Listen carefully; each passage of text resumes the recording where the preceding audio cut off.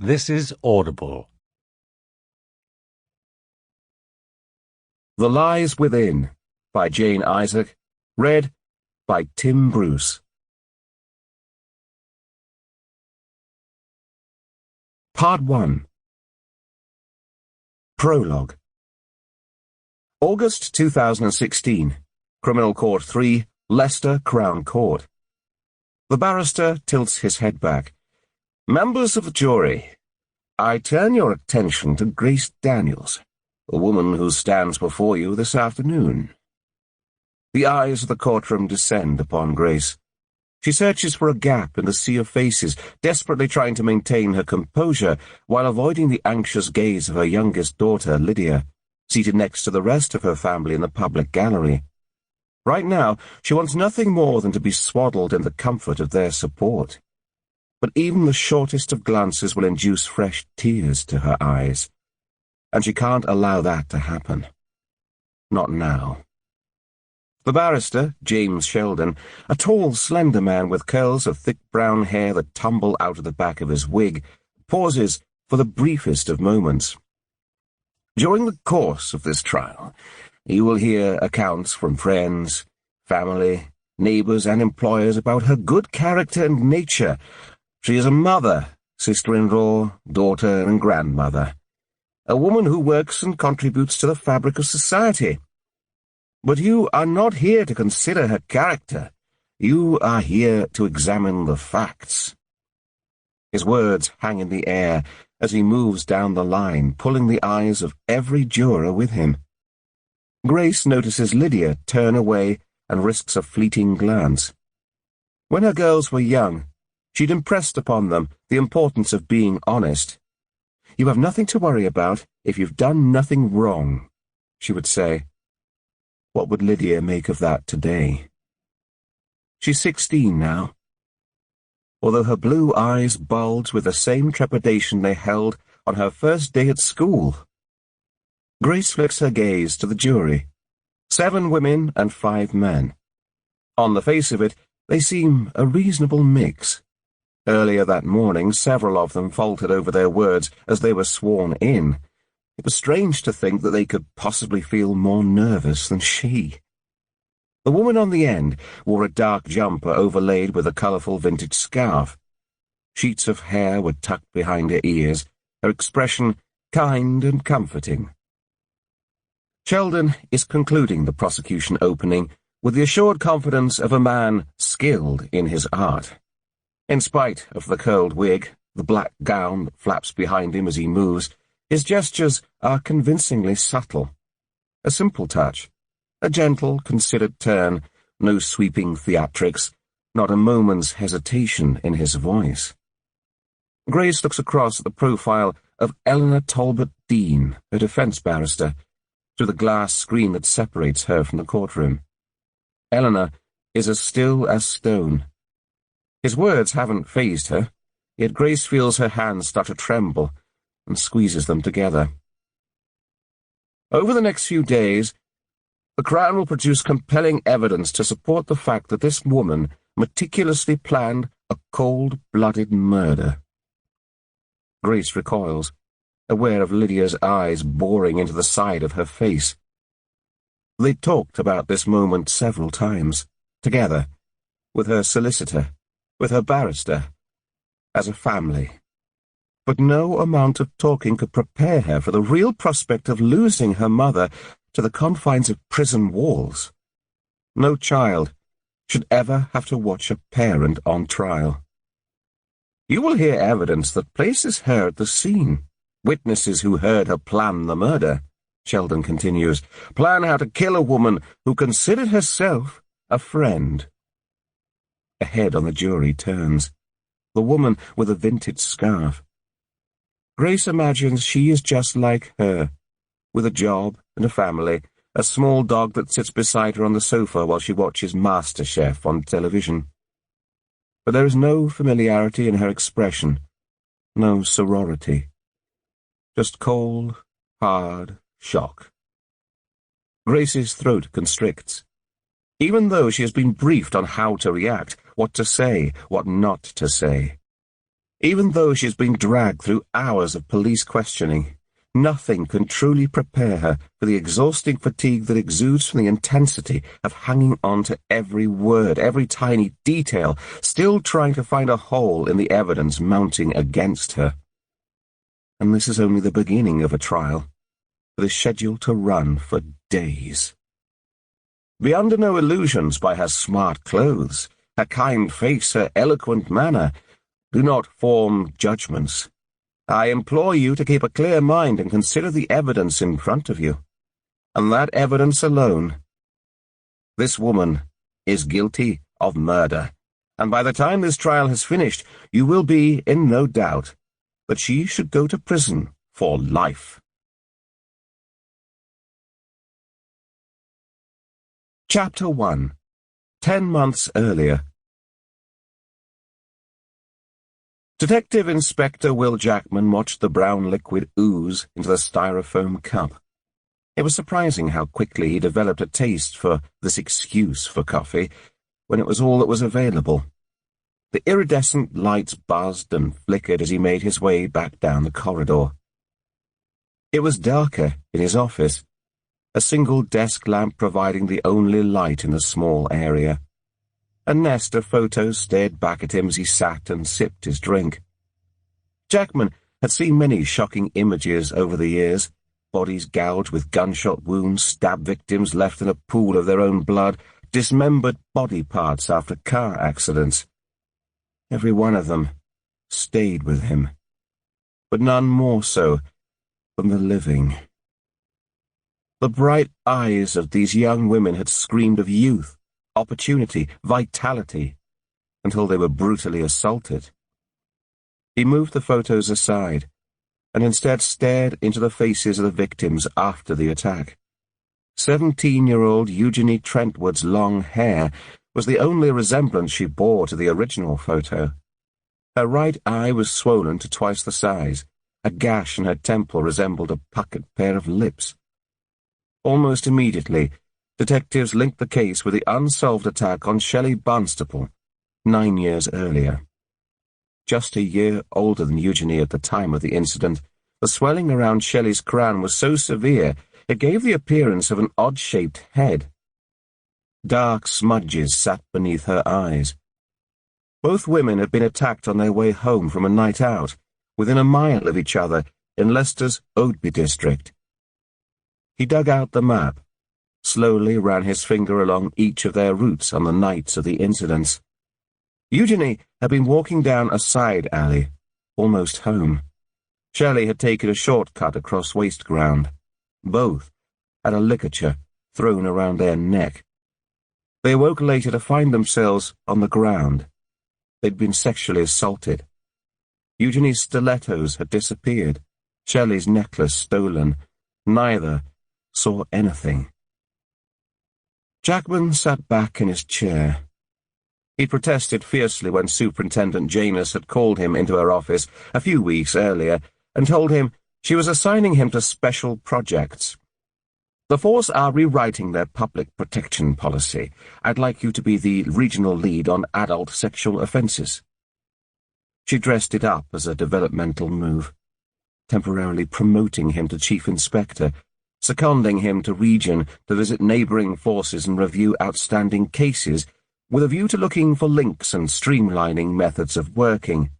"It'll be a good opportunity to see how other serious crime teams work, to network with other senior investigating officers," she had said, peering up at him from beneath her heavy fringe. Jackman could see the merit of review teams. A fresh pair of eyes, a new approach when all previous leads had dried up. But the prospect of several weeks being confined to a desk, picking through the bones of someone else's investigation with a view to overhauling working practices, just left him numb. He switched back to the photos. Bruising and indentation on their necks indicated the presence of a ligature. Both women had been taken to within an inch of their life, and yet they hadn't been killed. Whoever had done this had wanted them to live with the enduring terror. In spite of an army of CSIs dispatched to comb both scenes, they'd recovered nothing of any significance. Stranger attacks were relatively rare. Most people were assaulted by someone they knew, someone close to them. Yet officers hadn't found anything in either of the girls' backgrounds to indicate a stalker or somebody acting out of the ordinary, and apart from the fact that they were both of slight build with long curly hair, nothing to indicate why the assailant had picked these two, or to explain the time-lapse in between. Speculation about a serial offender grew in the media as confidence in the police waned. He looked back at the fresh-faced photo of Eugenie, 17 years old. Her family claimed she was a diligent student with an ambition to become a lawyer. This time last year, she would have been studying for her GCSEs. But endless hours of interviewing officers, trawling through bank records, phone logs, and rereading witness statements had yielded nothing new. Even after visiting the victims and their families, hopeful faces staring across at him, imploring some new evidence that might put an end to their terror, Jackman was no closer to finding a motive, let alone a suspect. And he had nothing to help him write the first part of his tedious policy report. He glanced across at the pile of boxes on the desk opposite. The word archive made him flinch. It suggested a pile of historical documents or old bank records, not statements, phone records or items of bloody clothing belonging to real people. These women were somebody's sister, somebody's daughter. Victims of real crimes left unsolved. The investigation was codenamed Operation Ascot. Files would be kept open, fresh appeals put out for information, but the evidence of those crimes that had cast a shadow over their lives and of those around them was destined to be bundled up and shut away in the confines of a dark box. The window rattled in the light breeze. Jackman checked his watch. Almost midnight. Not for the first time, he cursed the roadworks on the Coventry roundabout. He knew there would be cars almost at a standstill, even at this late hour. The subsequent tailbacks and delays on his commute from Stratford this past week had forced him to check into a hotel nearby, although right now he was hardly in a rush to get to the bland hotel room. The sound of his mobile buzzing at this late hour startled him. He fished it out of his pocket.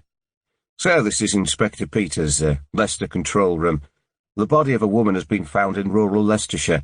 Our duty SIO is handling a drugs-related kidnapping in the east of the city. You're listed as reserve." Jackman grabbed his pen. "What do we know?" "A cyclist discovered the body on his ride home from work at 23:18 hours and called it in. The CID night shift are escorting him back to the station to make a statement. The victim is naked, thought to be late teens. Looks like she's been strangled, nothing to indicate her ID." He relayed the address. "No other witnesses?" Jackman asked, jotting down the details. "Not as yet. Uniform have cordoned off the area. CID have called in CSI and a pathologist. DS Wilson is at the scene. She'll fill you in." Jackman stood, dislodging a pile of papers on the corner of his desk in his haste. "One other thing." He watched the papers splash to the floor. "Yes?" "The body shows signs of sexual assault." Leicester Lane was a quiet country road, flanked by trees on one side and a ditch that ran practically its full length on the other. Bare fields unrolled into the open countryside beyond. Jackman parked up at the end of a line of cars. Under the obliging light of a full moon, he could see a huddle of CSIs further up the road, skirting around a temporary lamp. The blue and white police tape flapped in the breeze as he climbed out of the car and opened the boot. He was struggling with the zipper on his hold-all when he heard a voice behind him. "You must be our SIO." He whisked around, just as the woman pulled back her hood and proffered her hand. "Sergeant D. Wilson." Her words sent a spray of white air out into the night. "Will Jackman." He shook her hand.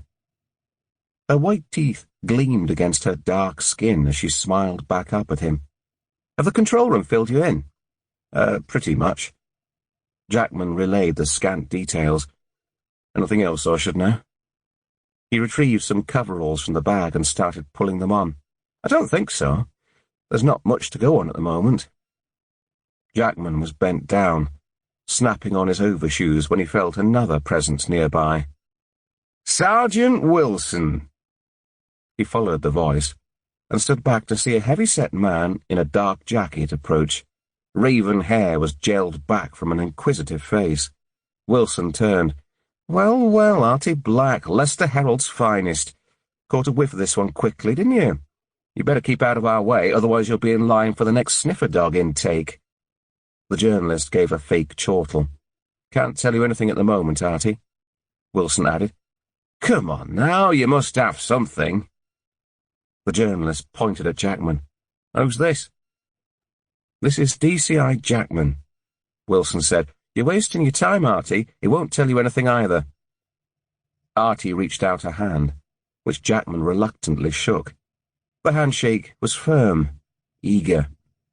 Jackman withdrew to find a business card in his palm. "Give me a shout as soon as you got something," Artie said. "I'm sure we can work together on this." Jackman shook his head and shoved the card into his pocket as Artie disappeared into the shadows. He fleetingly wondered how much time the journalist spent skulking around, watching, waiting for the next scoop. It was pitiful. Tiny stars peeked out of the inky blue sky above. Jackman scanned the surrounding area. It was remote and unlit. "I understand the informant was a cyclist," he said as they started to walk towards the other officers. Wilson nodded. "He's back at the station, giving a statement." "What was he doing cycling down here in the middle of the night?" "This road links the back end of Market Harbour with Airfield Business Park. Mostly warehouses and factory units. Many of their workers are on shift patterns. We'll check it out, of course, but I'm guessing he was on a late shift." "Anything on the victim?" Wilson shook her head. They'd reached the edge of the tape now, and she turned her attention to the officer guarding the cordon, exchanging pleasantries as they paused to sign the incident log. They drew closer to the light. A CSI was moving around, photographing the body from all angles. A woman in blue coveralls was crouched down in the ditch examining the body. "Morning, Celeste," Wilson said as they approached. "This is DCI Jackman, our SIO. The pathologist stood, stretched her shoulders back and beamed. "I know Will Jackman," she said, a rich French accent coating her words. She snapped off a glove, pushed away the wisps of dark hair escaping from her hood, and shook his hand, then looked towards Wilson. "We worked together. Goodness, it must be 10 years ago now, when I was training." "Good to see you again, Celeste," Jackman said. "How you doing?" "Okay, thanks. Nothing a couple more hours of sleep couldn't cure. How your lovely family?" Jackson hesitated for a second before he replied. "Fine, thanks."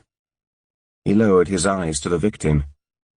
She was petite, her face ornate, almost doll-like, even with her glassy eyes hung open.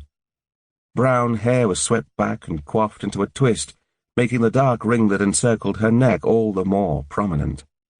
Celeste inhaled a long breath before she spoke. "Looking at the welt around her neck and the enlarged tongue, I'm pretty sure the cause of death was strangulation. Bruising on the inner thighs indicates possible sexual interference." She pulled off her other glove, scratched the side of her face. "Rigor is just starting to set in. I'd estimate time of death within the last 4 to 5 hours. Looking at the environment and the state of the body, I'd say she was attacked elsewhere. She looks too clean to have been killed here, but I'll be more sure when I get her back to the lab." Jackman crouched down. The bluish tinge on the victim's torso made her look cold and exposed. He felt an urge to cover her over. "Any signs of a struggle?" "Some sporadic grazes and bruising on her forearms. Could be defensive. Not enough to suggest she put up much of a fight, though."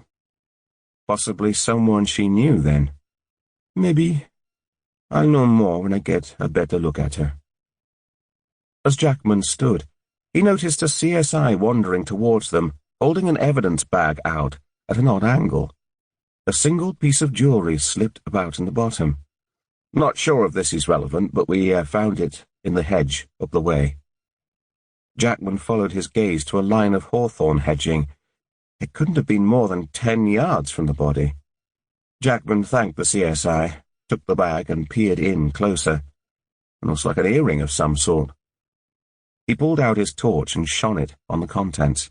It was silver, inlaid with what appeared to be blue, white, and black circles of glass. There was a tiny chip in the side, but it didn't look weathered. It hadn't been there long. "It's an evil eye," Wilson said. "They were all over the place and went on holiday to Turkey last year. Supposed to protect you against bad luck." Jackman looked back at the victim.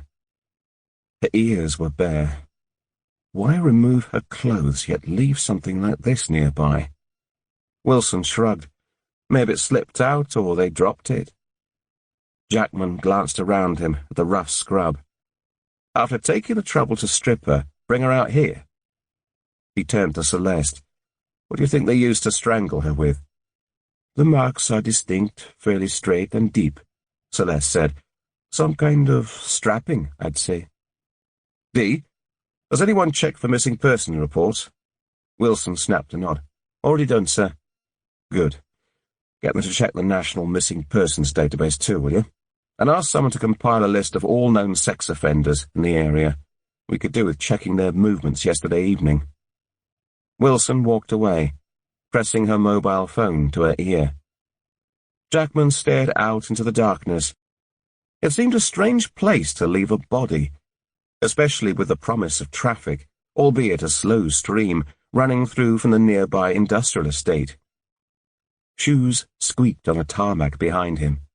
Wilson pocketed her phone as she rejoined him. The whites of her eyes looked oddly eerie in the darkness. "Done. The list should be ready by the time we get back to headquarters." The mention of headquarters reminded Jackman he wasn't on home territory. Unlike his home force of Warwickshire, Leicestershire preferred their incident rooms to run out of their head office and had designated suites for them. He wouldn't get away with calling in favours and setting up a room in a nearby station here. He took another look at the surrounding countryside. A quick scan of the map earlier showed the small market town to be on the edge of the Leicestershire border, almost 20 miles from the Enderby-based headquarters. "Okay. Take the cordon out wider and make sure it's guarded," Jackman said. "We don't want any more visiting reporters, and get a tent erected over, please."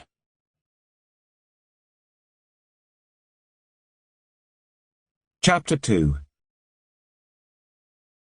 The first thing Jackman heard as he entered the incident room was the shrill sound of phones ringing in unison in the background. He immediately thought of Artie Black back at the crime scene. It didn't take long for the vultures to descend. A single photograph of the victim sat beside a map of the area on the board at the front. Officers in plain clothes gathered around the board as they entered. Wilson moved to the front, briefing them on their findings so far. "ID is our current priority," she said. "Who does the earring belong to? Let's get the victim's photograph circulated to neighbouring forces and keep trawling through the missing persons database." She looked across at Jackman. "Some of you will have met DCI Jackman, who's been with us reviewing our sexual offences cases over the past couple of weeks. We're very fortunate to still have his assistant as SIO at the moment. He came out to the scene with me tonight." Jackman stepped forward and turned to address the array of faces in front of him. "Thank you, everyone, for coming in at short notice. I really appreciate your input. Please speak up if you have any thoughts at all, however insignificant you may think they are. Sometimes the smallest point can lead us in the right direction." He smiled as he continued. "Most of us haven't worked together before, so please raise your hand when you wish to speak and introduce yourself." He turned to the map again, pointed at the single marker indicating the crime scene. "Okay. The pathologist is pretty sure that the victim was killed elsewhere and moved to this point. Why there?" We need to check all routes leading to Leicester Lane for police cameras and scrutinise the CCTV footage for vehicles heading in that direction. Who interviewed the informant? A hand rose at the back of the room. A female officer wearing a stretched white shirt that looked like it could probably have done with a damn good iron, and dark hair pulled back into a high ponytail, spoke up. DCNA Parsons. A brief smile flickered across her face. I interviewed the informant, Ray Shields.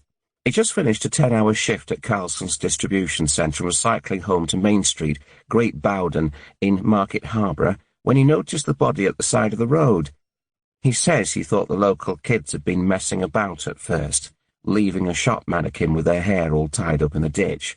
When he dismounted and saw it was a body, he called the police. Thanks, Emma. So what are your initial thoughts? He was shaken, understandably so. We contacted his workplace. His account checks out. They have a clocking-in system and CCTV. He lives with his wife. There's no police record or intelligence on him. We took his clothes for forensic examination just in case. Thanks. Let's run all the usual background checks on him, bank accounts, phone and so on, to make sure he's not linked to the victim in any way. The officer looked up from her notes and nodded as Jackman continued. We'll need to contact the key holders for the units at the nearby industrial estate, get details of who was working and when they finished. Did they employ security firms that visited the site at night and might have passed through Leicester Lane? He paused for a moment. Is there any news on that list of registered sex offenders in the area? We've gathered it together. Jackman followed the Scottish accent to a grey-haired bear of a man with his shirt sleeves rolled up at the back of the room. It'll take a while to work our way through it. Is there any chance a victim could be linked to Operation Ascot? And you are? Stuart MacDonald, sir. Thank you, Stuart. Jackman thought back to the body. It's difficult to say at this stage. The victim's profile fits with the other girls, female, late teens, sexually assaulted, ligature marks around her neck. No suggestion she was beaten, though. The pathologist reckons she was strangled with a strap or belt. But if it is linked, they've changed their approach. She wasn't merely assaulted. She was killed and stripped naked. Initial thoughts are they moved the body afterwards. Why? Maybe something went wrong. It's possible. The autopsy is scheduled for this morning. They'll run the usual toxicology tests. The scene has been secured. We'll get a pulsar search team out at first light to examine the surrounding area and see what else comes up. Let's focus on missing persons and see if we can identify the victim. We'll get a press appeal out for any sightings, so brace yourselves for more phone calls. Thank you, everyone. Wilson sidled across as the officers dispersed to their desks. Do you have someone on call in your press office? Jackman asked her. We could do with putting an appeal out for witness sightings as soon as possible. Late-night dog walkers, people that were in the area, to come forward. The press have already got hold of this. Let's give them something to report before they have a chance to start poking about themselves. Wilson nodded. I'll get hold of someone. Thanks. Jackman wandered down the corridor to his office and dumped his coat over the back of the chair. The pile of papers was still scattered haphazardly on the floor. He bent down to gather them up and pulled out the photo of Eugenie Trentwood, taken after her attack. Her face looked pale, sallow. He stood and replaced the case notes and photos in a wire tray on the corner of his desk, settling down to outline their findings, something that would form the basis of a structure for an investigation. He was vaguely aware of a mug of coffee pushed under his nose, phones ringing in the background, officers passing in the corridor, the sound of keys tapping through the open door. By the time Wilson put a head around the doorframe, he was watching the footage of the informant's interview on his laptop. Ray Shields was a thin man with pinched features, swamped by the dark jogging suit he'd changed into to replace his cycling clothes. His voice held the edge of a stutter as he diligently answered the questions. Jackman watched his body language, looked for signs of latent guilt. But all he saw was a terrified middle-aged man, haunted by the images he'd witnessed earlier that evening. Images that would no doubt revisit his thoughts on many occasions in the upcoming days, weeks, and months ahead. "Sir, I think there's something you should see," Wilson said. The excitement in her voice caught Jackman's attention. He followed her down the corridor and into the incident room. Officers were searching through filing cabinets, watching footage, talking into phone receivers. Wilson moved over to D.C. MacDonald in the corner, who was working his screen with his mouse, and beckoned Jackman to join them. "CSI's found a student discount card in the hedging about 50 yards from where the earring was found," she said. "It belongs to a student named Joe Lambourne from the University of Nottingham. We're thinking the card belongs to the victim. It's a photo ID card. We're just getting it enlarged." MacDonald tapped a few more keys and sat back. There. The head of a young woman filled the computer screen. Her face was stretched into a wide smile. Corkscrew curls rested on her shoulders. Her brown eyes sparkled, and at this angle she appeared to be staring back at them. It was slightly disconcerting. Seconds later, the photo was reduced to make room for the image of the victim to fit alongside. Jackman switched from one to the other. The curls were missing. The hair twisted gently back behind her head, but the resemblance was striking. "Do we know what she was doing in Leicestershire?" Jackman asked. MacDonald clicked a few more keys. The photos were replaced with a page of broken text. He paused a few seconds, and then highlighted a couple of lines close to the middle of the screen. "Joe Lambourne on the voters' register at 102 Arden Way, Market Harborough. Also registered there are Grace and Philip Daniels. And there's a minor living at the same address, a Lydia Lambourne." "Different names," Wilson said. MacDonald scrolled down. "Grace was previously known as Lambourne. Looks like she changed her name, remarried maybe." "Are any of them known to us?" Jackman asked. "No, not that I can see." Jackman turned to the rest of the room. "Okay. It looks like we might have identified the victim as Joe Lambourne, a student from the University of Nottingham, possibly home visiting friends or relatives. Let's see what we can find out about her. What was she studying at Nottingham? Does she have a boyfriend? Who were her friends, acquaintances, family? Who did she go out with tonight? Keep it low-key at the moment. Sergeant Wilson and I will head out to see the family. We don't want any details of the victim getting out before she's been formally identified." Jackman thanked the room and followed Wilson across to the board at the front. She stretched her hand up towards the top of the map, pointing out 102 Arden Way, Market Harborough, then followed it down to a marker near the bottom, indicating the crime scene. "The address is only a couple of miles from where the victim was found," she said. "Everything is pretty close in Market Harborough. It's such a compact little market town." "Morning!" Jackman followed the eyes of the room to Detective Superintendent Taylor, who beamed as he entered. "Thanks for putting in the extra hours," he said. He weaved through the desks with the agility of a man far younger than his years, and smiled at Wilson as he reached them. "Hi, Dee. How's it going?" "Good, thanks, sir. We just got a potential ID on the body." "Excellent. Keep me posted," he said, and abruptly faced Jackman. "Could I, have a word?" Jackman followed the superintendent down the corridor, past the office he'd been using this past 2 weeks, until they reached the door before the lift. Cool air rushed out of the room as Taylor opened it and switched on the light. It looked like a meeting room of sorts, with a round table in the middle, a couple of cushioned chairs surrounding. Taylor undid his jacket and sat, indicating for Jackman to do the same. The light glistened through the thinning grey hairs around his crown. He settled back into his chair. "Why don't you bring me up to speed?" Jackman checked his watch. Almost 6 a.m. He was impressed to see Taylor in the office so early, although not surprised. In the short time he'd been seconded to Leicester HQ, he'd had several dealings with Taylor, who managed the homicide and major incident team. Taylor was a trained detective himself, showed a personal interest in the cases under his watch, and knew each of his staff by first name. Jackman sighed inwardly. With talk of direct entrant inspectors, That kind of old-school hands-on experience was likely to be on the decline. He laid out their progress so far. "Nothing from the press appeal yet?" Taylor asked as Jackman finished up. Not yet, but it's still early. The radio has promised to put out hourly bulletins asking for anyone that passed through the area last night or close by to contact us, and the Herald have already put our appeal on their webpage.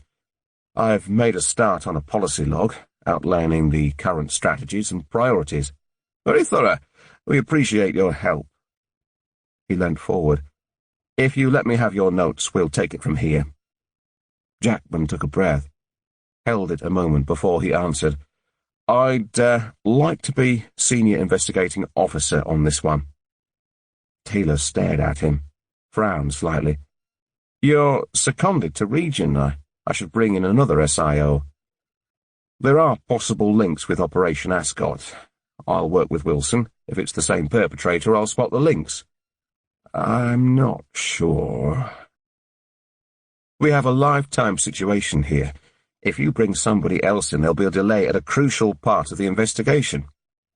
A muscle flexed in Taylor's jaw. "What are the possible links with Op Ascot?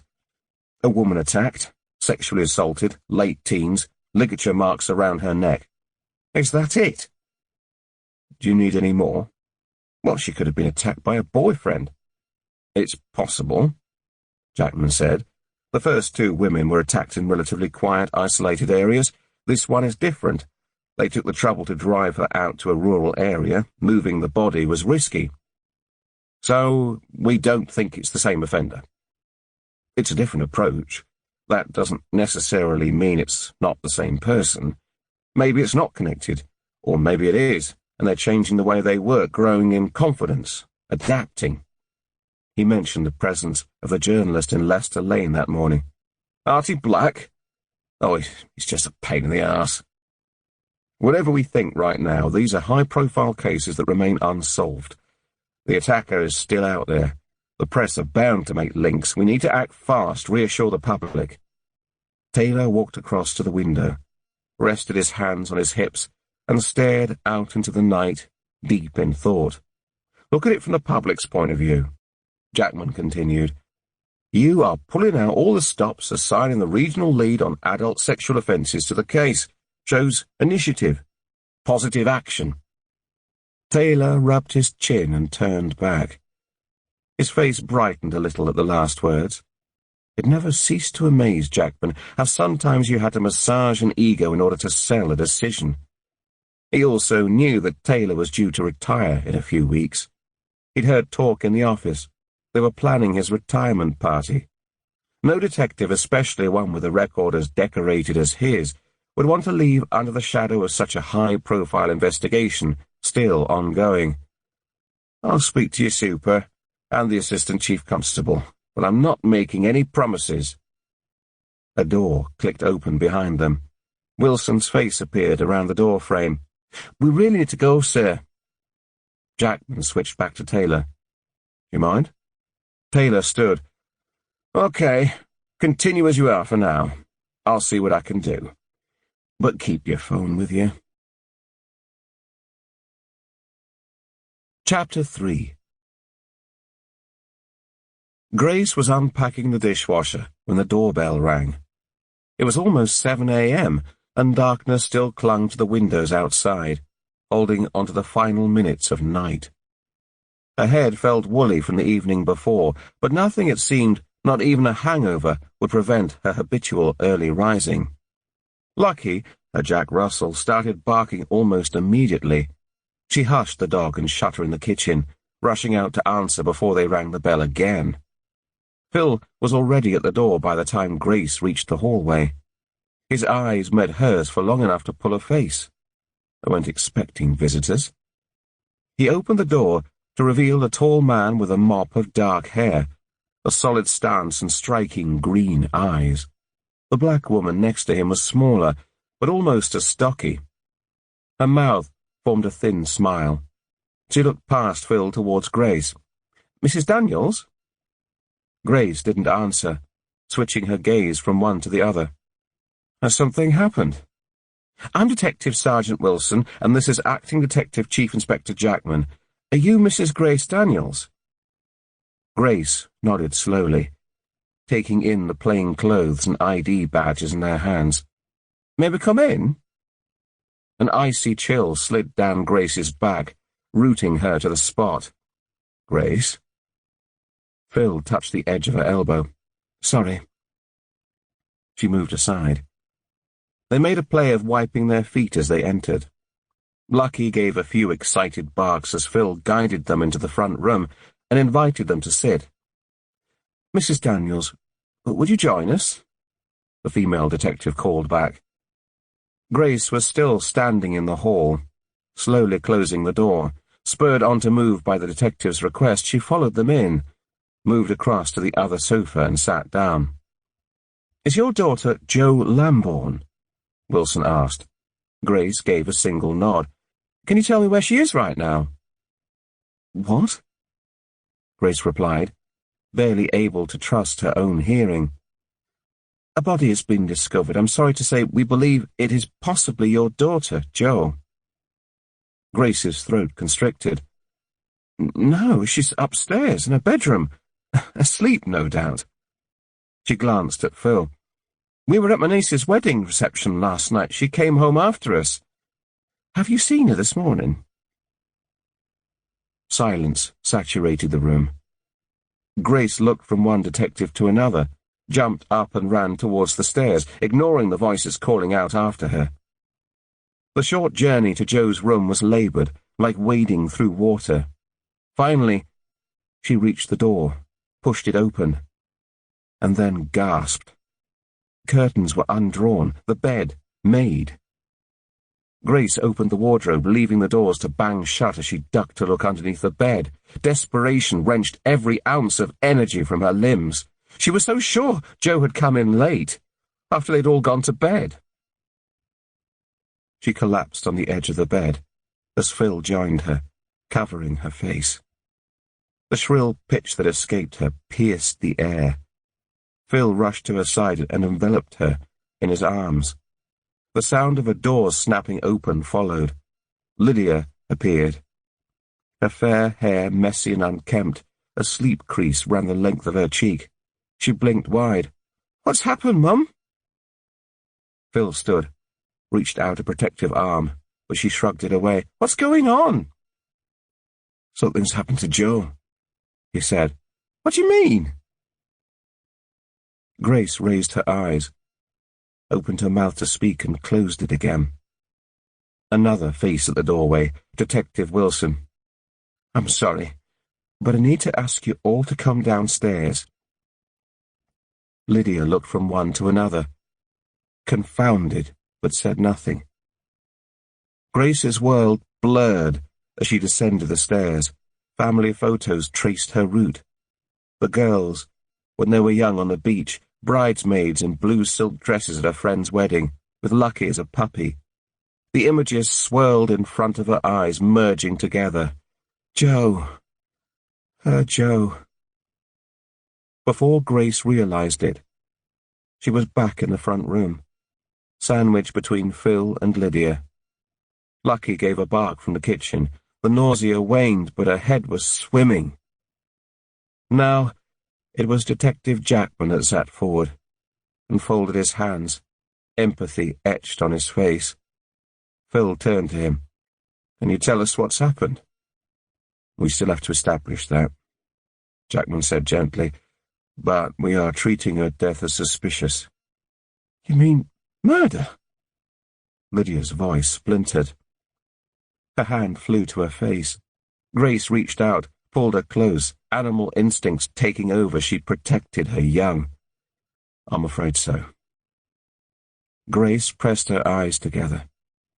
For the first time, aware of the salty tears stinging her cheeks. "Where?" "A body was found in Leicester Lane just before midnight by a man cycling home from work." A gasp from Lydia. It subsided into sobs. She buried her head in her mother's shoulder. Grace sat very still, uncomfortably aware of the detective's eyes darting about. taking in the photos of her daughters at the various stages of growth that littered the walls. The framed picture of her parents above the dining room table at the far end, the toddler photos of their granddaughter on the mantel above the wood burner. "When did you last see Joe?" he asked, eventually. "Last night," Phil said. "We were at our—" He hesitated, looked across at Grace. She wasn't their niece, she was Grace's. Grace's niece from her first marriage, just like the girls, but that didn't seem important now. Niece's wedding reception at the Three Swans on the High Street. We just left before 10:30, came home. Joe stayed on, planned to make a night of it in town. Was she with anyone when you left?" Jackman said. "Chloe." Grace's voice whispered the ailing words out. "Phil's daughter from his first marriage." "And you're sure of the time?" She nodded. "Lydia wanted to go with them, but she's only 15. Have you spoken with Chloe since?" Phil sat forward. "She texted me this morning. Her daughter, Maggie, was up early. So she's home?" He nodded. Wilson returned, carrying a tray of mugs. Grace watched as her assured movement passed them around. She had gone into her kitchen, found mugs, coffee, sugar, hushed her dog. How many times had she done this in other people's homes? The voices continued around her. She was aware of the inspector asking more questions. "Do you know of anyone who might want to hurt Joe? Has she upset anyone recently?" Phil kept shaking his head. Grace could feel herself trembling, unable to control the shaking. She lifted her head. The clock on the mantel stared back at her, almost 7:15.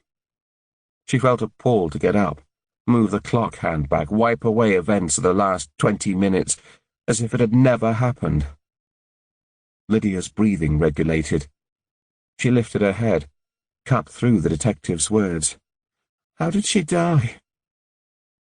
He paused for a second, his eyes mournful. "We believe she was strangled." Lydia slumped as she began to cry again. Grace clung to her, aware that the questions continued, yet they sounded a long way off. The pain was suffocating, pressing down on her chest, crushing out the air. Then, out of the depths of the hearing well, she picked out a line. "We will need somebody to formally identify the body." And there it was. A lifeline. Maybe it wasn't Joe. Maybe they made a mistake. But Wilson was gazing at a photograph in the alcove of Joe at her school prom, in the black Gothic dress she'd insisted on wearing. As Grace met her eyes, she guessed her thoughts. "Your daughter's student card was found at the scene. I'm very sorry." Desperation bubbled beneath Grace's skin. She wanted to scream, shout, accuse them of making a mistake. Ask if they had a family, children, if they had any idea of how she felt. Instead, a single thought rushed into her head. She stood. "Grace?" It was Phil. His skin was like paper, tinged with grey. He'd held it together, answered the detective's questions, yet his face had aged years in the last half an hour. "I have to go to her room." She was almost at the door when a hand shot out and caught her forearm. "I'm sorry. I'm going to have to ask you not to go in there." Wilson let go almost immediately. "Not for a while." "What?" "We'll have to get it searched forensically." "I'm sorry." "I don't understand," Grace replied. "We'll need to look at everything to piece together what happened." The words were light, shallow. They didn't penetrate the surface. Her daughter was dead, yet she couldn't go to the one place where she would feel close to her, breathe in her sweet aroma, look at the everyday objects that captured so many memories. We'll need a list of her friends, family, people who were at the reception last night, Jackman said. His voice softened. Is there someone we can call to help you? Grace turned to Phil. We should call Chloe. I'm afraid we'll need to speak with her first, Jackman said. Grace glared at the detective. She was the last person seen with Joe, he added. We will need to be there when you tell her. We can take you with us. I'll go, Phil said. No, please, Grace. Stay here, with Lydia. Minutes later, Grace stood at the window and watched the car pull off the drive. Out of the corner of her eye she could see Lydia in the armchair beside her, still dressed in her tartan brush cotton pyjamas, eyes entranced in space. Mugs clunked together as Wilson carried them into the kitchen. A bitter chill rushed through her. Joe was gone. Her baby. The anguish was too unbearable to contemplate. We'll need a mobile phone number. Grace raised her eyes to face the detective. She hadn't heard her come back in from the kitchen. For a moment, her voice was mute. She did have a mobile phone. Chapter 4. Jackman stood next to Phil as he rapped on the front door of the modern semi-detached home. Daylight was creeping in on the horizon, the sun's rays promising a bright winter's day to melt the covering of light frost that veiled the surroundings. A child shrieked with laughter in the distance. Phil knocked again, harder this time. The door was pulled open by a pale-faced young woman in jeans and a black jumper. Messy dark hair rested on her shoulders. Her smile fell as soon as she caught their somber faces. She eyed Jackman suspiciously, turned to Phil. Dad, what's happened? At that moment a toddler pushed through her legs. Pap! She flung herself at Phil's knees. Hello, pumpkin, Phil said, hoisting her onto his hip. His face slackened as he looked up. Can we come in, Chloe? She stood aside for them to enter. Maggie, would you go and wake Daddy? Chloe said. Ask him to put the kettle on for our guests. She was fighting to keep her voice even. I'm sure Pap and his friend would like a drink. Maggie wriggled to get down and raced off towards the back of the bungalow. Chloe guided them into the front room and closed the door. What's going on? She asked. Jackman flashed his badge and introduced himself. Would you mind sitting down? She looked across at Phil. Is it Grace? Phil shook his head. I'm afraid it's Joe. Something has happened. I think she's been killed. Chloe pressed her hand to her chest and tumbled back onto the edge of the sofa. Phil moved to sit next to her, grabbing hold of her free hand. I don't understand. When? Where? Phil looked across at Jackman. A body was found in Leicester Lane early this morning, Jackman said. We have reason to believe it was Joe. We are treating her death as suspicious. Chloe gasped. Her eyes brimmed with tears. How? I'm sorry. How did she die? We believe she'd been strangled. Chloe covered her face with her hands, shook her head, almost to dismiss the bad thoughts, and wept. I'm so very sorry, Jackman said. The words were empty, inadequate, and he knew that. He gave her a moment before he continued. You feel up to answering some questions? It would really help us. The door burst open. A short man with a mat of dark hair and a beard entered carrying a tray, followed by Meggie, who was walking very slowly and carrying a bowl of sugar lumps in her hands. The man opened his mouth to speak, but as soon as he saw Chloe, he planted down the tray next to the bowl and retreated, pulling the toddler out with him. The last thing they heard was her sharp wail, Want to see Paps! It sliced through the room, although Chloe appeared oblivious. Jackman heaped 2 teaspoons of sugar into a mug and passed it to Chloe. "Drink this. It'll help with the shock." Jackman glanced at the photo on the hearth. It was the toddler, a larger version of the one he'd seen at the Daniels home earlier. Phil had been helpful in the car on the way over, giving him a brief outline of their family, sharing that both Grace and he were widows who'd remarried just under 4 years ago. He was 10 years older than Grace. Chloe was his daughter by his first marriage, and Lydia and Joe were Grace's. But they were all treated the same. "One big happy family," he'd said, his voice cracking as he choked the words out. "Can you confirm where you were last night?" Jackman asked, when she'd had a chance to drink some of the tea and calmed slightly. She looked at him blankly. "At my cousin's wedding reception at the Three Swans." "When did you last see Joe?" She dabbed her eyes and swallowed before she answered. "Around 20 to 11. Matt had taken Maggie home. Joe and I were going to head down to the Angel for last orders." "Just the 2 of you?" Chloe nodded. "But as soon as I hit the air, I didn't feel well. I'd overdone the wine. She waited with me outside the hotel until a taxi arrived, waved me off. That was the last time I saw her." Her bottom lip quivered. Phil put his arm around her shoulders, handed her a folded tissue from his pocket. "Did you come straight home?" Chloe nodded. "Matt was still watching the end of Match of the Day when I arrived back." "Do you know where Joe was planning to go after you left her?" "Still down to the Angel, I think.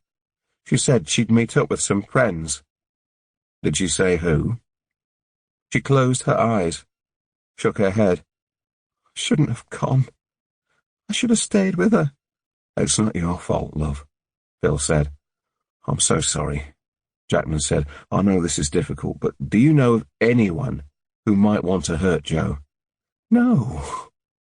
"Would you be able to give me a list of her friends? A boyfriend, family, work colleagues?" he asked gently.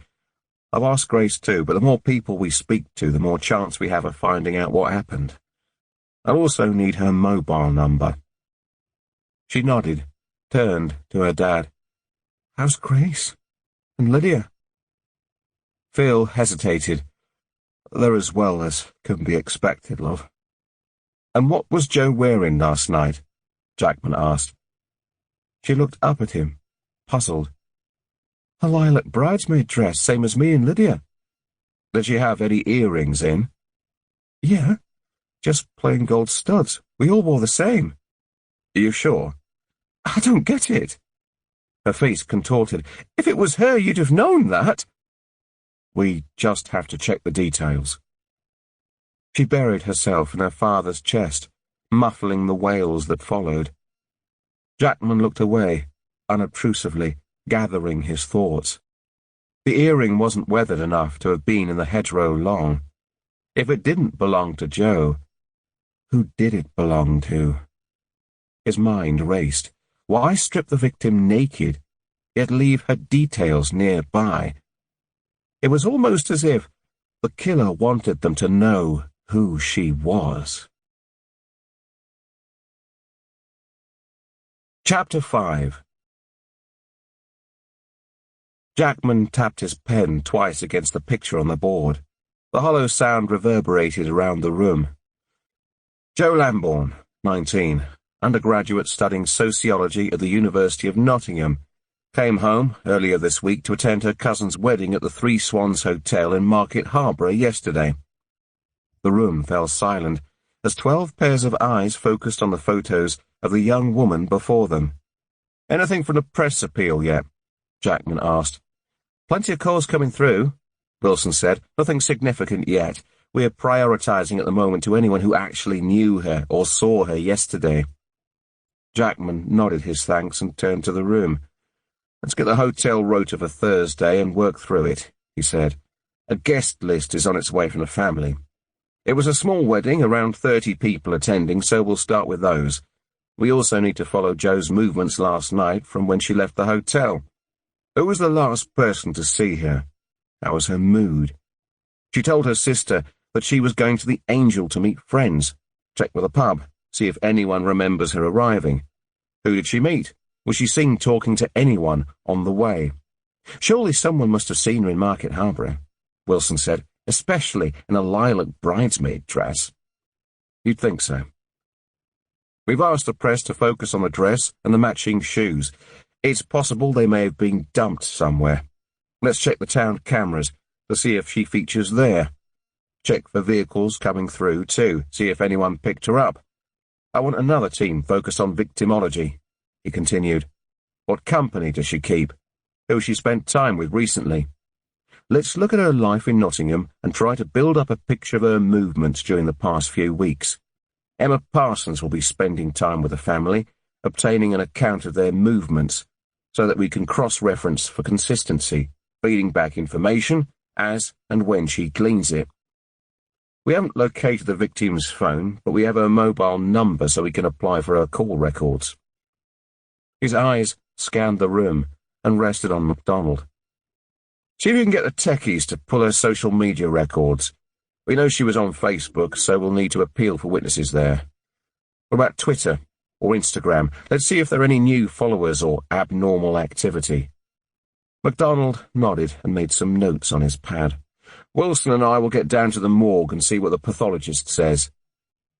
Jackman thanked them all and returned to his office. By the time he had shut down his computer and collected his jacket, Wilson was at the back door of the station waiting for him. A thought occurred to him as she battled with her overcoat. See if you can get hold of your friend at the press office, will you? He said. I'd like to do a live appeal this evening. Pain. A screaming voice trapped inside, suppressing every sense. Joe was gone. The world was empty. The raw reality was suffocating, incomprehensible, unbearable. Grace wanted to scream, but her body let her down. All she could do, all she was capable of, was to sit, staring into nothingness. Hushed voices filtered through from the kitchen. Phil's dulcet tones, whispers of doctors and sedation. Pictures of Joe flashed through her mind. The little girl with the unruly curls that people stopped in the street to admire. The same girls that blighted her as a teenager.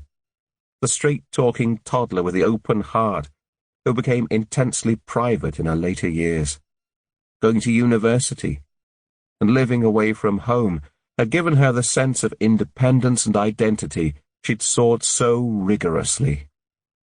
She was just starting to thrive, a butterfly emerging from its chrysalis, spreading its wings. Lydia moaned, shifted position, and slipped back into her slumber. Grace held her close. Chloe had come and sat with Lydia when they'd had to go out earlier, consoling each other with their tears. By the time they arrived back and Chloe returned home to Meggie, Lydia was exhausted and fell asleep with Lucky by her side. Grace shuddered. As soon as they'd arrived in the morgue car park, she realized it was a mistake, wanted to turn back, but at the same time something compelled her to stay, a desperate need to see her girl. On television programs, when people identified their loved ones, they stroked their faces, touched their lips, kissed their foreheads. But any thoughts that she might touch Joe, embrace her even, were soon dashed when Phil and she were guided into a viewing area, with a clear screen that separated them from the room beyond.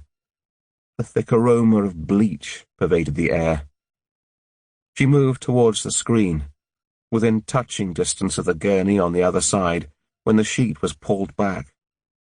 Joe's hair was still tucked into a pleat from the night before, her face still touched with makeup, although pale and tinged blue.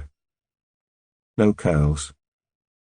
The last image she would see of her daughter would be without those beautiful curls.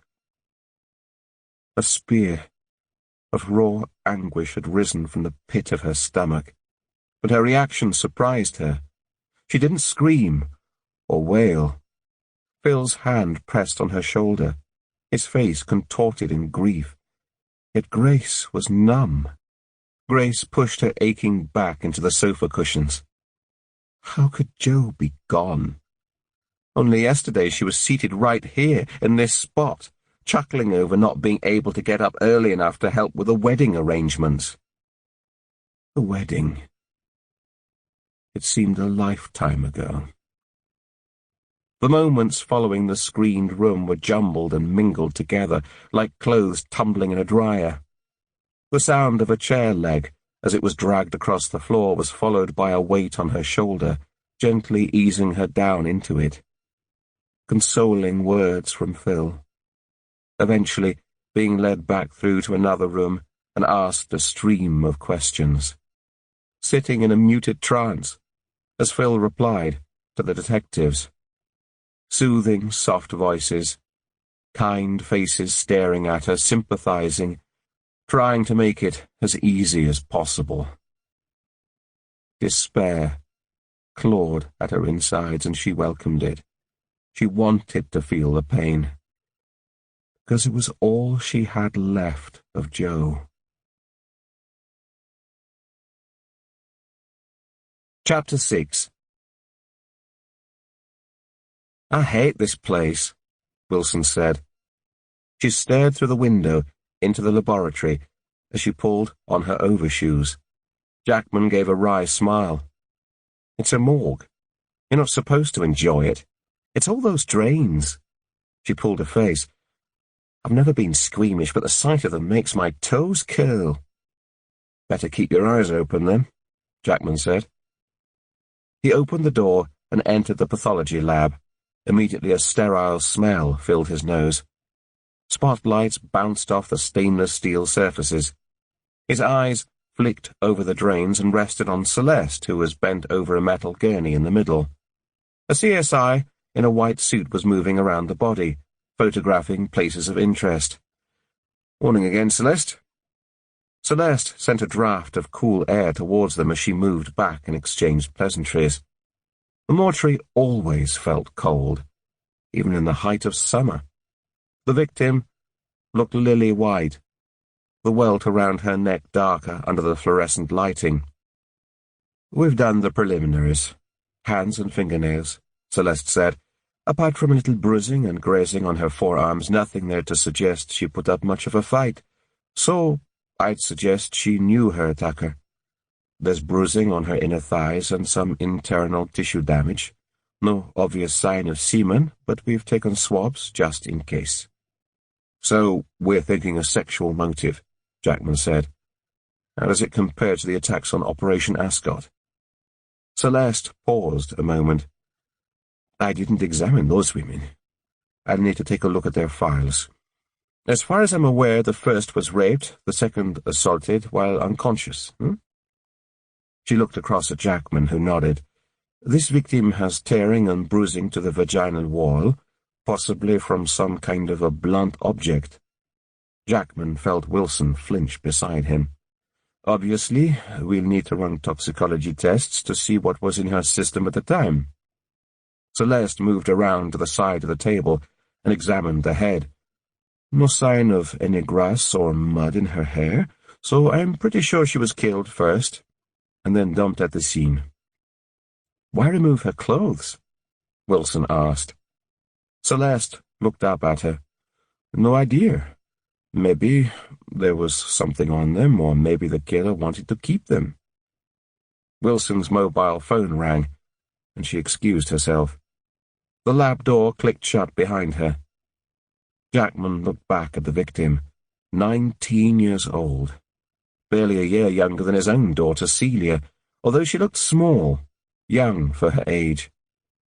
His gaze fell on her feet, the toenails painted a bright red. The nail varnish looked freshly applied, and yet she'd lost her life in the past 24 hours since she'd painted them. He imagined her, applying her makeup, drying her hair, painting her nails, getting ready for the wedding. Where did she go? after she left her sister last night. Who did she speak to? There is one other thing I would like you to see, Celeste said. She pulled a light from the side, shone it over the victim's thighs. It highlighted sporadic white lines like tiny worms. Jackman looked closer. Old scars? Celeste nodded. They're quite old.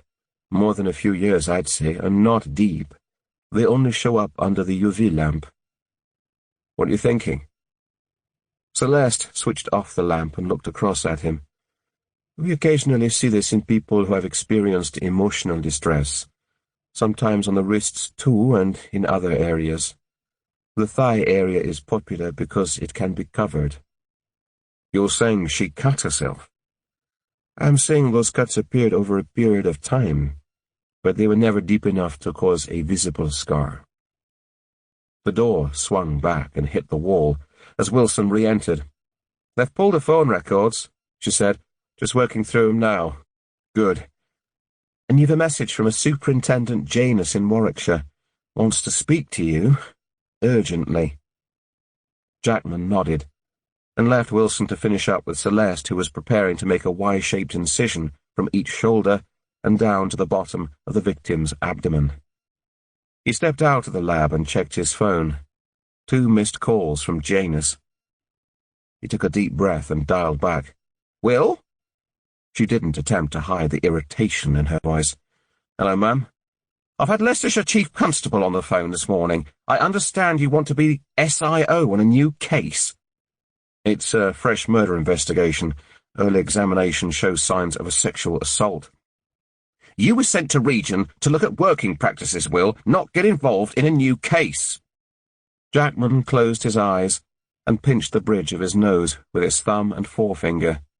He'd worked with Janus for long enough to know that she liked her own way, and from the moment he'd expressed an interest in taking over the case that morning, he'd been expecting this call. And I am, he said, but this is potentially a serial offender. I've got the background knowledge of the other cases. I placed you on project work, Phil, while you were recuperating from an injury. This is a good opportunity for you. I don't want you to go out there in the field until you are fit. Jackman instinctively stretched out his left arm. The skin was still tight from the burn, an injury he'd gained on his last case. I'm fine. The doctor signed me off 4 weeks ago. Working this case with Leicester Homicide Team will give me a greater insight into their work lifetime. It'll help with my report. She breathed out a long sigh. Well, it seems I have no choice since both chief constables are behind you. Make sure you take it easy and use your team. I don't want you taking any risks. Of course. And let me remind you, we have a regional deadline of the end of January for this policy report. I don't want that date missed. Chapter 7. Grace felt a hand brush her cheek and blinked to focus at the broken numbers of the carriage clock on the mantel. It was 2 p.m. Can I get you anything? She looked up to find Phil's face, etched with concern, bearing down on her. She shook her head and retrieved her arm from beneath Lydia, who wriggled and turned to face the back of the sofa. Moments later, her breathing relaxed into a steady rhythm once more. Grace surveyed her, longingly. Phil offered a sad smile. Best place for her right now. A chorus of words in the kitchen grabbed her attention. She craned her neck towards the door, trying to catch what was being said, but it was too muffled. Blackie followed Grace through to the kitchen, dancing around her feet as if something was about to happen. Grace ignored her, eyes glued to D.C. Emma Parsons, who ended the call abruptly, too abruptly. Can I get you something to eat? The detective asked. Grace shook her head. Why don't we all sit down? She guided Grace towards a chair, pulled out another for Phil and sat opposite them. Lucky slunk over to her basket and curled up, already bored of the conversation. I realize this is difficult for you, but I do need to ask some more questions. We need your help to catch whoever did this, and the sooner we move forward, the better. Do you think you'd be up to answering some questions now?" Grace slumped inwardly. She watched the detective retrieve her bag. Right now, she wanted to wrap herself in her misery and grief, speak to no one. "Call me Emma," she'd said, when she arrived early and took over from the other detective. But it felt too informal, too invasive. She could only think of her as Detective Parsons. "Has Joe ever been to Turkey?" Grace shook her head. "Why?" The detective pulled a photograph out of her bag and handed it to Grace. It was an earring, enlarged to show the detail. "We found this earring near Joe's body. It has been identified as an evil eye, readily available in countries like Turkey. It may be unrelated, but I just need to check if you've seen it before." "No, never." Grace passed the photo to Phil, who shook his head, baffled. "We're working on the contacts you've given us, but we will need to put out a press appeal this evening and share Joe's details," Parson continued. "Do you have any photos from yesterday of Joe in a bridesmaid dress?" Phil bristled. "Is that really necessary?" "I'm afraid so. It'll give people a focus. Help us to track Joe's movements last night. A photo is much better than a description." The words cut through Grace. People, family, friends, strangers, hotel staff, extended family, even those people they only saw every few years at weddings and funerals. The most intimate details of Joe's life were about to be chewed over by everyone. No longer would she be remembered as the chubby-faced child in primary school or the colourful teen who was always dyeing her hair. The seriousness of this event would erase those memories and sit at the forefront of their mind. Daisy, her niece, was the daughter of her first husband, Jamie's only brother. The family had emigrated to New Zealand when Daisy was in her early teens, yet she'd flown back for an English wedding to make it extra special, with her family around her. She pictured Daisy being interviewed by the police and shuddered. Every year, when she celebrated her own wedding anniversary, Daisy would be reminded of the day Joe had been murdered. The thought sickened her. Phil was about to speak, but Grace placed a weary hand on his forearm. "It's okay." She retrieved her phone from the kitchen side, handed it to Phil. She wasn't ready to look at photos of her daughter from just the day before, all dressed in her finery. "How was Joe's mood on Saturday?" Parsons asked gently. Grace swallowed, struggling to see the relevance of the question. "Good. She was happy. We all were. It was a family celebration." "Did you see her talking to anyone?" "Of course.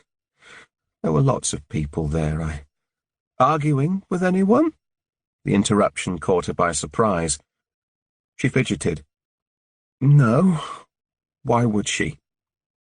Parsons shook her head, gave a kind smile to dismiss the question. "Did she have much to drink?" "We were all drinking, but she wasn't drunk, if that's what you're implying." "My job isn't to imply. It's to establish the facts." So gentle, controlled, direct with just the right measure of warmth. "Did you see her talking to anyone apart from friends and family that had been invited to the event?" "No, but then I wasn't watching her every move." Grace stared back at the detective. Her dark hair was pulled back into a ponytail, exposing a face that showed signs of prettiness, but had sagged with age. She wondered if she had children of her own, daughters maybe. Parsons tilted her head to the side. "Has she spoken to you about a boyfriend or girlfriend?" "What? Was she seeing anyone?" "No. She's been single for a while.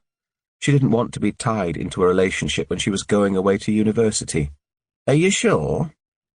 "Yes. No." Grace swiped a hand over her forehead. Jo was quite secretive. If she was seeing someone at university in Nottingham, she didn't mention it. I'll need a list of all her previous partners so that we can eliminate them from our inquiries. There is one other thing I need to ask you. Parsons paused. The pathologist found some old scars on Jo's thighs. Do you know anything about those? Grace's heart pitted into the depths of her stomach. Were they to have no secrets? She closed her eyes. When she opened them, the detective was looking directly at her. Jo took it bad when her father died. She struggled. It was a while before any of us knew she was hurting herself. She looked away and managed to help her. The sound of the pen scratching against the paper. This audiobook is free for you to enjoy. If you'd like to support me, please take just 1 minute to listen to this relaxing music. Thank you so much.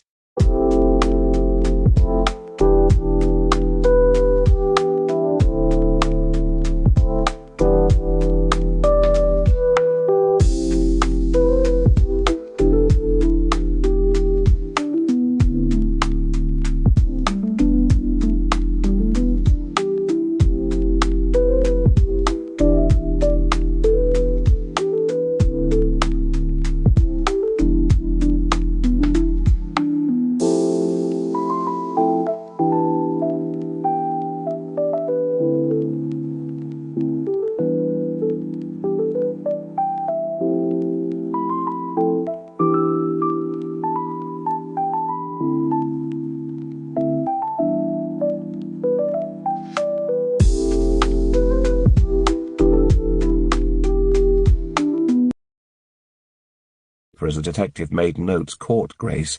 Anger rose inside her. Questions, intrusion, violating Jo's life, all their lives.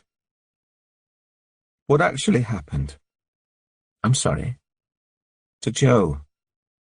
Her body was found. I already know where her body... Grace shrunk back as the word body made her recoil. Was found. I want to know what state she was in. What happened to her? The detective looked back at her a moment, as if she wasn't really sure how much to say. Phil cleared his throat. Maybe this isn't the time. Grace shook her head. No, Phil. She's my daughter. She turned back to the detective. I want to know. I need to know. Everything. Chapter 8. Jackman tucked his car into the last space available on the high street, turned his collar up, and wandered down to the hotel. The clouds had moved in after lunch, blocking any trace of the earlier sun, and making for a dreary afternoon. Shoppers scurried past with pinched faces and hunched shoulders. A woman was battling a buggy against the wind, the sleeping baby inside oblivious of the inclement weather. He paused outside the Three Swans and looked up at the white cottage-style frontage set directly onto the pavement. The former 16th-century coaching inn was quaint in appearance, with a black wooden door sandwiched between double windows edged in black. An ornate hanging sign above creaked in the wind. A knot of people were collected in a small bar area which looked invitingly cosy under the low lighting. Jackman walked past the entrance and down an open archway at the side, just wide enough to take a small car, towards the back of the hotel. The smell of fine dining tickled his senses as he passed through a patio area, although he couldn't imagine many people eating outside today. He kept walking until he reached a sprawling car park at the rear, with access out onto the street beyond. He stood a moment, watching a couple of cars whiz past, followed by a van and a motorcyclist. It appeared to be a residential area, the streets opposite lined with old terraced houses. He was just making a mental note to check the maps for any council CCTV cameras on the route, and also organise some house-to-house inquiries in case anyone had seen two people arguing out back, when he felt a presence nearby. Artie Black's face widened into a smile.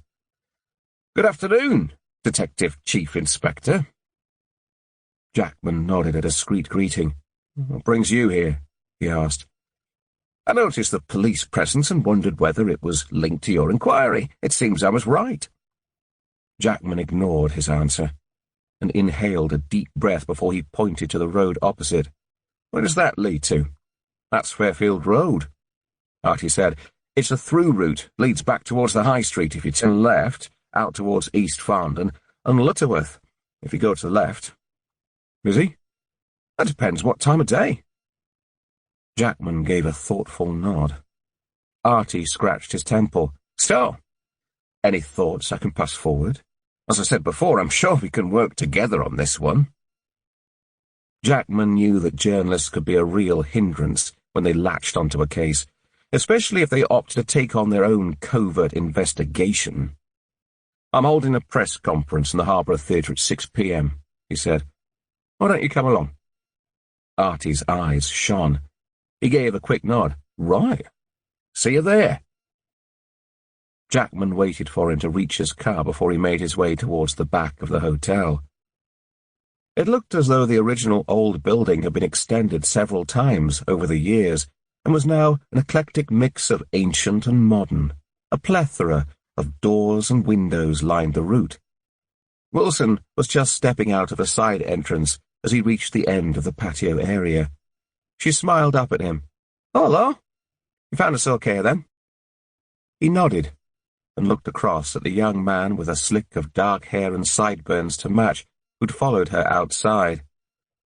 His well-cut black suit screamed of ambition. "Neil Sandys," he said with a nod. "Hotel manager. It goes without saying that we'll do anything to help."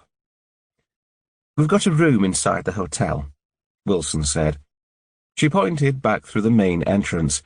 "We've started interviewing the staff on duty last night." Jackman thanked them both. He glanced up at a winding metal fire escape that led down from the back of the old building. "How many doors and exits does the hotel have altogether?" Sanders looked as he'd been caught off guard. He quickly recovered himself. "I'm not completely sure. We've had a number of extensions. I can get you some maps of the layout sent over to you." "That would be helpful, thanks. How many rooms do you have?" "We have 59 in total, although, as you can see, they are quite spread out in several different buildings, and we have one restaurant upstairs and a bistro downstairs." He pointed across to an inside area behind the patio.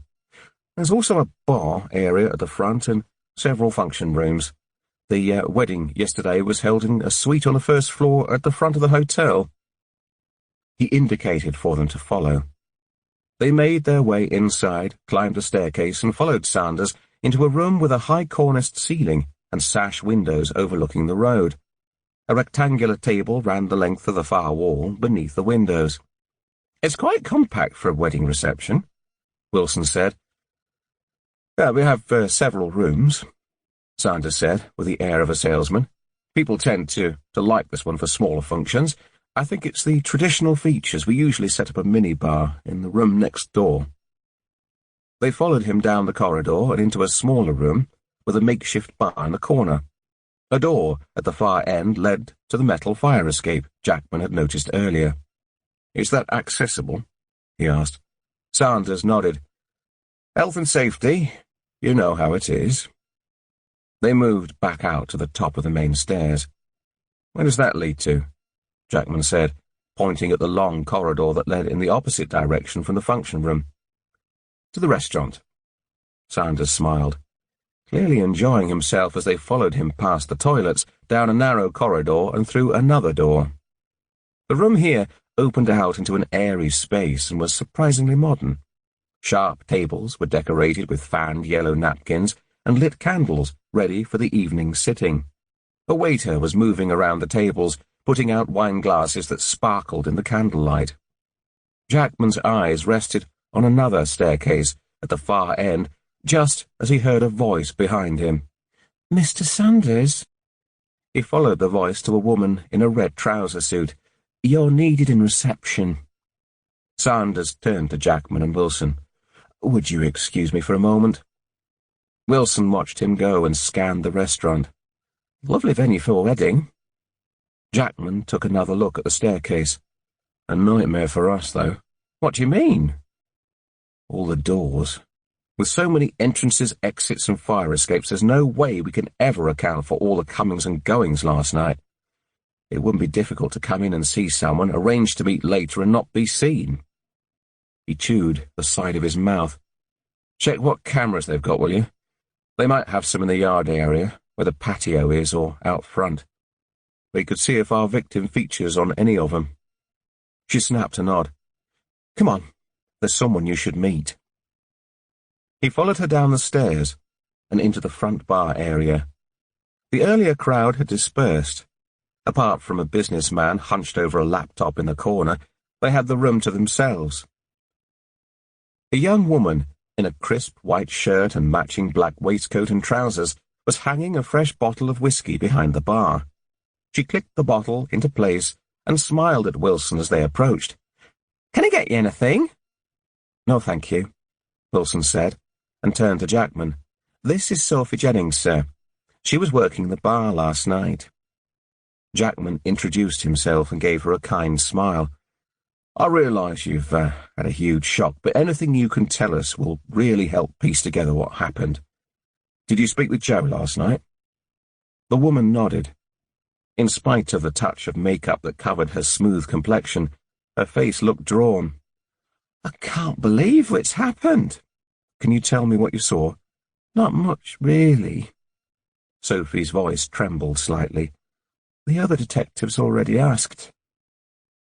Jackman pulled over a couple of bar stools for himself and Wilson and sat down.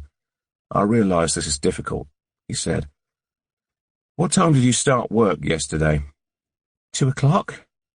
Wasn't due in till 4, but one of the other girls phoned in 6, so they called me in early. Was the hotel busy? I only cover the bar area down here. We weren't busy early on.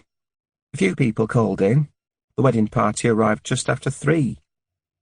Jackman took in the surroundings as he let the words sink in. The ornate bar faced the door, offering a perfect view of the street out front through the windows either side. "Would you recognize the girl that was killed?" He spoke the words slowly, careful not to release any more information than was absolutely necessary. Sophie nodded. "She was a bridesmaid. Joe, they called her. She'd been popping in and out all evening for a sneaky cigarette. We chatted a bit." A half smile lit up her face. "She was funny, made me laugh. I let her keep her ciggies behind the counter because she didn't have a pocket." Jackman smiled. He guessed Sophie was similar in age to their victim. "Did she have anyone with her?" Sophie shook her head. "She usually came down on her own." "When was the last time you saw her?" "Just after 10:30, I think. I remember it because she got a bracelet caught on her earring while she was pulling on her coat. I helped her free it up while her sister was in the ladies. We giggled about it." "What happened next?" "Her sister Chloe joined her. They stood outside for a while. I was busy serving other customers, but I do remember Chloe holding her head. She looked poorly. I thought about going out at one point, but I couldn't leave the bar. The next time I looked in that direction, she'd gone." Tears welled in her eyes. "Oh, it's so awful. I keep thinking, what if I was the last person to see her?" "What time was that?" "Not sure. They were only outside for about 10 minutes, I think." "Did you see who came and went around that time?" "No, it was busy, and we were short-staffed." "What about earlier, when she came down for a cigarette? Did she talk to anyone in the bar or outside?" "Not that I remember." "Strange that she should come down here," Jackman said. "She could easily have used the fire escape upstairs." "The family didn't like her smoking." I had to help her smuggle the ciggies back into her bag when her sister wasn't looking." "What time did you finish?" "Oh, it must have been about 2:30 before I got out of here." Jackman scanned the view of the street again. "When did you find out she'd been attacked?" he asked gently. "This morning. I heard it on the radio. Didn't make the connection at first. Then I got a text from Tim. He works the early shift. He told me the police were here and one of the bridesmaids from the wedding party yesterday had been killed." Jackman thanked Sophie and stepped out into the high street with Wilson. He looked out at the line of shops opposite and tried to imagine what they would have looked like, bathed in darkness the night before. "How well lit is this stretch at night?" he asked. "Oh, it's not too bad, being the main drag," Wilson said, "and it wasn't particularly late either." Chapter 9. Grace hauled herself up, wavering as she reached standing. Phil put an arm out to support her, but she shook it away and moved towards the door. "Grace, where are you going?" Phil's face was pained. The details of Joe's attack had been vivid. "Joe's room." Parsons' head shot up. "I'm sorry, Grace. I have to ask you not to go. I'm not going to go in there," Grace shouted, the pithiness in her voice rising with every word. The police interest was starting to feel like a rat, tunneling its way through her family life, tarnishing everything in sight. She felt Phil's heavy footsteps behind her as she reached the stairs. "Grace, please leave me alone."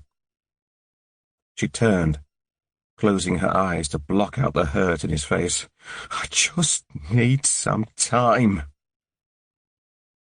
He nodded, reached out and stroked the side of her arm, then made his way back to the kitchen. Grace waited for him to go before she continued up to the top, hovering a moment at Joe's door. She breathed in deeply, hoping for a scent of her daughter. But there was nothing. None of the pots and perfumes, the candles and burners that decorated Joe's room. Those smells that all mixed together to create a sweet, musky fragrance every time she popped her head around the door. She leaned her shoulder against the wall, slid down onto the top step. The detective's words pummeled her. Signs of sexual interference. She squeezed her eyes shut. For a moment she couldn't breathe. "No, not her, Joe, please." The thought of her baby going through an attack was too unbearable. Grace knew that. Knew exactly how it felt because it had happened to her. She was 18, barely a year younger than Joe, his hands pawing at her, tugging at her hair, forcing himself inside her. She could still remember the day it happened. It was the day after her 18th birthday. Having taken her out for a family meal on the night of her birthday, her parents reluctantly agreed to let her go out with the girls. It wasn't her first time out alone, but it was the first time they didn't insist on picking her up. All those years of her parents watching, waiting, collecting her were over. She was 18. She could finally do it her own way. Her friends, Susie and Kath, came around to get ready at her house. They played music, dressed to the sounds of Take That and R.E.M. Grace wore her new dress, the long black one that clung to her figure that she'd bought with her birthday money. On her way out, her mother had pressed a £10 note into her hand. "That's your taxi money," she'd said. "Keep it separate and don't forget." The nightclub was heaving with bodies pressed in against each other. A kaleidoscope of flashing lights lit the silvery darkness. Loud music blared, the bass vibrating in her chest. She spotted her friend Jenna beside the bar and gave her a wave. Drinks were expensive. Before Grace knew it, she'd spent her wages from her part-time job at the newsagent's, and the tenner was all she had left. She ran the tips of her fingers across it in her pocket, but she didn't forget her mother's words. At the end of the evening, she'd walked out with Susie and Kath. The cool air sent them into an alcohol-induced giggle. Susie stopped and lit up. "You getting a cab, Grace?" Grace pushed her hand into her side pocket. The money was missing. She searched her handbag. She must have dropped it. Yeah. "We'll walk you to the taxi rank." "There's no need." "My mum would never forgive me if I didn't. She made me promise to look out for you. She went on about it so much that I'd get a cab with you myself if I didn't live at the opposite end of town." Susie took a drag on her cigarette and passed it across to Kath. As they moved away from the club, the fresh night air slapped Grace in the face. Suddenly, she felt alert, afraid. The prospect of walking home alone didn't seem so appealing. Susie stubbed out her cigarette on the pavement. As she did so, the contents of her upturned handbag fell to the ground. Lipsticks, a hairbrush, and a packet of chewing gum all rattled as they hit the ground. A few coins circled the pavement. "Is that all you have left?" Kath asked Susie. "Looks like it." They both giggled again as they scrabbled about, picking it all up. "Well, it's more than I have." "Did you see where Jenna went?" Grace asked, as they reached the taxi rank. Jenna lived down the road from her. They could walk back together. But her idea was dashed in the next line. Off with Mark. Won't see her until the morning now. The girls both hugged Grace. "Let us know when you get home," Susie said. "Sure." Grace was stood behind a couple holding hands. She watched them totter away in their heels. Maybe walking home wouldn't be so bad. She'd be back in no time if she hurried. Buoyed up, she waited until the girls had disappeared around the corner, and then walked back through the high street and took a left into Bowden Lane. It was well lit. She could hear her heels clicking as they tapped the pavement. This wasn't so bad. She turned the next corner, and the next. She was coming towards the edge of the town now. The street lights were less frequent. Grace was only minutes from home when it happened. She remembered seeing the motorcyclist pulling up. He climbed off, was wrestling with his helmet as she passed. She'd smiled weakly at him, not wishing to look frightened, and took the shortcut past the garages. It was darker down there. Only a few of the street lights remained. A push from behind. She teetered forward, just steadying herself, when she was slammed up against the wall. White spots flashed in front of her eyes as she was pulled around. His mouth was on her, thick, beer-filled breath. She turned her face, tried to scream, but he grabbed her chin, forced it back. She could still remember the smell of him. Menthol, mixed with beer. The world swirled. Fear engulfed her. Sat on the stairs, Grace couldn't help but wonder if Joe had felt the same terror, the same excruciating pain. She dropped her head, covered her face with her hands, and wept. Chapter 10. The damp night air nipped at Jackman's skin as he stepped out of the Angel Hotel, wiping away the blanket of weariness that clung to him from the lack of sleep the night before. The first 72 hours after any serious crime were critical, and aware that he was on foreign territory, he decided to move hotels from Enderby to Market Harbour, to familiarize himself with the market town and the many routes that snaked through its centre. A light drizzle started as he walked, peppering his shoulders. He turned up his collar, cast intermittent glances into the lit windows of the upmarket boutiques that lined his route. The Three Swans bar was crowded as he wandered past, the people of Harborough enjoying a drink on a Friday evening. He moved on past coffee houses and heaving restaurants. Alice would love it here, he thought to himself. A buzzing town amidst a scenic backdrop.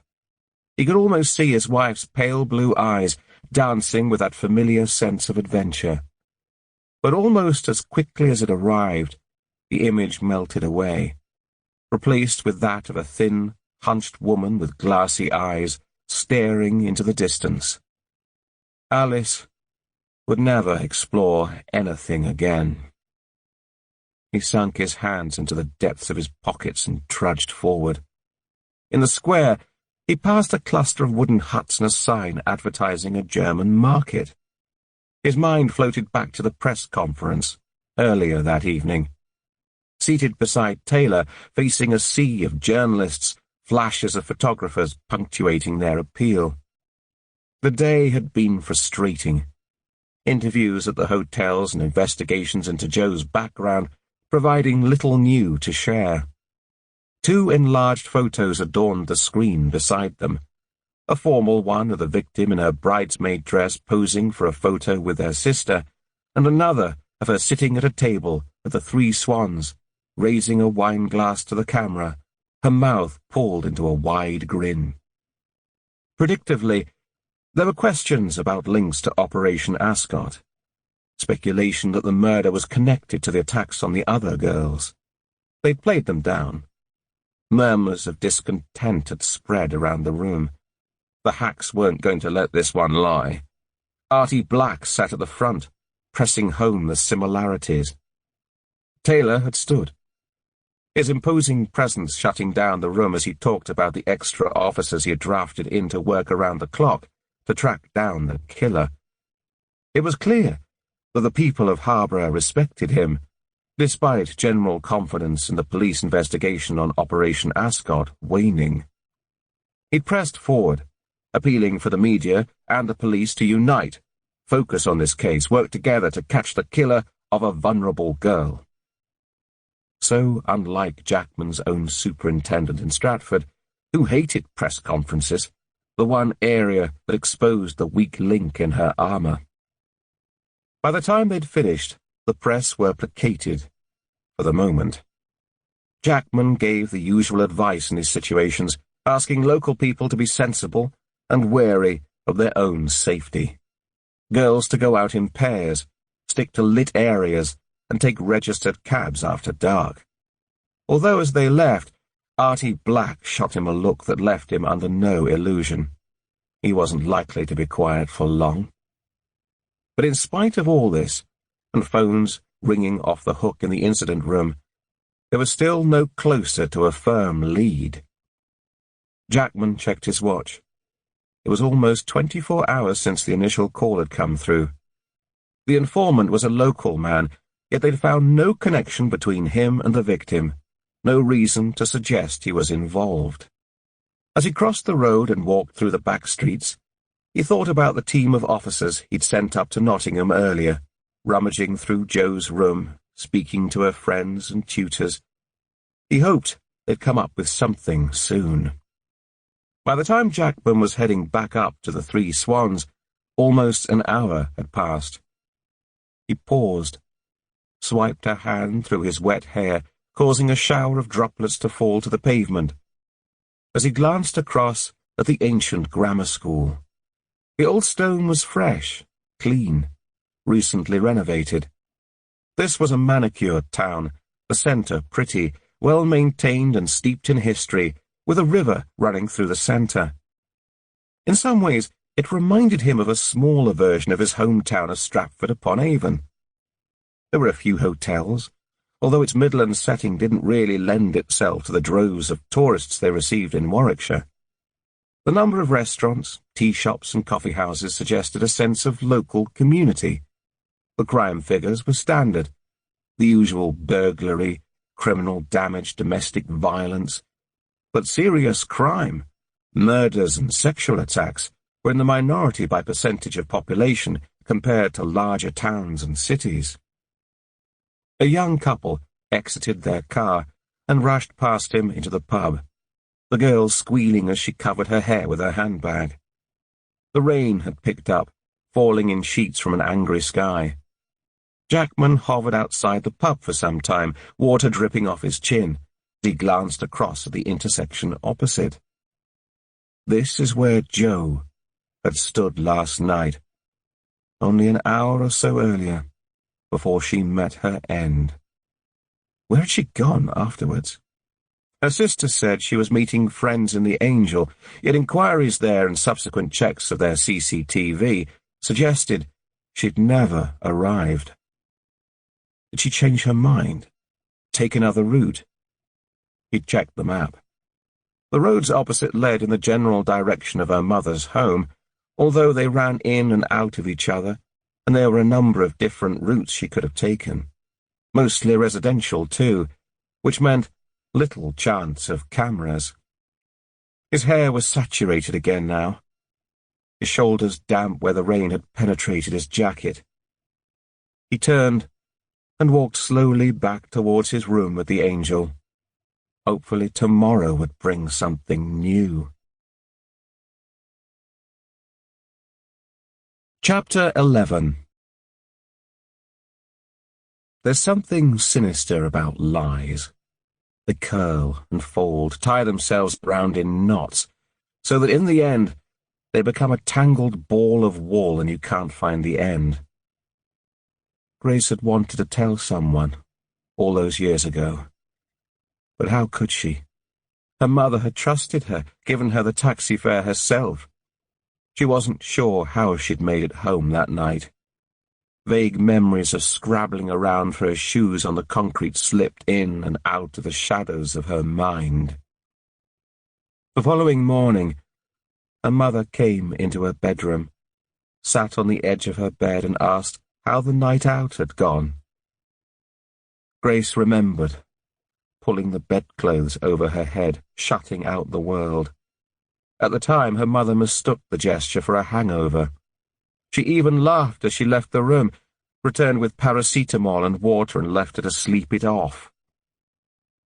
But Grace withdrew, frightened, a child in an adult's world.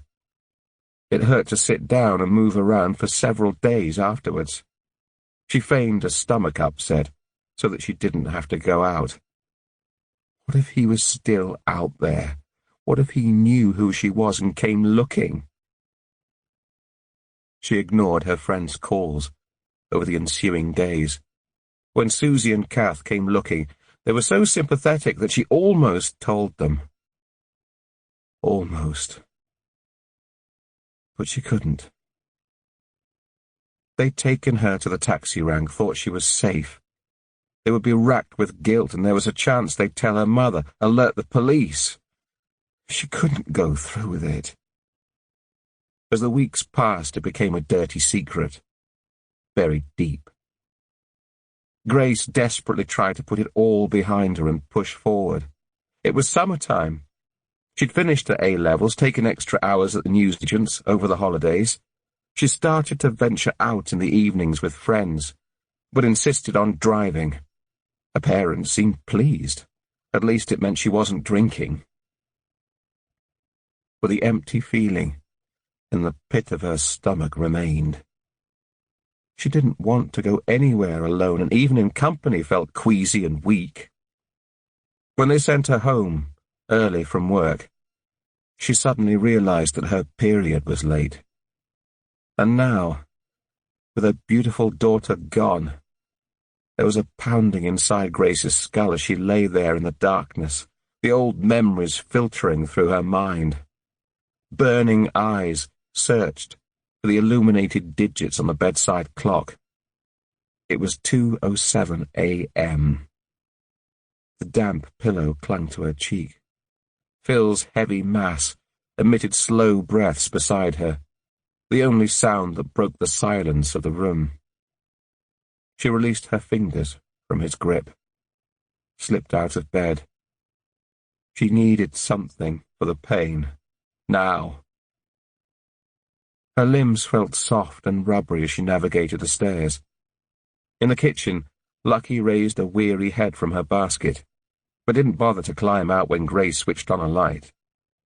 By the time she had searched through the cupboard, popped to the strong painkillers that Phil had been prescribed for a back injury last year, and downed a pint glass of water, Lucky had emerged and was stood by the back door, looking at her expectantly.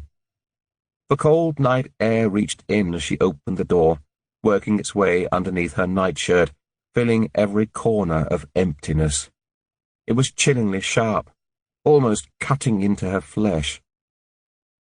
The pregnancy, all those years ago, had cast the attack into a whole new light. As time passed, how could she tell anyone that she'd maintained a front for so long? She was pushed deeper into a well of despair, booked into an independent clinic in Leicester, where they confirmed her darkest fear.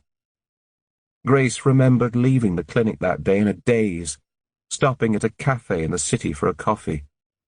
She sat at a table, on her own in the corner.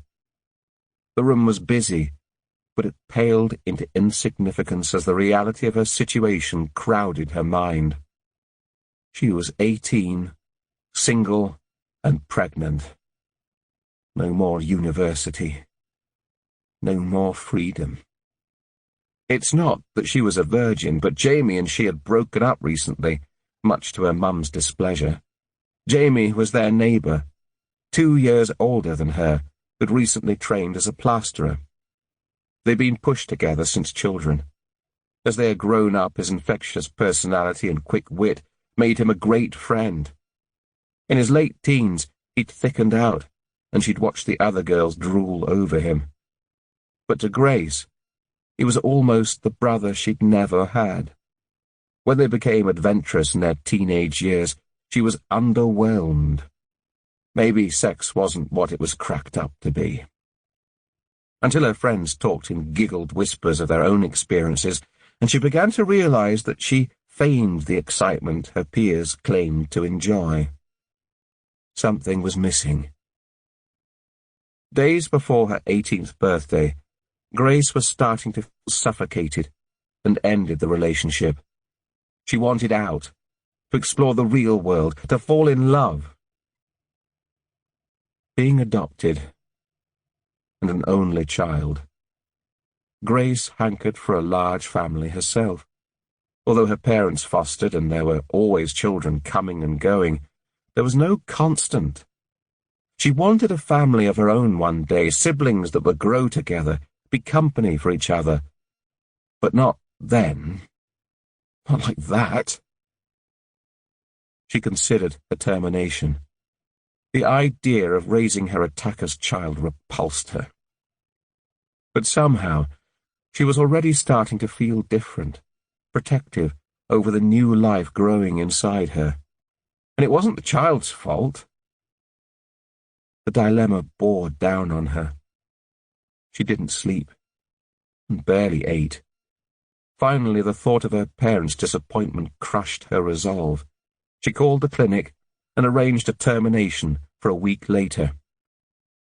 The Saturday before the appointment, Susie persuaded her to go out into town. When they arrived at the club, Jamie was at the end of the bar, and she sat next to him, reluctant to join her friends twirling around the dance floor. Kath had offered to drive, and given the chance of alcohol to numb the pain, Grace had polished off several vodka and cokes before the clock hit 10. Jamie chatted away, edging closer as she laughed at his ridiculous jokes.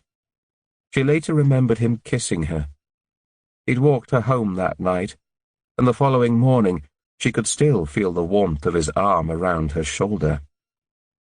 He called her the next day, took her out for a walk. Within a few days, they'd picked up the remnants of their relationship. Jamie wasn't her idea of a life partner. As much as she tried, there were no thrills, no excitement, no butterflies in the stomach. But he was kind, a great friend, and he adored her. And in the midst of the fog, he became her safe haven. The following week she called the clinic and cancelled the appointment. When Jo was born, he never questioned her dark hair, her olive skin, in spite of the fact that they were all fair.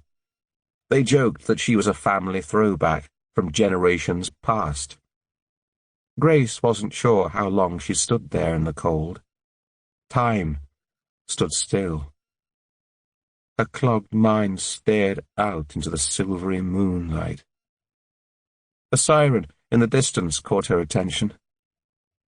Lucky was back in and tucked up in her basket before she came aware of her senses, and closed the door. She switched off the light and slowly walked up the stairs. At the top, Grace's gaze rested on Joe's door. She paused. Hovering for just a split second, she gave in to the sense of longing beckoning her, and entered, closing the door behind her. Grace brushed past the dark curtains, trailed her fingertips along the top of Joe's dressing table. Feathered fairy lights were wound around the pictures on a far wall. The girls shared this room when they were little, and had pleaded for those lights. They hadn't worked in years, yet Joe refused to part with them. Her eyes rested on a framed photo of Joe and Lucky on the bedside table. Joe loved animals. She'd plagued her parents for a dog for months, until they'd finally given in and rescued Lucky. Grace planted herself down on the edge of the bed, her eyes taking in every poster, every ornament. This room was Joe. The little girl who believed in fairies, who danced around a garden in long dresses and Wellingtons and loved to sing. The teenager, with the odd fashion sense, the sharp wit and dry sense of humour. The cold hand of grief engulfed Grace once more. She could smell the sweet aroma of Joe's perfume as she laid back on the bed. The scent was at its strongest on the pillow. Grace pulled it down and hugged it, inhaling deeply, until a wave of fatigue washed over her, and she fell into a deep sleep.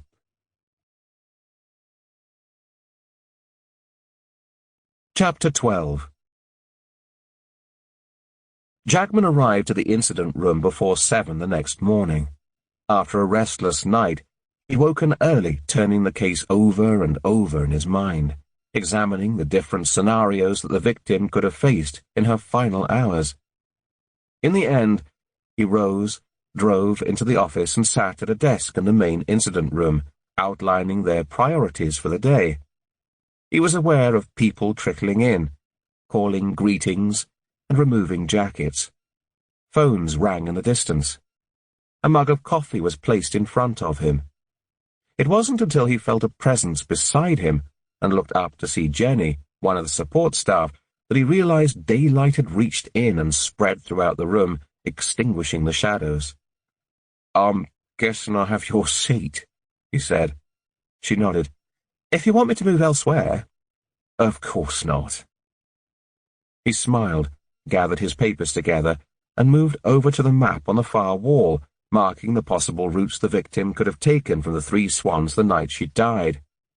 "Sir, you need to see this." He followed the voice across the room to where Wilson was standing behind MacDonald, hands on her hips. As soon as he reached their desk, MacDonald clicked a button on his computer. An image of the Three Swans faced them. A blurred figure rushed past. Then nothing. Jackman looked across at Wilson, but she raised her hand. A young woman slowly came into view. Her hand was cupped in front of her face. She removed it to reveal a lit cigarette, took a drag, and dropped her hand, rocking from side to side as if trying to keep warm. MacDonald zoomed in. A jacket was slung over her shoulders, but he glimpsed a lilac dress beneath. Her hair was tied back. It was Joe. Jackman leaned into the screen. She looked easy, relaxed. A couple passed by, hand in hand. A black BMW cruised down the road, a hand casually draped out of the window. She rolled her eyes at them, looked away. They disappeared. For a few more seconds she stood there, puffing at her cigarette. "Is that it?" Jackman asked. "Wait." Wilson tilted her head back to the screen. All of a sudden, Jackman saw Joe look up and smile. She waved her hand, stubbed out the cigarette, and crossed the road, disappearing from view. "Play it again," Wilson said. The footage restarted. They watched the victim go through the same routine. "Can we get any cameras from the other side of the road?"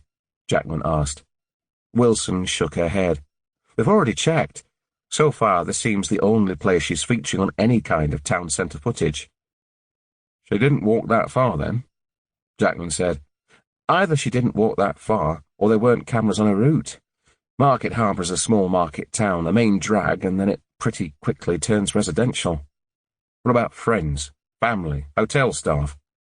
"We're still interviewing, but so far the last person to come forward and claim to have seen her is her sister. See if you can enhance the image and trace the BMW. Looks like they're slow to speak to her. They might have seen who she went to meet," Jackman said. He thought about Celeste's comments at the scene, nothing to suggest she'd put up much of a fight. So far, all the evidence suggested she knew her attacker. "Any news on the movements of known sex offenders in the vicinity?" She shook her head. "Again, we're still working through the list, but it's not leading us anywhere at the moment. There's only a handful that don't have a substantiated alibi, and we can't link any of them with a victim at present. We've also had the preliminary forensic report through, but there's little in it. No footprints at the scene. The vegetation was broken around the area, but no clear prints." "Okay. What about our guys in Nottingham?" "They've searched a room at the college and are now interviewing her friends and tutors. They did find some medication in her room. Citalopram. It's an antidepressant. Might be significant."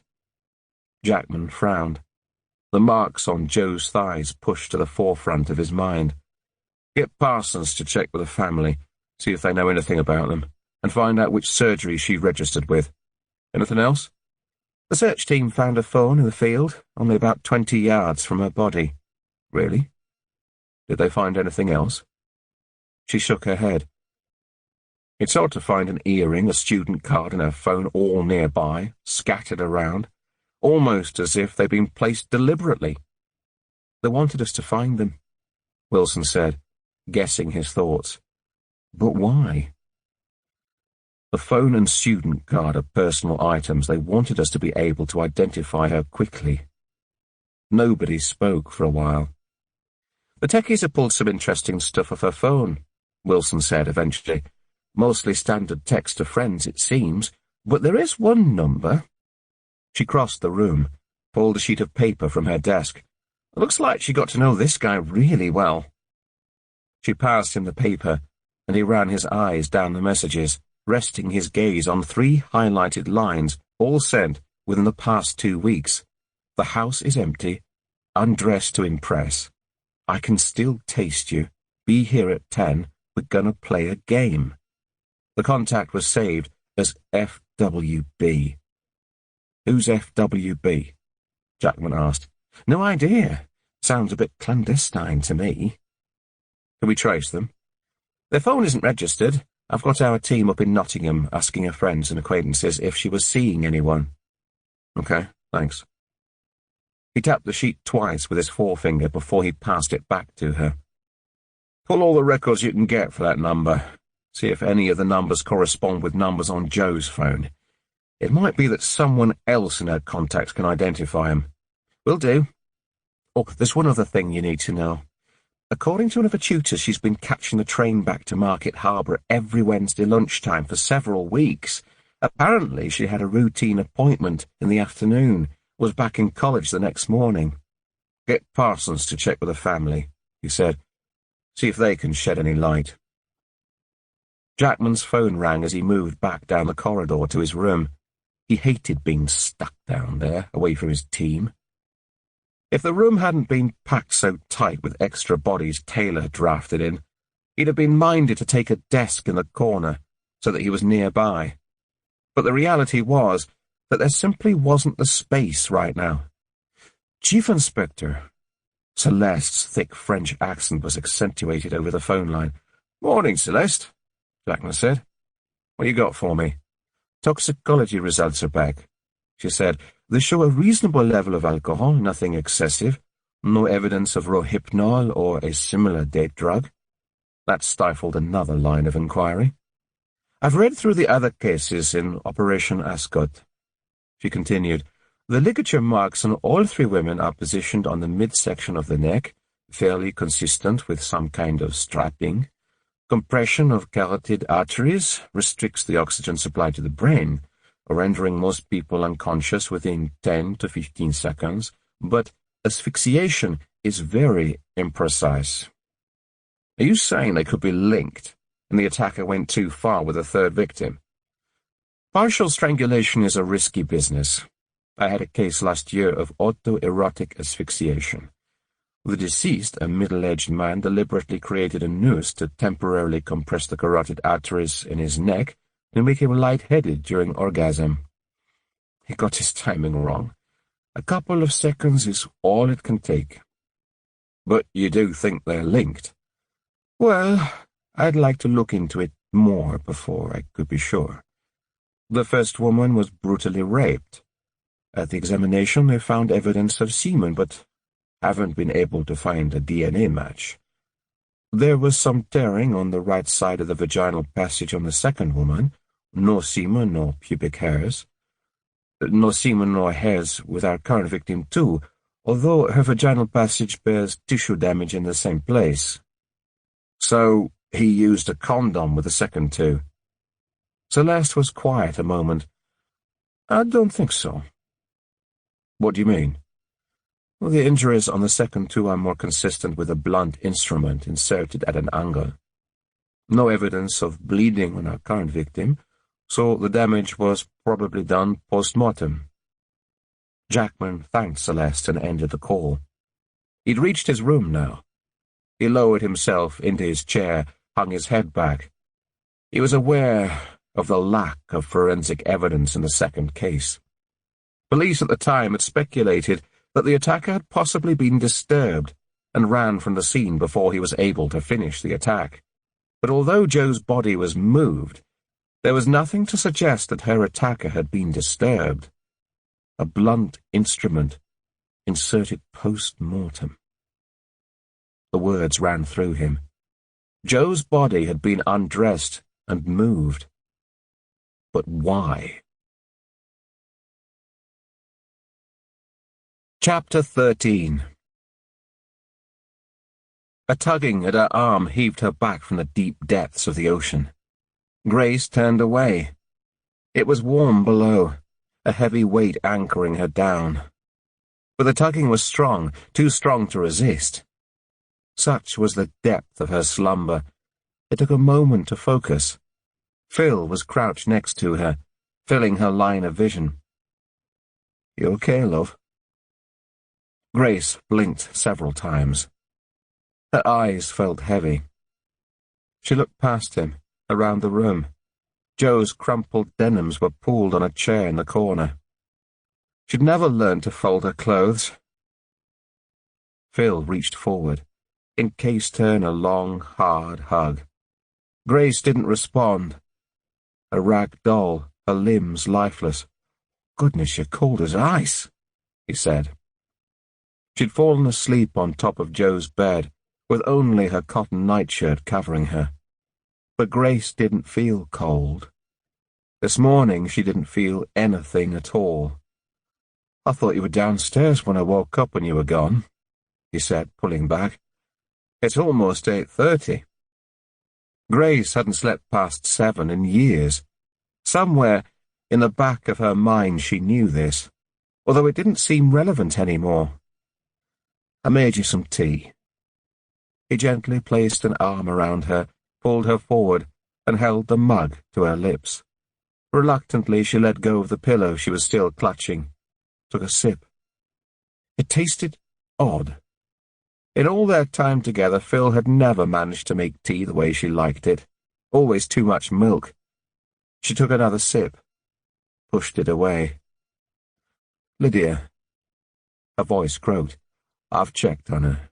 She's still asleep. He put the mug on the bedside table and disappeared a moment, returning with a robe and slippers. Let's get you out of here, before you-know-who arrives, eh? Strong arms lifted her forward, twisting her around, so that her legs hung off the edge of the bed. Carefully, He lifted each arm, placing them into the robe one after the other, heaving her to standing as he tied the cord with the deftness of a parent dressing a toddler. Next, he sat her down, pulled the slippers over her feet. Grace hated cold feet and was always moaning at the kids for not wearing their slippers. Today, she sat there, feeling the odd tug, shift, side movement as he worked. Even as he placed his hand in the small of her back, guided her out of the room and down the stairs, Grace still didn't utter another word. In the kitchen, he sat her down at the table and let Lucky in from the garden, who came to greet her like a long-lost friend. Grace instinctively stroked the dog's head, blinked again. Her mind was a fug, and that's when she heard it.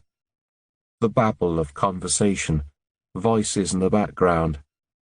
She frowned, disorientated for a moment before turning towards the radio. Detectives have identified the woman found dead on Thursday night just outside the Leicestershire town of Market Harborough as a Joe Lambourne. Phil dashed forward. A loud click. The kitchen was immersed in silence. Suddenly the mist lifted. Grace was snapped back into the present. The world in which her daughter had been murdered. The phone rang. Phil moved into the front room, closed the door behind him. Seconds later he returned. She looked up at him expectantly, but he shook his head. "Wrong number," he said. But something about his expression wasn't right. Who was it? Nobody. Phil? Grace could hear her own voice rising. This wasn't the time for secrets. Phil's face folded. It was a journalist. Grace was flabbergasted. How did they get our number? He shook his head, clearly dumbfounded. The phone rang again. Grace turned her head towards the hallway. The answer phone can get it, he said. Why? But as soon as the word left Grace's mouth, she knew the answer to her question. A story, a quote, even a photograph would be top news at the moment. Hadn't they suffered enough? It was torturous. Grace placed her elbows on the table, dropped her head into her hands. Oh, Phil, when is this going to end? Phil exhaled a ragged sigh. It will, when they catch him. In the meantime, we don't answer the phone. I'll tell Chloe to text me if she needs me. A movement upstairs. Lydia was awake.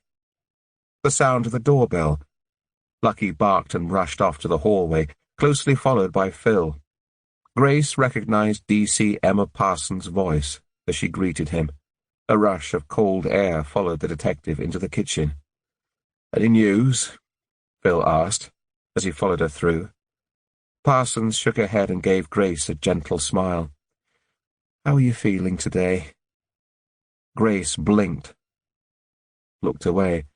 I do have some more questions if you feel up to it, Parsons said. A floorboard creaked above them. I have to go to Lydia, she said. And with that she marched out of the kitchen and up the stairs.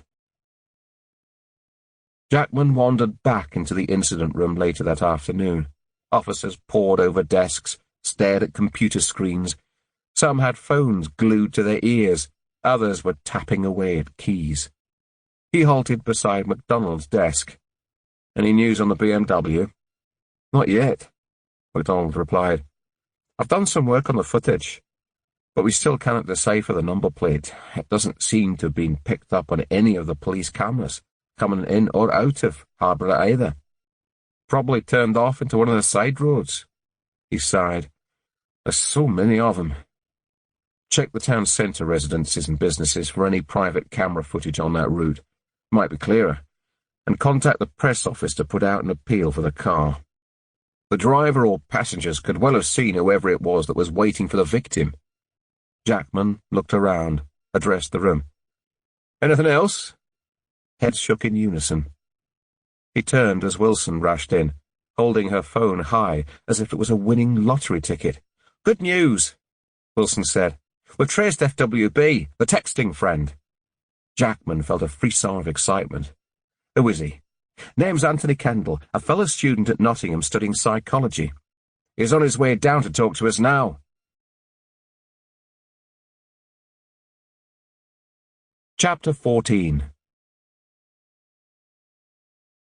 Grace took one last look at Lydia before she shut the door to her bedroom and made her way downstairs. Lydia's friend had visited to comfort her. Perhaps it would take her mind off things for a while. At the bottom of the stairs she could hear voices coming from the kitchen and veered off into the front room. It was quiet in there. She sat on the small sofa, rested her head back and looked up at the ceiling. Her eyes ached. Her head felt heavy, but sleep danced on the edge of her vision, refusing to come forward and sweep her away. It wasn't long before the door pushed open. Detective Parsons appeared, a cup of tea in hand. "Heard you coming downstairs," she said. "Thought you might like one of these." Grace stared at her suspiciously. But when she didn't follow it up with any more questions, she relaxed slightly, took a sip. It tasted good. Not like the weak excuses for tea that Phil made. They sat there for a while. The detective passed comment on the weather, although Grace wasn't really listening. Phil came through, sat beside Grace and gave her an awkward smile. Eventually, the detective eased forward. "Could you tell me more about the problems Jo suffered in her teens?" Grace shook her head. "I'd rather not talk about it. It's something we put behind us years ago.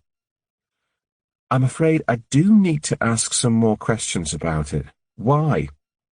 It's essential for us to get to know the real Jo, so that we can put together a picture of her life, old and new.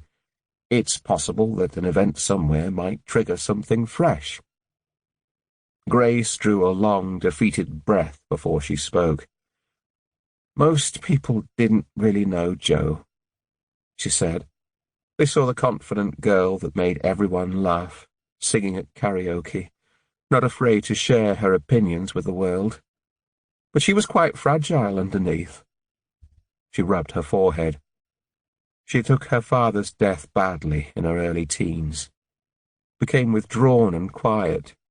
We all rallied around, supporting each other, but Jo's always been stubborn. She'd keep things inside. She hesitated a moment, like the scars on her legs. Parsons nodded, encouraging her to continue. "She kept them covered up. I walked in on her in the shower one day, noticed them by accident. Turns out she'd been cutting herself for months." Tears pricked Grace's eyelids. It was so difficult. She refused to admit anything was wrong. Said she felt suffocated by all of us. Only agreed to get help if we backed off and let her do it her own way. Grace swiped a tear from her cheek. It took a while, but medication and counselling really made a difference. That was years ago, and she's been fine all through her A-levels. We've put it behind us. But we found some citalopram in her room. Parsons' voice was barely a whisper. Grace felt as though she'd been plunged into cold water. "What?" "It's an antidepressant." "I know what it is," Grace snapped. She was struggling to breathe. "But it wasn't necessarily Jo's. She shared the room with another student." "It was found amongst her belongings." The detective's face softened. "I'm sorry, but I have to ask you if—" "No. If Jo was back on antidepressants, I didn't know."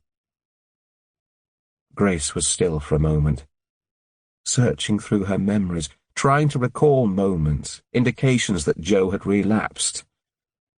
But there were none. "There's something else I need to ask you," Parsons said. "It's been reported that she's been coming back to Market Harbour on a Wednesday afternoon for an appointment?" "What do you mean?" "It's been confirmed by 2 sources at Nottingham. although they don't know why. Do you know anything about that?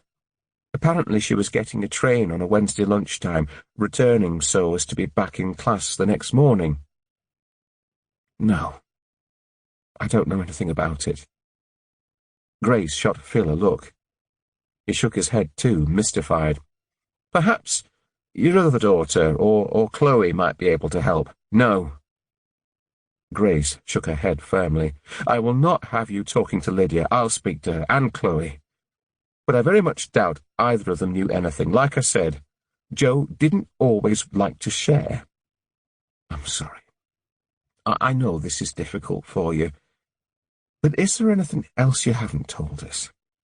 Maybe an old relationship or something that has gone wrong in Joe's life or the family in general? Grace swallowed. She grappled with her thoughts, wondering if she should share the details of her own attack.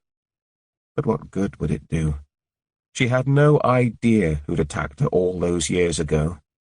What relevance could it possibly have now? She sat tall, shook her head. We keep getting calls from reporters, she said, changing the subject. Yes, your husband has spoken to me about that. We'll be dealing directly with the press. They shouldn't be contacting you. If you receive any more calls, please let me know and I'll take it further. Anthony Kendall looked up as Jackman and Wilson entered the room. He was of average build, with light brown hair swept back to hide a thinning patch around the crown and striking hazel eyes that followed their every movement. Jackman mustered a kind smile and introduced them both. Thank you for coming down from Nottingham to see us today, he said. Anything I can do to help. Still can't believe it, to be honest. Jackman sat on the sofa opposite, Wilson beside him. He'd reserved one of the softer rooms they usually kept for vulnerable witnesses to interview Anthony, expecting a nervous young student, and was surprised when a mature man had arrived at reception. Can I get you a glass of water or a coffee? No, thank you. When did you find out about Joe? Jackman asked, when they'd settled themselves down. Friday evening. We were in the student bar. Everyone was talking about it. It must have been quite a shock.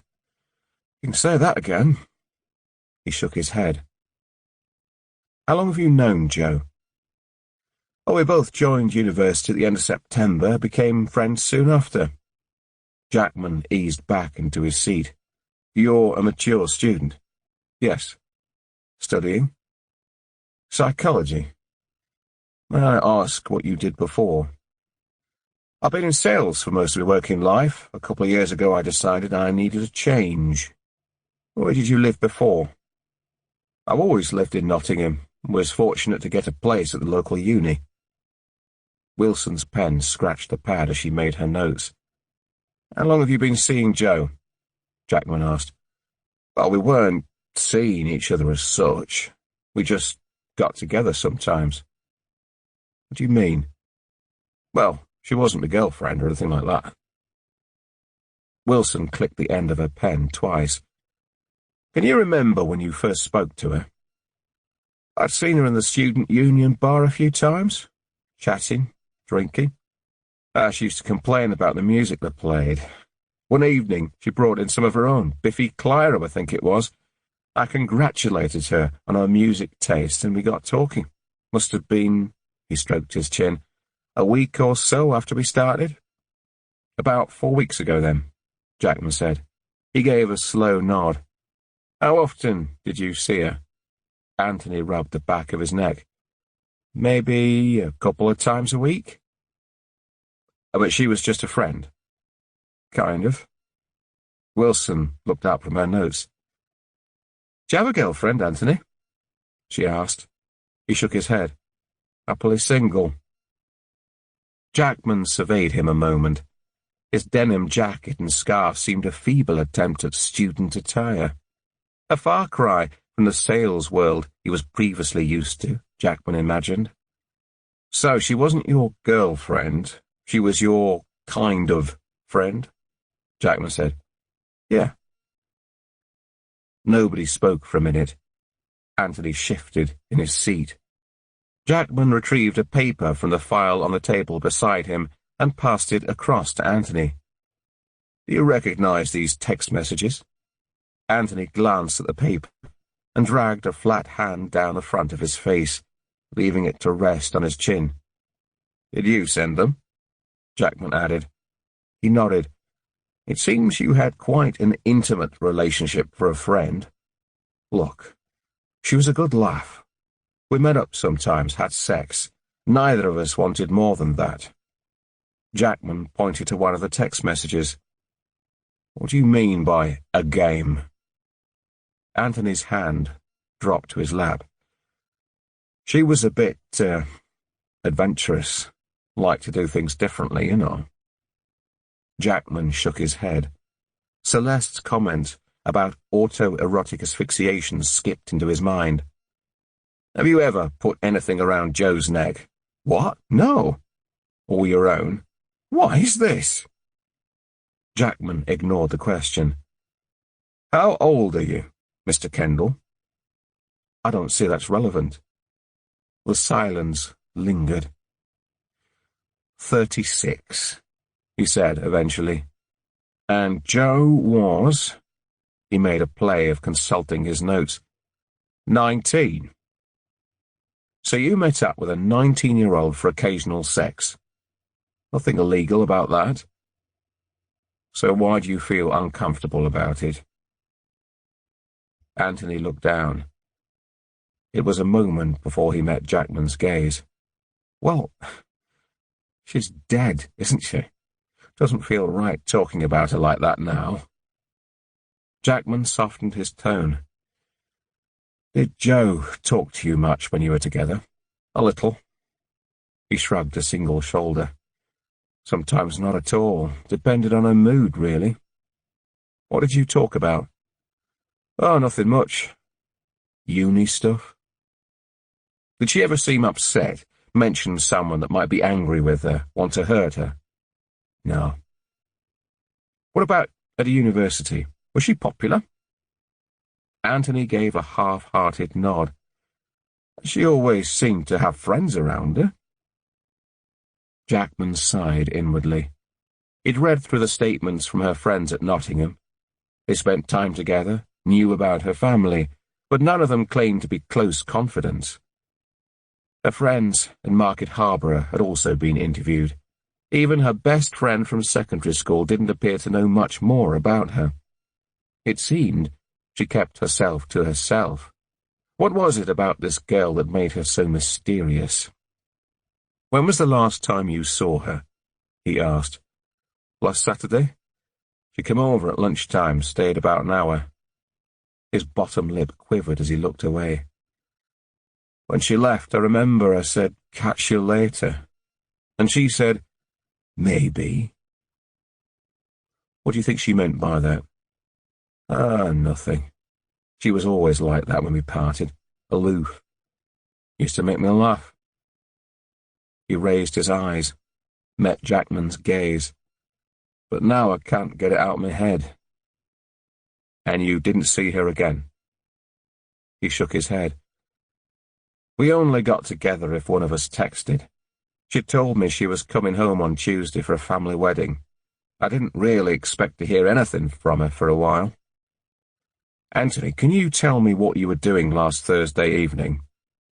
Anthony's eyes widened. "My suspect?" "I didn't say that, but you knew Joe, were close to her. We need to eliminate you from our inquiries." Anthony looked from one detective to another. "I was playing football early evening, then went out drinking with the lads, then to a club.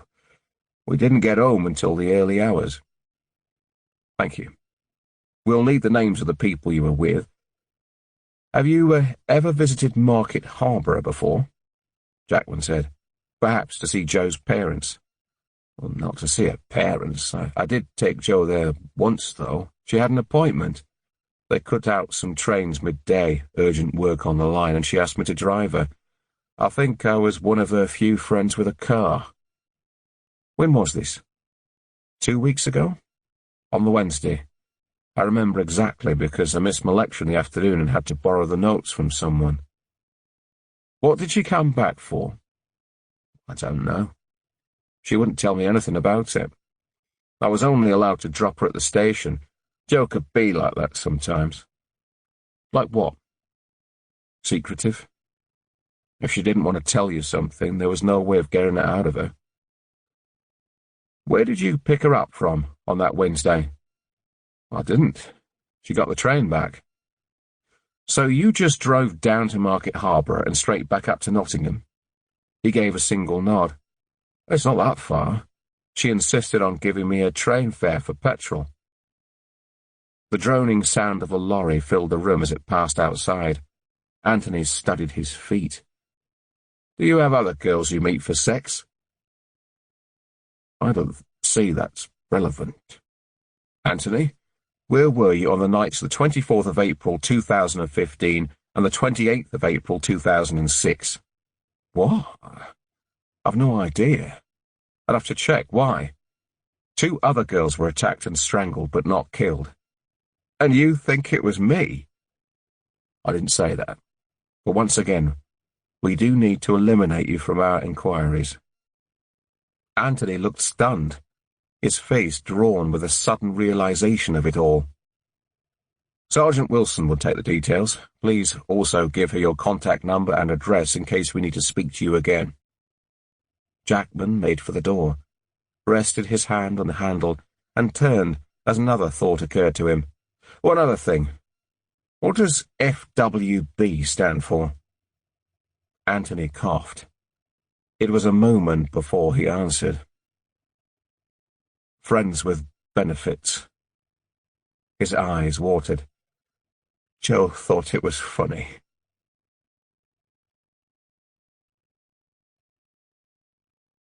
Later that evening, Jackman glanced at the clock at the bottom of his computer screen. It was now almost 48 hours since Jo's body had been found.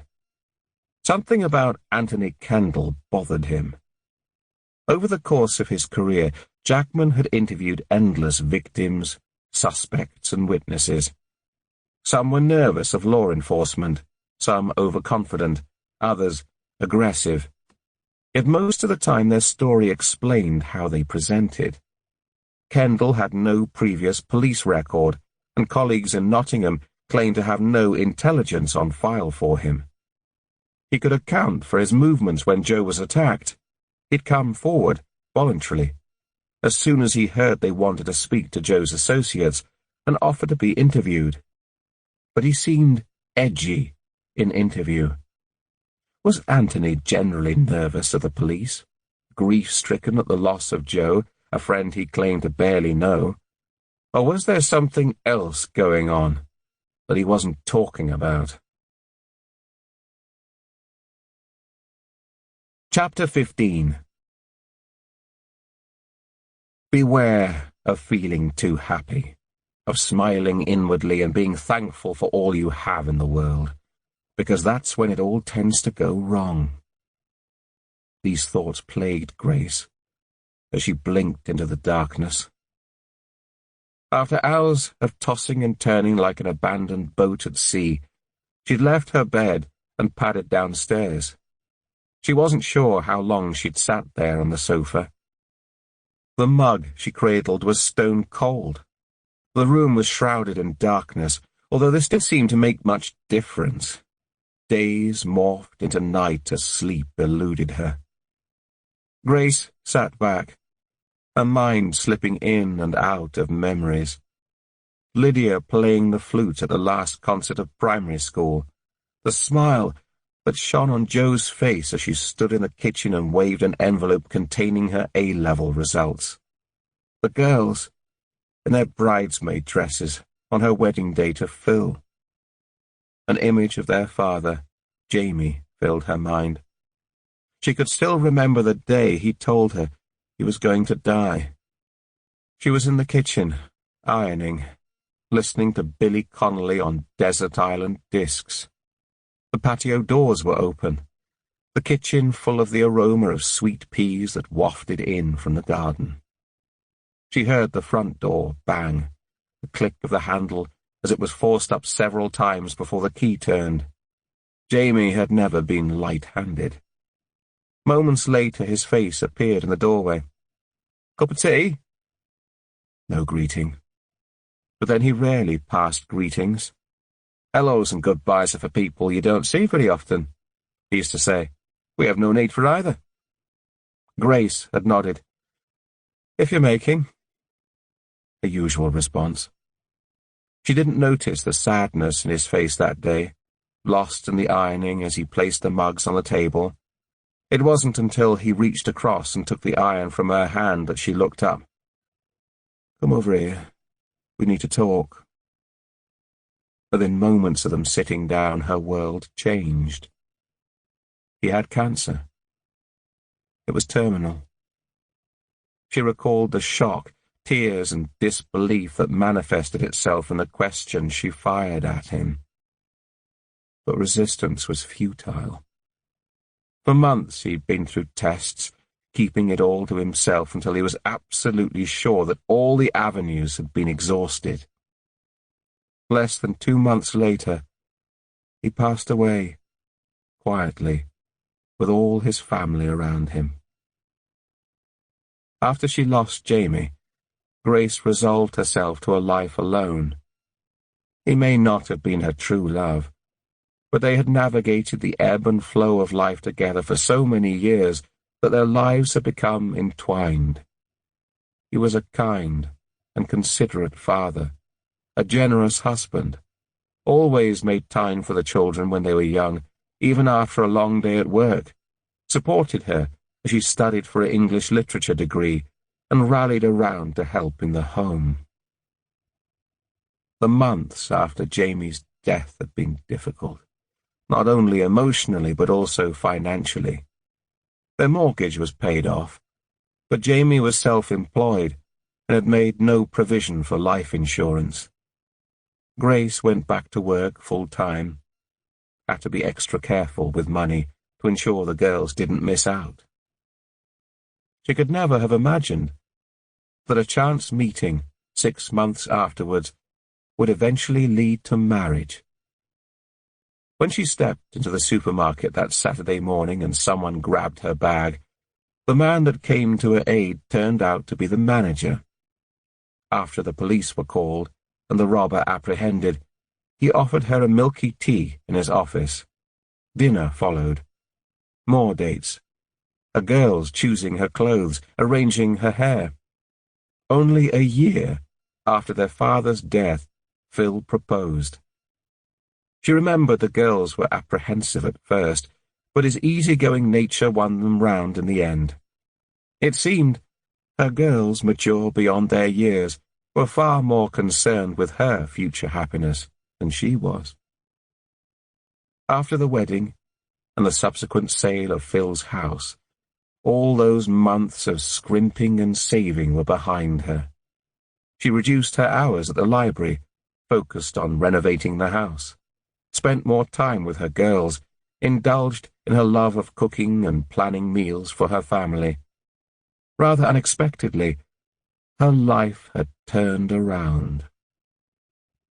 But she would give it all up, right now, to turn back the clock and have her girl back. She recalled those first difficult months after Jamie died. Even though they'd had some time to prepare to face the idea of losing him, it didn't seem to make the loss any easier to bear. The gaping hole he left behind sat as a permanent void in the midst of family life. But they had pieced together the fragments, found a path through the grief. And gradually, they realized they were able to share the memories of him with smiles instead of tears. A pang of guilt made her flinch. They hadn't seen how the grief had penetrated Jo, ripping her apart limb by limb until the knife had wedged itself in so deep it was difficult to remove. Their GP recommended medication and therapy. 2 years of support groups improved things. Jo adored Phil. The last few years had been easier. They'd put her struggles behind them. Or so she'd thought. How could she not have known that her daughter was back on antidepressants? She thought of Jo's beautiful olive skin, marked by the scars of her teenage years. What kind of mother misses the signs twice? The guilt grew, gnawing away at her. What else didn't she know? The fabric of their lives was being torn apart again. But this wasn't a tear that Grace could stitch together, or even a hole that could be patched up. No, this was a slash right through the middle. And right now she had no idea how to even start piecing together the threads to mend it. Her head jerked forward. Cold tea spilled into her lap, merging with the tears that dripped from her chin as she wept. Chapter 16. Anthony Kendall, no previous record, not known to us. We know he had a clandestine relationship with Jo Lambourne. They texted, met up for sex. He said she liked to do things differently. Jackman paused a moment. Quiet fell upon their morning briefing as the word differently hung in the air. We know he was in Nottingham at the time of her murder. That doesn't mean he wasn't involved in some way. We haven't found anything that suggested Jo Lambourne, Shelley Barnstaple and Eugenie Trentwood knew each other. If the cases are linked, there has to be something, somewhere. He took a deep breath, slowly exhaled. Anthony Kendall is a mature student of average build. Seems to keep himself fit. He fits the profile. Is he our link? Has he crossed paths with the other victims? Does he have other women he regularly meets for sex? Is he part of a group that targets girls for sex? A phone rang in the background. Pull his phone records, examine his social media, and speak to previous work colleagues. He said he's only visited Leicestershire a couple of times. Let's make sure he's telling the truth there. Jackman scanned the room until he found MacDonald perched on the edge of a desk that was bowing slightly. Any news on the BMW? MacDonald nodded. That's not good. We finally managed to enhance the number plate. Traced it back to a businesswoman from Northampton who was away in Manchester all week with her car. The plates have been cloned. I'm trawling through reports of stolen cars at the moment to see if we can identify it. Okay, thanks. Jackman reached down to gather his notes when the sound of a receiver being replaced at the back of the room caught his attention. He looked up as Wilson stood and gave him a startled glance. You're not going to believe this, sir. A man walked into Wixton Station this morning and said he wants to confess to the attack on Shelley Barnstaple. A shrill scream shot through the darkness. Grace jolted forward in bed. It was coming from the ground floor, the pitch so familiar it almost rang inside her.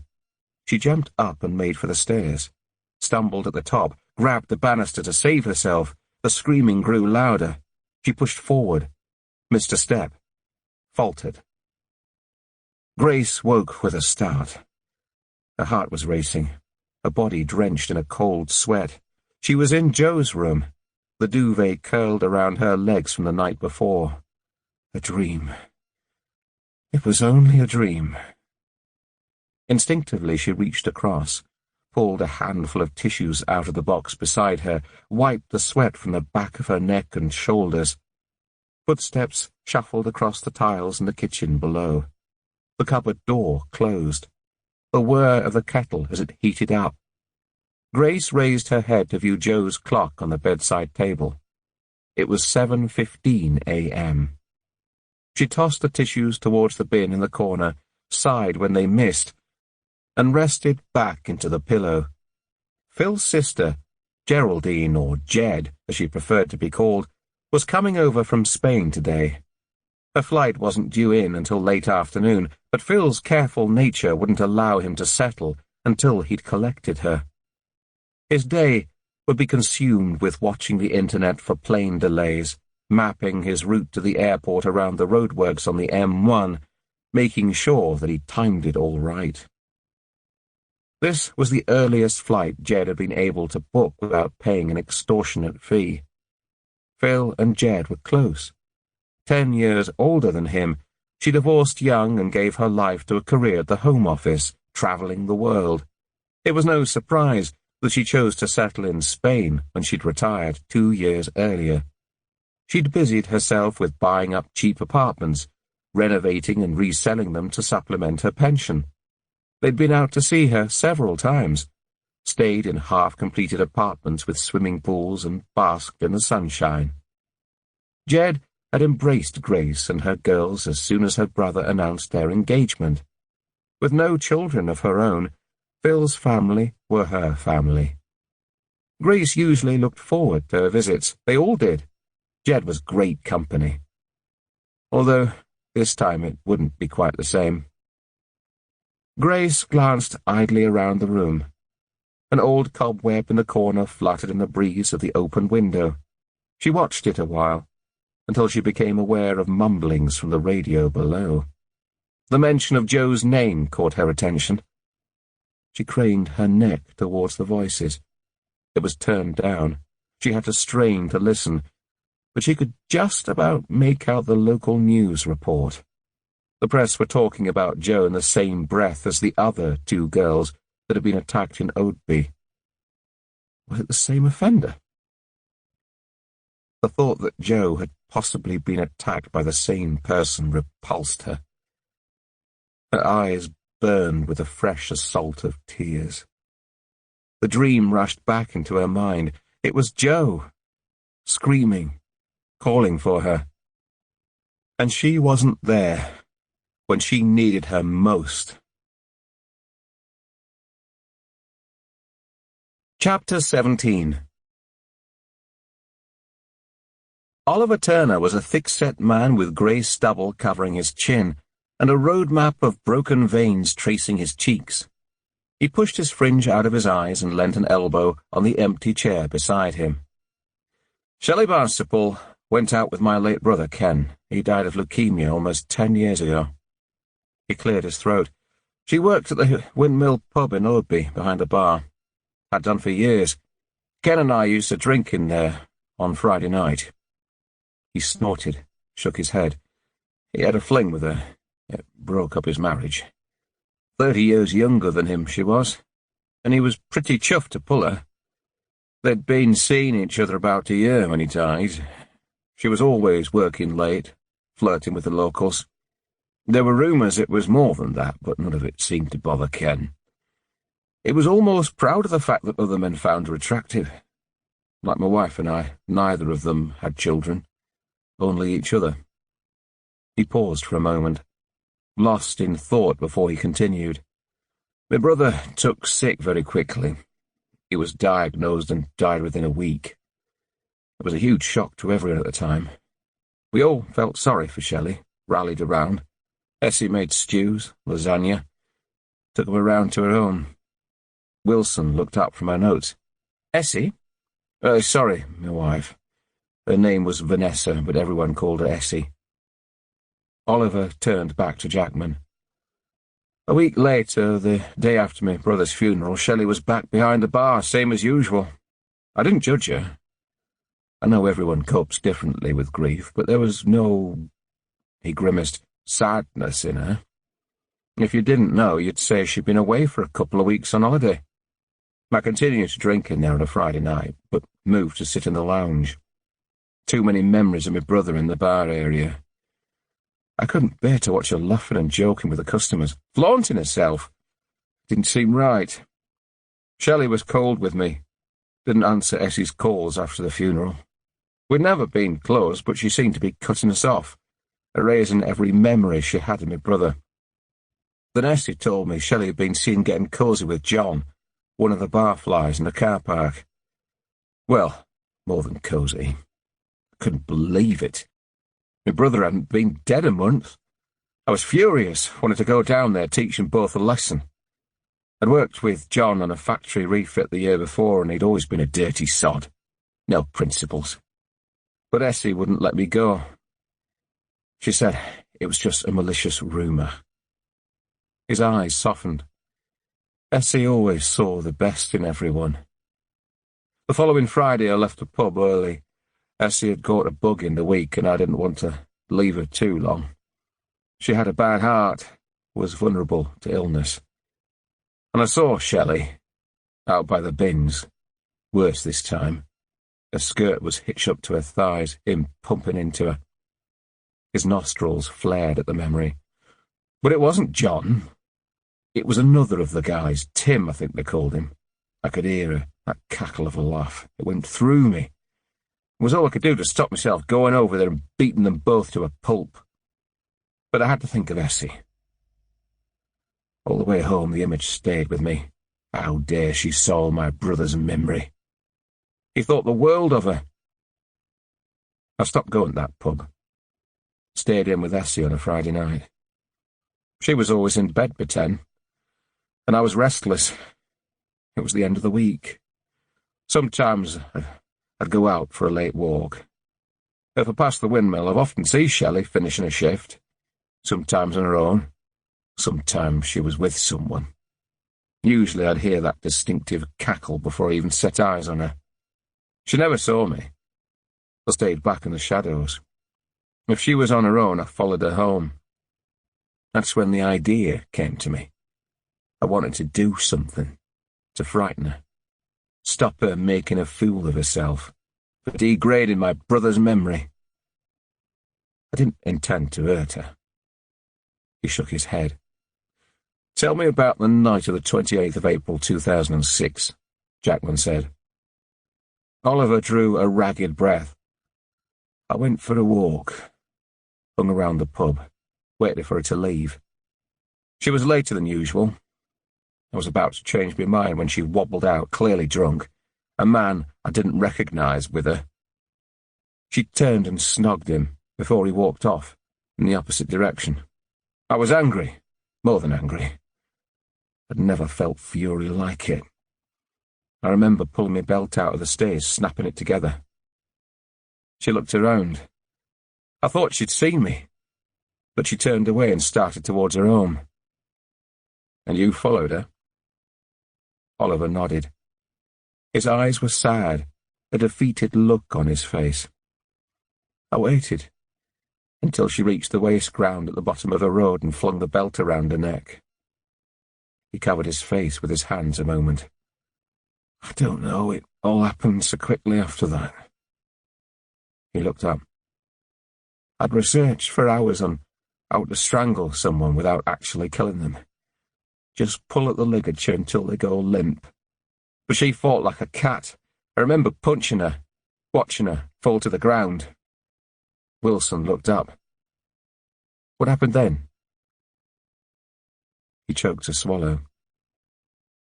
In that moment his large form seemed to reduce to a third of its actual size. I was in a rage. I didn't know what I was doing. One moment she was on the ground, the next I was zipping up my trousers, brushing off my knees. You raped her? Yes. His face turned ashen. Jackman squared his hands on the table between them. Did the police speak to you at the time? Oliver nodded. I spoke to everyone who knew her. As she said I was at home, or she thought I was, had left me in the armchair when she went up to bed. But it was in the news. I was convinced the detectives would eventually find out. I dreaded the phone ringing, dreaded every knock at the door. And as the days and weeks passed, when it didn't come, I thought I'd feel relieved. He shook his head, but I didn't. It ate away at me. I couldn't confess. Dredge it all back up. It would have broken Essie, especially with her bad heart. She didn't deserve any of this. Jackman's eyes rested on the gold chain in an evidence bag sat on the table between them. Why did you keep her necklace? Turner followed his gaze. I don't know, really. I don't even remember pulling it off her neck. It wasn't until I got home that I found it in my pocket, when I put my clothes through the washer. It was a present from my brother. I remember when he showed it to me. I guess I didn't think she deserved it. But it didn't seem right to throw it away. I hid it, with my spanners, down the shed. Why come forward now? Jackman asked. Oliver reached for a cup to his side. His hand trembled as he took a sip. Essie died earlier this year. I wanted to come then. I planned to after the funeral, when I'd laid her to rest. And where were you on Friday, the 24th of April, 2015? Oliver met Jackman's gaze. I know what you're thinking, but it wasn't me. The 24th of April was the date we buried Essie. I was at her wake when the second girl was attacked. Didn't hear about it until the next day. It scared the living daylights out of me. The timing, the similarities. It was almost as if someone knew. Was making me pay. I watched the news reports again and again, turned it over and over in my mind. Why now? Jackman said. The other girl, the teenager that was killed. Saw it on the news, and I thought I ought to come forward to clear any link with Shelley's case. So you've grown a conscience? Wilson said. Look, I don't know who attacked the other two girls, but it certainly wasn't me. Chapter 18. His story seems to check out, Wilson said. They were seated in a small meeting room at a conference call with Taylor. We're getting it all confirmed, but the 24th of April was the date of his wife's funeral. There are bound to be witnesses, and initial inquiries confirmed that last Thursday he was at the Red Lion. Apparently he's been going there since his wife died. Landlord put him in a taxi at 12:30 a.m., drunk. Where does that leave us? Taylor said. If his confession stands, we'll get a DNA match with the semen found on Shelley Barnstaple, and we can charge him with her attack, Jackman said. He thought of Artie Black and his unrelenting interest in the case. The papers are bound to latch onto this one. We've arrested Oliver Turner on suspicion of all three attacks to give us time to confirm whether or not his alibis play out. Let's keep him in custody, and keep it to ourselves for the moment, until we know what we're dealing with. I want to check out his movements before we make any statements. Wilson scrunched her face, causing tiny lines to appear down each side of her nose. I can't believe he got away with it, she said. Stranger rape is so uncommon. It was before my time, but it would have been allocated high priority. They would have pulled out all the stops. It was almost 10 years ago, Jackman said. We weren't obsessed with cameras like we are now. Very few people had CCTV. A residential area, no witnesses. Okay, Taylor interjected. Get the DNA pushed through. I don't care how much it costs. I don't want this lingering for any longer than necessary. How about the others? Wilson caught Jackman's eye. If they're not connected, then someone's definitely done their homework, she said. What about the guy from Nottingham, Anthony Kendall?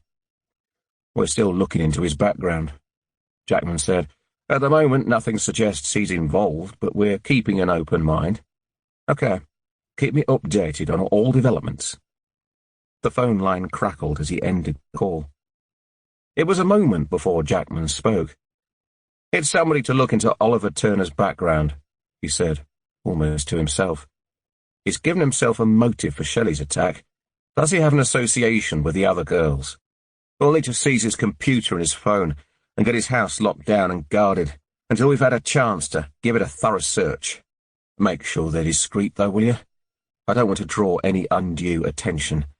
And see if there's any association between Turner and Kendall. Wilson looked up from her notes. What are you thinking? It's a long shot. He recalled Celeste's comments about the similarities and differences between the attacks. But we can't rule out the fact that they might have been working together, or even as part of a group. Grace was standing by the kitchen window, when the sound of the doorbell caught her attention. She turned her head as Parsons answered. The door rattled as it opened. Parsons greeted the caller with recognition in her voice. Lydia looked up from her magazine, stretching her arms back as her mother leant towards the door, listening intently.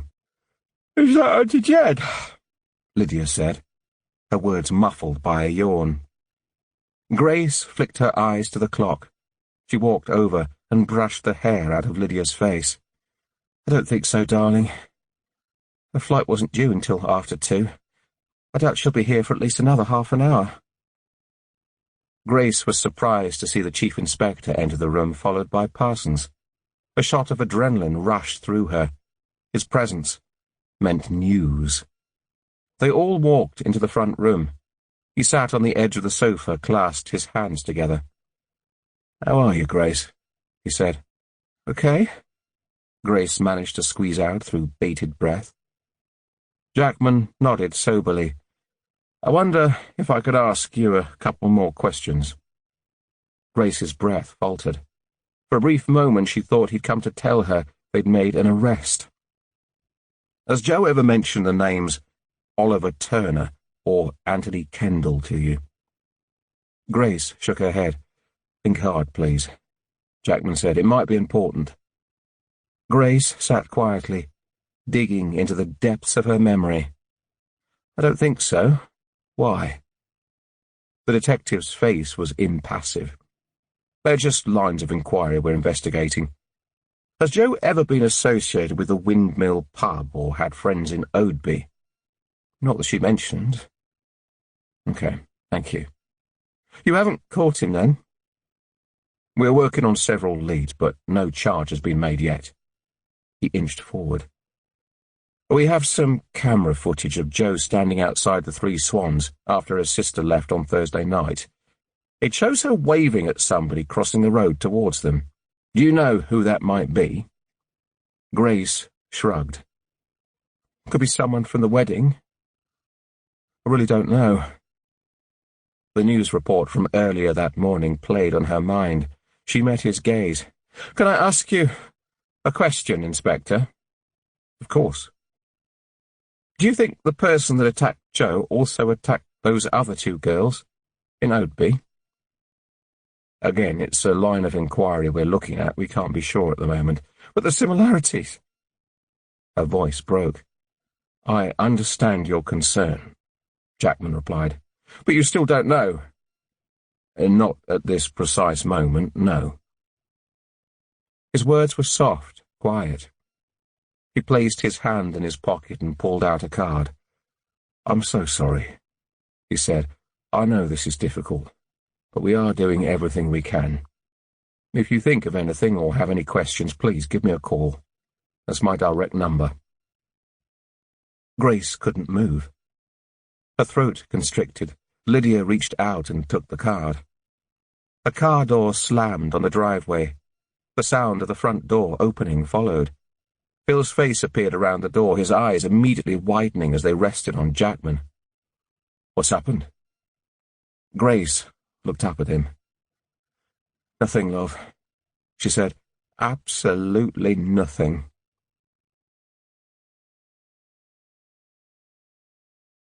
Chapter 19. Jackman glanced out of the open shed door and into the garden beyond. The early morning clouds had thickened, bringing with them the threat of rain and casting a murky sheen on the surrounding area. He pressed a switch. The light bulb flickered a couple of times before illuminating the room.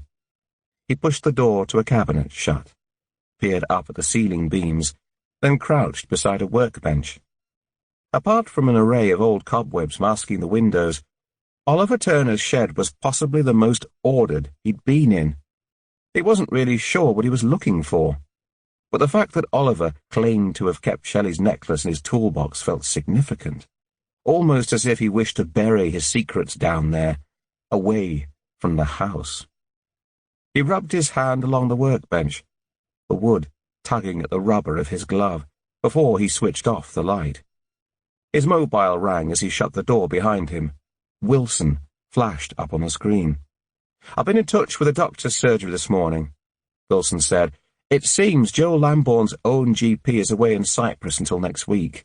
They've accessed the medical records and confirmed her prescription, but couldn't see anything in her notes to confirm a weekly medical appointment. Want me to go out and visit, see if I can speak to one of the other doctors there?" No.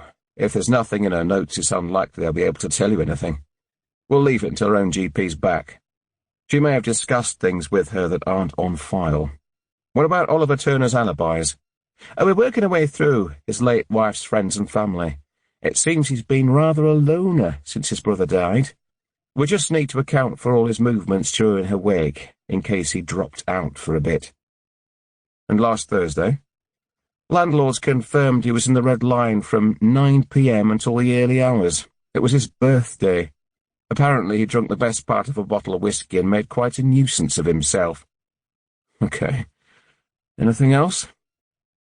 Forensics have discovered a tiny spot of blood on the earring found at the crime scene, barely visible to the eye, but they've managed to extract the DNA.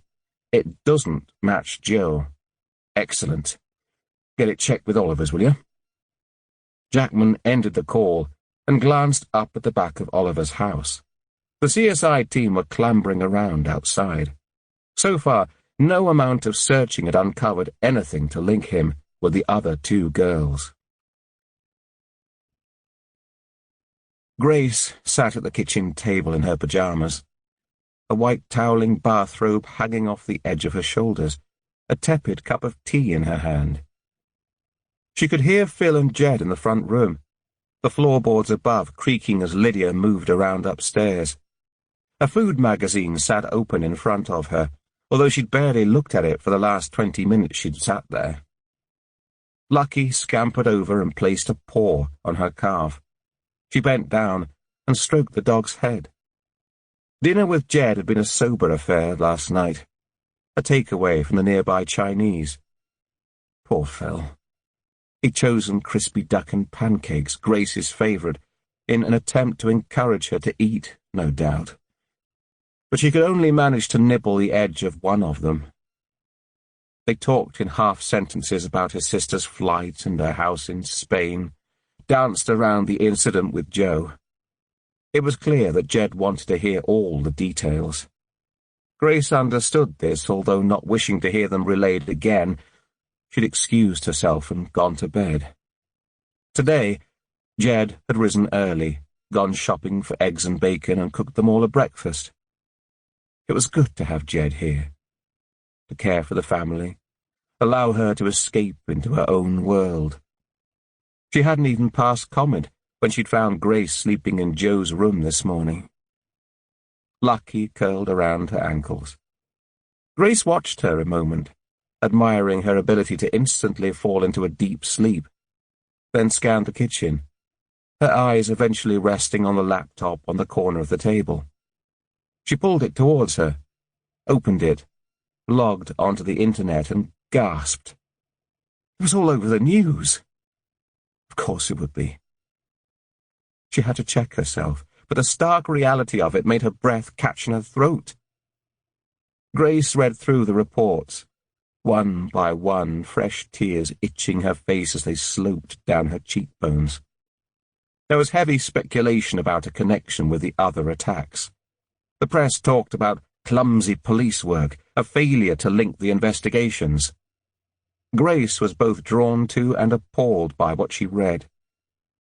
She recalled the short-lived elation she'd felt yesterday when she'd seen the detective, only to be scuppered by more questions. The detective's attempt at reassurance had fallen on deaf ears.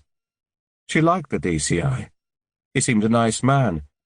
He'd come out to see her himself, try to answer her questions, given her his personal card.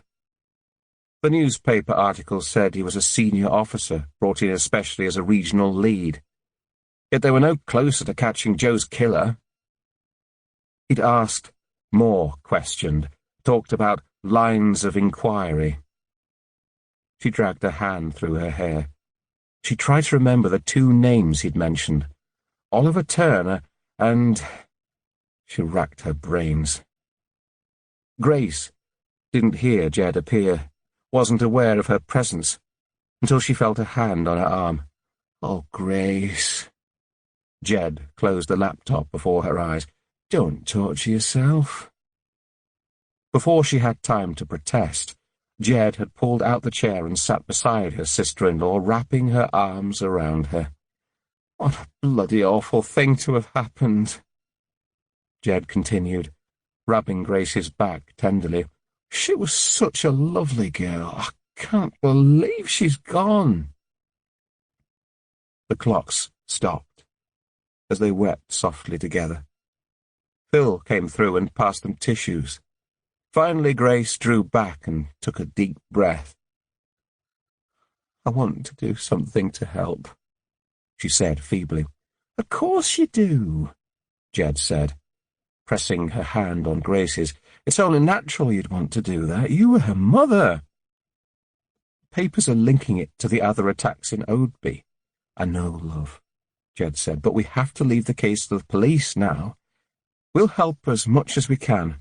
I think we can do more." Grace flipped open the laptop.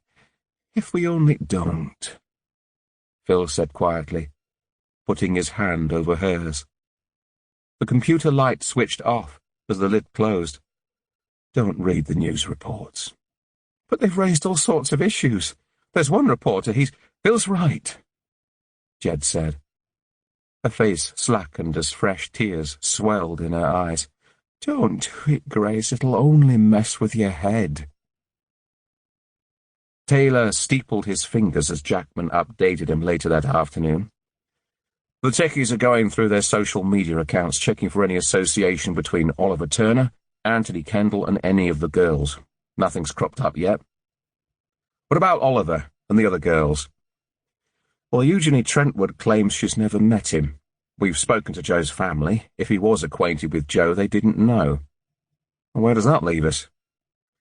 "We're still waiting for the DNA on Oliver before we charge him with the first attack, but his alibis for the other two attacks seem to stand." Taylor dug the heels of his hands into his eyes. "Well, there has to be something." Jackman relayed Celeste's concerns over the differences. "There is one other possibility we haven't considered," Jackman said. "It could be a copycat. Somebody who saw the press attention linked to the first attack and sought the media attention. 9 years later. That's a stretch." Jackman shrugged a single shoulder.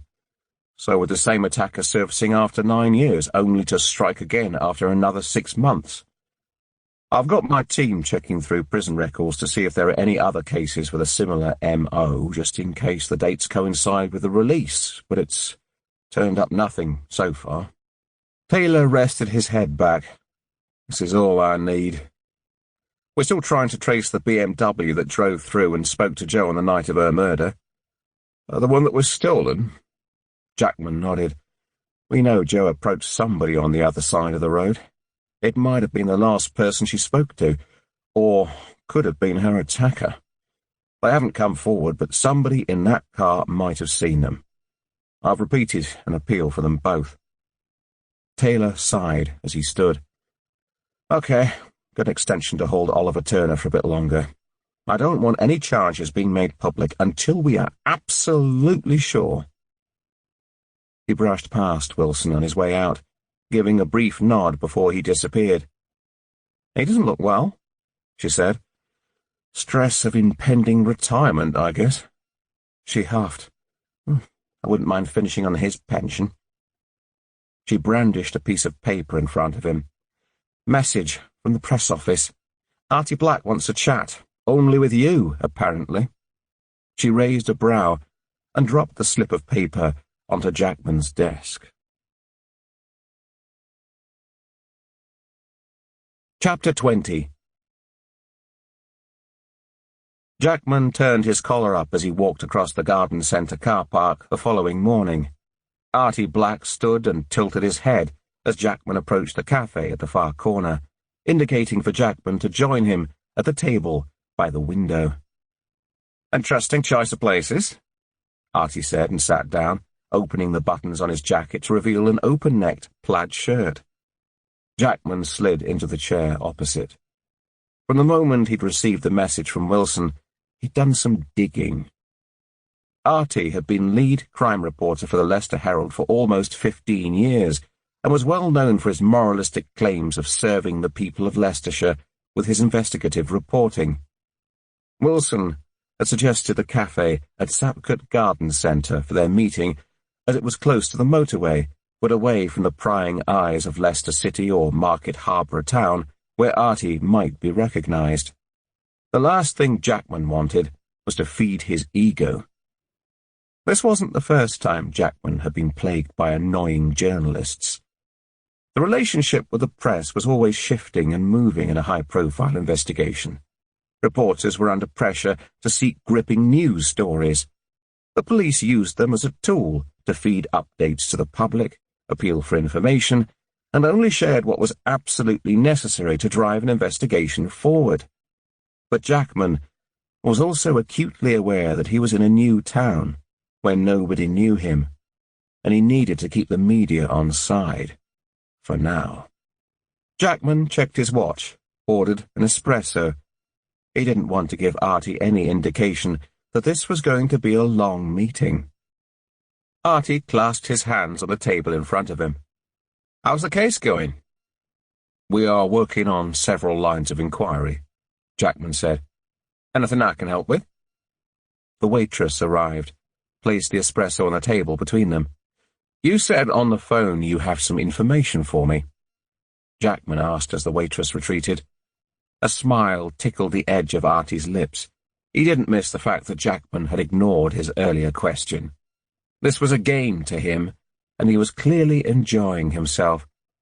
"I've been contacted by a man who was near the Three Swans last night. Saw the victim standing outside shortly after 10:30 p.m. She was alone, but there was somebody else on the other side of the street watching her." "Then I need to speak to him," Jackman said. "I'm afraid that's not possible." "Why not?" "For ethical reasons, I can't reveal my source." Jackman raised his brows. He might have been involved. He wasn't. Then he has nothing to worry about coming forward. "I'm trying to help here, Inspector. I don't have to give you more details." "You're not going to pull the journalistic privilege card on me, surely? This is a murder investigation. Everything is open to scrutiny." "Look, he's a public figure, an associate of mine.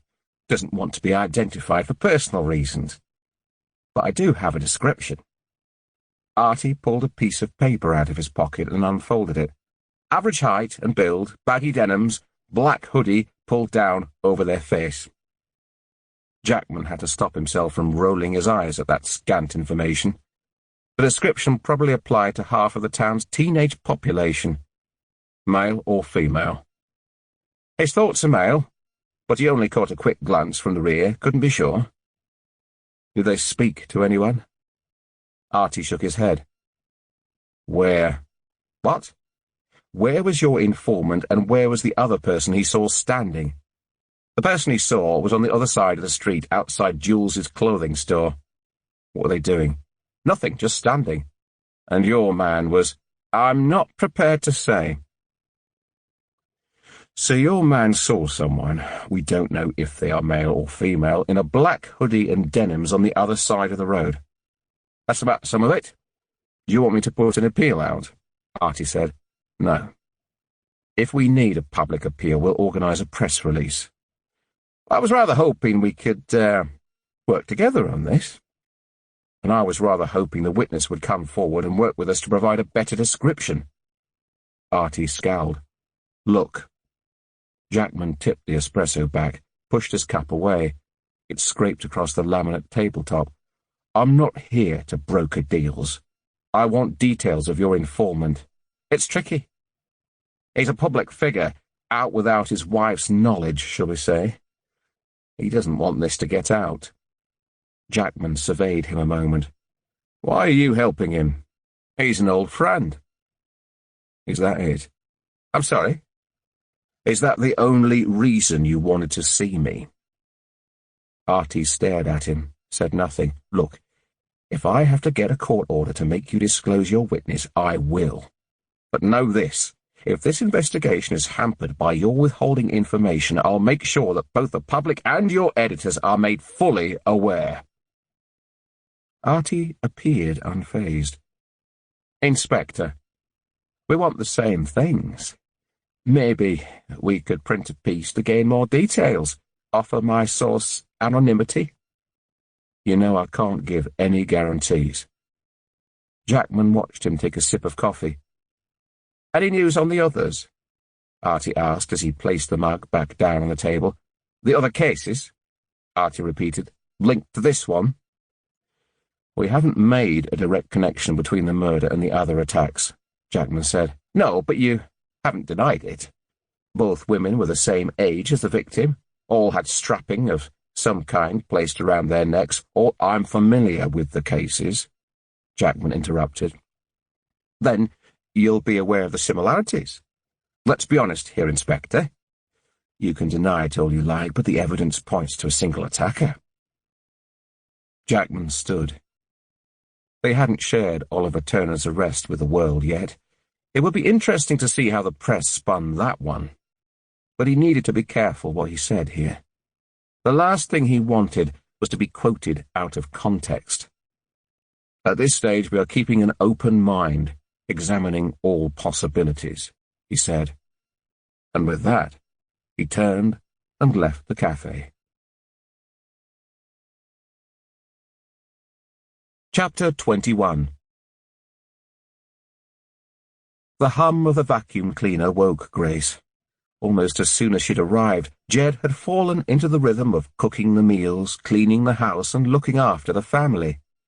A clone of her brother, she found it difficult to sit down, constantly on the go. Grace crawled out of the shadows to sit around the table and attempt to eat, then disappeared directly afterwards, back upstairs, back to Joe. She turned her head to the side. The scent in Joe's bed was waning, replaced by a faint mustiness. She'd resisted having the sheets washed, much to Jed's disdain, but the aroma of Joe's shampoo and perfume was fading. Grace uncoiled her body and shifted position, sinking into the slight dip in the mattress. She imagined Joe's body laying there, her dark curls sprawled across the pillow, and nestled in further. Grace closed her eyes. Part of her wanted to sleep, seek some respite from the pain of the void. But another part of her resisted it fervently. In sleep she was at the mercy of her self-conscious. The nightmares were haunting. The vacuum cleaner stopped. She could hear the detective was downstairs with Phil. She was beginning to become accustomed to the whispers, to conversations ending suddenly as she walked in, of laptops being snapped shut. They were trying to protect her, she knew that. And right now, she didn't care. Numbed in her world with Joe.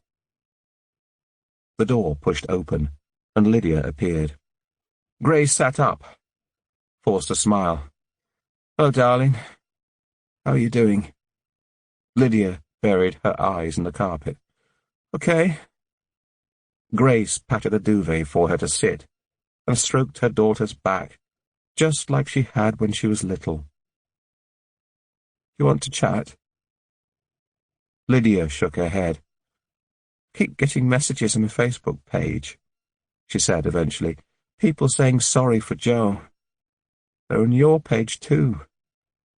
She bit her lip. "I don't know what to say to them."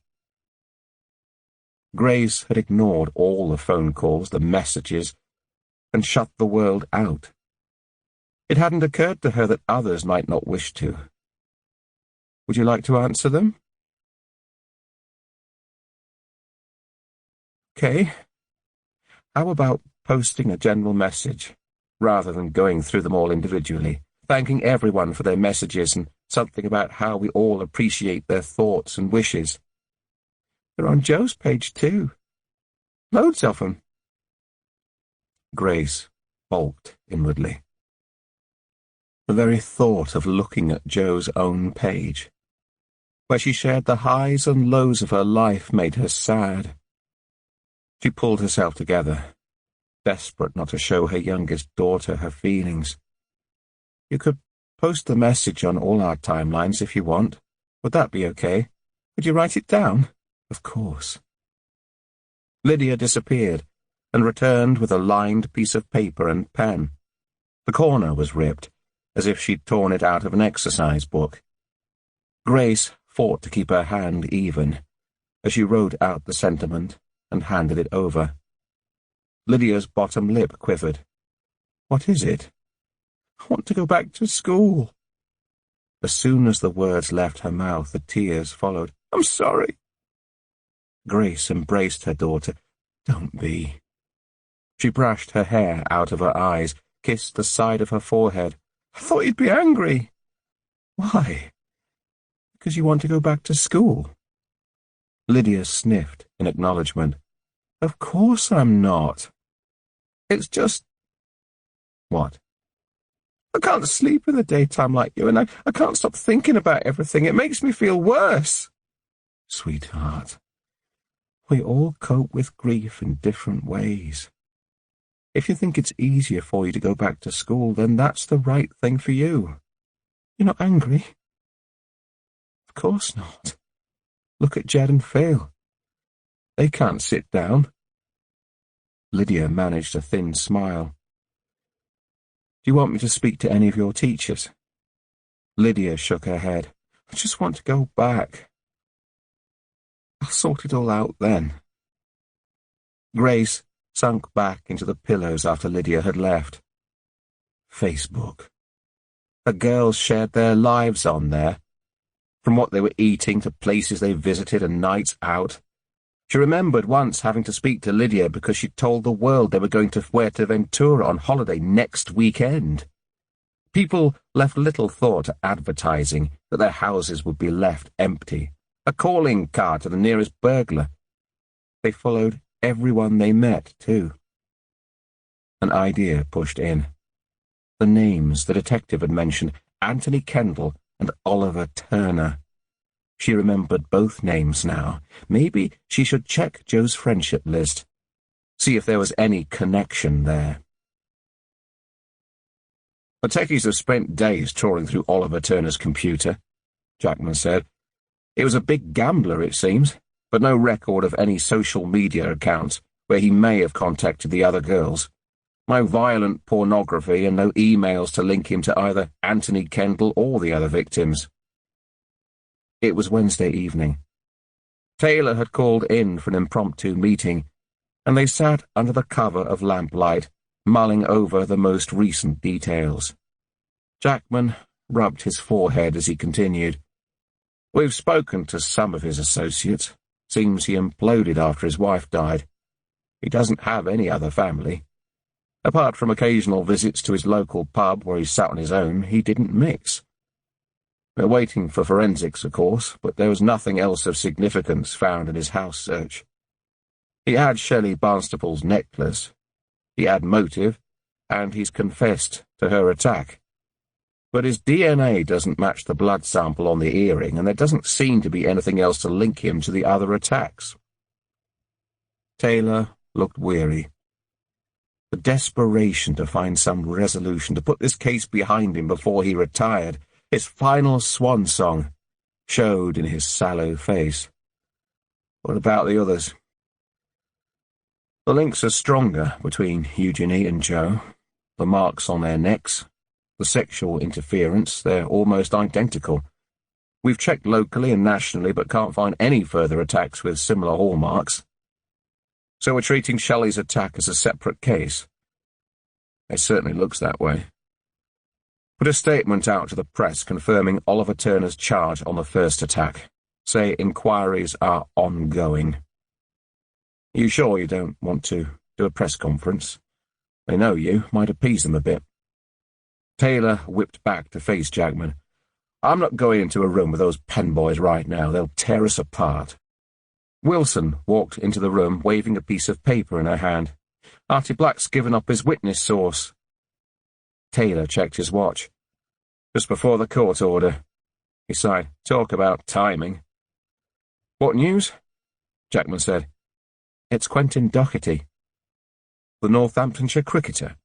Oh, no wonder he wanted to keep that under wraps. I've just spoken to Quentin on the phone. He was able to confirm the description we were given. Is that it? Yes.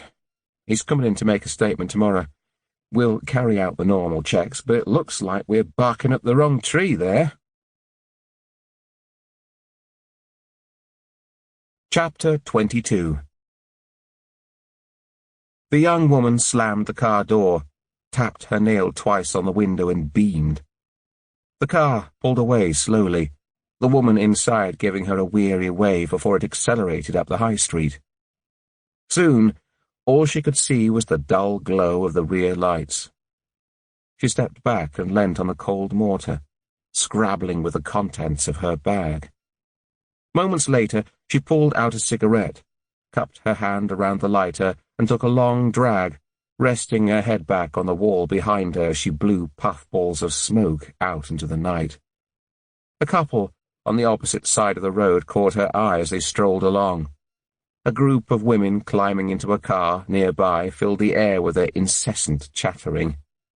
It was a buoyant Thursday evening in Market Harborough. A car full of lads with windows wound down passed by, the staccato beat of their music momentarily filling the air. It whipped up a gust of wind that made her pull her jacket tighter around her shoulders. Bridesmaid dresses weren't designed with minus temperatures in mind. She took another drag and savoured it a moment until something in the distance caught her attention. She squinted, smiled, raised her hand to wave. The half-smoked cigarette was dropped. There was a fluidity to her movements as she crossed the road.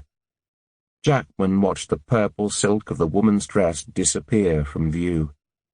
A hive of activity followed as a group nearby started talking. A man checked the settings on his camera. He watched Superintendent Taylor speak to the cameraman, his face tense. To stage a reconstruction only a week after a murder was a risky decision. In spite of the strong presence of officers in Harborough over the past week, speaking to patrons in pubs in the evenings and appealing for any sightings, they hadn't uncovered any fresh leads. The charge of Oliver Turner had gone some way to appease the media, but still raised urgent questions about the other attack, as well as the recent murder. The press was still talking about links. Taylor was determined to pull out all the stops. A specially trained team had been drafted in to recruit good likenesses to their victim and witnesses, record accurate footage to be sent out to local news teams and be posted on social media in the hopes of jogging someone's memory. But the truth of the matter was that the leads were drying up, and this served as another reminder to the press, public and families that they were running out of ideas.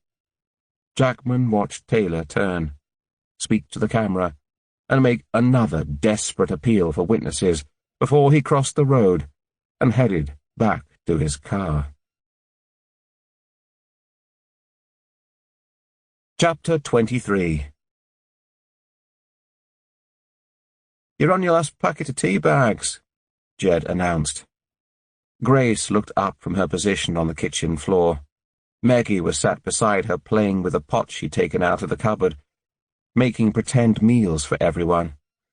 I'm sure Phil will pick some up. You're almost out of cheese, too. And eggs, Jed added, glancing through the fridge as she replaced the milk. In fact, you could probably do with a good top-up. Grace hauled herself up and joined Chloe, who was seated at the table, fiddling with her phone. I could do the shopping if you like, Jed asked. If you like, Grace said wearily. Jed had been with them almost a week, and while Grace was grateful for everything she'd done, her presence and energy was starting to grind her down. Good. That's settled then. I'll go and switch the computer on. Grace exchanged a glance with Chloe as Jed continued. I can't face going to the supermarket. I don't know how my brother does it day in, day out. I'll set you up online. They'll deliver tomorrow. She bustled out of the room. "Oh, she likes to be bossy, doesn't she?" Chloe said, and pulled a mock grin. Meggie climbed up onto her grandma's lap, leaving the pots and pans scattered across the floor. Grace passed her a baby cup, and she guzzled down the juice inside. After a moment she stopped and wriggled around to face her grandmother. Warm, sticky breath blew in bursts into Grace's eyes, making her blink. "Granny," she said, "Mummy said Auntie Jo's gone away to heaven." Grace looked into her wide, innocent eyes and nodded. "Are you sad?" asked Meggie. "We're all sad, because we'll miss her." She picked at a button on her grandmother's cardigan. "What's heaven like?" Grace forced a smile. "It's beautiful. She'll have lots of friends there and be able to eat chocolate every day." "I want to see her." A lump formed in Grace's throat, preventing her from answering. She looked at Chloe and could see her eyes watering. Meggie climbed down from her lap and toddled back to the pans, oblivious to the misery around her. The day before, in what had taken less than a minute, Grace had watched a replay of the last moments of her daughter's life. A tsunami of grief had washed over her as she turned off the TV. The actress was a good likeness. There was a confidence to her movements very similar to Jo. But it wasn't Jo. It wasn't her at all. Grace had listened to Jed's advice and hadn't checked the news reports since last Monday.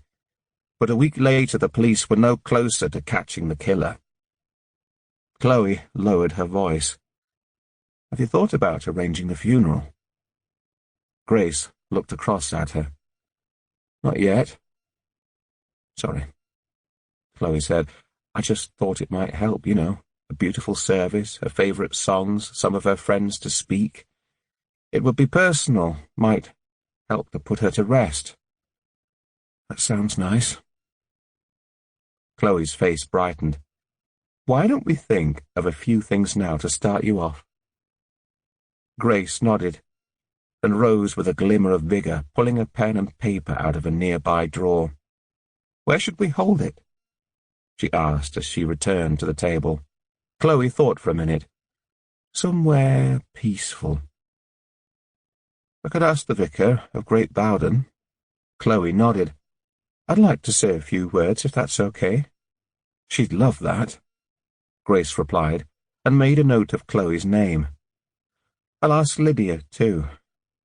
What about other friends?" They worked through several names, and Grace noted them with a question mark, intending to contact them individually. She drew a line underneath, looked up and felt her face stretch into a smile for the first time in days. "Thanks, Chloe. I'll speak with Emma, the detective who's been looking after us. See if she can help with some dates." It was late afternoon before the detective arrived. Grace ignored the look of surprise on Emma Parsons' face when she met her at the door before she'd even pressed the bell, and invited her through into the kitchen. "Any news? From the reconstruction?" Parsons shook her head. "Not just yet, but it's still early days. We've lots of calls to work through." Grace flicked the switch on the kettle and started preparing the mugs for tea. "So, how have you been, Grace?" Parsons asked, her head inclined. "Okay, thanks. Lydia has gone back to school." "How's she doing?" "Better, I think." "Sugar?" "One, thank you." "Is your sister-in-law still with you?" "Yes, she's just taken Lucky for a walk with Phil." Steam rose out of the mugs as Grace placed them on the kitchen table. "There's, something I want to talk to you about, actually," she said. "I need to check with you when Jo can come back to us." Suddenly she sounded like a child's mother arranging a play date, and swallowed, fighting to keep her voice even. "I'd like to arrange a service." The detective hesitated before she spoke. Of course, I'll check. But the investigation is still live, and usually we need to keep the deceased in case of further forensic examination. Grace's face fell. What do you mean? It's likely to be a while before we'll be able to release her to be buried. The disappointment rained down on Grace, each new setback pounding into her skin like hailstones. How long's a while? Weeks?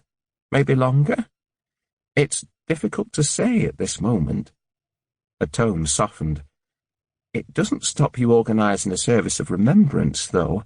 I think that's a lovely idea, especially if it helps. Grace looked up. This isn't about helping me, or anyone else for that matter. It's about Joe. Grace placed the mugs on the table and stirred her tea, tapping the spoon excessively on the side of the mug as the anger festered inside her. I want her back. I'm afraid it's not that easy. She's not a piece of meat to be pulled apart, used as evidence in some inquiry. The tremor in Grace's voice only served to exacerbate her anger. She deserves some dignity. The back door clicked open to reveal Phil and Jed, their cheeks pink from the cold wind. What's going on? Phil asked, seeing the look on Grace's face. Lucky pushed through the gaps in his ankles to greet them at the table, but Grace ignored her. She ignored all of them. A headache throbbed at her temple. Everything was spinning, spiraling out of control. The table rocked as she shoved it forward and marched out of the room. Chapter 24. Jed stroked the back of Grace's head. Oh, I wish I could stay longer. It was Saturday, and almost a week after she'd arrived, it was time for Jed to go home. With a heavy heart, Grace released herself from her embrace. You've done enough. You have your apartment on the market. You need to be back in Spain. Jed took Grace's hands in hers, held onto them a moment before she spoke. Call me, if you need anything, you hear? I'm only a short flight away. I will. Are you sure you won't come to the airport? Grace shook her head. I'm better here. She rubbed her sister-in-law's arm fondly. Thanks so much for looking after us. Phil pecked Grace on the cheek and picked up his sister's suitcase. Jed gave Lydia one last hug and walked out of the door after him. Grace and Lydia were stood watching Phil lift the case into the boot when Grace heard Jed speak in a low voice. Look after her, Phil. I'm worried about her. She seems to have lost a stone in a week. Lydia was checking her phone beside her mother, oblivious, but Grace heard every word of the exchange. When did people start talking about her as though she wasn't even there? The car pulled off the drive. Grace instinctively lifted her hand to wave but stopped herself and closed the door. As Lydia retreated to her room to finish her homework, the anger inside Grace intensified. It made her feel weak, out of control. Is that how they saw her? She placed her hands on her forehead. It would have been easy to drop off the tightrope this past week, fall into the abyss with only her own thoughts for company. Everyone rallied around dealing with grief in their own way. But Grace couldn't resort to cleaning, cooking, and housework. It seemed wrong somehow, too normal. She knew that Phil was worried about her sleeping in Joe's room. Had heard him say to Jed that he found it unnatural. The fact that she'd parked herself in Joe's room didn't seem to bother Lydia, who came to see her mother when she came in from school, called in to say good night when she went to bed. But Phil responded awkwardly and rattled around the house, desperately trying to carry on. Grace could see the helplessness in his face. He couldn't solve the problem, and was at a loss to know what to do. He craved his old routine, some kind of reality from their former lives to cling on to.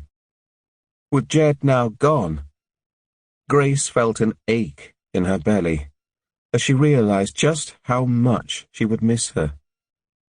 The detective's words on Friday were still raw in her mind. They wouldn't be releasing Joe any time soon. The thought of all those people pulling Joe around, examining every inch of her, made her rile with anger and shame. Even after suffering an awful death, Joe was still subject to humiliation. Grace drew a breath. Oliver Turner and Anthony Kendall. The names rang out in her head. She cast a furtive glance at the laptop and waited for Lydia to settle upstairs. When she could hear the soft beat of her music, she opened it up and searched the news, flicking through the latest report, and then Googled Oliver Turner. Several links came up, one to a blog, the Facebook profile of a man in Texas, an obituary for someone that died in 2012. Grace replaced the search with Anthony Kendall. A string of entries littered the screen. She clicked on one of a man searching his genealogy.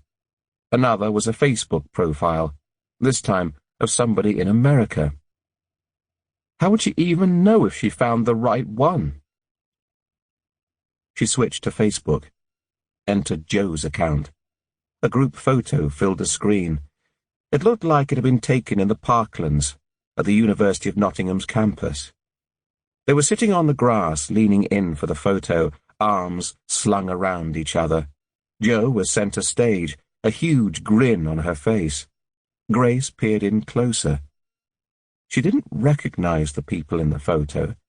They must be other students, friends she hadn't yet met. She searched Joe's friend listing. Oliver Turner didn't appear, but Anthony Kendall came up. His profile picture was of a garden gnome. She clicked on his name and waited for the screen to change, but a message appeared across the front of the screen. Anthony's privacy levels were high. She had to be friends with him to see his profile. Grace switched back to the main page. A pang shot through her chest as she reached what seemed a never-ending list of condolence messages. "Good night, Joe. We'll love you forever. Darling Joe, taken from us too early." She skipped past the other messages, scrolled down to early October. Joe had posted almost daily. There was a picture of a sunset, a note saying she missed Lucky. Grace paused over a photo of a group of women, all raising glasses to the camera. Another, where Joe looked like she was on a night out. Further down was a joke about a couple, the dog taking up all the room on the bed. Underneath was the caption, "Priorities, Anthony." She clicked on the name, and the same Anthony Kendall's profile came up with the same privacy message. Further down was a post to another name she didn't recognize. "Don't mention to Anthony about the happy hour change at Sack's Bar. He's bound to want to join us." A winking face next to it. Was he a boyfriend in Nottingham? Grace closed the laptop. In some ways, it was comforting to think that her daughter had found someone special in Nottingham. But why didn't Joe tell her about it, and why did the police want to question him? On Sunday evening, Eric swiveled around Jackman's legs as he thanked his neighbour and guided the dog back to his own house. "Come on, mate," he said, cuffing the dog's head as he pushed open the back door. Eric bolted inside, his paws slipping on the kitchen tiles in the haste. Jackman smiled. He'd missed Eric over the last few days, his wide Labrador smile, his excitement and lust for life. He followed the dog into the front room and flung open the French doors. The cool air rushed in, immediately freshening up the stale aroma of a room that hadn't been used in days. The sound of the phone ringing pulled Jackman into the hallway. He leant down and picked up his mail as he answered. "Don't you answer your mobile?" Jackman smiled at the sound of his daughter's voice. He laid the post on the table and fished his mobile out of his pocket with his free hand. The screen showed 3 missed calls from Celia, 2 voicemail messages. "I was driving," he said.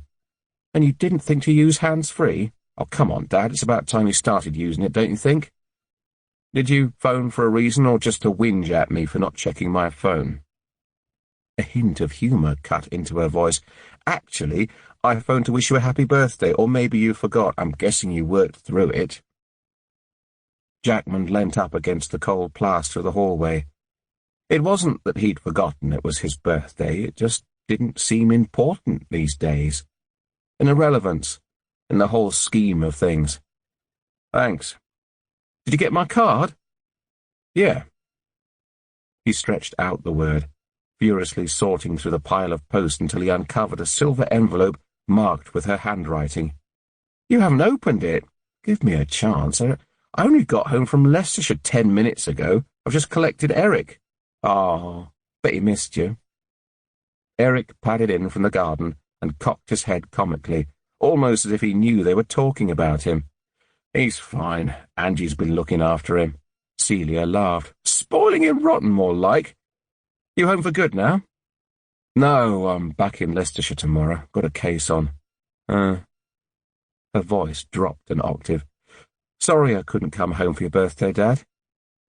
He watched the dog scamper back into the front room. Oh, we discussed this. You have an exam tomorrow. It's no problem. I wouldn't have been around much anyway. Well, I'll be back soon, and we'll have a good celebration then. Make up for it. Sure. How's Mum? Jackman swallowed. The same, darling. Okay. Give her my love when you see her. They said their goodbyes, and Jackman ended the call. He was looking forward to seeing Celia. Although she was now in her 3rd year at Southampton University studying marine biology, he never quite got used to the house without her presence. Eric had now rejoined him. Shall we go for a run? Jackman said. The words whipped the dog into a frenzy. He leapt into the air, and his whole body waggled in unison as Jackman raced up the stairs and got changed. By the time he was ready, Eric was waiting by the back door, his tail bashing the side of a kitchen cupboard. Jackman jogged across the Shipston Road, through the underpass, and crossed into the recreational ground, welcoming the fresh night air that rushed into his lungs. His muscles were taut after a week behind a desk, and it felt good to stretch them out properly. A light covering of rain had fallen earlier, sparkling along the hedgerow. It was good to be back in Stratford-upon-Avon, on home turf, running around his beloved park. Bright stars dotted the inky blue sky above, illuminating his path. The field beyond was empty. The only sound to be heard was the occasional car passing on the road nearby. After 2 laps of the field, he moved towards the canal. Moonlight flickered on the swells of water that gently lapped against the sides. It was calming, in spite of the chill in the air. Eventually he slowed, sat on the grass and enjoyed the vista.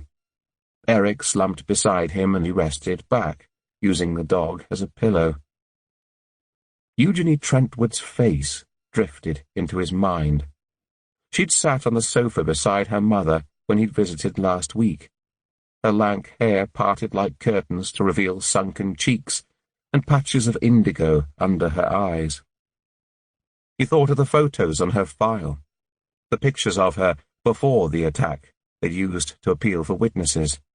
Statements from friends and family described her as a strong, fun-loving, bubbly girl. She'd been brave to come forward, to do a press appeal, and identify herself.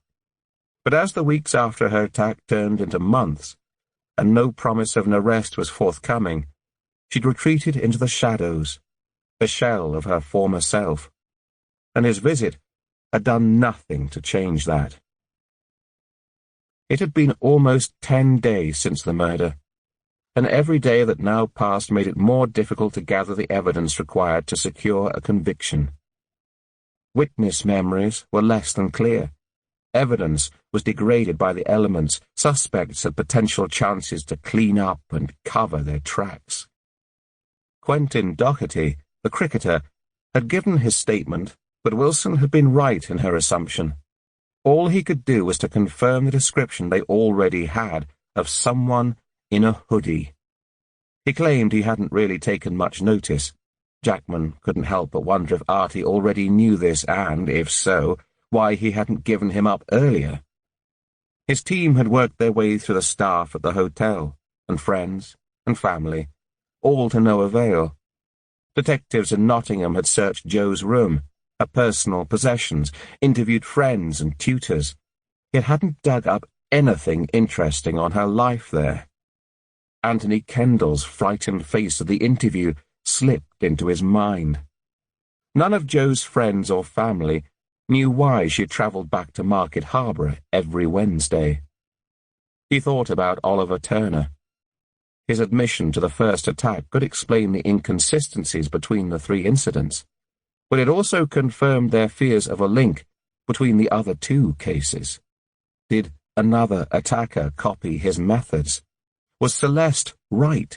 Was asphyxiation so imprecise that they killed Joe by accident? But why move her body? And why leave items nearby to enable them to identify her so easily? His mind was racing with all the unanswered questions. But right now, one question screamed out at him, louder than the others. If they did have a serial attacker on their hands, when was he going to strike next? Chapter 25. The following morning, Jackman glanced around the hospital waiting area. A nurse rushed past, followed by a porter, the wheels of his empty trolley rattling across the floor. He checked his watch. He'd lost count of the number of times he'd sat in hospital waiting areas over the last year. A pungent heat filled his nose and the bodies crowded into the small room. Their coats damp from the persistent rain that clattered the windows nearby. A woman walked in, her young son hanging off her hip, fast asleep. Jackman stood and offered her his seat, which she took, nodding at him gratefully. The air in the corridor was only marginally fresher. His phone trilled, and he moved far enough away to take the call without annoying the nearby patients, but near enough not to miss his name if it was called. "Morning, sir," Wilson said. "Morning. What news?" "Possible new lead. Leicester CID have been running an operation on auto crime. Last night they arrested a guy who claims to have been in the car that drove past our victim on the night of the murder." "The stolen BMW? That's the one. Reckons he saw the witness on the other side of the road." "Really? Can he give a description?" "So he says, but he wants immunity from prosecution for the car thefts." Jackman scoffed. "Get down there and interview him, will you? I'll be back as soon as I can." Wilson rang off just as a nurse called Jackman's name from the end of the corridor. Jackman held up his hand. "Dr. Wheeler's ready for you now," she said, and led him through to a small office. The doctor looked up as Jackman entered, pushed the glasses further up the bridge of his nose, and indicated for Jackman to sit on one of the plastic chairs opposite. He opened a file and leafed through the pages before he spoke. "Mr. Jackman, you requested that we carry out a review of your wife's condition." He turned another page. "We know that the car accident just over a year damaged the basilar arteries in her neck, leaving her in a state of total locked-in syndrome." Jackman's heart dipped at the medical phrase. It had been rattled off so many times, yet nobody put it in real terms. His wife was like a caged animal, able to think, feel pain, be aware of everything that was going on around her, yet completely unable to move or communicate. An MRI shows up the damage to her brain stems, but no other neurological damage is highlighted, confirming the diagnosis. The doctor continued. "We've assessed Alice, carried out all usual tests. As you are aware, some patients with this syndrome are able to communicate through eye movements and blinking, others through sniffing. It is also true that many early signs of recovery start in these areas. But I'm sorry to say that we haven't noted any progress with Alice's condition since her last assessment 6 months ago." Jackman sat forward. "I don't understand." "The staff at Broom Hill's nursing home have reported instances of Alice winking. almost to indicate agreement, when they've asked questions. That's what prompted us to request these tests. The doctor nodded. I've read the notes, but they suggest her winking is intermittent. It only happens occasionally, and they cannot get her to repeat the process when prompted. It is possible that it's coincidental. Jackman sighed. Many a time over the past 12 months, both him and Celia had seen a blink or an eye movement they'd mistaken for communication. He recalled their initial elation, only to be disappointed when it didn't happen again. But this time it was different. The staff at Broom Hills were specially trained, not family. 3 different staff have noticed something. Surely that can't be a coincidence. It's common in such cases as these for people to mistake what they see. I'm sorry. If Alice had shown any indication of recognition, it would have presented in our results and we could have taken it further. But for the moment we have to wait. Try not to be despondent. We have had instances of patients showing signs of recovery a year or more after the event. Sometimes all they need is time. What do you mean you could have taken it further? Jackman asked. More intensive testing with more stimuli, recording brain activity. But this kind of testing is expensive, and there is nothing to suggest I want them done. I'll pay for it privately if I have to. That's your choice, Mr. Jackman. We will, of course, send you the details. It'll take a while to schedule in at any case, but I must caution. Until it is proven, through our tests, I cannot record it as a change or significant way forward. Jackman thanked the doctor, made his way out of the office, retrieved his phone and scrolled down until he found Celia's number. He was about to press dial when something stopped him. Celia wasn't aware of the Broom Hills notes. He'd been hoping to surprise her. But the doctor's caution caught him. If the further tests found nothing, her hopes for improvement in her mother's condition would be dashed. Again. He slipped the phone back into his pocket. No, for the moment, he would keep this news to himself. Grace closed the door behind Chloe and leant back on the cold wood, listening to her footsteps trudge down the path. The house was now screamingly empty. Even Lucky was quiet, curled up in a tight ball in her basket in the kitchen. Grace went through the motions of loading the dishwasher and glanced around the kitchen. Thanks to Jed's visit, every inch of the cooker gleamed in the sunlight that seeped through the window. The ironing basket was empty for the first time in months. She idly chewed the side of her mouth. Her phone buzzed. It was a message from Phil. Hope you're okay. Call me if you need anything. She tossed the phone aside, considered switching on the television, and almost instantly changed her mind, instead deciding to take a shower. She moved back upstairs, taking her time under the hot spray, allowing the water to pour down over her. Wrapped in a bathrobe, wet hair clumped around her shoulders, Grace padded back down to the kitchen and flicked the switch on the kettle. Lucky raised her head for a brief moment and lowered it again. The rhythmic sound of passing cars hummed outside. A thought seized her. She looked across at her computer, languishing on the side, the edge of a magazine poking from beneath it. Right now, the urge to do something to help Jo, to work towards finally putting her to rest, was all-consuming. She logged on to the local news and immediately faced an article about the council failing to stick to their collection timetable for waste bins. She clicked back. A report on a burglary in Leicester flashed up. She clicked more keys, switched sites. There was nothing more on Jo's murder since the news report she'd read on Saturday. Surely Jo wasn't becoming old news already. The reality of it winded her. How could the press move on so idly? She needed to do something, anything to put it back in people's minds, to get them to focus. Grace flicked back through the pages, until she found the news report from Saturday and read the byline, Artie Black, lead crime reporter. She checked the other reports she'd read. Most of them were written by him. She had to do something.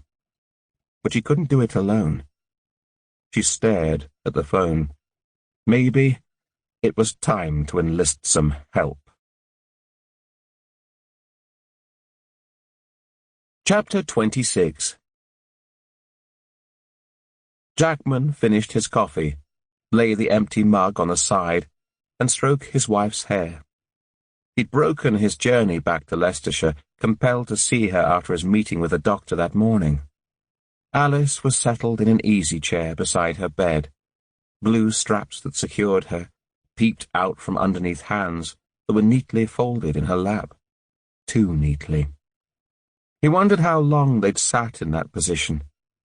Instinctively, he untangled her hands, gave them a rub, and placed them on her knees. He fell into conversation about his week, the investigation, walking her through the streets of Market Harborough. Over the months he'd grown accustomed to Alice's silence, had learned to fill in the gaps himself. But today, the doctor's words pressed on him. He narrowed his eyes as he spoke, watching her carefully, trying to gauge some sort of reaction. Celia phoned yesterday. She'll be home in December. We could come here, spend Christmas Day with you. You'd like that, wouldn't you? He rambled on, desperately trying to touch a nerve, force a reaction, but no matter how hard he tried, he couldn't elicit any kind of response. The rise and fall of Bach battled with the hum of the electric bed in the background. Alice was betrayed by a body that wouldn't obey her commands. The very idea filled him with sadness and unrelenting guilt. In his mind, he could still see her before the accident, the vibrant dame with a sharp wit and quirky sense of humour, singing as she moved around the house and marched over the fields with the ever-keen Eric. Although that person bore little resemblance to who was sat before him today, she'd lost weight this past year, more than she could afford. Her cardigan hung off her narrow shoulders.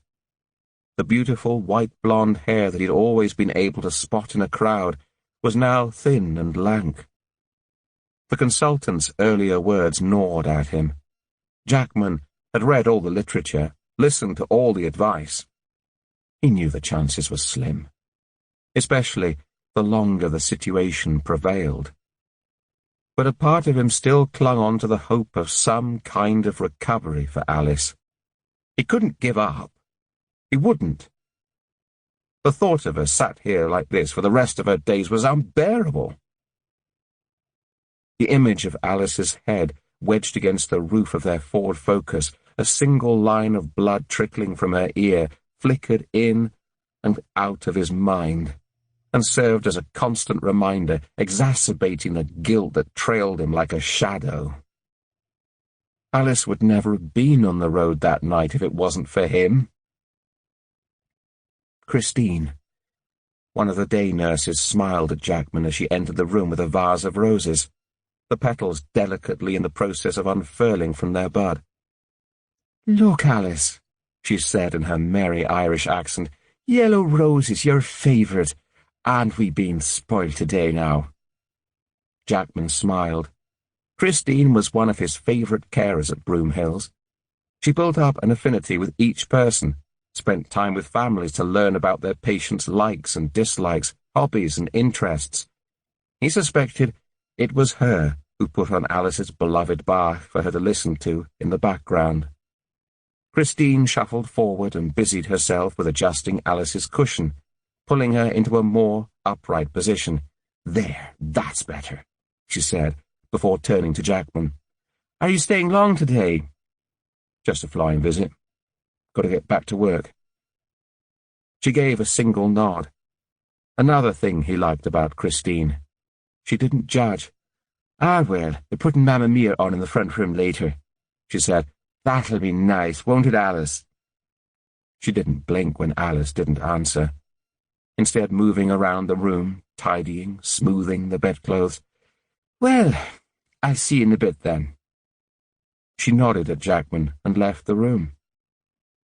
Jackman gathered his keys, gave his wife a hug, and was just about to make a move when he heard someone in the door. A Geordie accent. He turned to the entrance as the owner of the accent filled the doorway. A chubby toddler straddled across her waist. "Hey, didn't know you were coming in today," Annie Davis said. She unfolded her free arm, pulling him into a hug. The toddler squealed as he was squashed between them. Jackman grinned as he stepped back and touched the little boy's sausage finger. "You've grown, mister," he said. The toddler stared back at him, wide-eyed. "Oh, it's good to see you, Annie. You too.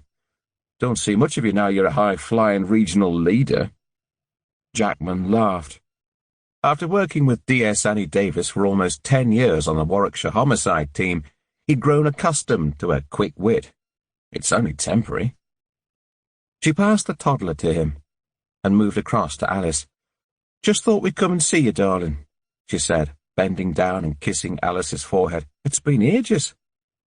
The gesture was personal, touching. It was easy to forget how friendly the two women had been before the accident. Flashbacks sparked in his mind, images of summer barbecues, sitting on the patio in their garden, the two women giggling, empty glasses of Pimm's scattered around them. The memories made him smile. Davis was always great company, and spoke with a raw honesty that he admired. "So, how are things at Leicester?" Davis asked. "Busy. Working on a homicide." The boy wriggled in his arms, and he placed him down on the floor. "So we're here. The super was furious." "Nothing new there, then." Davis winked. "Well, it's only because she knows she's lost you for a while. What's your new team like?" "Seem like a good bunch." "Anyone I know?" "Celeste is their pathologist." "I remember her. Intense. We had a great laugh at a hen night for one of the civvies when she was there. She drank a yard of ale. Always wondered how she fitted all that beer in such a tiny frame." She gave a false flick of her hair. "Bet your DS isn't as sassy as her Warwickshire counterpart." Jackman pictured D. Wilson and rolled his eyes amusingly. "So, come on, spill the beans. Any top totty at Leicester I should know about?" Jackman frowned, looked across at his wife. "What? Alice won't mind. And in fact, if I'm not mistaken, she's thinking the same thing." Davis gave Alice's arm a gentle nudge and chuckled. Jackman looked down at the toddler. "Is he walking yet?" he said, keen to change the subject. "Nope, lazy devil, aren't you, darling?" She leant across, ruffled his hair. "Just like your daddy." She met Jackman's gaze. "John didn't walk until he was almost 2. According to his mother, he's run everywhere ever since." They both laughed. John was a triathlete and one of the fittest people Jackman knew. "You still on cold case?" Davis gave a mock yawn. "Oh, I must have royally pissed Janice off, because she's put me on a fraud based at Leamington." "Not holding your interest? What do you think? It's like walking through glue, ploughing through all that paperwork. Not like working a real inquiry. I can barely remember what that's like." Jackman checked his watch. "Which reminds me, I better get back to it. I'll give you a shout if I need some help. I'll make sure you do that. Don't be a stranger." Jackman rested his hand on Davis's shoulder before he kissed his wife's cheek. As soon as he was out of the door, his phone found signal, and he called Wilson. She answered on the second ring. Jackman didn't waste time with pleasantries. "Any news on the new witness?" "Not much. He's part of an ongoing project concentrating on car crime. Steals cars to order and sells them on. Most of them go abroad. They've got him marked for at least 4 thefts so far, but reckon he's part of a much bigger investigation. He couldn't give us any more than we already have. Hoodie and dark jeans. Wouldn't give details of anyone else in the car either." "Is that it?" "Not completely.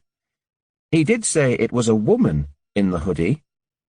Jackman stopped in his tracks. "How could he be so sure?" "Well, using his words, she had a fair pair of tits on her." The exchange played on Jackman's mind as he drove back to Leicestershire later that morning. The woman in the hoodie on the other side of the road was potentially the last person to see Joe alive. Why hadn't she come forward? He made a note to put out another press appeal. They needed to trace her, and fast. Chapter 27. Grace watched Artie Black scribble a few more notes on the pad balanced precariously on his knee. It had taken a couple of days for her to muster the courage to call the newspaper. She'd wondered if she should speak to Phil first, but there never seemed to be the right moment. Finally, yesterday afternoon, she dialed the news desk and was surprised when Artie Black called her back himself within the hour, arranging an appointment for the following day. Doubt set in early. She almost cancelled. If it wasn't for the desperate loyalty to Joe fighting inside her, compelling her to do something to move the case forward, she would have made that call. But as soon as Lydia had left for school, she'd showered and got dressed properly for the first time in weeks. The journalist was a bear of a man with chunky features and an easy smile. Fresh doubts crept in as she brought the coffee through to the front room to find him standing beside the fireplace, examining their family photos. Perhaps she should have arranged to meet him somewhere neutral. But as soon as they started talking, he relieved her fears. He had a pleasant manner about him, a gentle, unassuming nature. He explained how he'd reported on the other attacks, the police investigation, reiterated how he felt a personal piece might help to bring in fresh leads. His sense of conviction was heartening, and Grace started to rest easier. "Could you run through the evening's events with me again, Mrs. Daniels?" he asked. Grace nodded and explained the little she knew, finishing up with the last time she saw Joe. And she'd only just come back from Nottingham for the wedding. Yes, she'd been up in Nottingham about 6 weeks studying sociology. She'd planned to return at the weekend. "Do you have any contact details at the university? Friends? Tutors?" Grace held his gaze a moment, suddenly baffled. "It's okay. I just wondered about her associations there. Do you have a photo you'd be happy for us to use to illustrate the piece?" Grace opened the top drawer of the dresser and lifted out the photo she'd printed earlier. "That's lovely," he said as she handed it across, "but I was rather thinking of a family group. This one has already been used in the police appeals.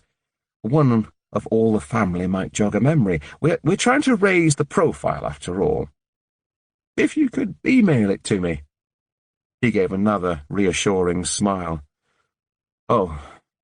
Grace pulled out her phone, started to scroll through the images. "Take your time," Artie said. "It needs to be a photo you're comfortable with." He stood. "Could I use your toilet?" Grace nodded and gave him directions. She bit her lip, worked her way through the images on her phone as he left the room. It seemed the wedding was the first time since she got this phone where they'd taken group pictures. Finding a suitable one proved more of a challenge than she'd anticipated. The first family shot was missing Lydia. Another showed Chloe's eyes closed. Finally, she found one of the girls about to leave the house for the church.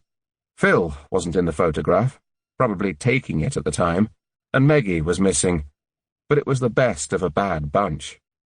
She just pressed the button to email it to the journalist when he came back into the room. He smiled. "You have a lovely house." "Thank you.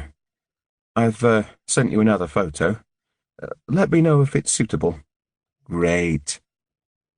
He finished the last drops of coffee and placed his mug back on the coaster. Grace couldn't help wondering how many other families he'd visited during the course of his career as a crime reporter, how many other desperate people's mugs he'd drunk out of. The telephone calls they received after Joe died dripped into her mind. She glanced at Artie Black. Was that reassuring smile genuine? He'd been gentle and courteous throughout their interview. No, he certainly didn't seem like the kind of journalist that would sensationalize a story to gain a few extra readers. She pushed the idea aside. Well, I think I have everything. I'll put a piece together for the weekly newsprint. Should be out tomorrow. Grace watched him slide his pen into the inside pocket of his jacket. You really think it will help? The police investigation, I mean. I often find a personal piece focuses the mind, he said. Somebody out there knows who killed your daughter. This could just be the prompt they need to come forward. Chapter 28. Jackman closed the door behind him. Thank you for seeing me this morning, Dr. Aston. She stood, sleek and tall in a brown trouser suit, shook his hand, and indicated for him to take the chair nearby. I'm happy to help, she said. It's a tragedy. The chair scraped across the floor as Jackman moved it slightly closer, and they both settled into their seats. How long have you been Joe Lambourne's GP? He asked. The doctor folded her hands in her lap. For about the last 10 years, the Lambourne family joined us when we set the practice up. And you've been here since the beginning? Yes, I'm one of the partners. So you treated Jo through her teenage years? She nodded. Did Jo have any health problems that required treatment recently? Inspector, you do realize I'm bound by an oath of confidentiality. I realize that, and we will be applying for her medical records formally, but this is a murder inquiry.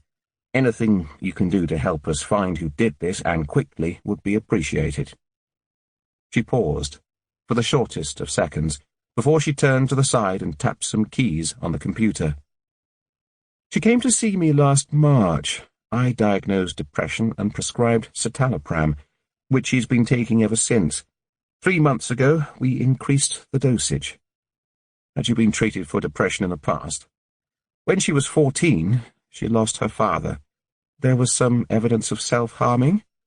She was treated with antidepressants and a course of therapy, and she became well. It took about 2 years before she was weaned off the medication. No other health complaints? Dr. Aston tapped away at the keyboard. Jackman craned his neck, but the sun was streaming through the window, bouncing off the screen, obscuring his view from this angle. Apart from a course of antibiotics in February last year to treat an ear infection, nothing else to speak of. Why do you think the depression has returned now? It's difficult to say. Could be a number of things, or maybe just a chemical imbalance in the brain, something that needs adjustment. She didn't talk about anything else in her life that might be a trigger. Not to me. She hadn't shared this with her family. Why do you think that was? It's hard to say. Maybe she didn't want to worry anyone, prefer to deal with it herself. We've been trying to track down her movements over the past few weeks and discovered that she came back to Market Harbour every Wednesday afternoon from Nottingham. Do you know anything about that? She turned to the computer, clicked a few more keys and frowned. For a moment she was deep in thought. I did recommend a group therapy session. It's possible it could be that. You don't keep a record? She stared at the screen. I thought I'd put it in her notes. She clicked a few more keys. I don't keep records of her sessions. That's down to the therapist. They just contact me if they think there's a problem or her medication might need tweaking. Can I speak to the therapist? The doctor turned to face Jackman. I'll contact her, put her in touch with you, but be aware she's also bound by confidentiality rules regarding her other patients. She'll only be able to talk to you about Jo. Anything you can do to help? Less than 40 minutes later, Jackman had just pulled into a parking space at Leicester headquarters when his mobile rang again. Chief Inspector Jackman? Yes. My name is Karen Wakefield. I've been contacted by Dr. Aston. I understand you wanted to talk to me about one of the support groups I run. Jackman cut the engine. Yes, thanks for calling back promptly. I'm investigating the murder of Jo Lambourne and trying to build up a profile of her life. I wondered if you or any of your group could help. What are you looking for? Any information on Jo, really. We know she travelled from Nottingham to Market Harbour to attend a meeting every Wednesday afternoon. I assume that was with you. Karen cleared her throat. I run a support group for people with mental health issues on a Wednesday afternoon in Market Harbour Health Centre. It's a voluntary group. Numbers vary from 6 to 9. Jo attended about 6 sessions before... She broke off. We were all devastated to hear what happened to her. Why did she come to you? Jo had a breakdown in her teens and still suffered from anxiety issues. Outwardly, she appeared confident, but beneath the surface she struggled with change. She came to talk through her issues. Did she forge friendships with any particular members, see them outside of the group? Not that I'm aware of. She wasn't with us for long. Would any of your members be prepared to speak to us? Even the smallest detail about her life can help in an investigation like this. I could arrange for them to be interviewed by an officer out of the Leicester area in confidence, if that helps. The line was quiet a moment. I'm sure Dr. Aston will already have made you aware. I can't give you any contact details. But, I can raise the issue with the group. It's possible some of them might be comfortable talking to you, especially if the officer isn't local. Jackman thanked them, ended the call, and immediately searched the contact details of his phone as the seed of an idea planted itself in his mind. Davis answered on the second ring. Twice in one day. I am honoured. Jackman chuckled. I've something I think you might be able to help me with. I see. Might have known it would be about work. What are you after? Jackman gave her a short overview of the case and explained about the support group and his phone conversation with Karen Wakefield. I'm looking for someone out of the area to interview any of the members who come forward. We don't have reason to believe any of them are suspects, so just a normal background interview to see if Jo saw any of them outside of the sessions. Ask if they knew her personally or anything about her life. What do you think? Sounds like a good idea. At least it would get me away from the dreaded spreadsheets. Great. I'll be in touch. Chapter 29. Lydia and Phil were gathered around the kitchen table when Grace walked in with Lucky the following afternoon. They looked up as she opened the back door. The dog rushed in to greet them, her little tail whipping against the chair legs. You're home early? Grace said. The fresh air had made her feel brighter and fresher than she had in days. Almost immediately, she noticed their grave expressions. Has something happened? Is it Jo? Phil nodded to a chair opposite him at the table. Come and sit down, love. Grace shook off her coat and hung it on the back of the chair. What is this all about? Her eyes rested on the newspaper between them. She unfolded it. On the front was the photograph she'd given the journalist. Family consumed in grief, read the headline. Grace lowered herself into her seat. I'm just trying to do something to appeal for help. Don't you think you should have spoken to us first? Lydia said. I didn't think you'd mind. Grace said. We all want to catch Jo's killer, don't we? Have you read the article, Grace? Phil asked. Not yet. She looked past him towards the front door. They only produce a paper copy once a week. I assume it's just arrived. Grace felt their eyes boring into her. What is it? She looked at the print. The article was a page long. The journalist opened with brief information about the crime. He went on to talk about the possible links with other cases. Eventually, he talked about the family and how the prolonged police investigation was impacting on their grief. She flicked through the next paragraph. One sentence stood out. Jo was the glue that held the family together. Grace gasped. I didn't say that. She read on about how Jo's bedroom had been turned into a shrine as the family failed to accept the loss. She recalled the journalist's open manner, his concerned expression.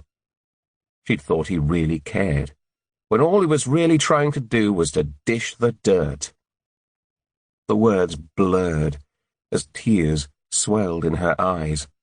There was an open appeal at the end, the main reason for the article, to appeal to readers encourage someone to come forward. Yet all he'd done was to pick through the embers of Joe's life and create something akin to a gossip column. "We have to complain to someone," she said quietly. "I didn't say those things." Phil rubbed his lips together before he answered. "He hasn't quoted you." "That doesn't matter, surely?" Phil gave a conciliatory shrug. "We can complain if you want, but I doubt anything will come of it. What he said is wrong. He's just played with the truth. Put his own spin on it. That's what journalists do. They're not the police. Their agenda is different." "But he said he wanted to help. How could you do this, Mum?" Lydia shook her head. "I wanted to do something constructive. You have to understand that." "And you didn't think to ask us first? Me, Chloe, before you slap a photograph of us across the newspaper and share what you think we feel?" "What do you mean?" "You miss her, don't you? It's not about that. Do you know how difficult it was to go back to school last week? People don't know what to say to you. They stare, whisper in corners, stop talking as you walk into a room. Even the teachers were weird for the first couple of days. Things were just starting to get back to normal, and now you do this." Lydia poked the paper. "How could you?" Grace reached out, about to say how sorry she was, that she'd done it with the best possible intentions, for all of them. But it was too late. Lydia pulled her hand away. "You talk about her as if she's still here. You even sleep in her bed. It's like you're obsessed." Lydia left the room. The sound of a door slamming rang through the house. Tears trickled down Grace's face. "I just wanted to do something to help. I didn't mean—" The words caught in her throat. Phil moved around to her side of the table and crouched down beside her.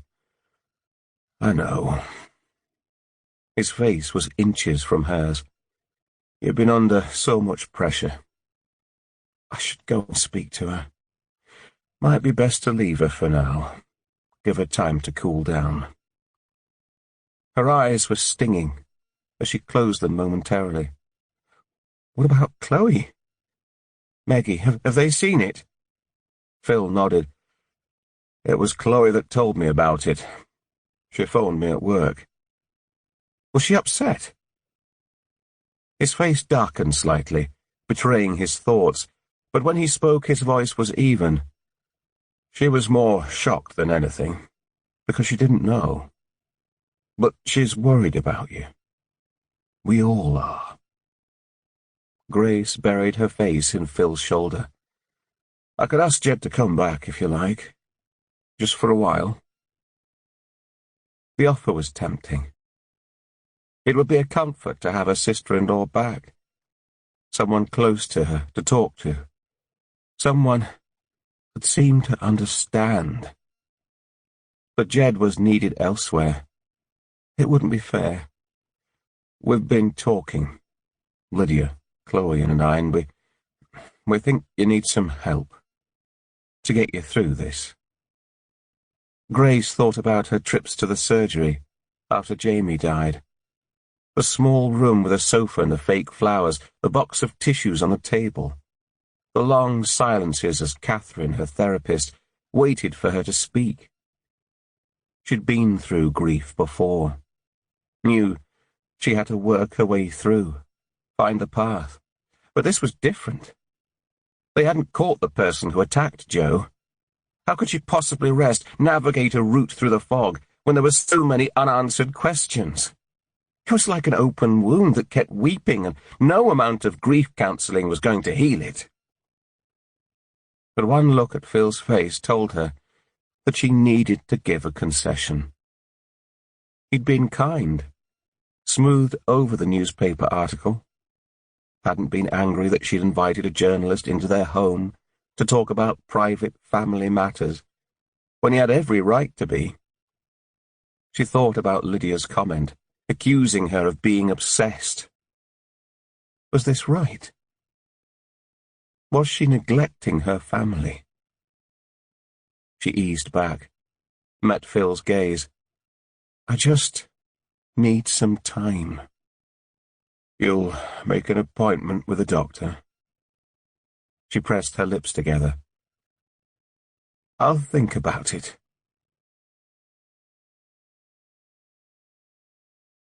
Chapter 30. Jackman squeezed through the bodies until he reached the bar. The staff were busy, moving down the line, switching from one waved note to another. He sat on a nearby stool and glanced around the area. He'd lost count of how many retirement celebrations he'd been to over the years, both in Warwickshire, in the Met, and in the Marines beforehand. Usually, these were places where he saw familiar faces, met colleagues he'd worked with, caught up with old friends. But due to the short time he'd worked in Leicestershire, there were very few people here he could claim acquaintance with. His eyes rested on a sheet of blonde hair beside the door. It glistened under the lights and swished as the petite woman shook her head back. At the sound of her laugh, he turned away towards the bar, quickly. Good turnout for Taylor, isn't it? Wilson said, nudging his elbow. Jackman nodded. Not surprising, though. Do you know anything about his replacement? She joins us next week. Can't remember her name, but she's here somewhere. Wilson made a play of looking around. Before her own name was called from the other side of the room, she made her apologies and disappeared into the throng. Vowing to stay for one drink, he waved his note at the bartender, who now faced him. Mineral water, please. I recognized that voice. Jackman felt the weight of her gaze on his back. It was the blonde woman. He turned to face Carmela Hansen, head of regional training, and tried to look composed as he smiled a greeting. They'd spent some time together, earlier in the year, when she'd helped him prepare for a promotion board. But their friendship had ended awkwardly when he hadn't attended the interview. It's good to see you, Will. She surprised him by leaning forward, planting a kiss on his cheek. How was that bouncy dog of yours? Jackman's mouth twitched as he looked back at her. Carmela's smile was infectious. Oh, you know, a handful. What are you doing here?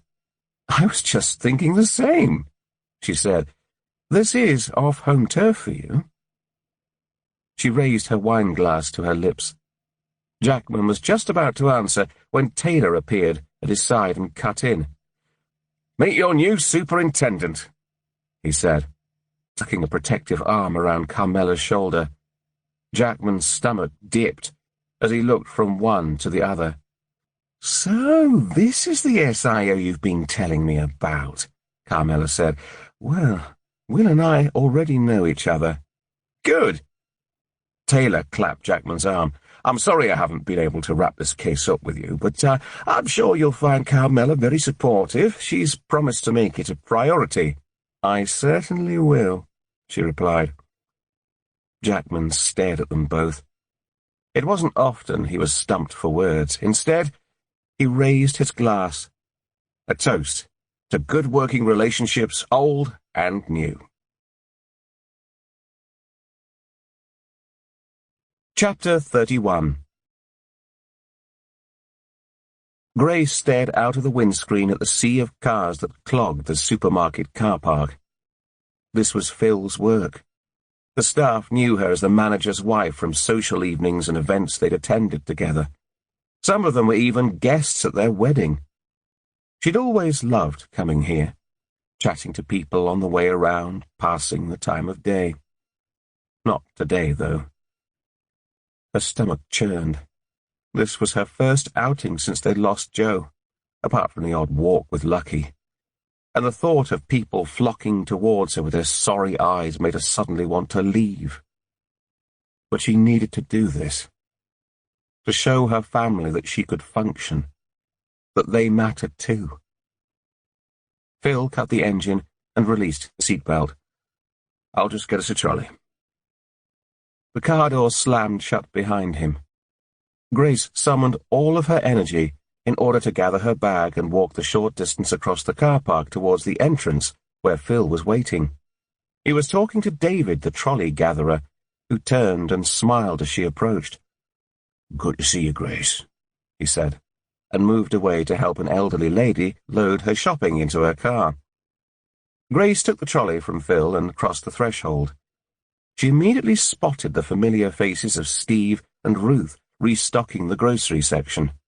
They smiled, gave a simple greeting. Ruth winked. No head tilts, no pained faces. Phil had obviously prepared them for her visit, and she was grateful for his tact. They moved up and down the aisles. At the deli counter, Sharon touched her wrist and said, "It's good to see you." Grace felt her shoulders slacken and immersed herself in the familiar routine, asking Phil to reach up to the high shelves, taking time to browse the shop's different offers. Grace had always loved to cook and was rarely happier than when she was in the kitchen, creating some new dish for everyone to try.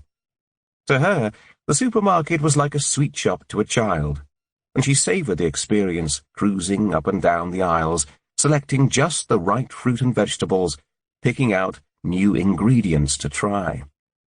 Phil's constant presence at her side, though, was starting to irritate her. Food shopping was something she'd always done alone, and she enjoyed the time to herself. She sent him off to select some wine and started to peruse the baking section. She would make bread. Both Lydia and Phil loved her homemade loaves and the delicious smell that wafted through the house. It seemed months since she had made one. She was reading the back of a packet of organic strong bread flour when she heard her name. A figure loomed in front of her. "I thought it was you." Grace stared at the woman, desperately collecting her thoughts. She was dressed in denims. An open shirt hung over a fitted white t-shirt. No supermarket uniform, not one of Phil's staff then, unless it was a day off. But there was something about her that looked vaguely familiar. "Faye! Faye Campbell," the woman said, pressing her hand to her chest. A hazy recollection of the name filtered into Grace's mind, although she couldn't place her. "Goodness, it's been years!" Faye's blue eyes lit up as she smiled. Soft wrinkles marked an attractive face. Wisps of hair escaped from a messy ponytail and somehow looked demure as they decorated her cheekbones. Grace suddenly felt drab. The light smile on Faye's face faded, replaced by a wistful sadness. "I was sorry to hear about Joe." Grace's chest tightened. This was the conversation she dreaded. "Thank you," she managed to whisper. "It must be so hard." Grace said nothing. She wasn't ready for this. She glanced down the aisle for an escape route, but Faye's trolley was pulled in front of her at an inadvertent angle. It would have been rude to push around it. Faye had pulled her bag open and was rummaging through for something. She pulled out a pen, scribbled a number on a piece of paper and passed it over. "Look, if you ever want to talk or just fancy a break." "Everything all right?" Grace hadn't noticed Phil sidle up beside her. Her gaze passed from him to Faye and back again. "This is Faye Campbell." The woman smiled, stepped forward and shook Phil's hand before moving her trolley away. "Give me a call, Grace. I've just moved back into the area. It'd be great to catch up." She turned the corner and was gone. "Who was that?" Phil asked, only half interested as he smiled at a passing member of staff. The paper slipped out of her hand and drifted to the floor as Grace placed the packet of flowers she was still clutching in the trolley. "Oh, just an old friend." She pushed the exchange out of her mind and moved forward to finish her shopping. Jackman's phone buzzed as he walked down the corridor. It was a text from Celia. He ached to give Celia the news about her mother's further tests, but with no evidence of an improvement, it wouldn't be fair to raise her hopes. Not yet. He rounded the corner and immediately saw Carmela Hansen step forward and press the button on the lifts. For a split second he contemplated passing her, taking the stairs as normal, but she'd already seen him. She caught his eye and smiled. Best to get the awkwardness out of the way? They'd be working together soon enough. He returned her smile as he approached the lifts and waited. "How are you?" she said. "Good, thanks. First day?" "Sort of. Taylor doesn't officially finish until Wednesday. I take over on Thursday morning. We're doing a handover. I'm coming in for meetings and briefings beforehand. This morning it was to meet the Chief Constable's team." "Sounds fascinating." "You could say that. I'll give you a shout on Thursday morning if that's okay. I'll also need a briefing on Operation Ascot." He nodded. They gazed at the lift dial a moment. "I looked for you after the speeches the other night," Carmela said. "Was hoping we could, catch up." "I left early. I had to head back to Stratford." "Ah, I see. How's your arm?" Jackman resisted the temptation to stretch out the taut skin on his upper arm. "Good, thank you." The lift hovered on the floor above. He stared at the button. Carmela turned to face him. "You know, I could never understand why you didn't return my texts in the summer." Jackman's mouth formed a thin line. He remembered their last meet vividly. It was a wet Saturday morning. He'd been both surprised and touched that she'd driven the 45-minute journey from her home in Banbury to Stratford on her day off to deliver some last-minute preparation notes for his interview board. He could still picture her, standing just inside the back entrance of Stratford Station, raindrops dripping from her umbrella. An awkward moment had followed, as his colleagues had burst through the door and crashed their conversation. They'd parted. He couldn't deny he enjoyed her company. Their working relationship morphed into a friendship. But when colleagues joked about a possible relationship, he had put a stop to it. She texted him several times after she left Warwickshire. Sweet, friendly texts that he didn't respond to. "I wasn't sure what to say," he said. "I didn't make the interview board." Finally, the lift pinged, the doors flung open, and they both entered. "You going down?" she asked. He nodded. The aroma of her perfume filled a small area as the doors swung shut again, and the lift jarred into action. The doors opened at the next floor. They both looked out, but the area was bare. Carmela pressed the button, twice. The lift rocked as they descended. Jackman could feel her eyes on him. He gave a half smile. She held his gaze. He forced himself to look away. An image of Alice filled his mind, her small frame in the chair beside her bed at Broom Hills. Jackman blinked and focused on the numbers, highlighted in turn as they moved down the floors. The lift creaked to a stop. The doors flung open. "See you on Thursday," she said. There was a glint in her eye as she stepped out. A smile tickled her lips. Jackman walked out of the back door to the station and gulped a mouthful of fresh air. There was a good reason why he hadn't returned her texts, and right now he couldn't imagine how in the hell he was going to be able to work with her. Chapter 32. A line of sunshine blinded Grace as she woke later that day. She blinked several times, rubbed the back of her neck as she sat forward. Blackie, curled up on the floor beside the sofa, raised her head. Grace recalled coming home, Phil making himself a cheese and ham sandwich for lunch. She must have fallen asleep on the sofa. The sound of voices in the distance caught her attention. Grace jumped up, glanced out of the window. Phil was stood beside her car, a dripping sponge in his hand, talking to their neighbour, Beryl. She moved back, not wishing to be seen. The last thing she wanted was to engage in their conversation. She checked the clock on the mantel. Lydia would be home from school in a couple of hours. Perhaps she should get started on that bread. In the kitchen, she started to pull her ingredients from the cupboards.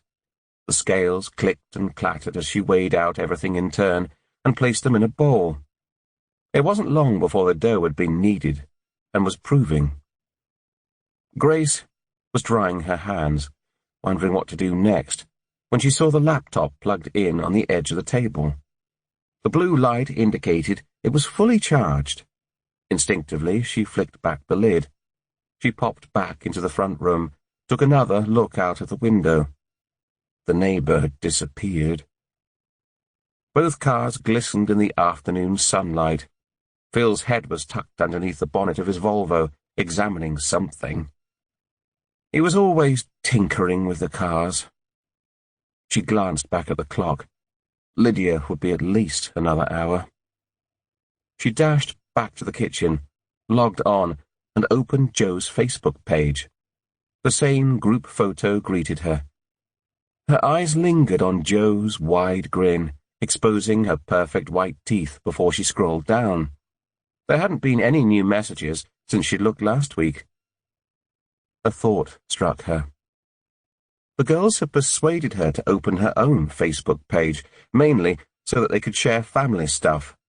She'd been reluctant at first, but eventually enjoyed the experience, especially when Joe showed her how to look up former acquaintances, and she'd managed to trace some old school friends. It was fun and slightly addictive to check in and find out how everybody was doing, although she'd rarely looked at it these past few weeks. She forced herself to scroll through her friends' posts, interlaced with condolence messages about Joe. Time passed slowly as she browsed. She broke off, placed the bread in the oven. When she returned, an entry some way down caught her eye. "I'm so sorry to hear of your loss. Children are precious. Thinking of you and your family at this sad time. Faye. Kiss." Grace reread the message. It was similar to so many of the others on the page, but for some reason it intrigued her. Was this the Faye she'd met in the supermarket the other day? She'd implied she was an old friend. Grace peered in closer. The headshot looked younger, but it sported the same wispy blonde hair. She couldn't be sure. She clicked on the picture to Faye's profile. There weren't many updates. A few pictures of cliff tops and scenery, probably from a holiday, and a couple of a black and white cat. Grace flicked back to the top. And then she saw it. Former pupil at Welland Park. Perhaps she was an old school friend. Her age was 40, 3 years older. Grace eased back in her chair, satisfied that she'd at least made the connection. The smell of the bread was starting to fill the room, and for the first time in days she actually felt hungry. But something about the name Faye Campbell didn't sound familiar. Was that the surname the woman in the supermarket used? She jumped up, grabbed her handbag, pulled out her purse and a packet of tissues as she searched for the scrap of paper Faye had given to her with her details on it. When she had no luck, she moved out to the coat rack in the hallway and checked her pockets. But apart from a few dog biscuits, it was empty. Grace was just cursing herself for losing it when the front door pushed open and Lydia appeared. "Hello," she said to her mother. "What are you doing out here?"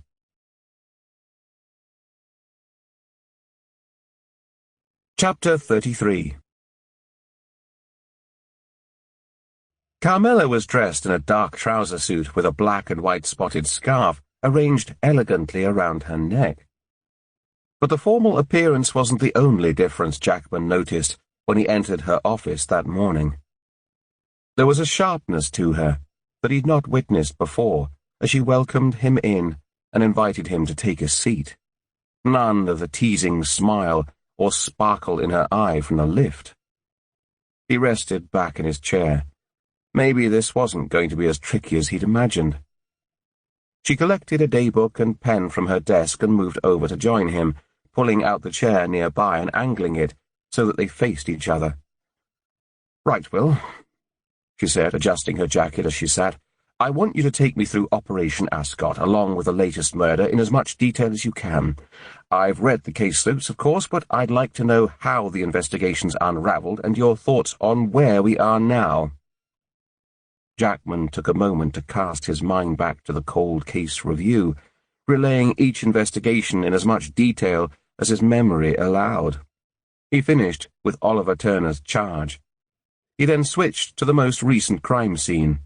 Carmela made notes as he spoke, glancing up on occasion, asking the odd question for clarification. He examined the similarities between Eugenie Trentwood's and Joe Lambourne's attacks as he went along. Time passed, and very soon Jackman became aware that the light had faded. He paused, momentarily distracted, as he gazed around the room. The sun had disappeared, wiped out by heavy rain clouds, casting a shadow over Carmela's desk. She guessed his thoughts, jumped up and switched on the light. I don't know how Taylor coped in this dingy room. She'd only just rejoined him when her phone rang. Carmela excused herself as she answered. Jackman glanced about the office. A landscape print decorated the far wall beside the bookcase. A cork board next to the door was littered with a few notices and a graph of some sort. He ran his eyes over the papers on her desk, arranged neatly in trays. It was interesting how much the absence of Taylor's family photos changed the atmosphere of the room, that now seemed stark and cold and larger somehow.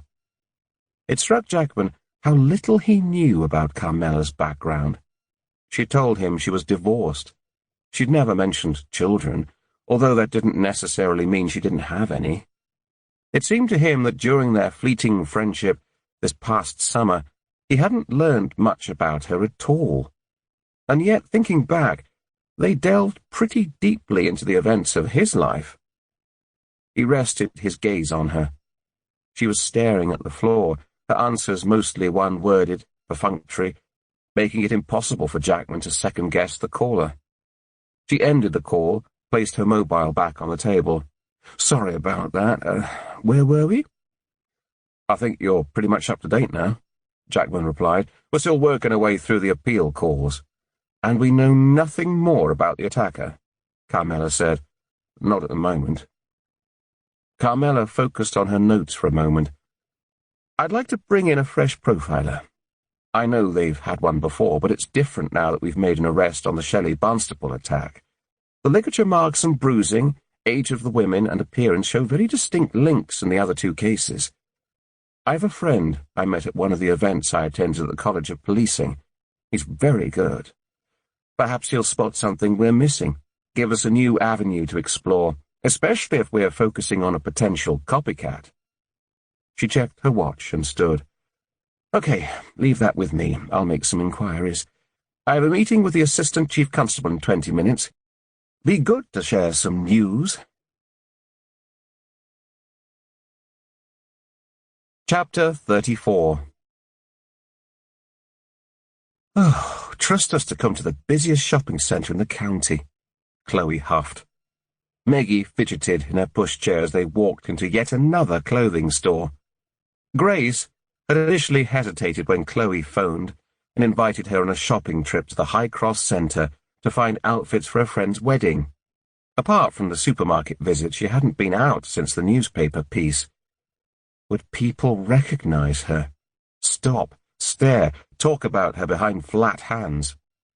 But High Cross was in the heart of Leicester. It would be crowded.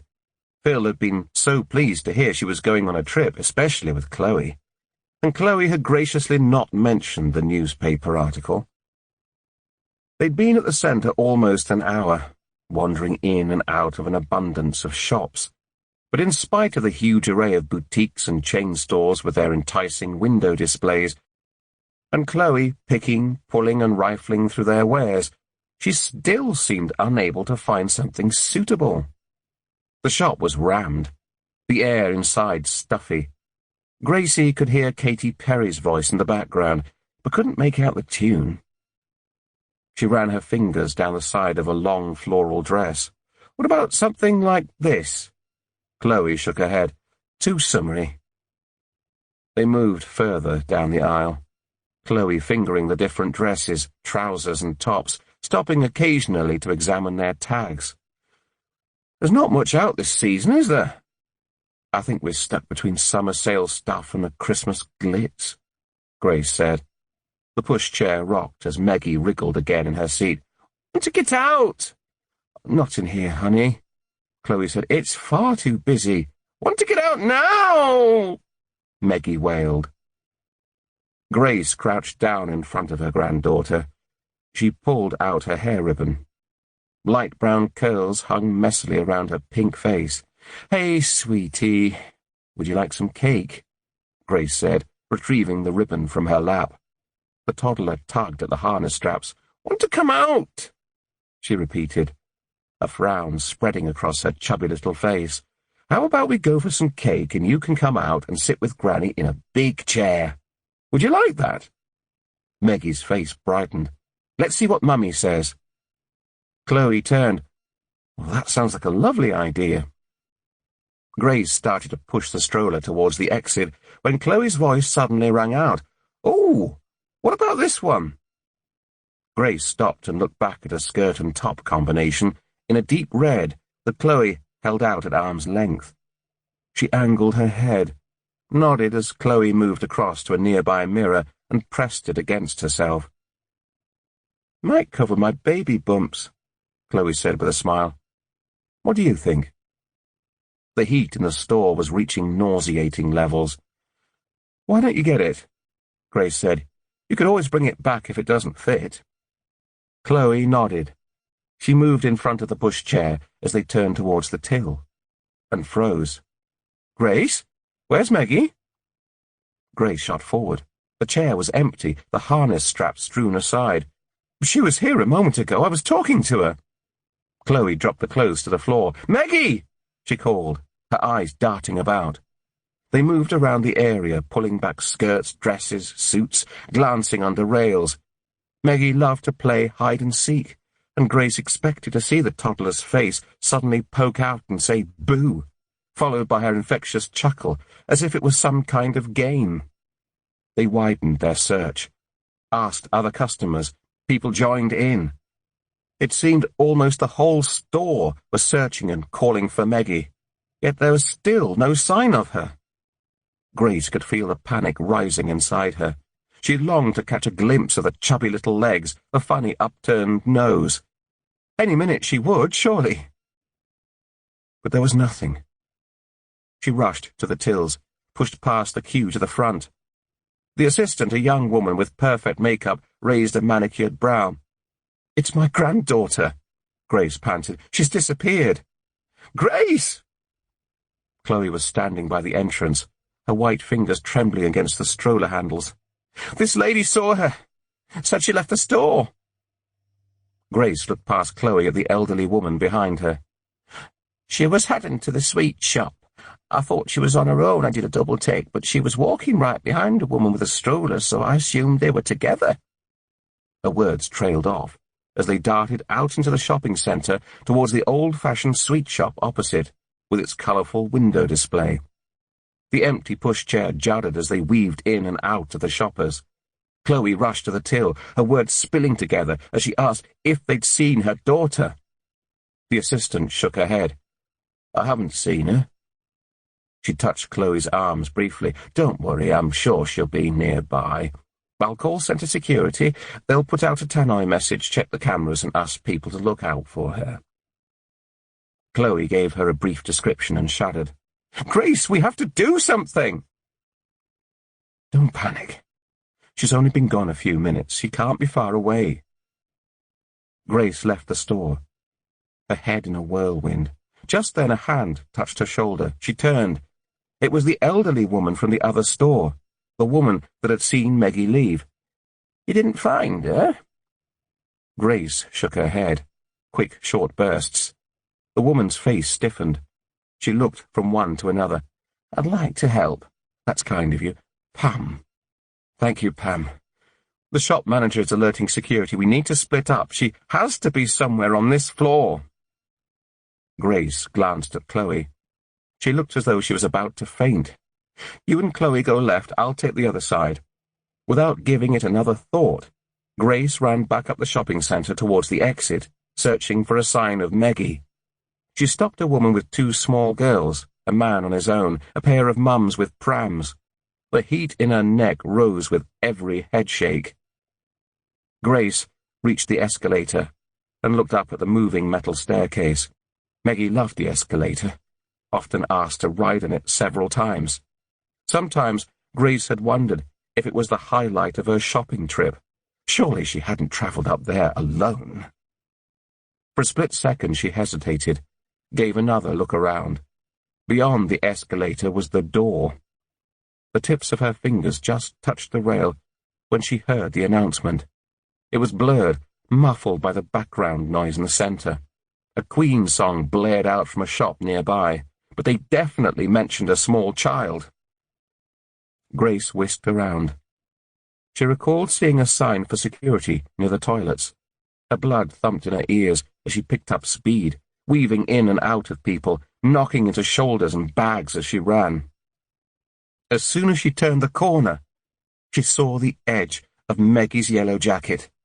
The toddler was sitting on the desk, thudding her heels against it as she swung her legs. A woman was stood in front of the child, with her back to Grace. She was clearly talking to Meggie, because Grace could hear the toddler giggle as she approached. Grace bypassed the woman and threw her arms around Meggie. "We've been looking everywhere for you," she said. She checked her face, her hands, kissed her cheek. "Hello, Granny!" Meggie looked completely unfazed by the drama she'd created. She thumped her heels against the desk again. Grace didn't hear the rush of footsteps behind her. "Oh, my darling!" She was jostled aside as Chloe grabbed hold of Meggie. "It gave me such a fright," Chloe said, hugging her tightly, stroking her hair. Suddenly Grace remembered the other woman nearby. She looked across and started. It was Faye, the woman she'd met briefly in Phil's shop last week. "Oh, it's you." Faye looked equally puzzled. "You're Maggie's grandmother?" Grace nodded. "I should get going," Pam said, checking her watch. "I have to pick my mother up at 3. In all the kerfuffle, Grace had completely forgotten the other woman who'd helped Chloe. She shook her hand, thanked her. Chloe released herself from Meggie for a brief moment to give her thanks. As they watched her go, Chloe looked across at Grace, standing awkwardly next to Faye. "You two know each other?" she said. "Yes." Grace could hear the squeak in her voice. She felt exhausted. "We're old friends. Well, acquaintances, really, from school." Faye smiled gently as she spoke. "Oh, well, thanks," Chloe said. "Where did you find her?" "Glad to be able to help," Faye said. "Her face was pressed up against the sweet shop when I saw her. She seemed to be alone, so I went over." She looked back at Grace. "She told me she came out of the shop opposite to have a look at the sweets. We went back to the clothing store and looked for you." "We were in there, searching," Chloe said. "I don't know how we missed you." "It was busy," Grace said. The thought of Meggie leaving so easily, talking to strangers, it was almost too much to bear. Meggie opened the palm of her hand to reveal a scrunched-up bag of Skittles. She handed it to her mother. "Where did you get this?" Chloe asked her. Meggie looked at Faye. "I bought them for her," Faye said. "When we couldn't find you, she got a bit tearful. I picked them up from the kiosk on the way to security." Nobody spoke for a moment. "I'm sorry, did I do the wrong thing? She's not diabetic or anything, is she? She did say her mum let her have sweets." "No, thank you for finding her, keeping her safe." Tears dripped off Chloe's chin as she spoke. The toddler squirmed in an effort to get away as she kissed her forehead again. "Why are you crying, Mummy?" Meggie said. At that moment, a wave of exhaustion swamped Grace, sucking the very breath from her lungs. She glanced across at Chloe. Her face was blotchy, eyes swollen. "We need to get you home," she said. "I think we've had enough drama for one day." Chapter 35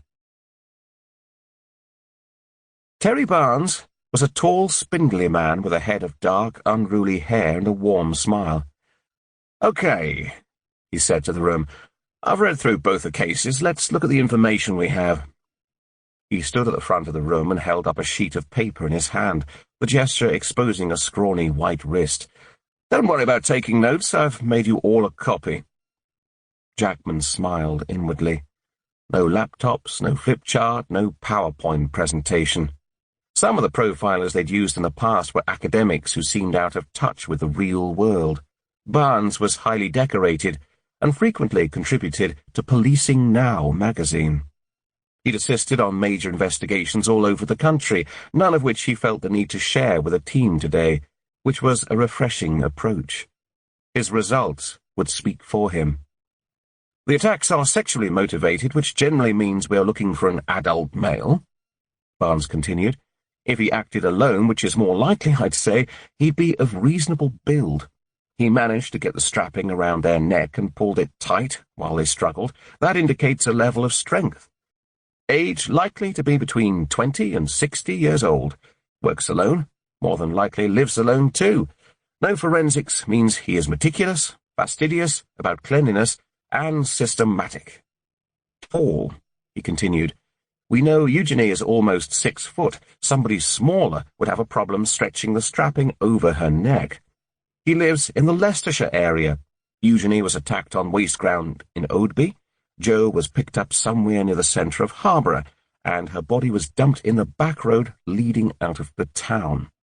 Whoever did this has a good knowledge of the locality, knew that these areas were relatively quiet at night, which meant he wasn't putting himself at risk of being caught. He had use of a vehicle. He had to maneuver Jo's body about, so not a 3-door. More likely a van, I'd say. Given the way that we believe Jo was taken in the town centre, he needs to be relatively unremarkable in appearance, not someone that would stand out. These weren't chance attacks. The methodology is the same as the first attack, but the sexual motive is different. I understand you're looking at the possibility of a copycat." Jackman nodded and explained the charge against Oliver Turner. "Okay. If this is someone different, it's possible he was interrupted with Eugenie, couldn't finish what he started, but he did remove her shoes." "That doesn't make sense." A voice piped up from the back of the room. MacDonald scratched his head. "He left personal items at Jo's scene. But he took her clothes," Barnes said. "He likes to keep something of theirs. Maybe he went too far with a strangulation with Jo, and that's why he left items nearby to indicate her identity." He turned back to the room. "So, we are looking for a well-built male with a good knowledge of Leicestershire. He either lives here or has lived here at some stage and still maintains a working knowledge of the area. Any questions?" The room stayed quiet. Jackman felt breath on his neck. "You know what, sir?" Wilson whispered. "He's just described Oliver Turner." Carmela stepped forward and thanked Barnes. "Okay, everyone. Let's revisit the statements taken already. We can start with the ones from the nearby industrial estate. Focus on adult males with an evening job and night workers. Ask for DNA samples to match against the blood found on the earring. Also, look at ex-employees, people who deliver to the area, and taxi drivers. Take another look at their alibis. Interview them again if you need to. It's just over 3 weeks since the murder. The public want an arrest. Let's see if we can give them one." Grace frowned as she looked up from her dinner. The table seemed to swamp Phil and her as they sat together in the kitchen that evening. Lydia had gone to visit a friend straight from school. Lucky snored softly from her bed. In truth, Grace hadn't felt in the slightest like cooking since the event at the shopping centre the other day, but somehow it seemed important to keep going, to show Phil she could cope. She'd opted for a quick spaghetti carbonara tonight, although she'd only managed to tuck away a couple of mouthfuls. The smell of the bacon lingered, playing havoc with her queasy stomach. "Thank you for looking after Chloe and Maggie," Phil said. "Chloe was explaining how brilliant you'd been." Grace averted her gaze. At Chloe's insistence, they'd phoned Phil at work to let him know what had happened, and that they were safe. He called in to see his daughter, to check on them, several times since. "I'm proud of you," he said. Grace shook her head as if it was nothing, although it wasn't nothing. The scars of almost losing Meggie so closely after Joe had already penetrated deep. After leaving Faye, she'd rushed them up to the car park, bundled them all into the car. Chloe didn't argue when Grace insisted on driving her back, staying with them until Matt arrived home from work. But by the time she'd left them and driven home herself, the tide of adrenaline was passing, and she was reminded of the frantic terror and guilt. Guilt that bred by the hour festering inside her. Meggie had climbed out of the pushchair on her watch. Once again, she'd missed something. Phil swallowed another mouthful of pasta before he spoke. "Chloe wants to do something. For Faye." "I'm sorry? That was the lady's name, wasn't it? The lady that found Meggie?" Grace nodded. "Chloe said you knew her." "Oh, it was the same lady that we bumped into at the supermarket last week." "Thank goodness she was there," he said. Grace rolled her fork in the pasta over and over again. Not for the first time she recalled Chloe's ghostly face, the panic as she searched for Meggie, the first sighting of her sitting on the counter, chubby legs tapping against the desk as she chatted to Faye. Many a time since, she'd replayed those fraught moments. It could all have been so different. "Do you have her contact details?" Phil continued. Grace thought back to the meeting in the supermarket, her search for the number afterwards. For a moment, she sat silently until the memorial message on Facebook prodded her. She was pretty convinced now it was the same woman. She could probably respond, send her a private message there. "I think so." "Good. Speak to Chloe. See if you can set something up." She's torn between counselling Meggie about talking to strangers and teaching her to say thank you. Might help on both counts that you know this woman. His fork scraped across the plate as he finished the last of his food. Might be good for you to catch up with your old friend again, too. Chapter 36. Grace adjusted Meggie to a more comfortable position on her lap. The cafe was teeming, the inclement weather forcing people off the streets, so much so that they had a job to find a table when they arrived. Thick raindrops and condensation shrouded the window, obscuring the view of the outside world and making it feel oppressively hot in the small area. Chloe pushed the coats back and shifted position on the bench beside them. "Have you said thank you to Faye for the colouring book?" she asked her daughter. The toddler was breathing heavily, head down, concentrating on keeping her red crayon inside the lines of a fairy's hat. "Thank you, Faye," she said without looking up. Faye's face glowed. Although she'd played down her role, she'd clearly been pleased when Grace had contacted her and invited her out for a coffee. Grace stared at her now and felt a pang. At the supermarket she'd mentioned recently moving back to the area. Perhaps she hadn't built up much of a friendship group yet. "It was my pleasure," Faye said. "I thought you looked just like the sort of little girl that would be good at colouring, and I was right. You're doing a grand job there." The toddler tossed her head to the side, exposing the corner of a wide grin. "You really shouldn't have," Chloe said, licking her finger and wiping it across the plate to catch the last crumbs of chocolate cake. "We were supposed to be treating you, to say thanks for helping Meggie the other day." "It was really no trouble. I'm just glad I was there." Faye adjusted the silvery scarf laced around her neck and looked across the table. "And it's nice to see Grace again after all these years." Grace returned her smile. There was a breeziness to Faye that was refreshing.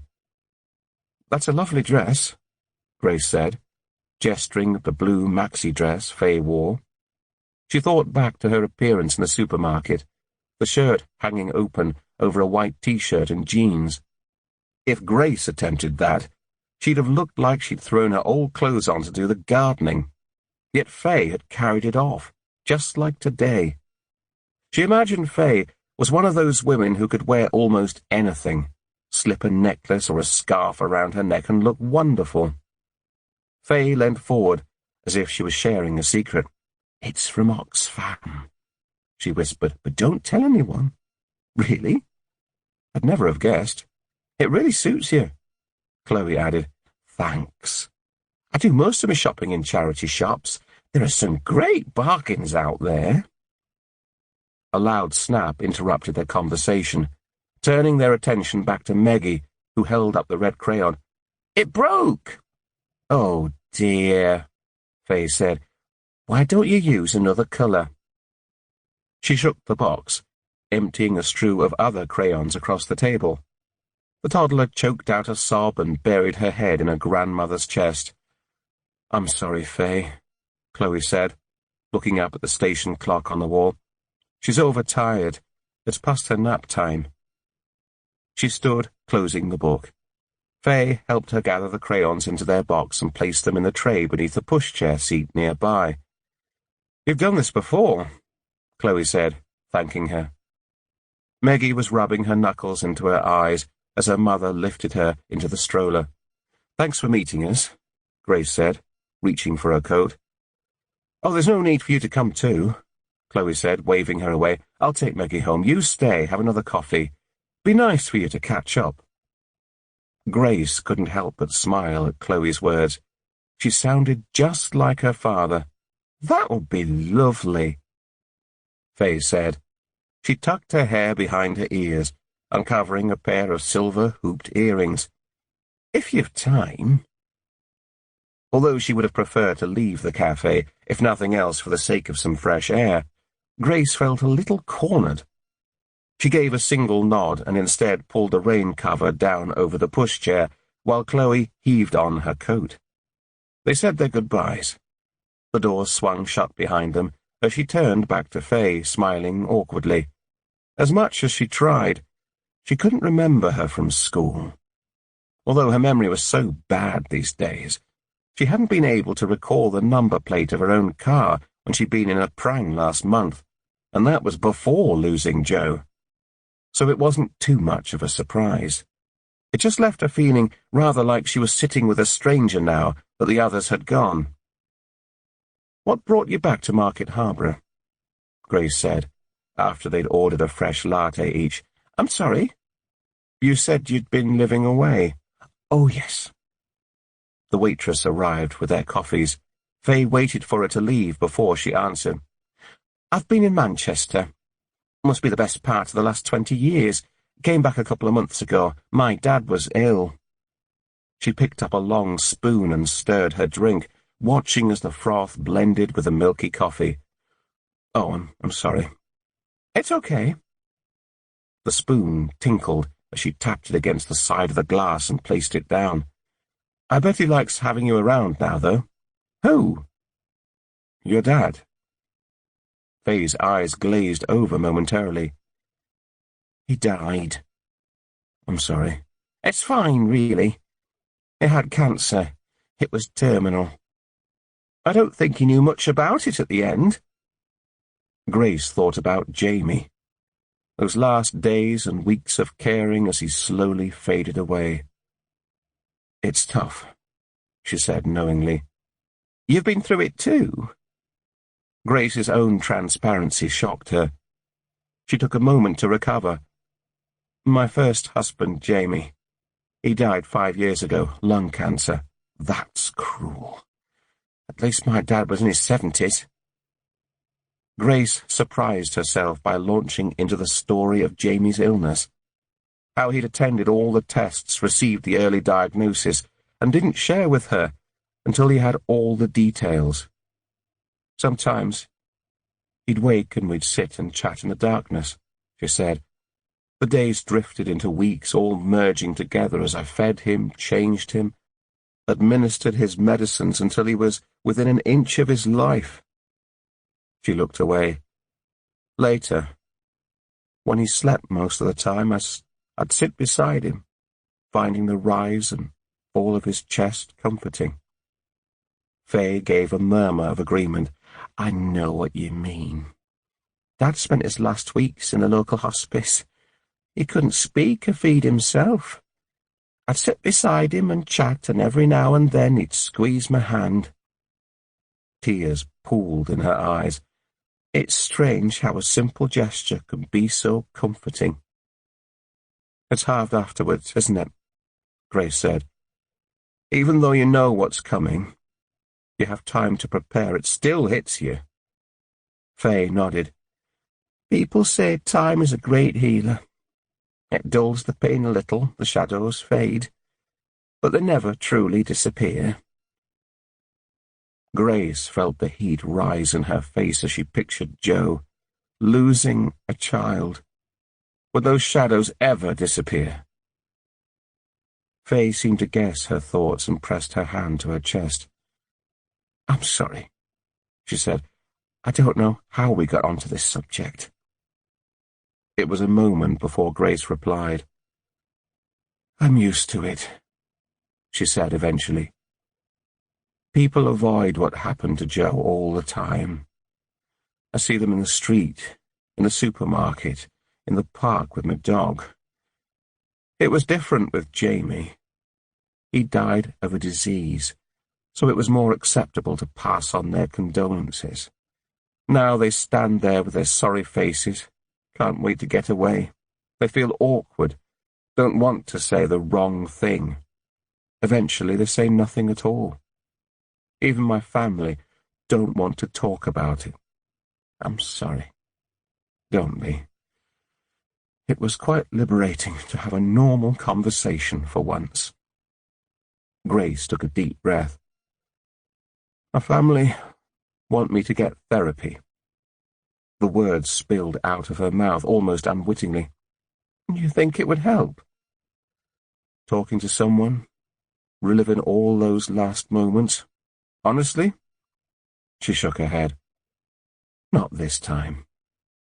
Then you have to follow your heart. You'll know what's right for you. A chair squeaked behind her, turning Grace's head. Apart from a couple in the far corner, the cafe was now almost empty. Faye pulled back her sleeve. Goodness, it's almost 4, she said. I should probably go. Me too. Grace grabbed her coat and bag, while Faye settled the bill she'd insisted on paying. The rain had stopped, although the early night clouds were already moving in, and it was grey and bleak as they stepped outside. Faye paused and scrabbled in her bag a moment. Grace was surprised when she produced a packet of cigarettes. She held them out, at an awkward angle. Do you mind? Of course not. She offered her one, but Grace shook her head. The evening air held a damp freshness, and she inhaled long and deep, and watched as Faye cupped her hand around the lighter. When she emerged, she took a long drag and held a cigarette up and out beside her shoulder, like a 50s film star. Talking about me dad always makes me want to puff, she said. Grace gave a faint smile. Thanks for inviting me out. It's been nice. It has. Faye took another couple of drags, dropped the cigarette and crushed it beneath her foot. Well, if you ever want to chat again, we could exchange numbers. I promise not to regale you with me dreary tales next time.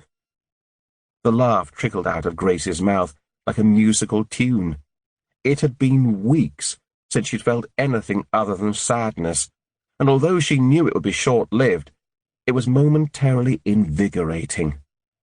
Grace pulled her phone from her bag, flicked through and relayed her number. Faye entered it into her phone. When she looked up, her face glowed. Good. That's sorted then. Chapter 37. Grace stood at the window and watched Lydia greet her friend at the end of the driveway. The straps on her backpack flapped in the wind as she disappeared around the corner. It pained Grace that they still weren't speaking properly. She rubbed her hands up and down her face and trudged back upstairs to bed. Her days were becoming lost in a fog, fueled by nights of broken sleep where recollections of Joe's childhood floated in and out of her dreams. It was as if her subconscious was digging deep, trying to recall distant memories in an effort to dilute the pain. Before she woke this morning, she'd been sitting on the beach at Cromer, watching her girls buy ice creams from the van nearby. Joe would have been about 6 at the time. Yet she stood there in the queue with her younger sister huddled behind her, ordered their ice creams, handed over the money, and chatted to the van driver long after Lydia came running back. Lydia mirrored Grace in every respect. Even now people mistook her for her mother from behind, as they shared the same shoulder-length fair hair and wider build, much to the teenager's chagrin. She was meeker as well, unlike Joe, who'd always appeared confident, although Grace knew the real Joe. She couldn't get her eldest daughter out of her head, yet she couldn't talk about her, desperately avoiding raising the issue at home. The newspaper article had caused damage, and they hadn't had time to recover. Her family coped by tiptoeing around the situation, pushing it aside and attempting to carry on as normal. Grace pushed her head back into the pillows and glanced around the room. A yellowing patch of damp discolored one corner of the ceiling from a dislodged roof tile that had been mended over 15 years earlier. However many times they'd painted over the watermark, they never seemed to be able to extinguish the mark. One of Phil's suits, just back from the cleaners, hung from the edge of the wardrobe beneath it. The opposite corner, that had once housed their cribs, was dominated by a full-length pine mirror that the girls had later used to admire themselves as teenagers, all dressed up for a night out. She smoothed the bedclothes around her. For many years, she'd shared a bed in here with Jamie, the soft rumble of his snores keeping her awake into the dark hours. Later, after he became ill, the hum of his electric bed filled the room as his health slowly deteriorated. She wondered how he would cope with this cruel turn of events. The loss of his first daughter would have been near impossible to bear, but the fact that she was sexually assaulted and murdered. For the first time, she was grateful he'd died young. At least he was saved the pain. The trill of the phone interrupted her thoughts. She glanced at the screen, her stomach dipping as she recognized the library's number. This was her boss, Julia's weekly call asking Grace how she was doing, politely fishing to see when she was coming back to work. She closed her eyes, silenced the ringtone. Julia had been understanding, arranging for people to cover her part-time hours, saying that she could come back when she was ready on reduced hours. She couldn't have been more accommodating. But the last thing that Grace wanted to do was to discuss the trivialities of working hours. It just didn't seem important anymore. The thought of Faye, and the way that she'd confided in her the other afternoon, how good it felt to laugh. Faye had been easy company, just the right measure of friendliness without being intrusive. Apart from a brief text thanking her for a lovely afternoon, Faye hadn't been in touch since. Perhaps she was busy. Perhaps she didn't want to bother her. Who'd want to become friends with a woman whose daughter had just been murdered, a killer running loose? A woman her own daughter had accused of being obsessed. But it would be so nice, refreshing even, to spend time with somebody outside of their family circle. Grace bit her lip, dithered a moment more before reaching for her mobile. It took less than 10 seconds to scroll through, find the number, and press call. The phone rang out. 1, 2, 3, 4. Just as she was about to hang up, a voice chimed down the line. "Hello, Grace." The warmth of Faye's tone brought an instant smile to Grace's face. "I've been meaning to call you." "Is this a good time?" "Yes, it's fine. I would have called you before now, but I didn't want you to think I was stalking you." She gave a short laugh. "How are you?" "I'm okay. I was wondering if you'd like to meet up." "Sounds good. When are you thinking?" "How about tomorrow? We could meet at the same cafe again, say about 11:30. "Great! See you there." And Grace?" "Yes?" "Thanks for phoning." Chapter 38. Jackman placed his hands behind his head and stretched his elbows back. For the last couple of hours he'd pored over his policy log, picking out points of interest, scribbling notes on a pad. Officers had pulled on coats, muttered words of goodbye. The night had crept into the empty office.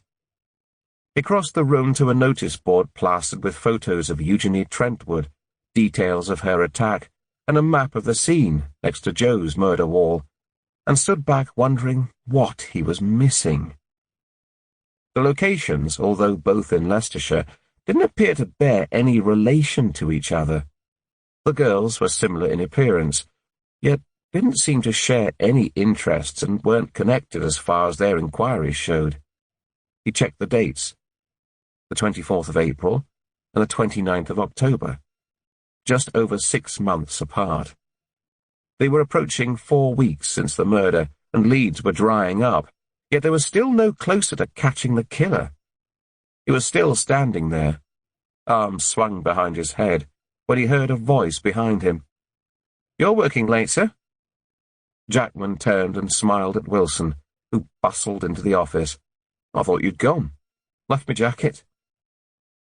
A button twanged against the desk as she pulled it from the back of a chair nearby. Instead of heading back out, she approached the board. "Anything I can help with?" "We're missing something. Somewhere. Can't put my finger on it."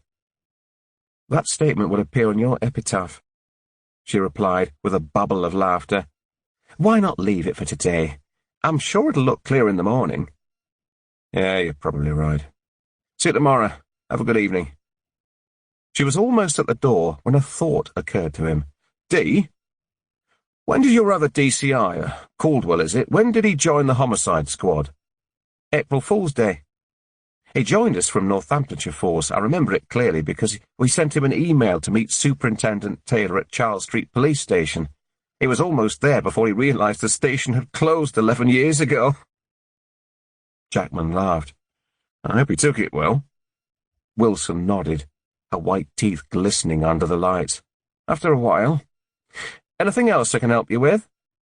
"No, thanks." He turned back and noted the date on Eugenie's board. She'd been attacked shortly after Caldwell had started. He looked across at Joe's board. Her attack occurred shortly after Jackman was brought in to look at the cold cases. Was this instrumental or a coincidence? He switched back to his computer, worked through the old press reports. Shelley Barnstaple had never been named in the media. Early reports talked of a rape, but were limited. Eugenie's attack, almost 9 years later, was high profile. 2 weeks after the attack, Eugenie took the unusual step of making herself known. She was interviewed in the press about her incident. He scrolled down. The person that interviewed her was Artie Black. Artie went on to highlight the similarities with Shelley's attack. Was his memory really that good? Or did he have help from the inside? Speculation spread in the media, pressuring the police to commit as to whether they were searching for a repeat offender. Taylor refused to comment, although he said that both cases were still live investigations and every lead would be thoroughly investigated. Jackman flicked back and checked the byline on each article. All bar 2 were written by Artie. He went to the current news reports on Joe Lambourne. Once again, Artie covered the case, quick to point out similarities. His eyes lingered on the latest piece, a heart-wrenching interview with Joe's mother, where she talked about how her family were affected by not being able to lay her daughter to rest. Artie Black had arrived that evening at the crime scene, been in the car park at the hotel the next day. He always seemed to be around, skulking in the shadows. Were his sources that good? Was he really drawn by the attention, so astute that he was ahead of the game, or was his involvement more of a sinister nature? He checked his details against the profile. Artie was 44, Leicestershire born and bred. No doubt he'd have known the area well. The nature of his job meant the hours he kept were akin to shift work. He looked back at the articles. His words were sharp, harsh in places. He'd cultivated the image of an investigative crime journalist seeking justice for victims and their families. But wading through these articles, one after another, it looked more like a personal crusade bordering on obsession. An obsession compounded through years of reporting Leicestershire's crime? Jackman couldn't be sure. Artie's initial refusal to put forward the witness, the last person to see Joe alive, still niggled at Jackman. It was almost like he was playing a game, showing that he wouldn't be pushed around by the police. It was well known that some serial offenders like to stay close to a case, so that they could check on the police investigation while planning their next move. It wasn't unusual to find reports of them visiting old crime scenes, getting to know the family afterwards. Jackman sifted back through the interviews. The journalist seemed to have all the tools at his disposal to sway public opinion, and he couldn't help wondering if Artie was really on a crusade for justice or playing a dangerous game. Chapter 39. Grace emptied the bucket down the sink and placed it back in the corner of the kitchen. She'd come down early that morning to see Lydia before school and discovered a pool in the kitchen, rapidly expanding as more water dripped from the ceiling. Half a dozen phone calls later, and an emergency plumber was now upstairs, working on a leaky pipe underneath the bathroom floor. Grace cast an anxious glance at the clock. It was almost 11. She was just thinking about postponing when her phone buzzed with a text from Faye. "See you in half an hour." She grabbed her phone and selected Faye's number. Faye answered on the second ring. "I was just leaving." Grace explained about the burst pipe.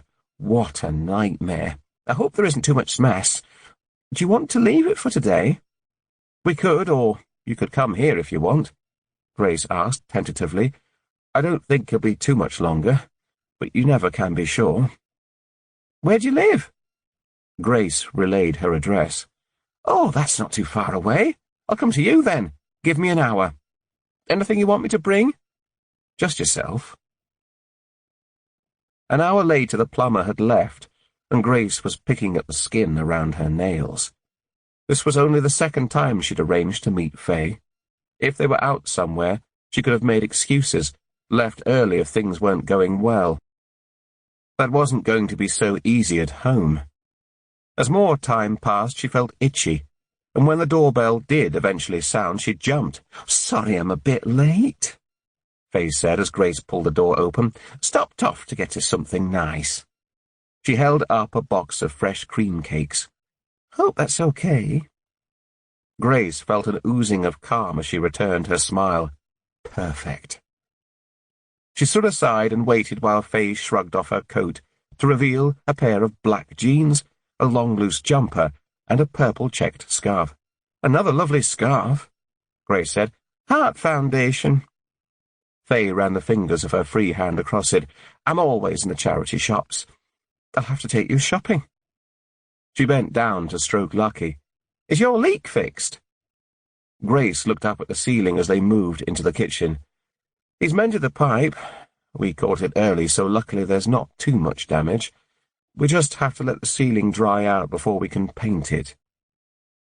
It wasn't long before Grace had made tea, and they'd tucked into the cakes. The conversation was light and effortless. Faye talked about a man singing Irish songs on the bus on the way over. An elderly woman joined in, and then so did the bus driver. It was hilarious. Grace found herself giggling like a teenager. Was he drunk?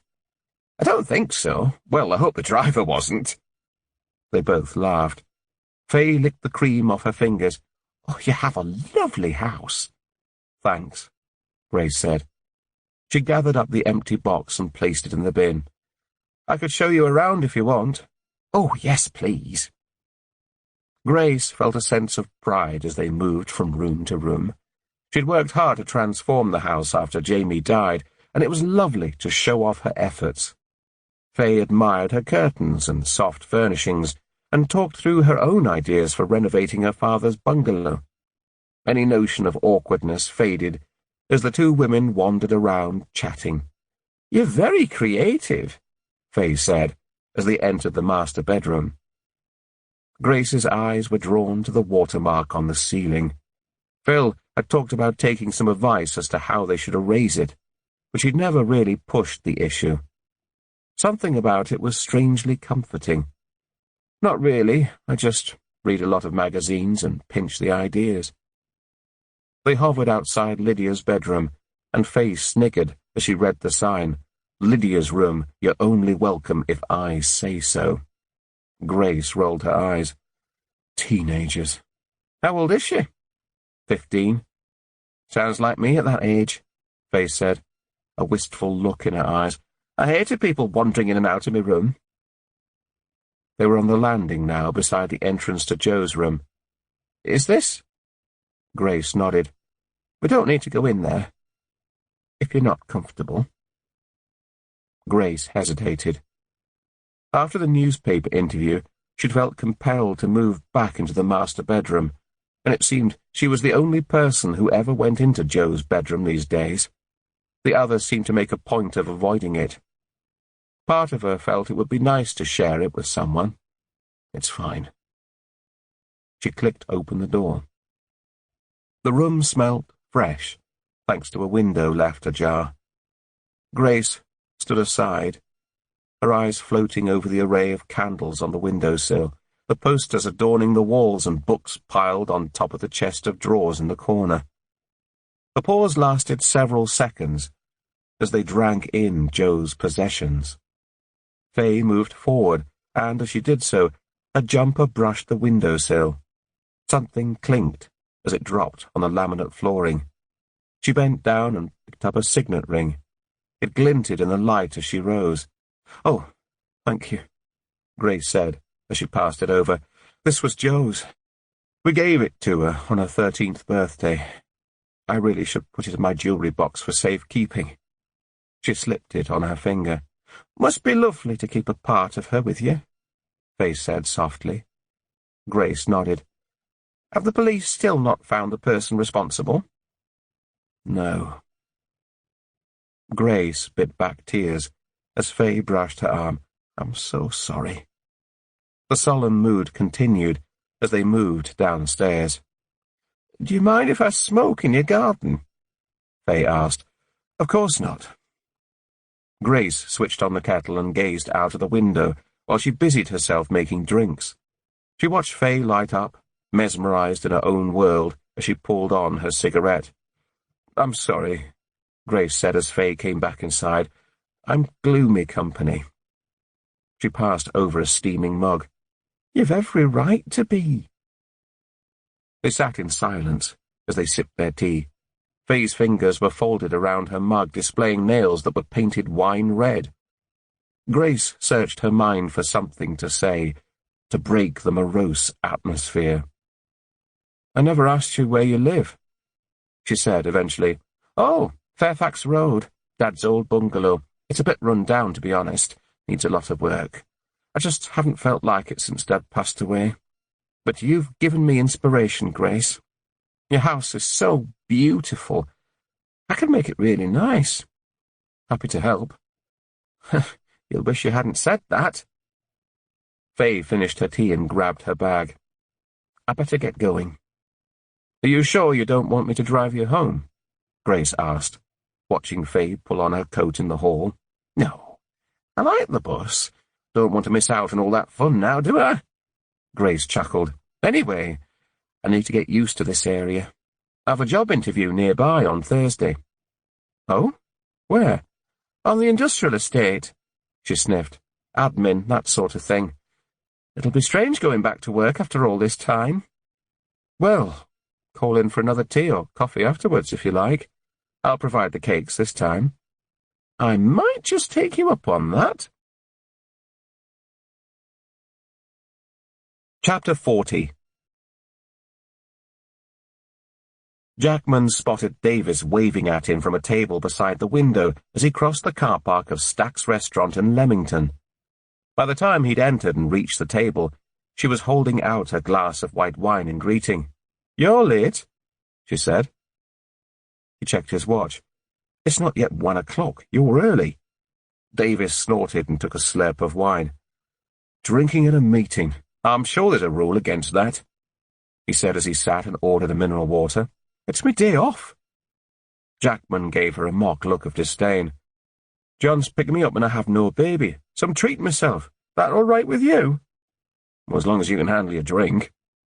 Jackman smiled inwardly. He'd missed Davis's ability to see the funny side of almost any situation. They'd worked together for so many years on the homicide squad at Warwickshire that he could almost predict her answers before she gave them. Lunch passed easily. Davis's sing-song Geordie accent made him chuckle as she relayed the gossip from Warwickshire. Jackman passed on dessert, instead opting for coffee. He watched Davis place a huge spoon of cheesecake in her mouth.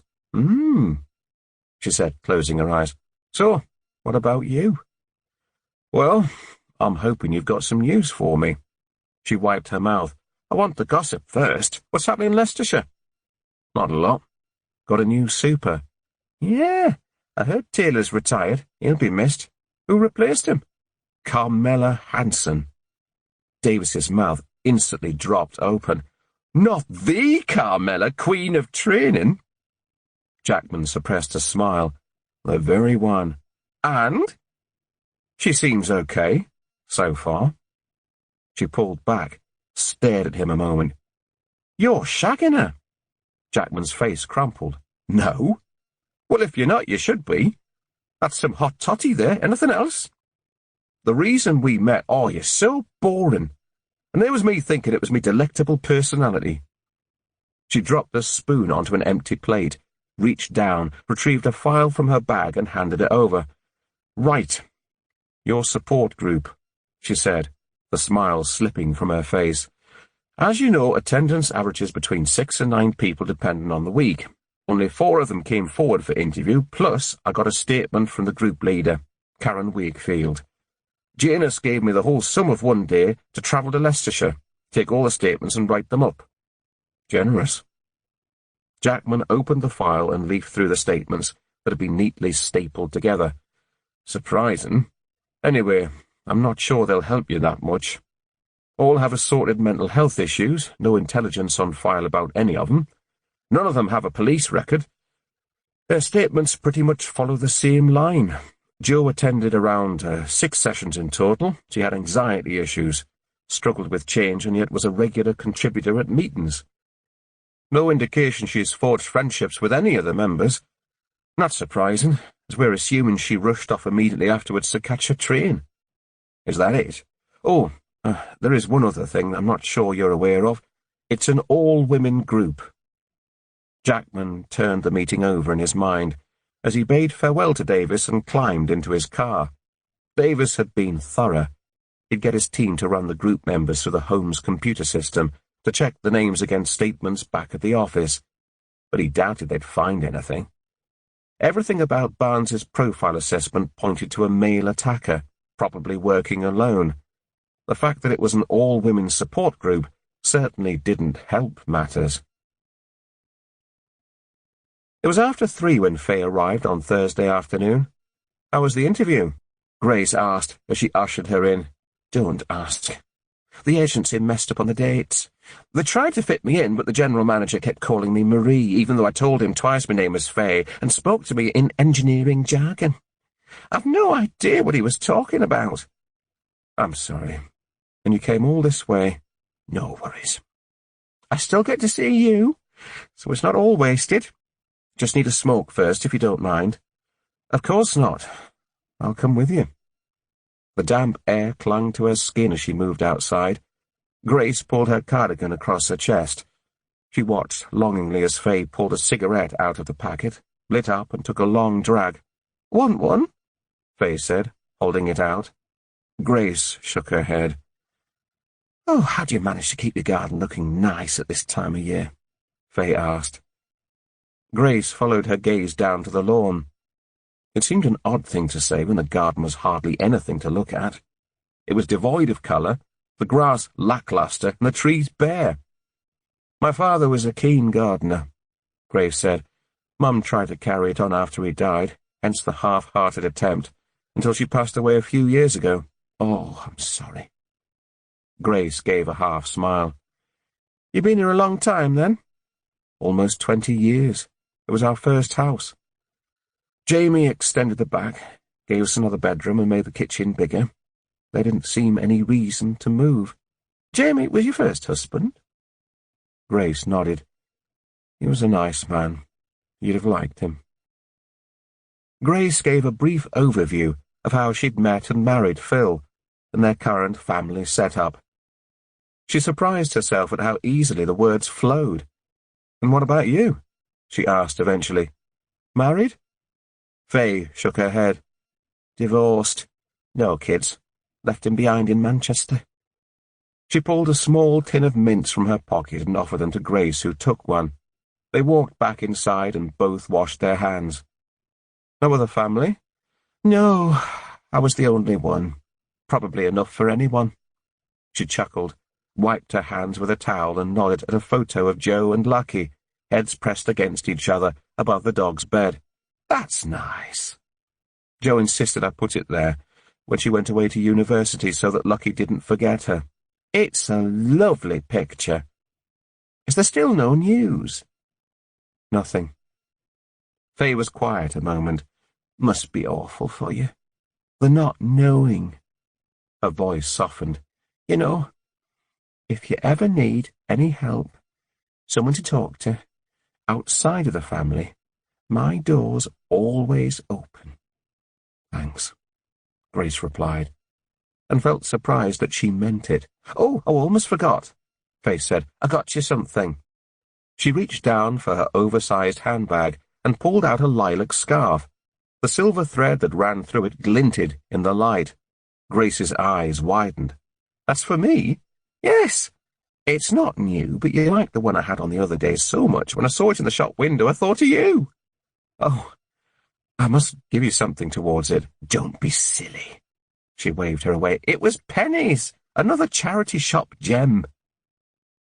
Grace wound it around her neck and moved into the hallway, standing in front of the mirror, turning this way and that. The scarf looked a little awkward, not expertly tied like Faye's, but it instantly brightened the white jumper she was wearing. "That colour really suits you," Faye said, ruffling it.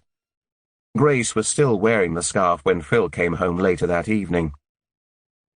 "There's something different about you," he said, pecking her on the cheek as she greeted him at the door. He drew back, tipped his head at the scarf. "Is that new?" Grace beamed and nodded. "It really suits you." "Thanks. Faye bought it for me, a present." "Oh, didn't realize you were still in touch." "She's been around a couple of times since we had coffee. We seem to have a lot in common." Phil stood back, surveying her. "What?" "It's good to see you smile." A few days later, Jackman could feel his mobile buzzing as he pushed open the door to his hotel room. It was a text from Carmela. "I need to talk through some issues with you. Can't do it over the phone. I'm in Warwickshire for a regional meeting all day tomorrow. Let me know if you could meet up for dinner in the evening." Jackman reread the message. Carmela had been out of the office the past couple of days and hadn't responded to his updates.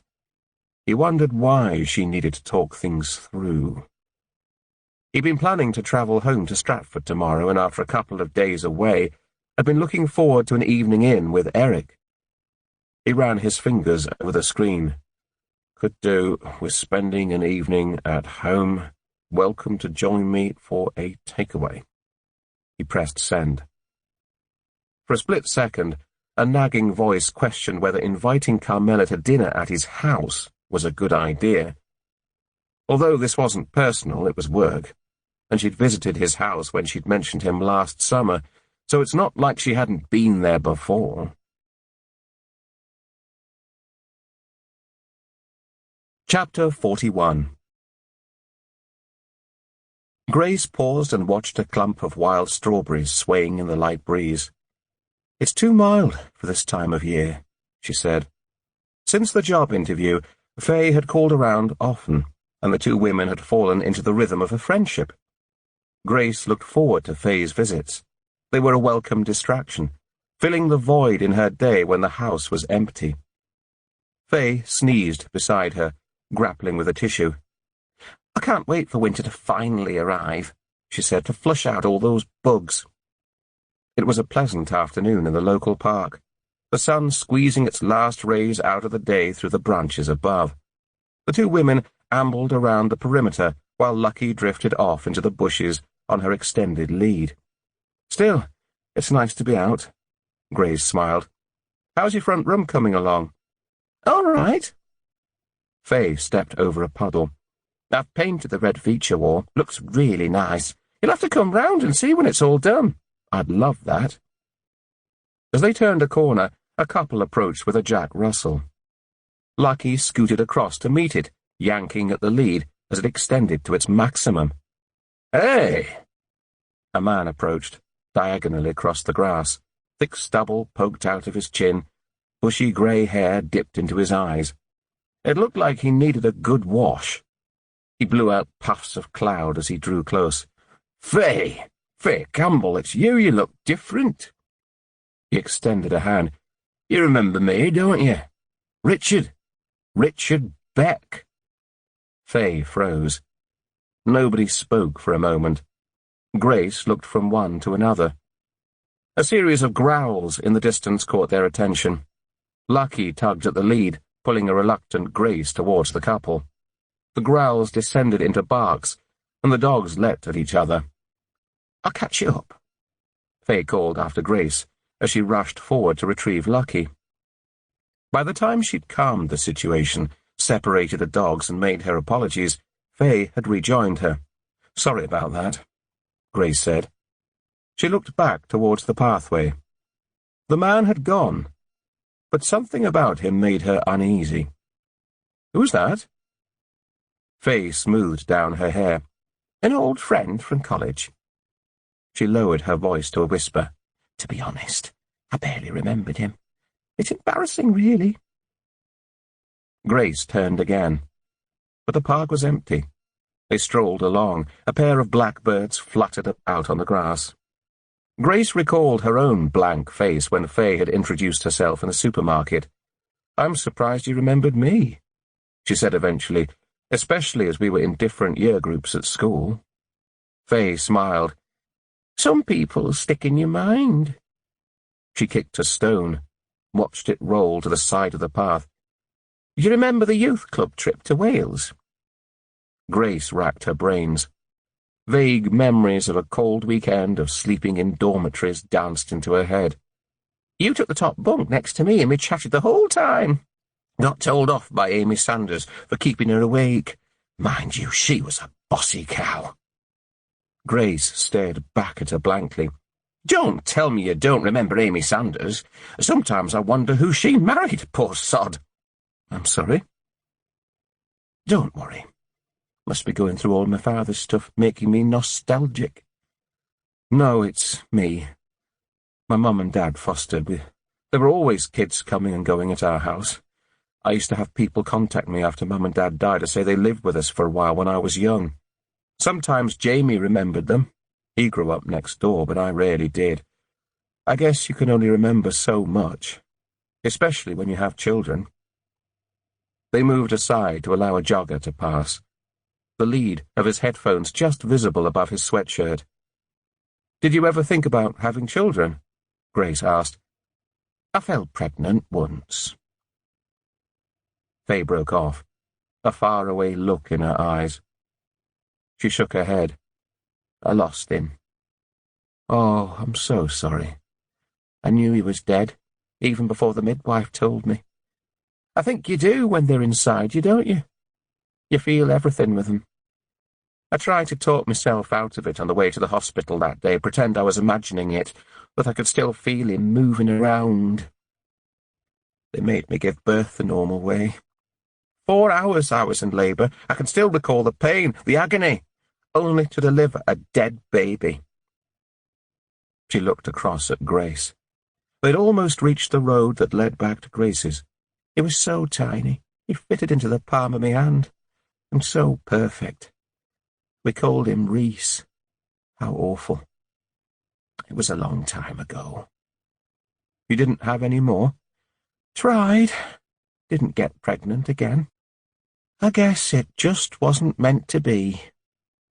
Grace reeled Lucky in as they reached the curb and waited to cross. Neither spoke until they reached the other side. Any news on Joe? Faye asked. Faye's directness was one of the qualities Grace cherished in her. She treated Joe's case respectfully, talked about it openly.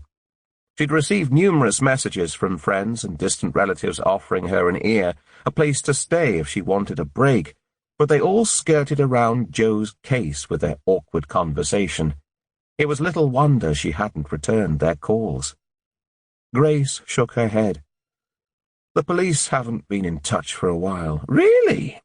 What about the man they arrested for the attack on that girl years ago? What was his name? Oliver Turner. That's it. They believe he's not the man who attacked Joe. That doesn't make sense, though, does it?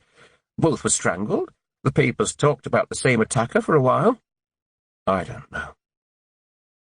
Chapter 42. Carmela rested her knife and fork together on her plate. Oh, I needed that, she said. Didn't know you could cook. It was only spaghetti bolognese. Still, very nice. I was expecting pizza or a bag of chips when you suggested a takeaway. Jackman circled his plate with a spoon, scraping up the last remnants of sauce. Do you cook? Eric moved forward, resting his head on Carmela's lap. She slid her chair back and stroked his ears. Not much these days. Hardly seems worth getting the pans out for one. I've fallen into bad habits. Jackman busied himself making coffees. When he turned around, Carmela had pulled an A4 pad from her briefcase and was sitting expectantly. You said you wanted to discuss something, Jackman said, carrying the coffees across. Yes. I've been out of the office a lot. I wanted to check how things were going with the investigation, but... Her face turned grave as she crossed one leg over another and leant her elbow on the table. Something else happened this afternoon. Something that has rather changed things. Jackman sat down, placing a coffee cup in front of Carmela. Our regional meeting was cut short by a call from Special Branch this afternoon. There's been a terror threat in Leicestershire. Film footage was emailed to a journalist at the Leicester Herald this morning. It contained 2 masked men who said plans had been made to plant a bomb in Leicester city centre in the name of ISIS. And the sender? As soon as the words dripped from his mouth, he guessed her answer. Anti-terrorism are still working on it. They have some ideas, but the email appears untraceable. Odd, Jackman said. ISIS don't normally advertise when they're about to strike. That's what Special Branch said. They're working on the theory that it might be amateurs. Do we have any idea of when or where? Carmela shook her head. Not at the moment. The threat level has been increased to critical. This is in strictest confidence, Will. We're only sharing with DCI level and above at present until Special Branch know what they're dealing with. But it means we need to dispatch more officers to patrol Leicester Centre, certainly until we know more, which means I'm going to have to scale down your team. She paused to sigh. Will, you know what it's like. Threats like these are countered all the time, but we can't afford to ignore the risk right now. Clearly. What are we talking about in terms of numbers? I can leave you with 8 initially, 4 detectives, 4 support staff. Then we'll see. Jackman nodded. While disappointed, he couldn't argue with the requirement. And I thought you were giving me the push. I'm going to be keeping hold of you for as long as I can, Carmela said with a wink, even if you're not technically mine. Now, why don't you let me know where we are with the investigation? Jackman felt a mild sense of relief as he gave her a quick update of their current position. No new strong leads, then? Not at the moment. We put another press appeal out for the hooded witness seen across the road on the night of the murder. She was well positioned to see something, even if she wasn't involved. And we're still battling through the shift workers, hoping something might come up there. He relayed Davis's feedback on the support group. There are some members there that haven't come forward. We could apply for a production order, force their arm. I think we'll focus on the shift workers for now. Based on the profile, that's our priority. Okay. Jackman sat back in his chair. Who was the journalist? I'm sorry? The journalist who received the email this morning. Oh, the Herald's lead crime reporter. What's his name?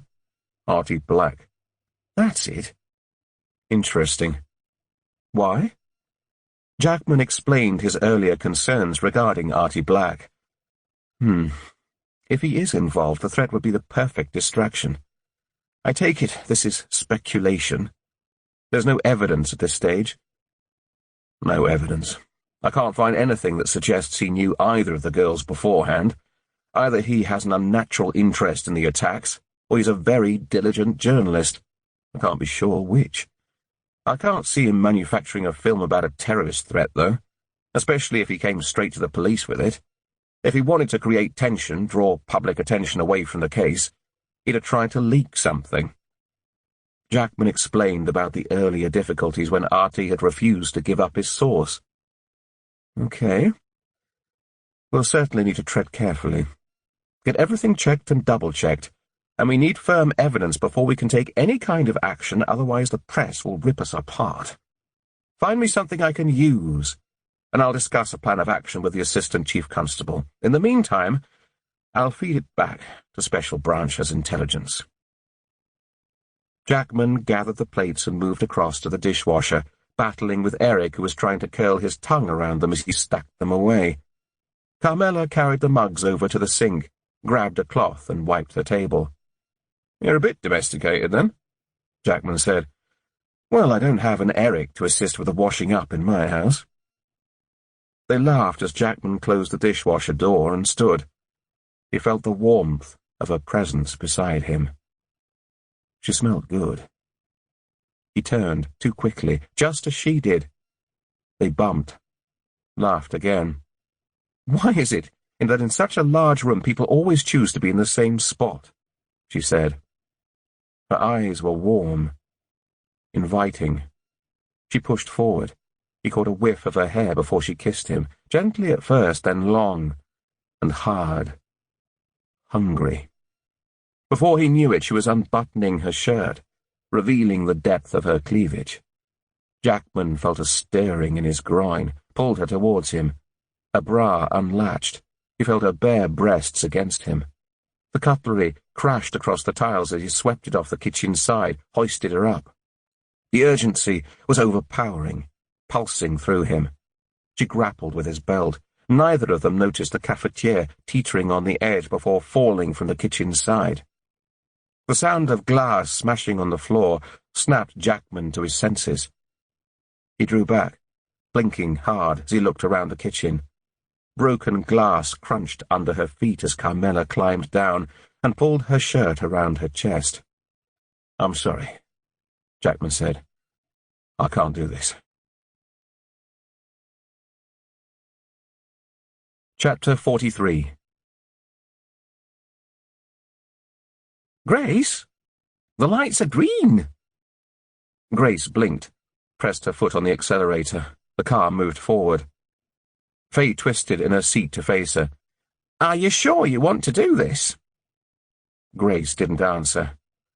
The closer they got to the university, the more her hands tightened on the steering wheel. Suddenly, this covert trip didn't seem such a good idea after all. They turned left into the campus and were greeted with a sign for the University of Nottingham. The last time she'd passed that sign, she'd brought Jo up for the start of her first term. The car had been brimming that day, a duvet blocking the view out of the rear window. It took several trips to empty it and carry bundles of kit across the large campus. Jo's excitement had been palpable, the thrill of the big adventure laid out in front of her. Grace recalled meeting her roommate, Emily, a mousy-haired girl with a shy smile, hovering awkwardly for a second as the two girls chatted before heading off with the promise of a visit in a month or so, when Jo had discovered all the best places to visit. "Do you want to speak to any of the tutors?" Faye's words cut through her memories as they swept into the visitors' car park. Grace shook her head.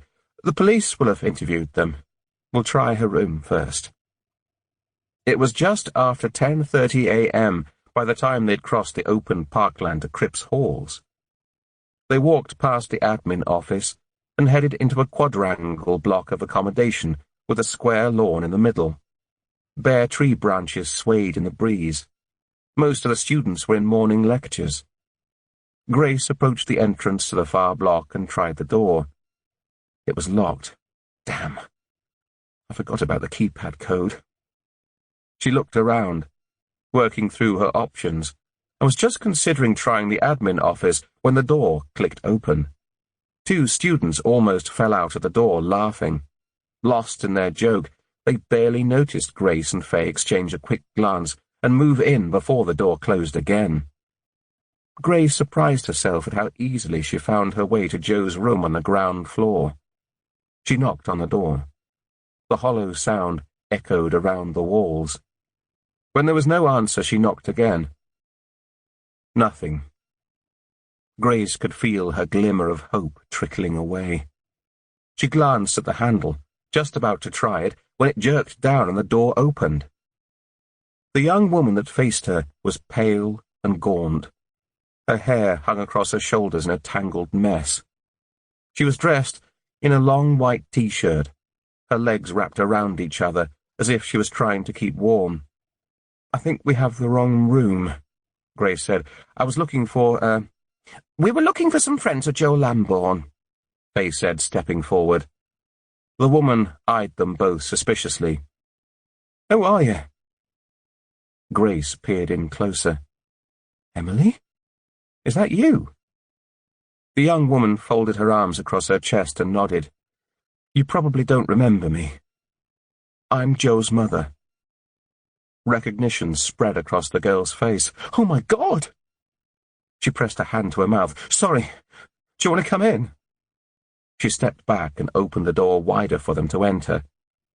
The room was grey and smelt musty. Emily rushed forward and opened the curtains. "I work at a bar nearby. Was just catching up on some sleep," she said nervously. Grace gave a kind smile. "Sorry to disturb you." "It's fine, really. I thought you were another journalist at first." Grace pictured Artie Black, with his affable manner and warm smile that had appeared so genuine, and cringed inwardly. The very thought of him or another reporter digging around Jo's room for a story appalled her. "Can I get you a drink?" Emily moved towards a kettle on the bedside table. "No, thank you," Grace said. "We won't stay long."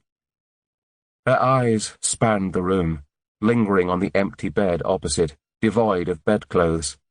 Emily followed her gaze. "The university sent somebody to bag up Jo's things. I'm afraid there's nothing here." Somewhere in the back of Grace's mind, she recalled a parcel arriving from the university, although she hadn't mustered the strength to go through Jo's personal belongings just yet. Emily scratched the back of her neck. "I'm so sorry for what happened. I wanted to write to you, but it's okay," Grace said. They stood awkwardly a moment. "How are you bearing up?" Faye asked. Emily shrugged. "It's been a huge shock for everyone. Jo was great." She smoothed the duvet across her bed, invited them to sit, and moved a pile of clothes off a chair in the corner, settling herself down and burying her gaze in the floor. "Do you mind if I ask you some questions?" Grace said. "Of course." Her eyes widened. "Was she happy here? At the university, I mean?" Emily nodded. She settled quickly, much better than me, seemed to make friends easily. Did she have any close friends, anyone in particular? Not that I know of. There's a group of people from our course, they all hang around together. I was on a different course, so I don't really know them well, just in passing. The police have already interviewed them, though. Would you write their names down for me? University was a part of Joe's life I didn't know very well. It just helps, you know, to chat to people. Emily grabbed a pad from the side of the bed. Sure. I don't have phone numbers for them, though. You'd have to ask admin. That's okay. Quiet fell upon them as Emily jotted down the details. You two must have become quite close, sharing a room together, Grace said as she was past the list. Emily bit her lip. I suppose.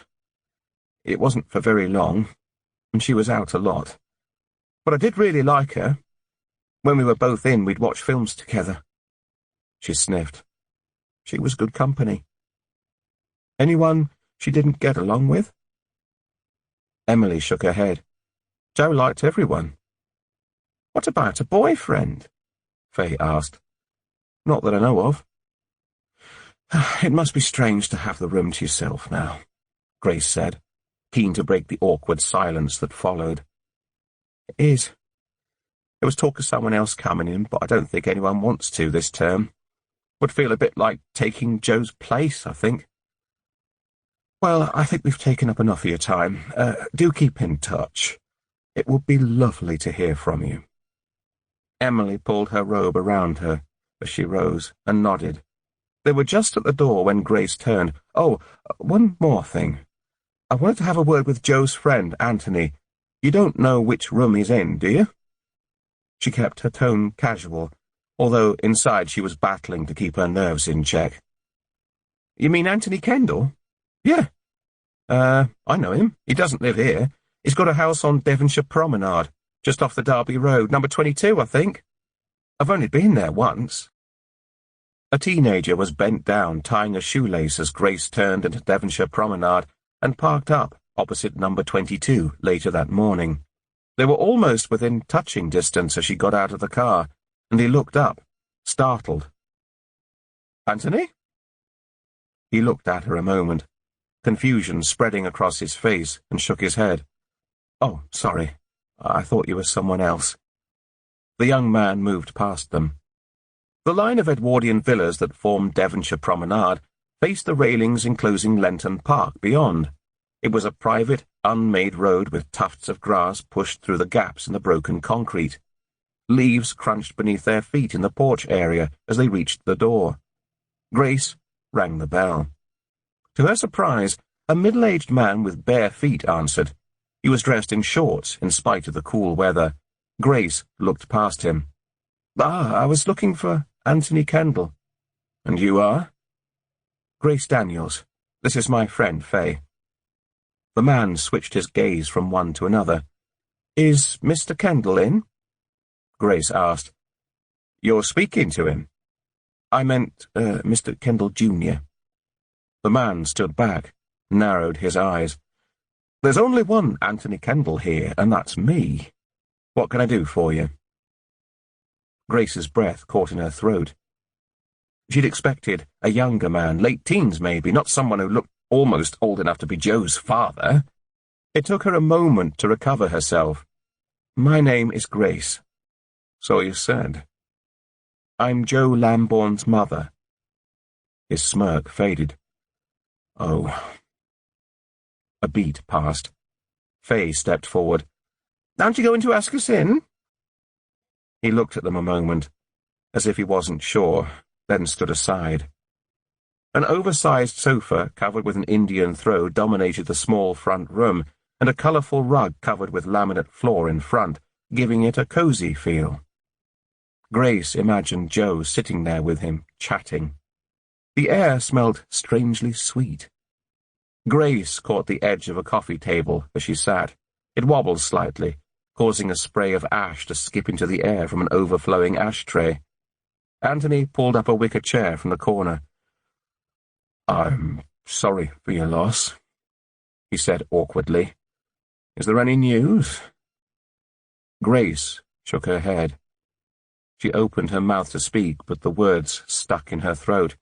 Grace just wanted to visit a few of Joe's university friends, Faye said gently, and get a feel for her life here. He nodded, said nothing. How long had you known Joe? Faye continued. A few weeks. I met her in the student union bar. You're a mature student? Yes. Were you close? He cleared his throat. We, got together a few times. His eyes turned sad. Were you a boyfriend? No. We were just friends. Grace leant forward. The police said Joe came back to Market Harbour for an appointment once a week. She said, Do you know anything about that? I know she went to Market Harbour, but no, I don't know what it was for. Did she mention anyone that she didn't get on with? Someone that she had an argument with, maybe? No. His face hardened. Look, I'm not sure what this is all about. I've already spoken to the police. Grace pressed on with a few more questions about Joe and their friends, desperately trying to glean something to make her trip worthwhile. Anthony responded with short answers, his reluctance obvious. Suddenly the sound of excited voices outside caught her attention. They grew louder as the front door crashed open and two young men appeared. Sorry, mate, one of them said. Didn't realise you had company. Anthony stood, nodded at them, and held out an open hand towards Grace. This is Joe Lambourne's mother and her friend. The two men stared at Grace. Anthony's face clouded. I think they were just leaving. Neither spoke as they walked back towards the car. Grace took the keys out of her bag, but turned off at the last minute and walked around the corner and into the park opposite. Where are you going? Faye asked, scurrying behind her. I need some air. Grace found an old bench and sat. A woman walked past, battling with a toddler in reins who wanted to walk in the opposite direction. She watched them disappear up the path. Did you see that photo on the side of the mantel? She asked Faye eventually. Faye shook her head. It was Joe. Do you think they were together? I don't know. I can't think straight. Why would Joe get together with a man almost old enough to be her dad? Maybe they were just friends. You don't usually have a photo of a friend you've only known for a few weeks on your mantelpiece. The image of Anthony Kendall filled Grace's mind. She travelled to Nottingham to find out more about Joe. Yet so far, it had served to remind her just how little she knew about her daughter. Anthony's clear discomfort at her questions troubled her. He couldn't wait for them to leave, practically pushed them out of the door. Did he have something to hide? The wind swirled around the trees opposite, causing the bare branches to rustle against each other. It sounded like they were whispering secrets just out of earshot. Come on, she said to Faye. Let's go home. Later that evening, Phil led Lucky in from the garden and wandered through to the front room. Has somebody been smoking? He asked. There are cigarette butts outside the back door. Lydia looked up from her position on the sofa. Well, there won't be Mum's. She doesn't approve. Oh, sorry, Grace said. They're Faye's. I meant to pick them up. Lydia rolled her shoulders as the television credits flashed up the screen. I'm going up to finish my homework. Phil waited for the sound of her bedroom door closing and scratched his head awkwardly. There's something we need to talk about. Oh? Grace could feel him on her tail as she walked through to the kitchen and placed her empty glass beside the sink, and was surprised when he took her hand and guided her to the table. I had a phone call this evening from Detective Parsons.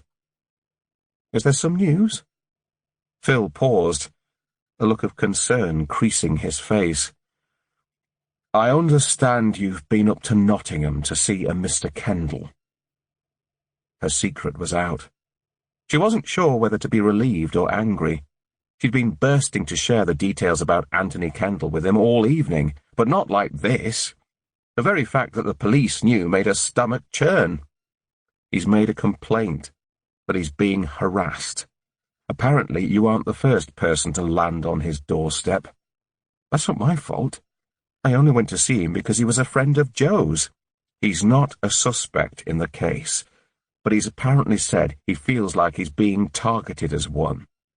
Grace scoffed. Look, love, I know you're hurting, but you have to accept that if he was a friend of Joe's, he might be grieving too. He's never met you, and you turn up at his home asking questions. Can you imagine what that would feel like? Grace pictured Anthony Kendall's face when she'd introduced herself.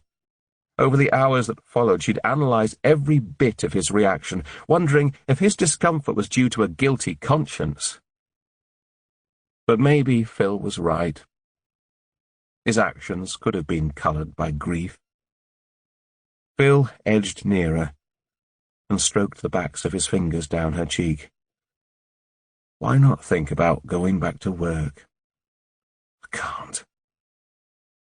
Grace turned away before the tears swelling in her eyes spilled down her face. Then we need to get you back to the doctors. You'll need to get another certificate for work, and perhaps you can talk things through with them. See if there's some other way they can help. I'll come with you. He wiped away the tears with his thumbs. I saw Beryl in the driveway earlier. She was asking after you. Grace looked away. She was telling me it's the book club meet next week. Why don't you go along? I'm sure they'd love to see you. Grace stiffened. I can't face them. Maybe just see Beryl then, for a coffee. It might be good for you to get out a bit more. I am getting out. I went out today with Faye. Perhaps it's time to see some of your other friends. What do you mean? Just that we don't know Faye very well. I know her. She understands me.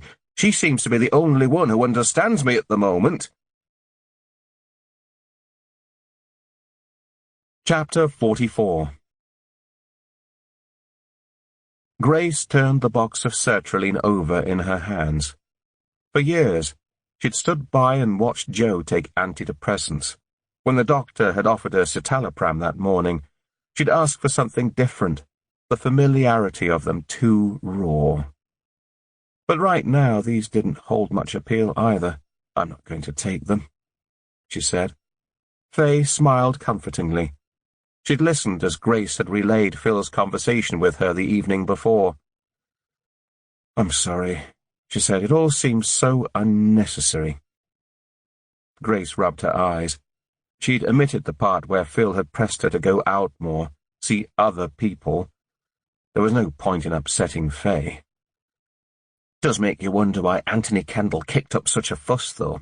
Do you think he's got something to hide? I don't know.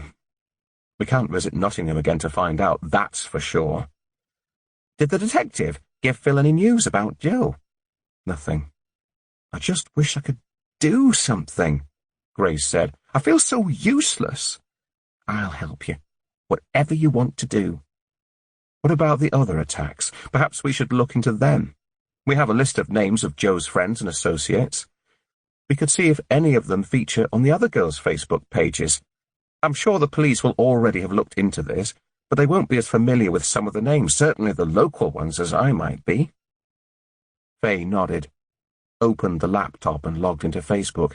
What were the names? I don't know the first one. The police never released her name, but the second girl was called Eugenie. Eugenie Trentwood. She moved across and sat beside Faye on the sofa. A list of names instantly popped up on the screen. She clicked on the first one who listed their address in Arizona, went into the second, and the third. Neither showed their location or photographs. She disregarded an elderly lady. The next was around the right age, but didn't show their location. This might be more difficult than you thought. Faye sighed. Wait. She did an interview for the press shortly after the attack, Grace said. I remember it was big news at the time. I'm sure there was a photo with it. Faye tapped away, scrolled through a couple of news reports, and eventually brought up her interview, accompanied by a photo of a young woman. The sight of her curls made Grace gasp. "You sure you want me to carry on?" Faye asked. Grace nodded. Faye brought the Facebook list up on the screen next to the article and started scrolling through. It was a tedious task. They were almost at the bottom when a photo of a girl came up. Her curls were tied back. No location was shown. "Could be this one," Faye said. She clicked on the profile, but couldn't get any further. You have to be friends with Eugenie to see a full profile. Not surprising, really. Faye switched back to the article, browsing slowly. Such a shame. The paper seemed keen to point out the links between the attacks. She scrolled down. I don't know. The only similarities I can see are the ages. They look different apart from the curly hair, and don't seem to know each other. She clicked a few more keys, her eyes searching the screen. The papers say that both had ligatures placed around the necks. Both were sexually assaulted. Grace closed her eyes, placed a hand over her face. She'd put those details of the attack out of her mind. Hearing them again, read out loud, made her feel light-headed. Faye looked across at her. The laptop wobbled on her knees. "Oh, I'm sorry. This must be really painful for you. When I think of the fear, the pain he subjected her to." Grace let her hand drop into her lap. She must have been terrified. Faye's eyes were set on her, examining every contour of her face. "Oh, God, that's happened to you, too." A few beats passed.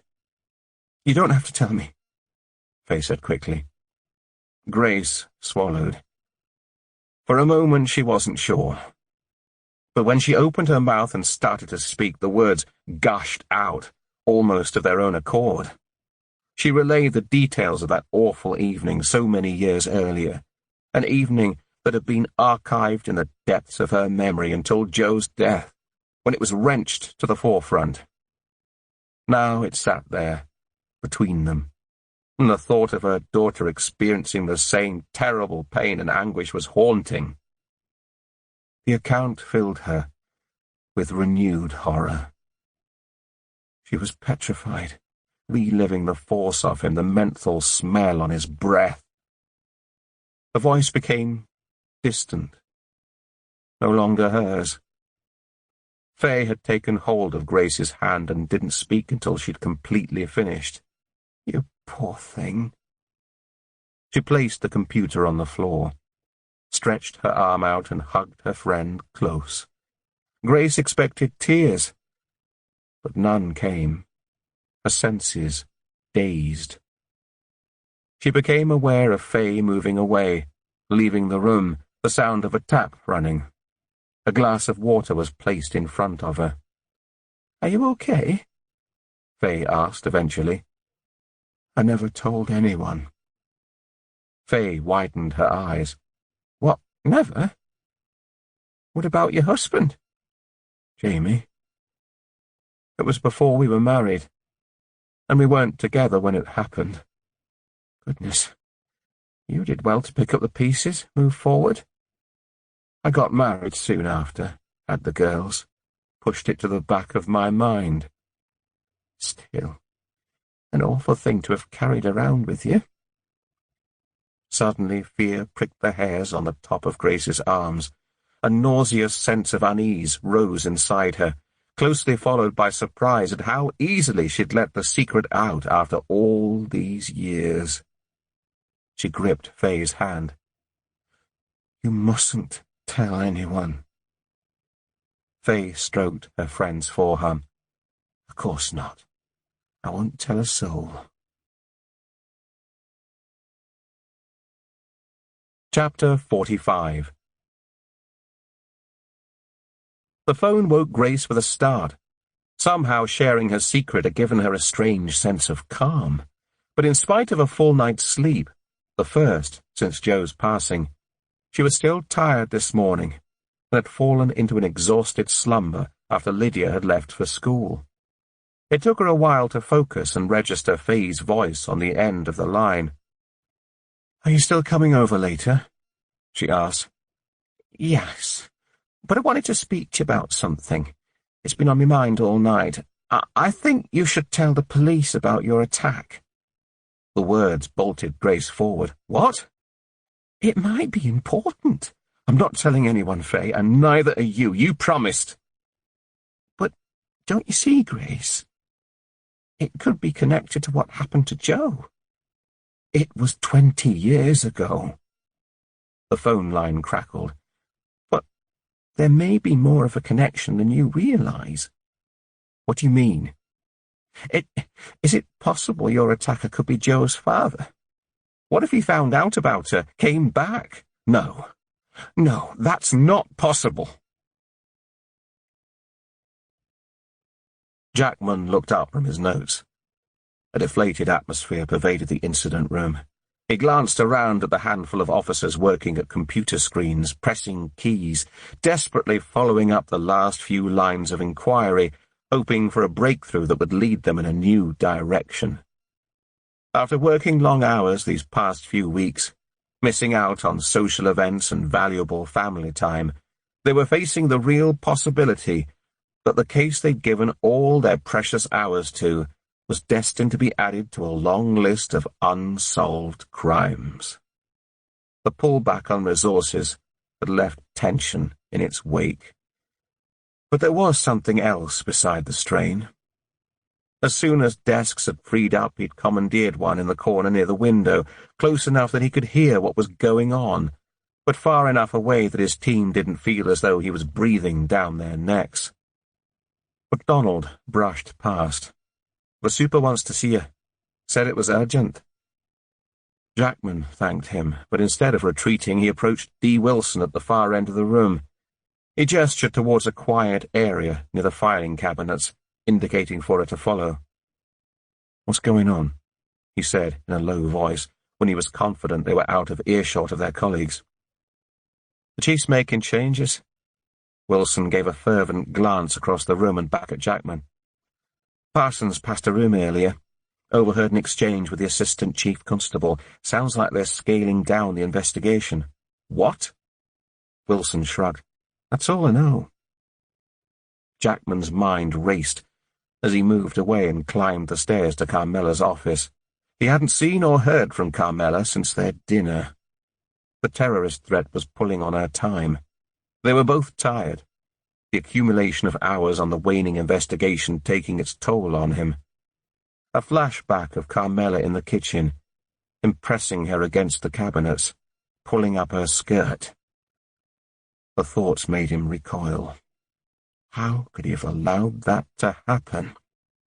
A part of him was relieved she hadn't been in touch, because he didn't know what to say to her.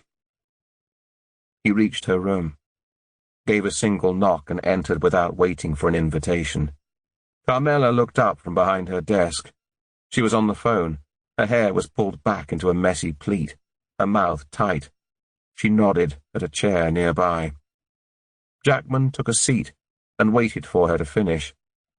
The room looked different this morning, somewhat barer, more clinical. Carmela ended the call and managed a half-smile as she faced him. They weren't moving over to the easy chairs in the corner today, and her desk presented a barrier between them, reinstating their ranks, a gesture not lost on Jackman. "Is everything okay? It's like a morgue in the incident room." She ignored his question. "As you know, I'm under pressure with the recent terrorist threat." "So you said. This is going to be a high-profile investigation. We need to send more officers. More from my team. We're already short." Carmela sat back in her chair. "I understand that, Will, but there are other priorities at stake here, and the chief is getting restless. We're not getting any further in the case. Maybe it's time to get a fresh pair of eyes in to take a look at things." "A review team? Already, there's something else," she said, ignoring his question. "Warwickshire want you back." "What?" "I thought you said you'd keep me as long as you could, and I have. But we've had you for almost 5 weeks. Warwickshire short-staffed too, and your own super wants you to concentrate on your policy report. She met his gaze. You leave today. Jackman clenched his teeth. Who's taking over at Operation Ascot, then? That's still to be decided. Jackman scratched the back of his neck as he left her office and marched back down to the incident room. He tried to negotiate, appeal to Carmela's better nature. Just one more week, but she was unwavering. She hadn't mentioned their indiscretion, hadn't spoken of their dinner together. The words were stark in their absence, and soothed his conscience slightly. Perhaps she'd regretted it as much as he did. He hoped so. Wilson was walking up the corridor towards the coffee machine. As he made his way back to the office, he relayed his conversation with Carmela. When are you off? She asked. Soon. You? Oh, I'm one of the few staying on, picking through the embers, playing the PR game. Jackman felt a brief moment of relief that at least the case wasn't losing her. The press are going to give us hell. He wanted to say they wouldn't, but he knew he'd be lying. It wouldn't be long before news of his return to Warwickshire would reach them, and they would likely pounce on it, using it as an excuse to exploit the waning investigation. Keep in touch, Jackman said. I'll be at the end of the phone. Any new developments, anything at all. Let me know? Sure. But before that, I think we need to have a few drinks. Can't let you go without a send-off. She moved into the incident room to announce the impromptu leaving drinks. He felt his mobile vibrate in his pocket. A number he didn't recognize flashed up on the screen, and he moved away to answer it, surprised to hear Grace's voice at the end of the line, and even more surprised when she asked to see him as soon as possible. By the time he walked back in, he felt a buzz of excitement as people started closing down computers, putting on coats and getting themselves organized for an evening out. I'll meet you there, Jackman said. There's, something I need to do first. Chapter 46. Grace sat facing the detective. The camera in the corner of the room felt strangely disconcerting, eyeing her as she relayed her story. She'd never told anyone about the attack. Ever. And now she knew why. It was impossible to keep secrets. The more people you told, the more chance there was that the sordid details would spread like a stain that could never be removed. But she hadn't anticipated for it to be made public knowledge. A wave of nausea had hit her as she'd ended the call to Faye the other day. Would she respect her wishes as she'd promised? Grace worked back over their conversations.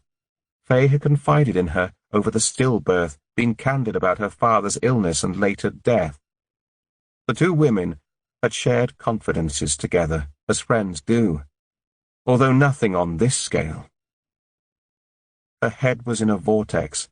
She'd phoned Faye back, cancelled her visit, feigning a headache. Problem was, with each hour that passed, Faye's words had wormed their way under Grace's skin. It wasn't difficult to work out that Jamie wasn't Joe's dad. A family photo pointed out the clear differences in their appearance. The very notion that he might have been tracking her, watching, waiting, lurking in the background for years brought fresh bile to her throat. What she couldn't reconcile in her head was why would he attack Joe too? And why now? But if there was any chance that there might be a connection between her attack and Joe's murder, she had to do something. She'd retreated, ignored Faye's texts as she mulled it over. When Faye eventually arrived on her doorstep full of apologies, Grace confessed, told Faye how she decided to go to the police. Faye offered to come with her, and Grace agreed as long as she promised not to share the secret with another living soul. I don't want my family finding out, she'd said. By the time Grace reached the station, she was on the verge of changing her mind. The idea of going over the vile details, Having them recorded on file made her light-headed. She'd asked for DCI Jackman, the senior detective with the green eyes who'd been kind to her. And when she finished, it simply said, "Thank you for bringing this to my attention. I'll have your account drawn up into a statement for you to sign." She'd gone on to repeat her fears about it being made public. "We won't do anything before speaking with you first," it said. Jackman had said that there was no reason to suspect the cases were connected, but that they'd look into it. He checked she still had his card, asked her to call him personally if there was anything else she remembered later. Faye was still in the waiting area she walked back through, in spite of the hour and a half that had passed. Winter arrived as they left the station. Grace hunched her shoulders against the cold. They didn't speak of the secret cemented between them as they approached the car. "Shall I drop you home?" Grace asked, as they battled with seatbelts. "No, I have some shopping to do. Drop me at the high street and I'll walk back." Faye stared out of the window as the engine purred into action. "And Grace?" "Yes?" "Well done. I'm proud of you."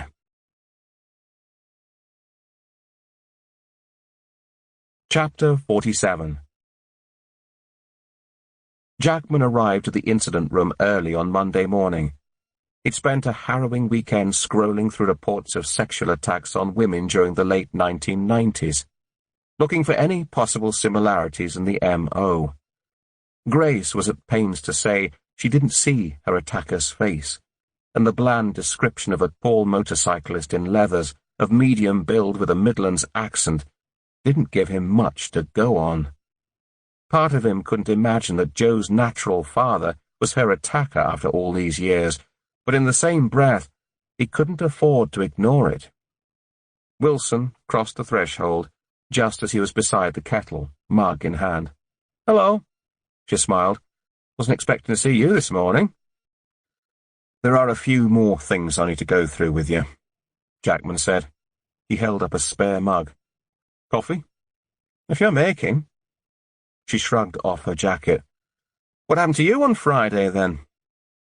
By the time Jackman had finished with Grace, it was too late. He'd sent Wilson a text with his apologies. He didn't relish the idea of joining a bunch of cops who would have been decidedly worse for wear by then. Got detained. He carried their coffees over to her desk, pulled up a chair, and relayed Grace's account of her own attack, followed by his searches over the weekend. Wilson didn't speak until he'd finished. "Well," she said, "looks like I missed all the action." "You're telling me." "Do you really think her attack over 20 years ago is connected with Joe's murder?"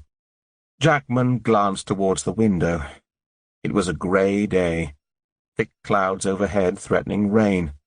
He looked back at Wilson. "Probably not. I've gone through all reported attacks, 5 years either side, put out a request for national cases with any similarities." Grace didn't recognize anything. Smell, voice, nothing familiar? It was a long time ago. I suppose she's blocked it out. A couple of other officers entered the room, looking a mixture of startled and pleased as they saw Jackman. "Why didn't you call me? I could have helped." "Grace wants to keep her attack confidential. She was quite insistent. Hasn't even told her family. She only came to me in case there was any connection to her daughter's case. I think the less people that handle this file, the better." "You got it." Parsons rushed in, tugging at the scarf around her neck. "Just been caught by the super in the corridor. She wants to see you in her office." She nodded at Jackman, giving a knowing look. "Now." Jackman sighed. "News travels fast around here, doesn't it?" Carmela's door was open as he approached. He wandered in without speaking. She was stood at the window looking down at the street below, hands rested loosely on her hips. She whipped around as the door clicked shut. "Will, what are you doing here?" That weekend she'd sent a text, asking to meet, if he was free, no mention of his dismissal, and he'd replied to say he was busy. A couple of other texts followed, but he ignored them. He'd been wrong.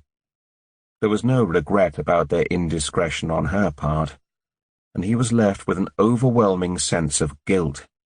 There's been a development. This had better be good. She didn't indicate for him to sit, but he sat anyway, forcing her to take her own seat behind her desk. He explained Grace's revelation, the work he'd done over the weekend, the subsequent checks. Carmela listened intently. "I thought I'd made it clear that you were to hand over the case," she said, when he'd finished. "And I have, but Grace contacted me on Friday evening. And you didn't think to call it in? This wasn't a formal interview. She contacted me in confidence, and that's the way it stays." "Okay, thank you," Carmela said, a conciliatory note in her voice. "We'll take it over from here." "Any news on my replacement?" She ignored his question, but her face was softening. "You didn't answer my texts." "You were away. I was busy." A tinge of sadness flickered across her face before it hardened once more. "Don't forget to let your own super know where you are," she said, "and Will—" He was almost at the door when he rounded to face her. "Keep in touch." Jackman's stomach sunk as he made his way back to the office. Carmela had been a good friend last summer, but she clearly wanted more. He couldn't deny he was drawn to her, maybe, in different circumstances. But Alice was still here. She needed him. He turned the corner, lost in his thoughts, when he almost collided with Wilson. She stopped abruptly. "You hanging around for a bit?" she asked. He shook his head as a thought suddenly occurred to him. "Do me a favour, Dee. Watch that journalist. Artie Black. You're not serious. He's a pussycat. An annoying one, I'll give you that." "I'm not sure." "What are you thinking?" "I don't know exactly." He gave a quick run-through of his earlier concerns, carefully avoiding any mention of the terrorist footage. Although the work with Special Branch was ongoing, it was still bound in a thick tape of confidentiality, restricted to senior management level. Just keep an eye on him. Wilson gave a nod. "We're all gutted you're going. We've not been able to have that night out, to say goodbye." Jackman gave a short laugh. "I can always come back." "Don't you just hate politics?" Jackman shrugged a single shoulder. "Well, last week we were top of the list.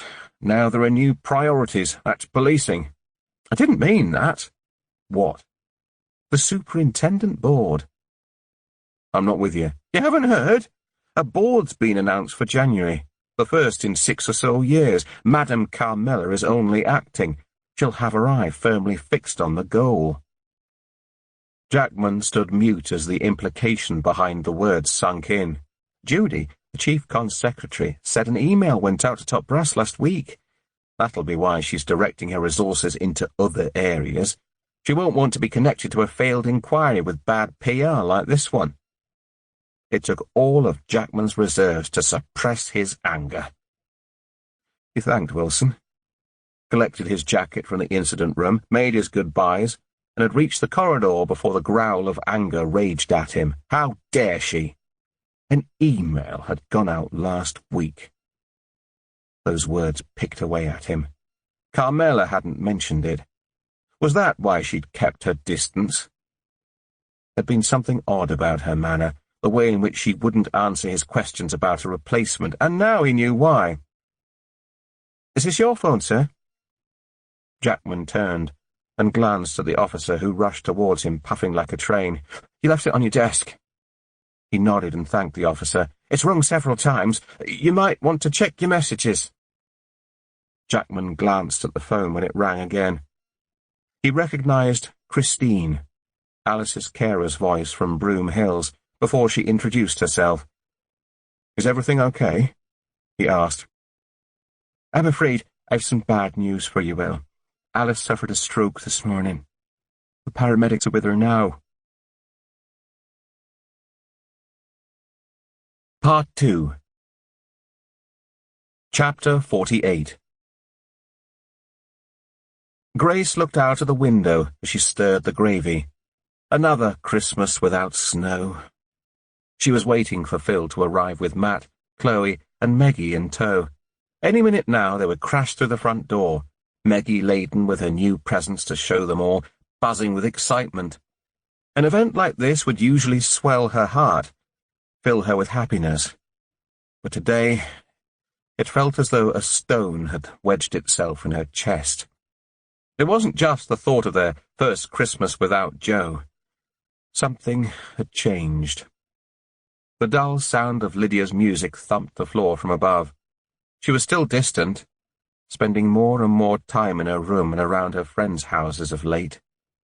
The supermarket had been taken over by a larger chain, and Phil threw himself into his work, regularly staying late in an effort to meet the new targets and priorities that were now being introduced.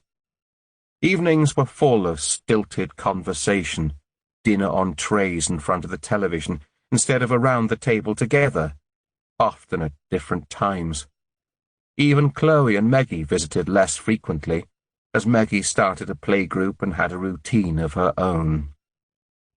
Joe's name was rarely mentioned, and when it was, all eyes shot to Grace, almost as if it was taboo. Over the last few weeks, the distance between them had grown to such an extent that it seemed to Grace her family were becoming strangers.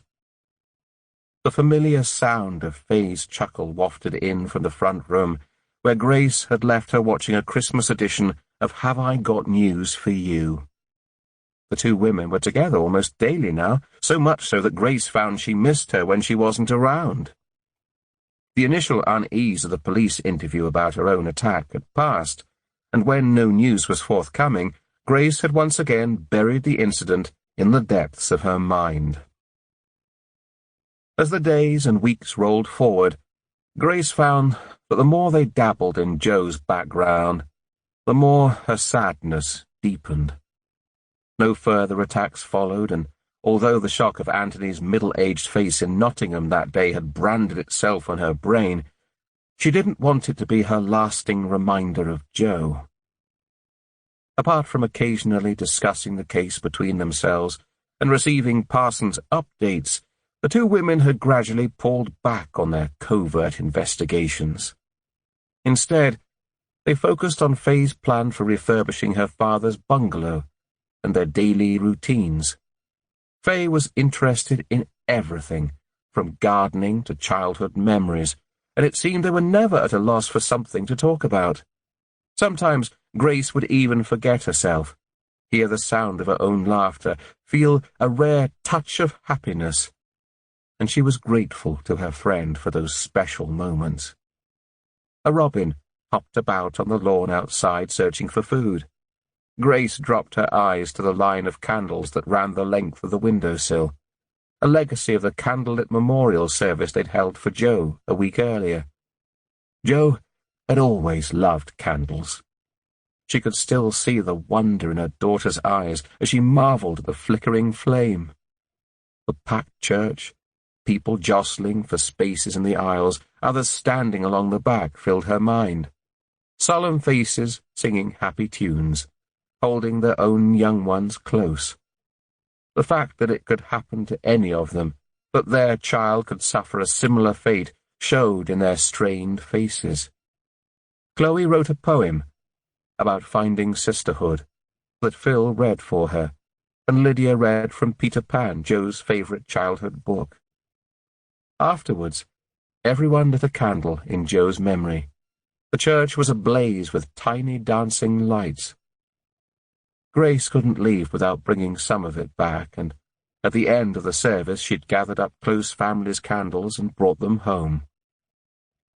Yesterday, she'd painstakingly dusted and vacuumed Joe's room, carefully arranging the ornaments and photos back in their usual place. To Grace, the space needed to be preserved until the police released Joe and she could find her a special resting place of her own. The drone of an engine was followed by the crunch of gravel outside. Doors banged shut. She looked down at the gravy, which was now bubbling in the pan, and lifted it off the heat as she felt a presence behind her. "What's Fay doing here?" Lydia whispered, tucking her hand beneath the foil, covering a dish on the side and pulling out a strip of turkey. Grace swept her daughter's hand away from the meat. "I invited her on Christmas Day? She didn't have anywhere to go. How long's she staying?" "For the day." "You're joking? It's going to be hard enough as it is." "Her dad died earlier this year. I didn't like the thought of her on her own.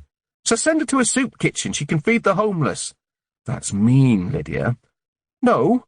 What's mean is that we have to bear our first Christmas without Joe, and now we have to pretend and be polite because there's a stranger here."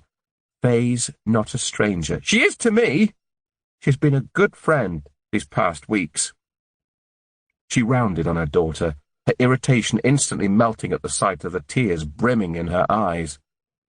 At that moment, the front door banged back on its hinges, and Meggie ran in wearing a pair of felt reindeer antlers.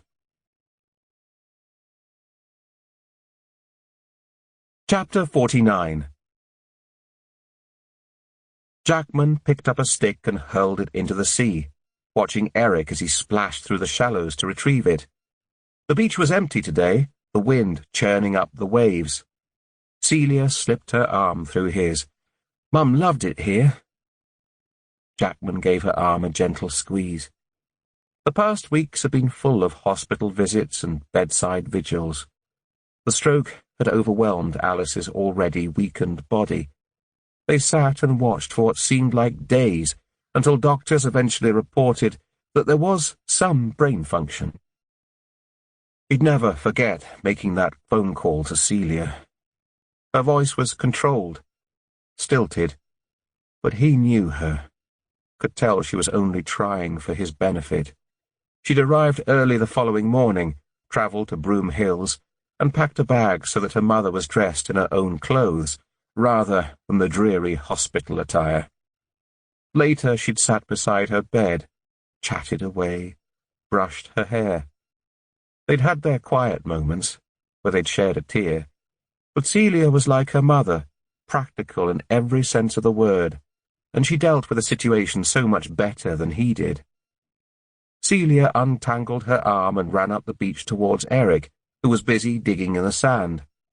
Little over a month ago, he'd been sitting in the consultant's office, asking for Alice to be scheduled for more intensive tests, holding on to a ray of hope of some kind of recovery. He'd completed the forms, and they were waiting for dates. Now everything was put on hold. They were told the stroke had left a shadow on Alice's brain.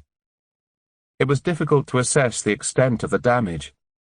Any usual tests for paralysis confounded by the locked-in syndrome. But what continued to haunt Jackman was that she was shut away in that shrinking body, not able to tell them if she was in pain or how she felt. The waves folded forward. Celia was bent over a stick, writing something in the sand. "To Mum, with all our love, always." The enlarged letters were messy and disjointed, like a child learning to write. She finished it with a big kiss at the bottom. By the time he reached her, the waves were already licking the edge, ready to wash them away.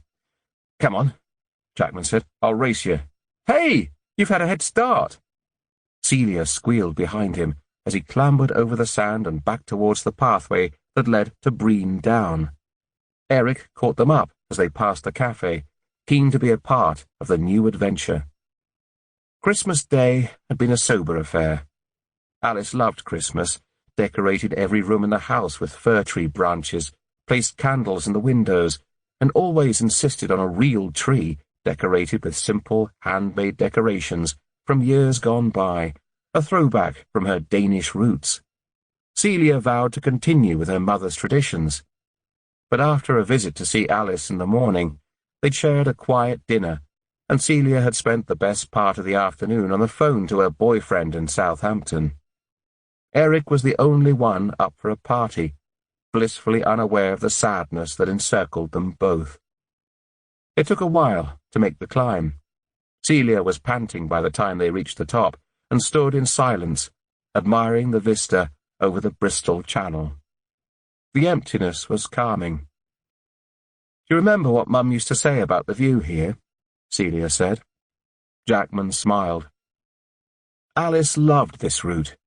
She begged him to travel across to this spot on the west coast every Boxing Day. One year it was wet, the rain coming down in sheets, yet she still insisted they make the climb. It made her feel on top of the world. Celia joined in the last few words, and they both laughed. "Are you going to be okay?" Celia asked, as their laughter petered out. "I could stay a bit longer." "I'll be fine. You've got finals to prepare for." "Make sure you keep your phone on, then." She moved away and ran with Eric across the grass.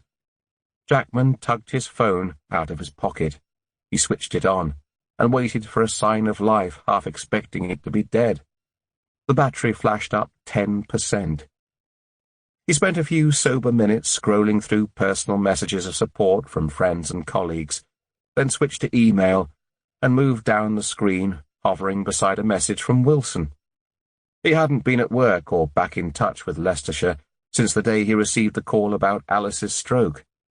The message was sent on the 23rd of December, just a few days earlier. "Hope you're doing okay. I've got some news. Get in touch when you're ready. No rush." Chapter 50. Grace wrestled to fasten the top button of her coat. It was one of those murky January days with a sprinkling of rain in the air that doesn't ever properly get light. The weather had done nothing to put off the sail shoppers, though, and the centre of Market Harbour teemed with families, couples and groups of teenagers, almost as if an army of ants had invaded. She'd agreed to meet Faye in Harbour Town, but was now wishing that she'd invited her around to the house as normal. She turned up her collar, checked her phone again. No messages. She was just considering leaving when she caught sight of a red coat bustling towards her. Faye's face looked grim. "Sorry I'm late," she said. "Boiler's broken at home. I spent all morning trying to get hold of a plumber." They moved into a cafe. "You sure you don't want to be home?" Grace asked. "We don't have to do this now. He's not coming until 4 o'clock. I'll be glad to warm up for an hour." They made their way through the tables to the one beside the counter. Grace ordered drinks and cakes. It was a difficult seat, her shoulders constantly jostled by people approaching the counter to order, but there weren't any others free, so they made the best of it. "When did you find it wasn't working?" Grace said, as she removed her coat and sat. "It was cold in the house yesterday. I thought it was me and put on another jumper, but I didn't hear it this morning. The tank's quite noisy, usually wakes me up when it kicks into action. When I got out of bed, it was freezing, and I realised the radiators weren't working." "What did the plumber say?" "Not much on the phone. He was the 6th one I called. The others were either on holiday or too busy. He says he can't do anything until he comes out and takes a look at it." "Oh, I hope it's something small, something he can fix quickly." "Me too, and cheaply." Jackman heaved Celia's bags into the back of her car and piled the supermarket carrier bags around them. "Sure you got enough there?" "I'm fine, Dad, really. They do have supermarkets in Southampton too." He closed the boot. Celia enveloped him in a big hug. "You sure you're going to be okay?" "Should be asking you that question. I could have driven you back." "Dad, stop fussing.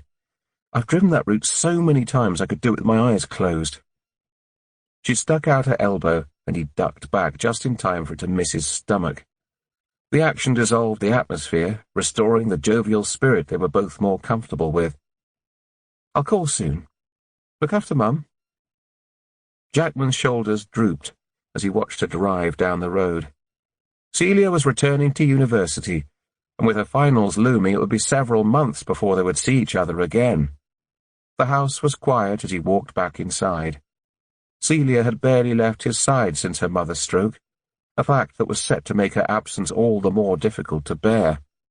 Even Eric seemed aware of the impending change and didn't move from his place on the sofa. He switched on his music, waiting for the sounds of Bach to fill the room, and sat down beside the dog. Everywhere he looked there were pieces of Alice. Above the fireplace sat an oversized mirror, edged in driftwood that she'd hauled back from Portobello Market. Beside the window was an oil painting of Eric she'd commissioned on his first birthday. On the far wall hung a caricature of Alice, Celia, and him on holiday in France when Celia was small. Alice hadn't lived there for over a year now, yet their home still whispered of her presence. The music crashed into a crescendo, filling the room. The house suddenly seemed overwhelming. He needed a diversion.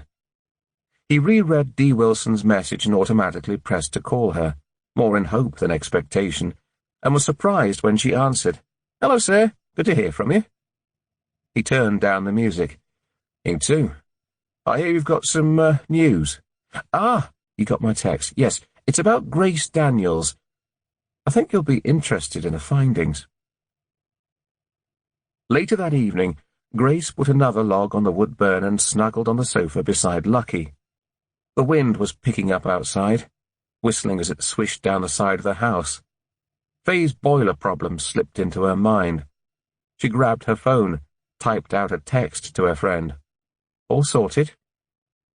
It was a while before her phone buzzed with a reply. "Afraid not. Looks like it's broken. Might need a new one." Grace called her. "You okay?" "Just cold." "Why don't you come and stay here overnight? I can spare." She hesitated a moment. The only spare room she had was Joe's, and that didn't seem appropriate. "The sofa. It's quite comfy." "I don't know. I don't want to intrude." "Don't be silly. It's only for one evening." "Well, it would be nice and warm." "That's settled then. I'll send Phil over to pick you up." "No, that's not necessary. I insist. You can't get the bus at this time of night." Grace took down Faye's address, ended the call, and wandered through to the kitchen. Phil was leant down beside the door, undoing his running shoes, a new hobby he'd only recently taken up. "Looks like we have a guest for the night," she said, grabbing the dishcloth and wiping down the sides.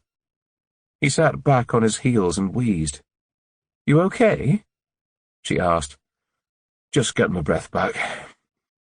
What did you say?" "Faye's boiler's broke and she hasn't got any heating." Phil gave a sympathetic grimace. "Okay if you pick her up in half an hour? That'll give you a chance to get changed and her time to gather her stuff together." "Pick who up?" Lucky rushed to greet Lydia, who was now standing at the doorway. Grace chucked the dishcloth back in the bowl. "Faye." Lydia groaned. "Oh, don't be like that. She's got no heating." "Where will she sleep?" "I'm going to make up the sofa for her." Lydia huffed. "I'm going back upstairs."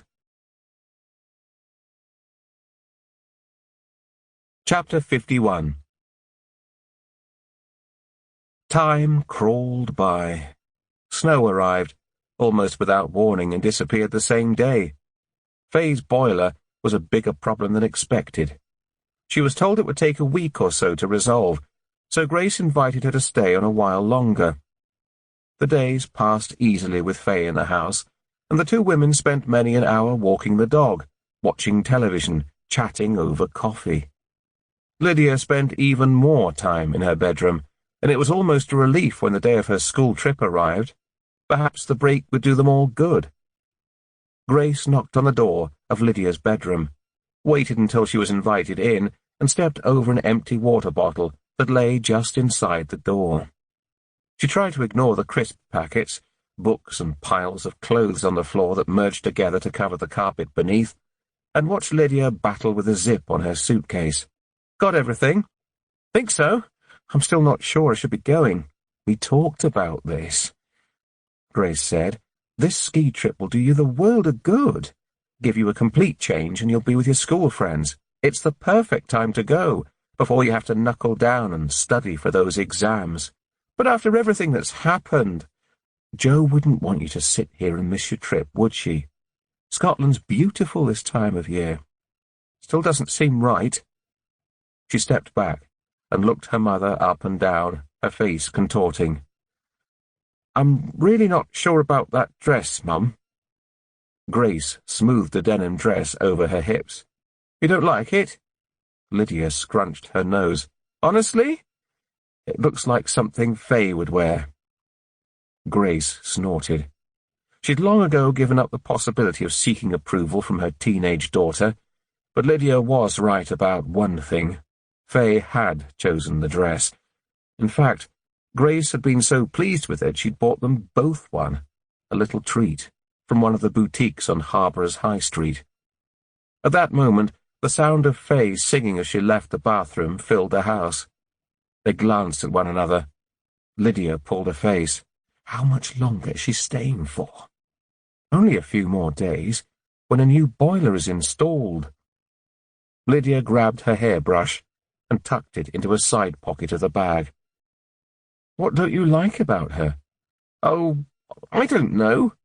She only talks to you. It's like you're in some kind of little club together. It's weird. She grabbed a tie from the bedside table and secured her hair in a ponytail. And she's always here. When she'd invited Faye to stay, Grace hadn't asked the others or given any thought as to how it might affect them. But it was their home too, and suddenly she felt a sting of selfishness. Was she inadvertently contributing to the wedge that had formed between them, pushing her family aside? She'll be gone when you get back, I promise. Lydia grabbed hold of the bag and moved out onto the landing. I saw her coming out of Joe's room yesterday. What? Faye's voice was louder out here, a tune filling the house. Grace grabbed her shoulder. Are you sure? Lydia nodded. I thought maybe you were clearing it out. Are you sure you're not making this up? Lydia ignored her mother's question, instead thumping the hold-all down the stairs, bumping every step, before resting it in the hallway. Faye smiled as they both entered the kitchen. Anyone for coffee? She breezed. Why don't you ask her herself if you don't believe me? Lydia said. Is everything okay? Faye asked. Grace watched Lydia roll her eyes and move into the front room. Of course, Lydia was just a bit upset. Thought she saw you coming out of Joe's room yesterday. Oh, I was. Phil was working on the car and you were out front talking to him. I couldn't find Lucky, so I went upstairs and checked the bedrooms. When I came down, she was back in the kitchen. Had forgotten she uses the old cat flap in the door. Sorry, I meant to mention it. Must have forgot when you came in. She pulled some mugs out of the cupboard. No problem. Lydia just gets a bit overprotective about Joe's room. Quite right, too. Now, how about that coffee? It's strangely quiet, with no children in the house, Grace said later. Since Joe's death, she'd been hyper-aware of her youngest daughter's movements, making sure she wasn't out alone, offering lifts when possible. She'd even taken her to the coach and waited until it left the car park for its journey to Scotland that morning, much to Lydia's annoyance. Deep down, she knew that Lydia needed to go on this trip, spread her wings and breathe. Outwardly, she'd encouraged it. But the prospect of losing that control over her, even for a short time, was unnerving. Faye mustered an empathetic smile. It's only a few days. They were stood in Grace's back garden, coats pulled close against the sharp wind. It was a beautifully clear winter's day. Grace watched Faye take a long drag of her cigarette. She'd grown to look forward to these trips into the garden, giving her the opportunity to monitor its slow change during the winter months. A blackbird landed on the bird table and fluttered about, pecking at some crusts Grace had put out that morning. Faye took another drag and watched her longingly. Want some? Faye said. Grace shook her head. You sure? Grace looked at the cigarette in Faye's hand. Oh, go on then. She took it, closed her eyes and sucked, long and hard. She'd given up smoking when she was pregnant with Joe, but Jamie had been a heavy smoker all his adult life, and the doctors made it quite clear that it was a contributing factor to the lung cancer that killed him. Grace responded by banning cigarettes from the house, warned her girls about the dangers associated with smoking. She blanked that out of her mind today, though, and embraced the feel of the nicotine as it infused her lungs. When she opened her eyes, Faye was staring at her intently. Mind if I finish it? Grace said, holding it out an angle. Of course not. Fay lit another, and they stood there for a while. Time passed easily. By the time they'd popped one of Fay's mints and gone back inside, Grace felt more relaxed than she had done in months. Chapter 52. Wilson greeted Jackman with a wide grin as he pulled up at the curb in Arden Way and climbed out of his car. "It's good to see you," he said. "You too. Thanks for coming over, especially while you're still on leave." He shrugged. "Some things are important." "How are things in Leicester?" he asked as they walked up the road together. "Much the same. The incident room has wound down. The supers swanning around on the PR train after the thwarted terrorist attack. She can barely get her head through the doorway at the moment." Jackman gave a wry smile. When news of a house raid uncovered bomb-making equipment in Leicester City the week before Christmas, it made national news. He'd watched Carmela on the television, making a statement to the press, thanking her officers for the work that had gone on behind the scenes to safeguard the community of Leicester once more. A convincing smile and smooth tone reminded him of a politician. "What about my replacement?" "DCI Steve Morrison from West Mids is heading up the review team." "Don't think I know him." "Very intense. Barely talks to any of us unless he wants something. Thick as thieves with a super, though." "Any findings on Operation Ascot?" "Not as far as I'm aware." "And no more attacks?" She shook her head. "Did you find anything on that journalist?" Jackman asked as they reached Grace's driveway. "No. He's a slippery character, I'll give you that. Always under your feet. But I don't think he's involved." He felt a sense of déjà vu as he stood on a doorstep and knocked. Grace opened the door almost immediately, inviting them in.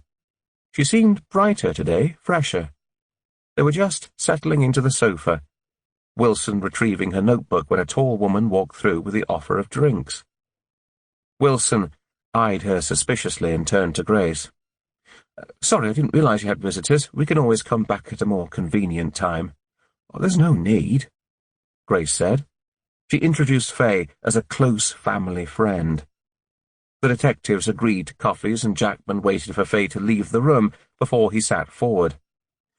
"How are you, Grace?" "As well as can be expected." "As you know, we've come out to see you today to give you an update on your attack 20 years ago. Sergeant Wilson has been looking into it for you." Wilson nodded. "We've analysed historical records. Unfortunately, the computer system wasn't as sophisticated as it is now, so it's taken a while. But we have found records of 3 other reported incidents, 2 in Derbyshire and 1 in Nottinghamshire, within months of yours. They were all stranger attacks. The offender wore a balaclava, made off on a motorbike, and 2 of them report that same menthol smell, like that of a consulate cigarette, which seems quite significant. We think it's the same man, a Martin Walker. Does that name mean anything to you?" Grace shook her head. "That's not surprising. He was traced after the second Derbyshire incident and charged with 2 offences of rape. Neither of the women claimed to know him. He served 14 years in prison." Fear spiked Grace's chest. "Where is he now?" "He died in a motorcycle accident 3 years ago." Grace let out a huge breath. "You really think it's the same man that attacked me?" "Without a DNA match, we can't be completely sure, but it seems most likely. We have DNA taken from the other victims. We could see if it matched with Joe's," Wilson said. "If you want to be completely sure." "He wasn't involved in Joe's murder?" "It doesn't appear so." "Then there's no point in doing the test." Grace sat back in her chair. Deep down she knew the answer to Joe's parentage, but seeing it confirmed in black and white would somehow soil her memory. The door swung open and Fay entered with a tray of mugs, a plate of biscuits rattling on the side. "Do you have any news on Joe's case?" Grace asked, as she set about handing the mugs around. There was a slight pause. "We don't have anything new, I'm afraid," Wilson said gently, "but I can tell you the case is being looked at by an external review team." "What does that mean?" Grace winced as the coffee burned her lip. "A new team has come in to take a fresh look at the case. You won't be working on it anymore. Detective Parsons will still be your contact, and I'll be assisting them with anything they need. But you'll be working on other cases." "Yes. A fresh pair of eyes will be going over all the evidence, though, to make sure nothing has been missed. And if they don't find anything, they will continue to appeal for new evidence. So they're scaling down the investigation." "Not exactly. Some of us have also been allocated other cases to run alongside, but Joe's file will be kept open, and I can assure you, if anything new comes to light, we'll be straight on it." Phil arrived home from work that evening to find Grace and Faye ensconced in the kitchen, halfway through a bottle of Chardonnay. "Hello," he said. He eyed the wine, looked quizzically from one to another. "Are we, celebrating something?" Grace and Faye exchanged a surreptitious glance. "Full moon," Faye said quickly, raising her glass. "It's supposed to bring luck this time of year." He dropped the files he was carrying on the kitchen side. "Well, we could certainly do with some of that." "Would you like tea or wine?" Grace said, feeling a twinge of guilt at the flush in her cheeks. "Nothing at the moment. I'm just going to have a lie down. It's been a heavy day. Have you heard from Lydia?" "I had a text saying that she'd arrived and there was lots of snow. That was it." Phil snorted. "Sounds about right." "Maybe we shouldn't have started so early," Faye said in a low voice, as his heavy footsteps took to the stairs. Grace muffled a giggle. "Oh, don't worry about him. He's often tired when he comes in from work." But the laughter was short-lived. "I just wish there was some news on Joe's case," she said quietly. "I don't know. The longer this goes on, the more it feels like he'll never be caught. It's so cruel." Faye rested her glass down. "I know. Perhaps the detective was right, and a fresh pair of eyes will bring something new." "I do hope so. And soon." Chapter 53. Grace missed the sound of the phone ringing the following afternoon. It was a couple of hours later, when she was preparing dinner, Faye sitting at the table browsing old copies of Good Housekeeping, that she heard it ring again. "Grace!" Chloe sounded worried. "I wondered where you were. I've been here all day. Something wrong?" "It's Dad. He was taken ill at work. They had to send for an ambulance." "What? How is he?" "He's stable. In a room in A&E while they monitor him.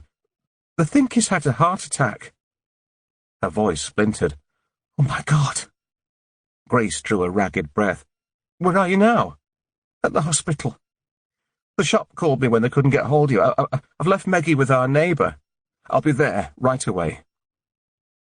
It wasn't until she ended the call that she glanced down and saw the lights flashing on the answer phone.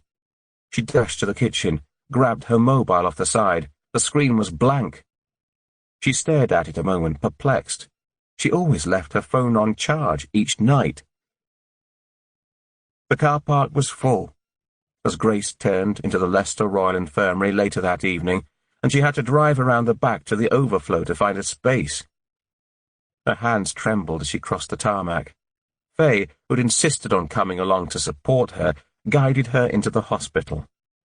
From the moment she'd taken the phone call earlier, a million thoughts had reverberated around her head. Phil was such a strong man, so rational, ordered, fit. How could this happen? She tried to look back over the past month, searching for signs that something might be wrong. But as much as she pulled on her memory, she couldn't find any. He'd been under immense stress after losing Joe. They all had been. But he was always such a calming influence. She couldn't lose him as well. Chloe was sitting on a plastic seat just inside the entrance. She stood as they approached and hugged Grace tightly. "He's out of danger," Chloe said. "They've moved him to the coronary care unit. I thought I'd come and wait for you while they get him settled." "What happened, Chloe? What have they said?" He'd been struggling to breathe all morning, apparently, kept rubbing his neck, saying it was hot, but refused to admit it was anything serious. His assistant manager was making arrangements to send him home when he doubled up with chest pains.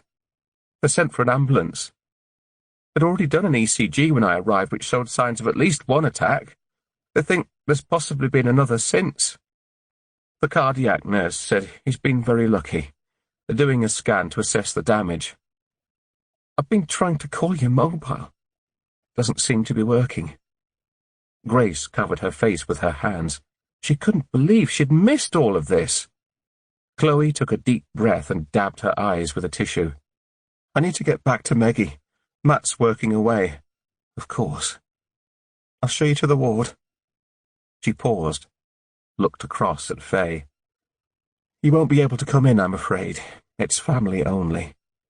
I can give you a lift back. I'm happy to grab a seat and wait. No, you go, Grace said to Faye. I may be here a while.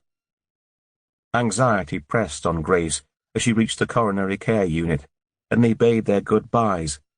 Chloe passed over her own mobile, insisting she had a spare at home, so that they could stay in touch. She passed the desk and made her way through to a room with glass windows that overlooked the corridor. In the short time they'd been married, Phil had always been so robust. Yet today, propped up in bed, a road map of wires connected to the stickers on his chest, he looked fragile.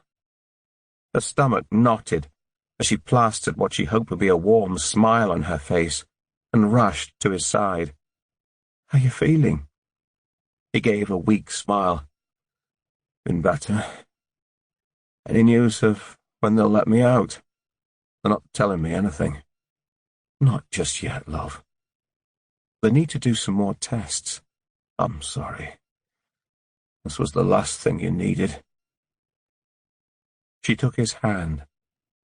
It felt alien to touch him, awkward.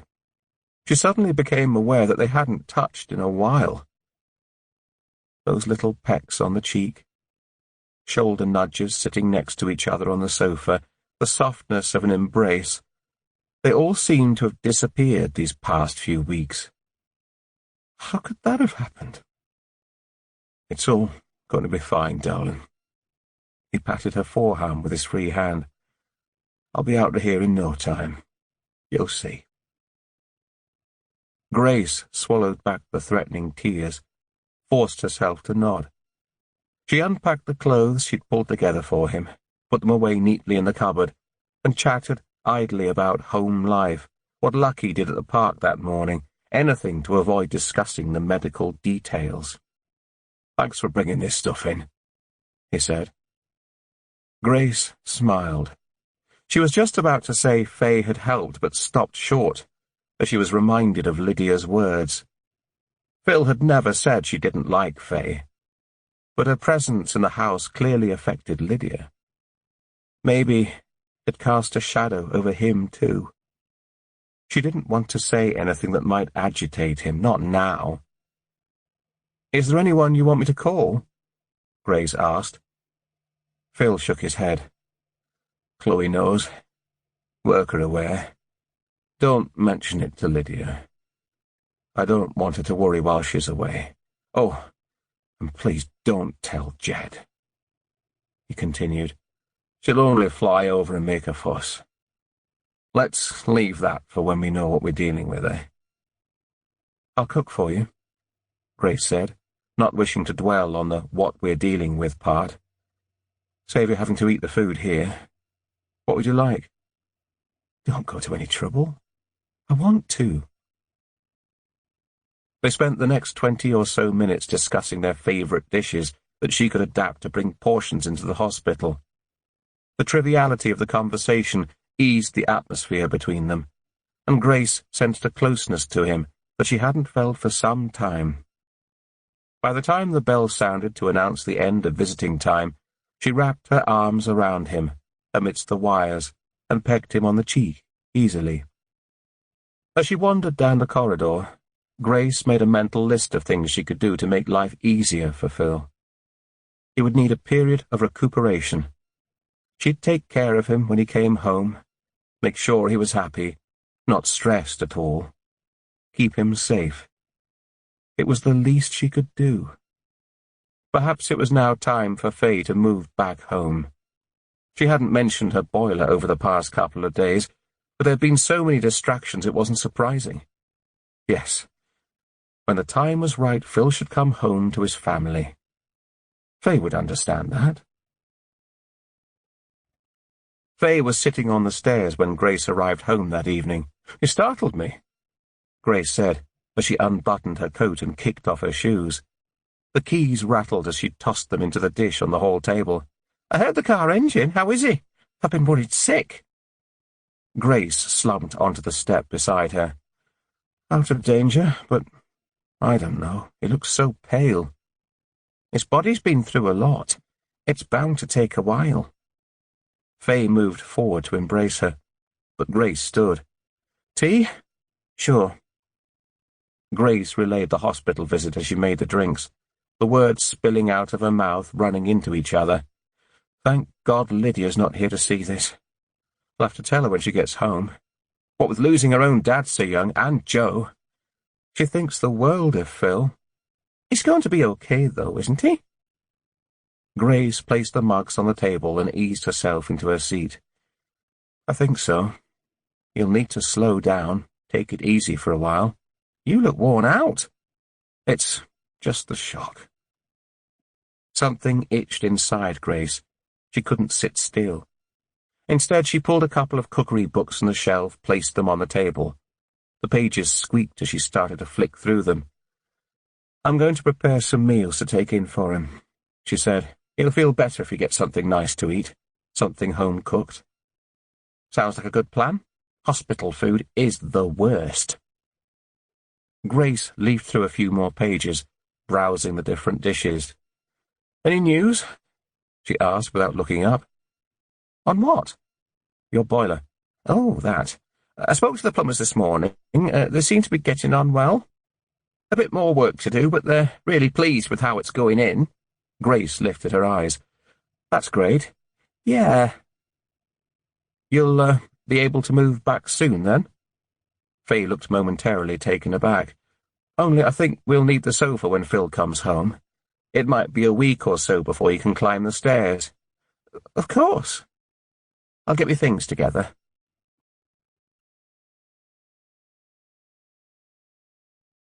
Chapter 54.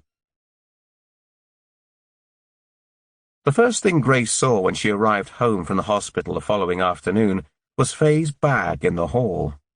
Her stomach dipped. There was talk of releasing Phil in the next few days, so she wanted the house to be ready for him. "Hello?" she called up the stairs. There was no reply. Something didn't feel right. She peered into the front room, which was empty, and crossed through to the kitchen. Suddenly she realized what it was. Lucky wasn't in her basket. Assuming she'd gone out through the cat flap, she unlocked the back door and leant out into the garden, opening her mouth to call the dog, when the sound of the gate clicked. Faye appeared, with Lucky on a lead. The dog wagged her tail and jumped up at Grace. "Hello, you," Faye said. "I thought I'd do the dog walk. Give you one less job to do." Grace ignored the irritation creeping under her skin, said thank you, and moved aside to let her in. "I wasn't sure I'd see you." "I haven't finished packing yet. Thought I might leave it until tomorrow, if that's okay." "It's not, I'm afraid. I'm sorry. I'm picking Lydia up in an hour, and I wanted an evening together tonight, just the two of us, so I could go through everything with her." "Well, if it's a problem. Are the plumbers not finished?" She shifted her shoulders. "They've had a hiccup, that's all." "Oh." For a short moment Grace was tempted to ask her to stay, just for another couple of nights, but it had already been over a week and she needed to give priority to her family right now. "I'm sorry." Faye turned away. "It's fine. I'll get my stuff together." Hail cascaded from the sky when Grace returned with Lydia later that evening, little needles bouncing off the bonnet of the car as they pulled into the driveway. After an initial discussion about Phil's health woes, which Grace played down, Lydia had barely drawn breath since filling the boot with her bags, regaling tales of learning to ski, midnight parties and teachers singing at karaoke. She'd said more in that short car journey than she had in the last few weeks, and it was heartening to see her so happy. Grace cut the engine. The lights flashed as she extinguished them. "Whoa! Now I see why you're using Phil's car," Lydia said. "I told you I just wanted to give it a run. And you pranged yours." "What are you talking about?" Grace switched the lights back on, illuminating the driveway in front of her. The dent in the near-side rear bumper of her car was surrounded by scratches, the white primer paintwork showing through. "Someone must have hit it in the hospital car park this afternoon. You'd have thought they'd have left a note." Lucky scampered around their ankles as they shrugged off their coats. The house was warm and quiet. Lydia glanced around. "No Faye?" Grace shook her head. "She's gone home. Earlier had been a sober affair." Faye refused to let Grace take her home, in spite of the bags she'd accumulated while she'd been staying over, insisting on calling a cab. A twinge of guilt jabbed at Grace for the relief that washed over her. She wasn't annoyed with Faye. There was no reason for them to fall out. But the focus of her attention needed to be Phil right now, and she was set on restoring the house back to a family home, a place where he could walk around without his shirt on if he wished, leave his socks in front of the washing machine, watch the old war films he loved without sharing the television, and feeling compelled to make polite conversation. Lydia dumped her bags down and moved into the front room. Moments later, she heard the babble of the television. "Could you close the curtains?" Grace called through from the kitchen. Perhaps she should send Faye a quick text, she thought. Something friendly. They'd grown accustomed to seeing each other daily, and the dynamics had changed rather rapidly. It might be a while before they were together again. Her fingers rippled over the keys on her phone as she typed, "Hope you're settling back in. See you soon. Kiss, kiss." She was just pressing send when Lydia joined her. "Your flowers are leaking on the dresser." "What?" Grace grabbed a cloth and rushed into the front room. She stared at the coffee table a moment, puzzled. "Did you move them?" "What?" "The roses. I could have sworn they were on the coffee table this morning." "Why would I move them? You must have put them there, not thinking." Grace picked up the vase and immediately caught her finger on a hairline fracture in the glass. A pool of water had seeped out of it, marking the wood beneath. She wiped up the water, taking the flowers back into the kitchen, and was searching for another vase when the phone rang. She heard Lydia scrabble across the room to answer it, and busied herself with filling the new vase, sorting out the flowers. "Who was it?" she asked when Lydia came into the room. "No idea. They hung up." She stuck her nose in the air. Something smells nice." "It's lasagna. I thought we could take some in for Phil." "How was he earlier?" The doctors had been gathered around Phil's bedside, deep in discussion, when Grace arrived that afternoon. They'd fitted a stent to improve the blood flow through one of his arteries, but were still not satisfied, and talked of scheduling him in for another. It seemed his stay would be slightly longer than expected. The monitor next to him beeped and flashed. Phil's dull eyes lit up when he saw Grace, but his face seemed tinged with grey, a testament to how much he'd aged in the last few days. "He's okay, love," she said to Lydia. "He might look a bit tired and drawn when you see him, but he's going to be fine. They've just got to fit another stent and patch him up before he can come home." "What are you going to do about your car?" Lydia said. "Nothing I can do now. The car park might have cameras there that can show who did it." Grace thought back to the hospital car park. With the amount of vehicles shoehorned into every space during visiting hours, people attending appointments or visiting sick loved ones, not thinking straight, it wasn't really surprising that cars got bumped occasionally. "It's not worth the bother," she said. "I'll phone the insurers tomorrow, get it fixed. At least the lights are still intact." She wandered over to the fridge. "Don't tell Phil, will you? I don't want to do anything that might put him under any stress at the moment." "Of course not." Grace's face crumpled. "That's odd." "What?" Grace pulled her head out of the fridge. I thought I had another carton of milk in here. Lydia rolled her eyes. Oh, Mum, you really are having one of those days.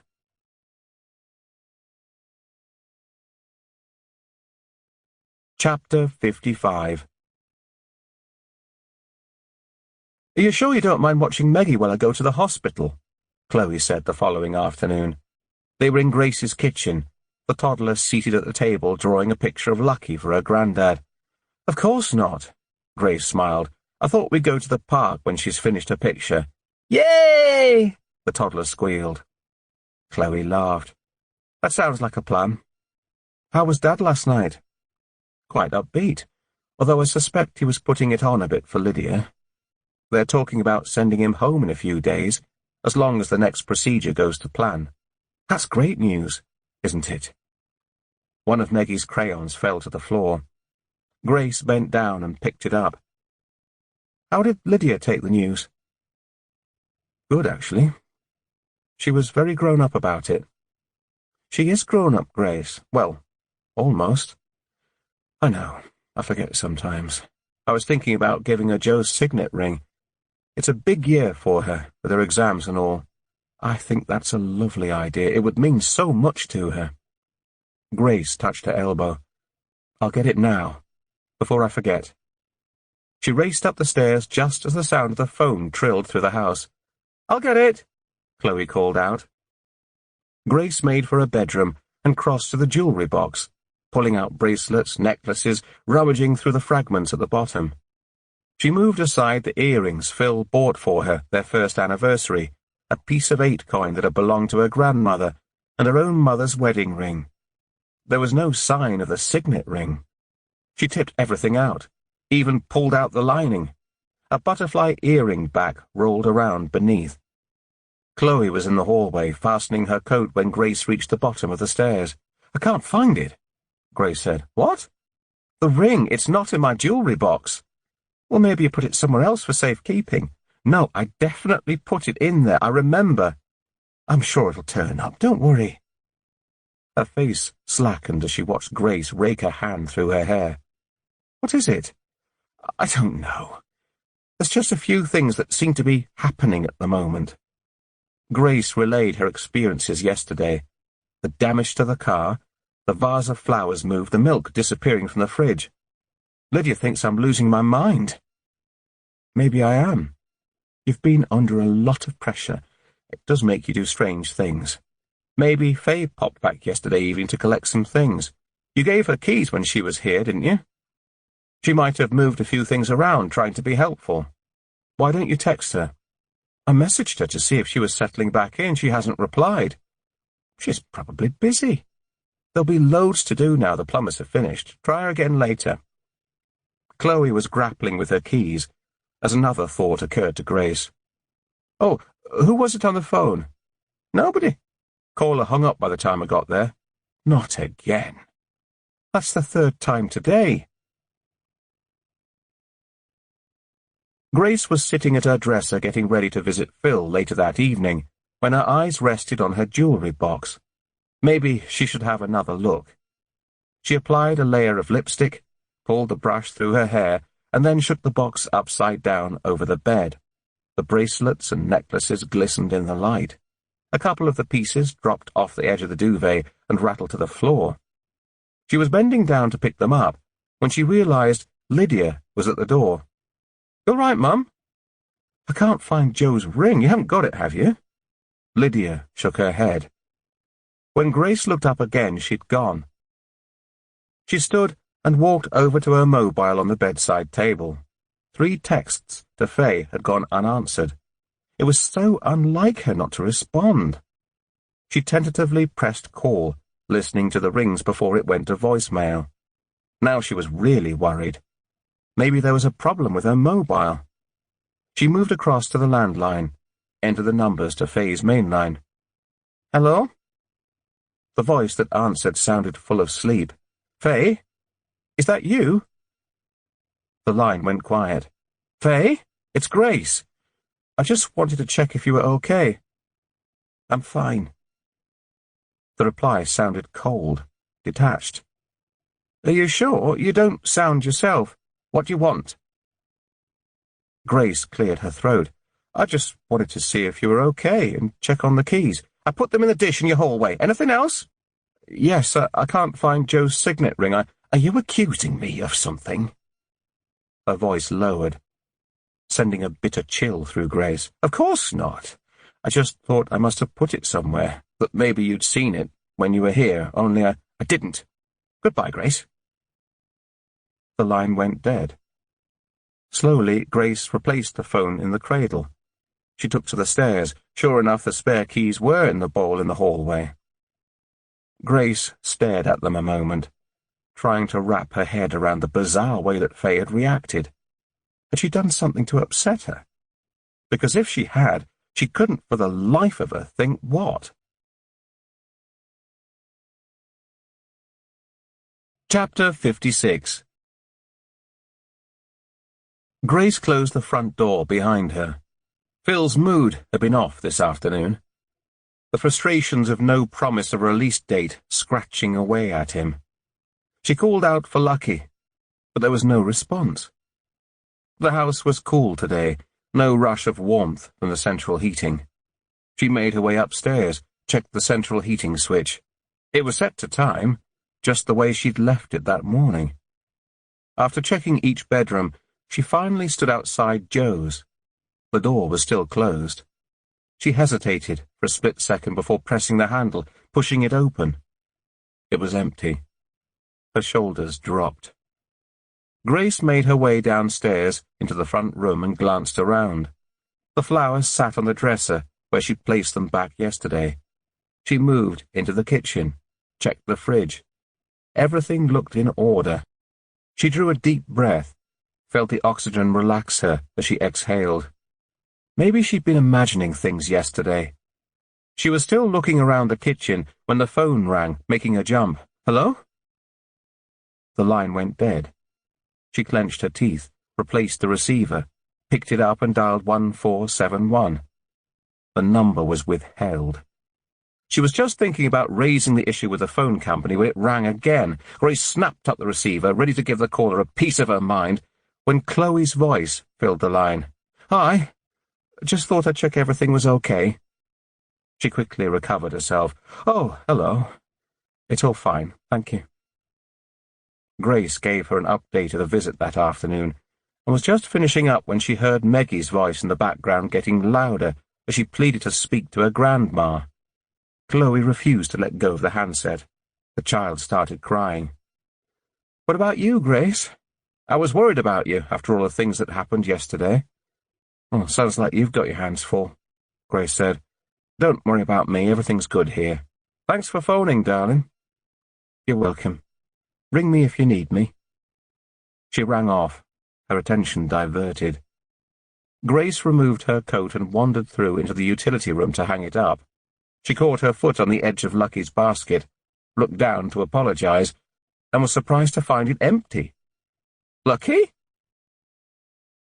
Once again, her call was met with no answer, not even a whimper or a scuffle of paws onto the kitchen tiles. Her mind raced. Occasionally, Lucky climbed the stairs and, if there were any doors left open, snuck into one of the bedrooms and hauled herself onto one of the beds. But she hadn't seen her up there. Grace walked into the front room, through into the dining room and back into the kitchen, her eyes scanning every nook and cranny. Sun traps, comfortable corners, regular haunts where Lucky would normally lay. Lucky was a small dog, but she couldn't disappear entirely. Perhaps she'd used the cat flap, was outside. It seemed unlikely on a dreary day like today, but worth a check. As soon as Grace entered the garden, she spotted the open side gate, hanging on its hinges. Lucky? There was no response. The gate was always locked from the inside. Maybe she'd forgotten to lock it that morning. Maybe it hadn't caught the latch when it closed, and the dog had taken herself for a walk. She raced through the gateway, down the side of the house, frantically looking around. She had no idea how long Lucky had been missing. The dog could be anywhere right now. She hovered at the end of the driveway, wondering which way to turn. They usually walked right out to the end of the road and then left towards the park. Without giving it another thought, she retraced their steps, calling out for the dog. A car raced past as she reached the main road. Lucky had no road sense. She quickened her step. She could see the entrance to the park in the distance and picked up her speed. Just as she got there, she saw a ball of fur on the edge of the grass beside a tree stump. "Lucky!" she called again. But the dog didn't move. Grace rushed to her side. "Lucky, what are you doing down there? You gave me such a—" The dog's eyes were open, but she appeared to be in a trance-like state. Her tongue was hanging loose, and she was panting heavily. Grace saw pools of red on the grass around her. Blood. She didn't see the woman wandering out of the park with her poodle. Tears were running down her cheeks as she lifted Lucky's languid body into her arms. "Are you okay?" The voice behind her made her jump. "My dog." She looked back to the tree stump. Beside it was a pile of broken wine bottles. Scattered in between the shards of glass were small dog treats, the treats Grace bought especially for Lucky. Her favourites. The woman gasped. "Who would do something like that?" Grace shook her head, and the words she spoke surprised even her. "I don't know, but they don't deserve to live." She'd gone into shock. The vet said, "We've removed quite a bit of glass from her paws. It's left some nasty cuts on 2 of her pads. The front right is the worst affected. Looks like she ran right through the broken glass before she saw it was there." Grace slowly nodded. Yesterday had been a whirlwind. The woman in the park had driven her and Lucky straight to the vet, who immediately admitted the dog, stitched her wounds, and kept her in overnight for observation. She turned the incident over and over in her mind. The side gate to their garden was always locked. She was sure she checked it. Will she be okay? We've checked her heart and other organs, and they seem fine. She's stable, but she has lost a lot of blood. She'll need to take it easy for a while. Grace closed her eyes. It had been raining yesterday morning. Lucky refused to go outside. She had to be coaxed. Grace had towelled her down, put her in a basket before she'd left the house for the hospital. If the gate had been open, surely Lucky would have disappeared first thing. "Somebody's been in the house," Grace said to Chloe as they left the vet's. "The side gate is always locked from the inside. There's no other access to the garden. Maybe you forgot to lock it, or left the gate open. You have been a bit forgetful of late, Grace." "I didn't. I know I didn't." "Those treats are unusual. We have to go to the pet shop on the other side of town to get them. Who outside of the family would know about them?" "What you saying?" "I don't know. Well, something has been niggling me recently. Faye has pretty much disappeared. She's ignoring my texts, and then when I finally did speak to her, her voice was cold, detached." "You surely don't think it was Faye?" "I don't know. I can't think of any other explanation," Grace said. "I thought I was going mad, all those things moving around at home, but Lydia and I talked it through yesterday. What if she had something to do with it?" "You can't think that." "Can't I? Who else had keys to my house? Perhaps she copied them before she returned the originals." "She wouldn't do that." "Wouldn't she? There's something else. I contacted the phone company. The nuisance phone calls, it's all the same number. They asked me if I recognized it. It's Faye's mobile." "I don't understand." "Maybe she was returning your calls, but some of them were in the middle of the night. She withheld her number and she didn't speak. Why? I don't know. But she clearly feels aggrieved at something. Why don't you speak to her?" "I tried again yesterday. She wouldn't answer her phone." "It doesn't make sense. Why would she hurt Lucky?" "I don't know that either. You know what Lucky's like. She wouldn't go anywhere with a stranger, but she adores Faye. And Faye knew that park was our usual walk. It wouldn't have been difficult to lure her down there. I can't think of any other explanation. Grace ground her teeth. I won't have this, though. I won't have her upsetting my family.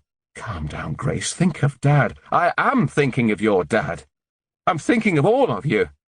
That's why Lydia and I spent the best part of yesterday evening at the police station, reporting the incident with Lucky. Chapter 57. Grace sat on the bench and watched Lucky mill around in the bushes nearby. A week had passed. Lucky was making a good recovery, and now able to take short walks, albeit on heavily bandaged paws. A wave of exhaustion had swamped Grace after the incident. She battened down the hatches, concentrated her efforts on caring for Phil and Lucky. She began to realize how tense she'd been, overwrought after losing Joe, the police investigation, and then Phil's illness. She knew she'd never rest easy until Joe's killer was caught, but a sense of calm had loosened the knot in her stomach slightly, enabling her to sleep night after night, for the first time in months, knowing that her family were with her, safe. Lost in her thoughts, she didn't notice the man approach until he was almost beside her. "Penny for him," he said, giving a lopsided smile as he heaved himself down beside her. Grace looked across at him absently as recognition hit her. It was the man Faye and she had seen while walking in the park a few weeks back, the man Faye had said was an old college friend. "Oh, it's you," he said. "No Faye today?" "Not today," she said, shifting up the seat, not wishing to invite conversation, especially not with anyone remotely connected to Faye. An unpleasant odor filled her nose as she undid the top button of his coat. She inclined away further, as politely as she could. Lucky came rushing over to meet him, her extended lead winding around his ankles. "She's a beauty," he said, fondling her head. He made a play of unravelling the lead. "Oh, what's she done to her feet?" Grace explained how she had found Lucky. "How awful." The dog hopped off. They sat in silence, the only sounds the hum of traffic from the nearby road and the wind rustling through the trees. "How do you know Faye?" Grace asked. "It's a long story," he said, eyes glazed. "Used to live near her before I moved a couple of years ago. In Manchester?" He glanced across at her. "Manchester? No. Western Avenue, Market Harborough. Oh. I've only known her since she lives in Fairfax Road." She pulled her coat against her chest, made to go, when he spoke again. "She ain't never lived in Fairfax Road." Grace was on her feet now, reeling Lucky in on the lead. "What did you say?"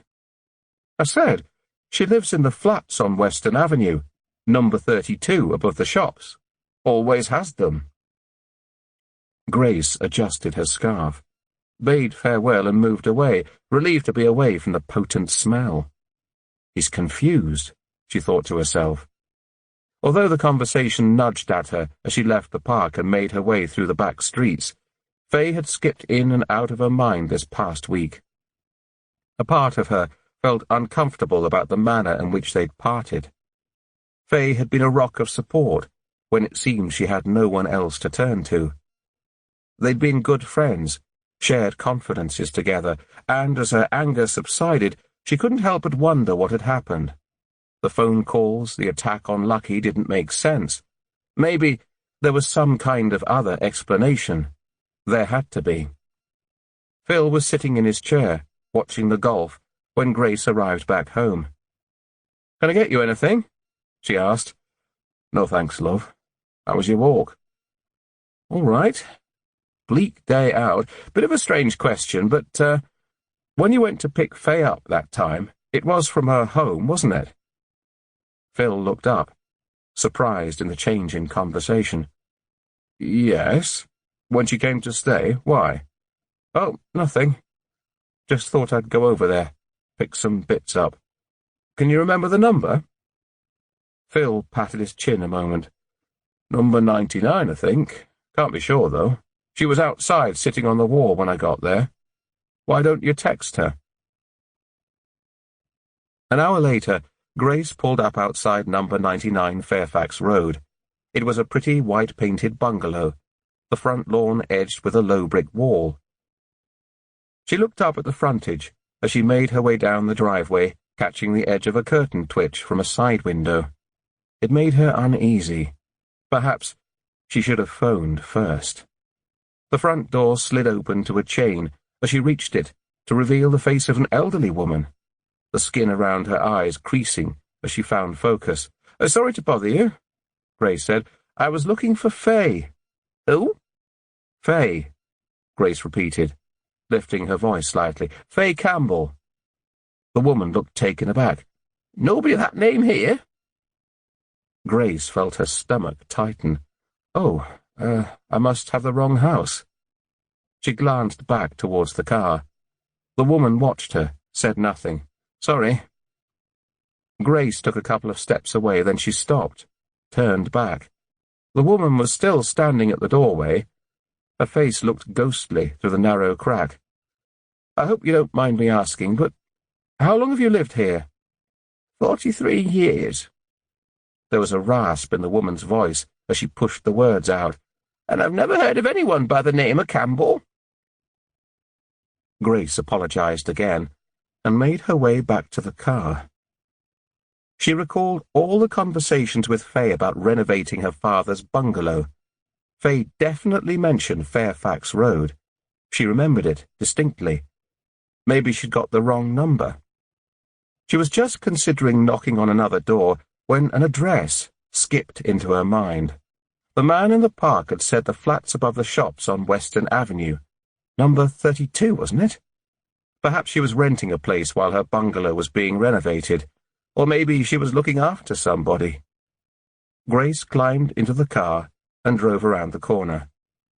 There were 2 stone staircases, one at either end of the bank of shops on Western Avenue, that led up to the flats above. The doors overlooked the road and the park beyond. Grace climbed the right-hand staircase and made her way along to number 32. The door was chipped, the letterbox stuck open. She knocked on the door. When there was no answer, she knocked again and peered through the frosted glass in the door. A shadow flickered in the distance. Grace knocked harder this time. Her breaths quickened. The long days they'd spent together over the past few months swam around her mind. They'd shared secrets she hadn't even shared with her family. And yet it seemed the most basic fact about Faye's life, the address where she lived, was a lie. The door jerked as it was pulled open. The face that appeared bore little resemblance to the manicured Faye that Grace had become accustomed to. Lank hair stuck out at angles. Mascara smudges sat beneath dark eyes. When she saw Grace, she made to shut the door, but Grace heaved forward, catching her by surprise. She flew off balance as the door swung back. "I need to speak to you," Grace said. She marched through a cramped hallway, past a coat rack almost hidden by an array of jackets, and into a dingy kitchen. Chipped laminate cupboard doors were marked and scratched. A round table piled with posts sat in the middle, 4 chairs tucked underneath. "I want my keys back," Grace said. "I left them in the dish in the hallway at your house." "The other pair." Faye turned away. "Why do you keep calling the house and putting the phone down, Faye?" Grace asked. Faye ignored her question. "How's Lucky?" Grace stared at her a moment. She thought of the string of Lucky's favourite dog treats idly scattered over the broken glass as a fresh ball of anger rose in her chest. Grace barely heard her words, aware of her voice rising. "It was you, wasn't it?" The poise of Faye's icy stare was disconcerting. "You sent the police to see me." "How could you? I took you into my home when you needed somewhere to stay. How could you hurt my dog?" Faye said nothing. "You've never lived in Fairfax Road, have you? Were you even at my school? Did your boiler really break? Just tell me the truth, Faye." The questions came out like bullets, one firing after another. The vacancy in Faye's eyes was unnerving. But what really chilled Grace was that nothing in her mannerisms betrayed the intimacy of a close relationship. It was almost as if they had never met. Grace turned away, just as a glint of silver on the window ledge caught her eye. She moved closer. It was Joe's signet ring. "How dare you!" Grace cried. Faye didn't flinch as she waved it in front of her eyes. Grace swallowed back the tears, raised a pointed finger. "Stay away from me, and stay away from my family!" Grace ran for the door, pounded down the concrete steps. Something about Faye's appearance, those wide eyes, the detached stance, filled her with disquiet. She'd invited Faye into her home, offered her friendship. But who was she, really? As she reached the car, she felt the signet ring in her pocket and toyed with the idea of calling the police. But right now, all she wanted was to get back to her family. And the first thing she would do is call the locksmith. Chapter 58. Superintendent Janus took her glasses off and rested them on the desk, exposing deep grooves down the sides of her nose. "I had a call from Carmela Hansen earlier." Jackman snapped his gaze away from the window. They were sat in her sparse office in the Leamington headquarters, where they'd spent the last 10 minutes discussing the status of the policy report on working practices he'd still not finished. "They've had a suspicious death in Market Harborough.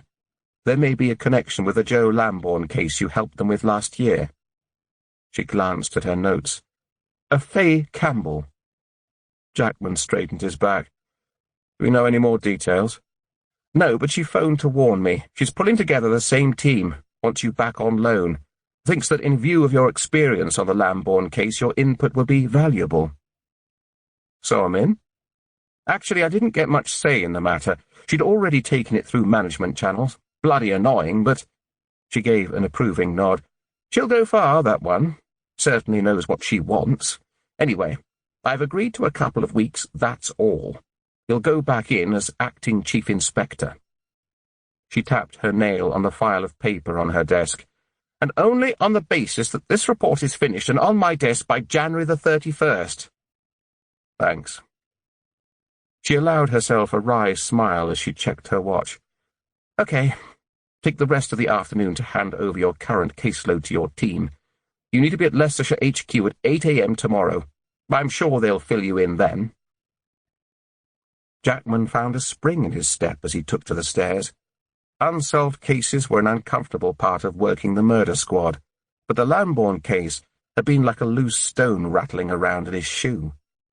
He'd found himself returning to it in quiet moments, troubled by the lack of motive or distinct pattern, something most serial offenders seemed to follow. The Leicestershire location had made it all the more difficult because he couldn't go back through the evidence. Keep an eye out if anything new came to light. It would be good to take another look. He'd reached the car park now, his feet inadvertently taking him out for some air.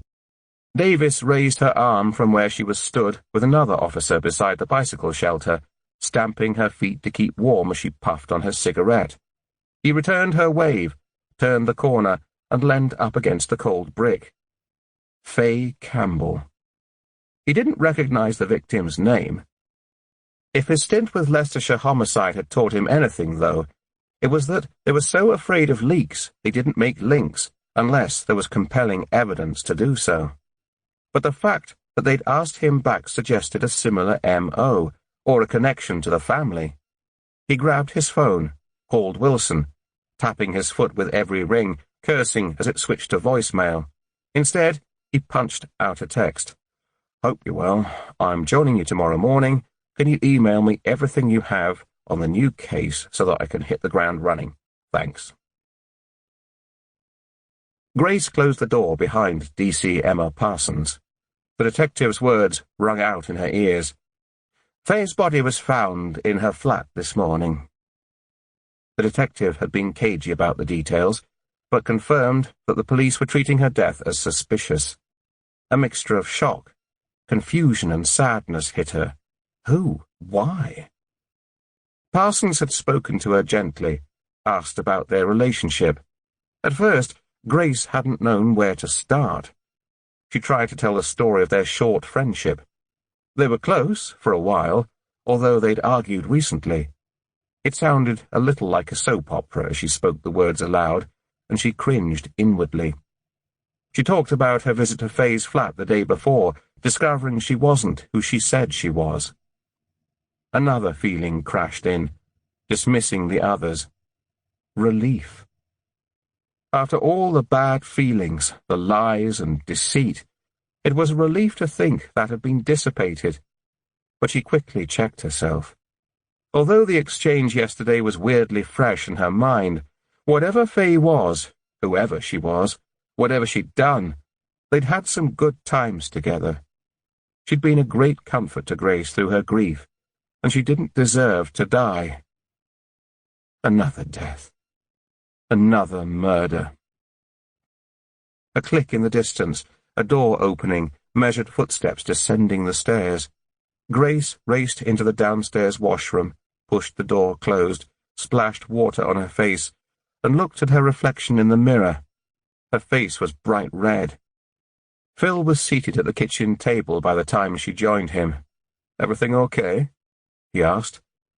Grace gave a weak smile. In spite of her best efforts in asking the detective to speak quietly, they'd still disturbed him. For a moment, she thought about keeping it from him, just like all the other bad things that had happened recently, but it was of no use. He would find out soon enough anyway. It was bound to be plastered across the local news. She sat, cleared her throat. "It was the police," she said, pressing her hand on his forearm reassuringly. "Is there some news about Joe?" "No, not about Joe, it's Faye." "Your friend Faye?" Grace nodded. "She's been killed." "What?" "The police are just looking into everything at the moment, but it seems she was killed in her flat. Her body was discovered this morning." Chapter 59. 40-year-old woman Faye Campbell, killed with a single stab wound to the side of her neck, body discovered by a parcel delivery driver knocking on the door early yesterday morning. When she didn't answer, he noticed something was awry through the frosted glass panel in her door. He looked through the letterbox and saw a pool of blood on the floor that appeared to be coming from the kitchen. That's when he called us. Jackman watched Wilson tap the pictures of the dead woman taken from a number of angles before she turned back to the room to continue her briefing. Although he'd stayed up most of the night, poring over the case, the words, spoken aloud, cemented the facts in his mind. "No sign of a break-in," Wilson continued, "so we assume she let the killer in, which means it's likely to be somebody she knows. No defensive wounds. She didn't put up a fight. Celeste's report is due in soon, but she has put an estimated time of death of within the last 12 hours of finding her body, which takes us back to 10 o'clock the night before." "The knife was left in situ?" Jackman asked. Wilson nodded. "The carotid artery was pierced. They appeared to know exactly what they were doing." Jackman looked from one photo to another. "Only one stab wound. Do we know where the knife came from?" "Forensics are still checking it for fingerprints, but there is a knife missing from the block on the kitchen side." "So, the victim might have been killed with her own knife. Are we absolutely sure she didn't do this to herself?" "The question has already been raised. It's not impossible, but Celeste thinks it's unlikely that any victim would have the psychological strength to perform something like that, even if they were physically strong enough." Jackman rolled his shoulders, listening to the cartilage pop and crackle. "What's the connection with the Lambourne case?" "Faye Campbell was a close friend of Grace Daniels." Jackman could now recognize her in the photo.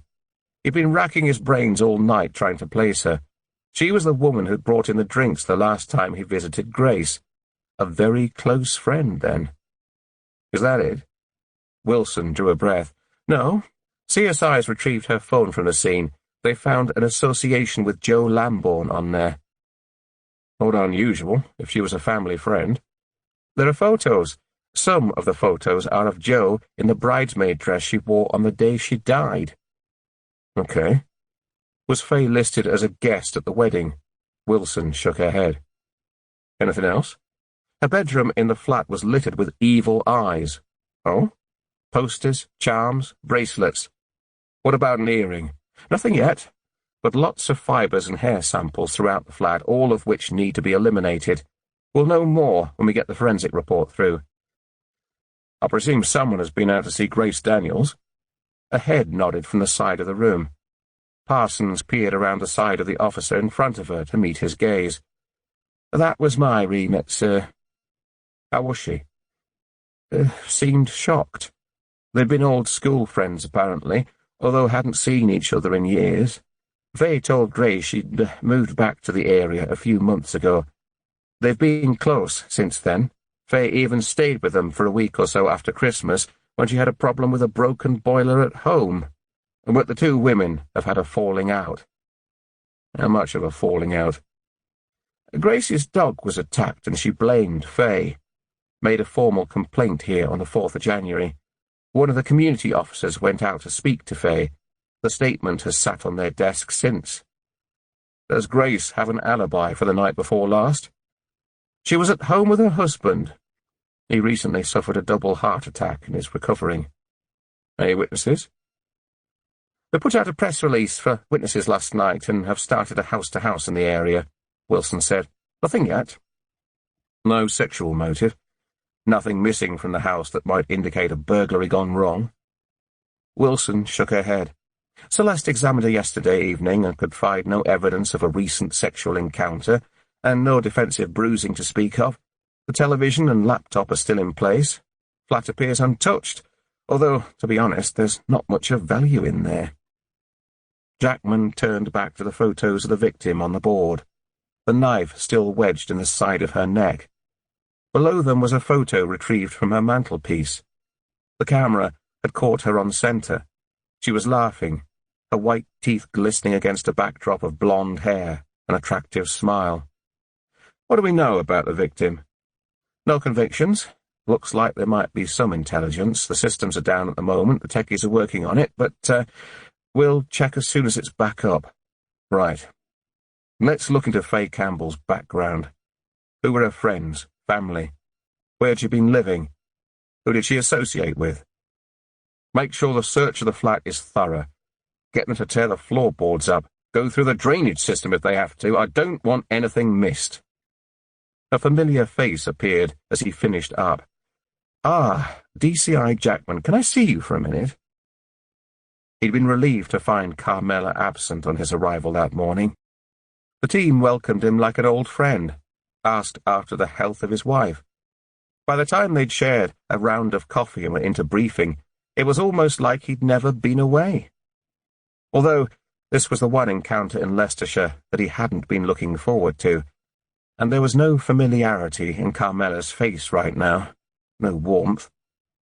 She'd sent a couple of texts after he'd left Leicestershire, the first inquiring about his welfare, sending her regards. The second arrived a week or so later, saying she would be in Warwickshire the following day, to text if he wanted to meet up. He tried to phone several times. When she didn't answer, he'd responded to a text to say he was sorry, but he didn't think it was a good idea right now, that he needed to focus on his family, on Alice. He wrapped up the meeting, and she said nothing, marching slightly ahead of him as they navigated the corridor and up the stairs. When they reached her office, she waited until he'd crossed the threshold and closed the door behind him. They stood in the open office. "I was sorry to hear about Alice," Carmela said. "How is she?" "We're not completely sure, but she is out of danger." The top button of her shirt was undone, showing a generous portion of cleavage. He snapped his gaze away. "Are you sure you're okay?" He gave a slightly confused nod. She'd personally requested his presence on the case. Surely she wasn't now questioning his capabilities. Good. Her face relaxed, but her tone was still cutting. "I brought you back here for one reason only, because of your experience on the Lambourne case. With all the bad press we've had recently, I need this case brought to a speedy conclusion.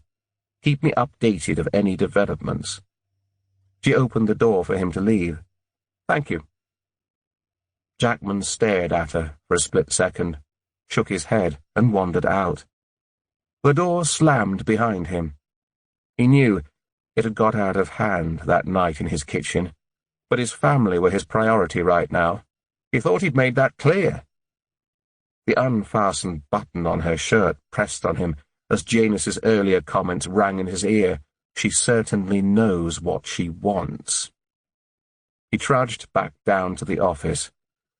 Well, people didn't always get what they wanted. "Lydia'll be down in a minute," Grace said, as she smiled at Maggie and placed a plate of biscuits on the coffee table. "Party rings!" the toddler exclaimed. "My favourite!" I remembered. Grace winked at her, and then turned to Chloe. "Lydia's got a surprise for you." A thump of footsteps on the stairs sounded, followed by Lydia's face appearing around the doorframe. Chloe gasped. "You've had your hair cut!"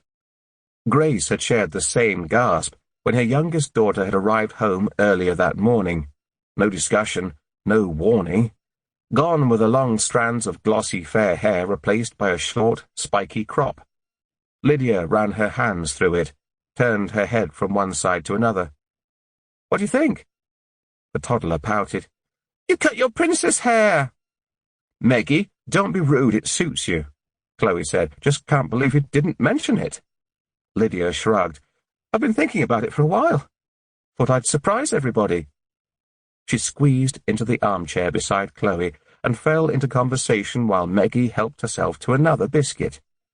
Time passed easily. Phil joined them. Maggie climbed onto his knee, and he read her a story. Grace relaxed and sipped her coffee. It was good to have a family together. "Maggie, don't do that," Chloe said.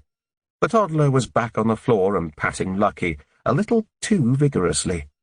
Chloe leant down, held her hand, and they stroked the dog gently together. "Come on, let's go and wash your hands," Lydia said to the toddler. Chloe watched her daughter traipse out of the room and looked up towards Grace. "Isn't it awful about Faye?" Grace nodded. "Dreadful. I can't quite believe it. Do the police know what happened?" "I don't know. They didn't say much when they came out, only that a body had been found in her flat. I heard on the news she'd been stabbed," Chloe added, just as Lydia wandered back in with Maggie. Lydia excused herself to go upstairs to do some homework. "She's struggling with it all," Grace said to Chloe after she'd gone. "I didn't think she liked her." "She didn't dislike her. I think Faye was just around at the wrong time. And another death of someone close to the family. It's upsetting for all of us." "The police came to see me," Chloe said. "I'd only met her a few times." "We all gave statements," Grace said. "I don't think she had many friends.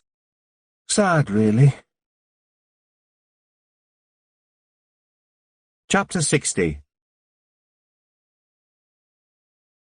"The preliminary forensics report is through," MacDonald said.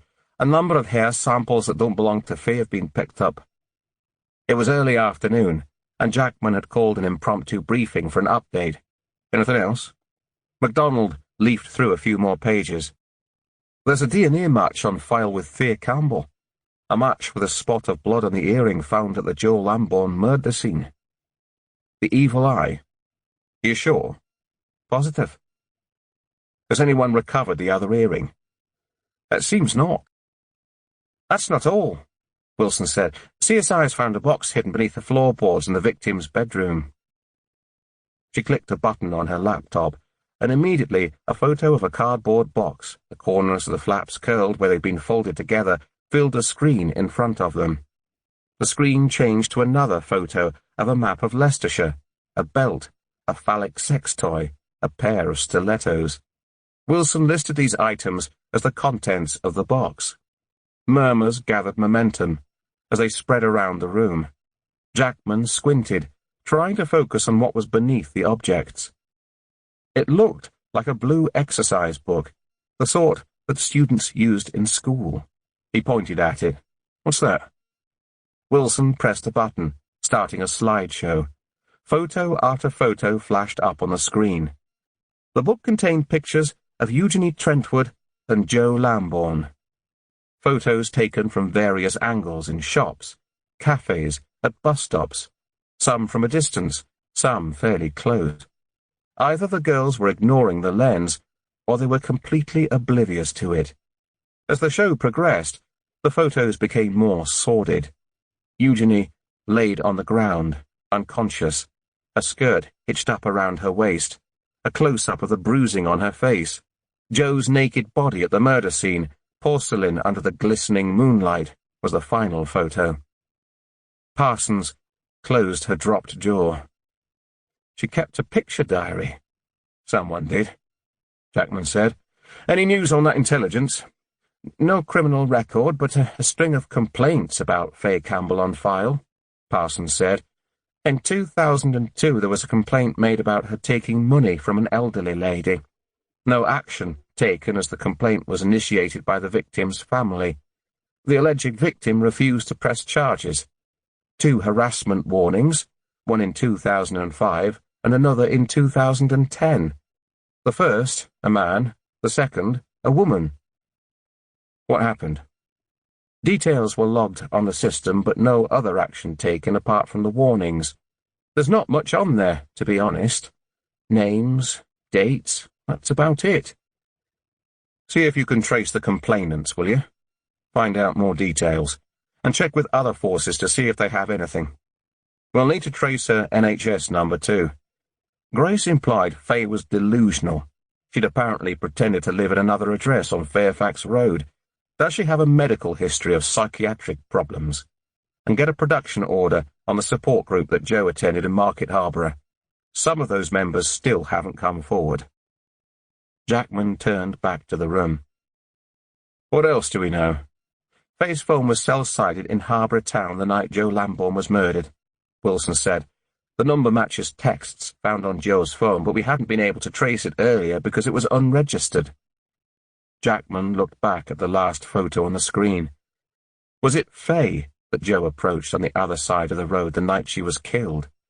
Her height and build certainly matched the description, although a black hoodie wasn't listed in the inventory of materials recorded at the flat.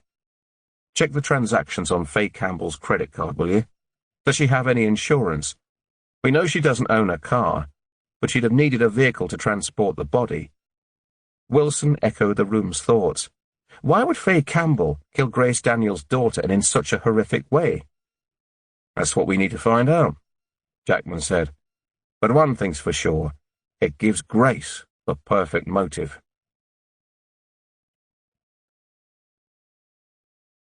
Could you tell me where you were on the night of Monday, the 11th of January? Grace had been in the kitchen kneading bread when the detectives arrived that evening and let Phil answer the door while she washed her hands. Parsons had crossed the threshold, accompanied by another detective Grace didn't recognize. There were no smiles today, no reassurance as Parsons arrested her on suspicion of Faye's murder. Grace's mind had gone blank. She could barely even remember the drive to the police station. It wasn't until she was standing in the custody suite, asked to relay her name, address, and advised of her right to legal representation, that the true extent of the situation hit her.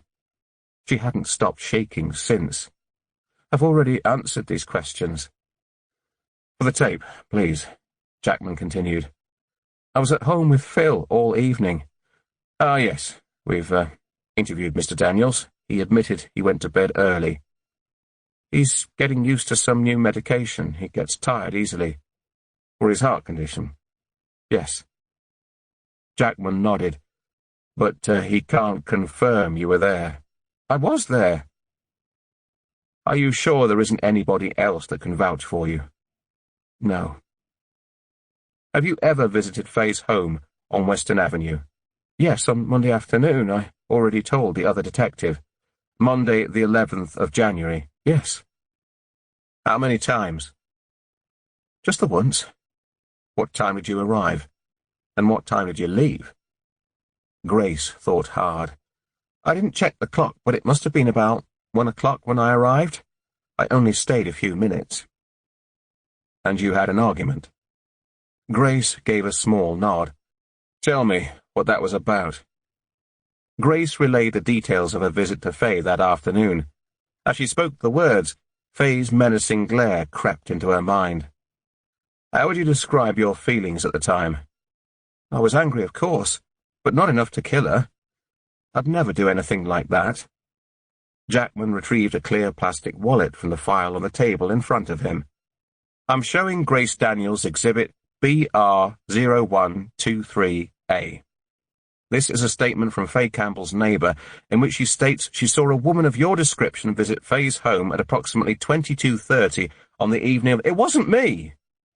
Grace interrupted. She must be mistaken. Jackman pulled out a bundle of photographs.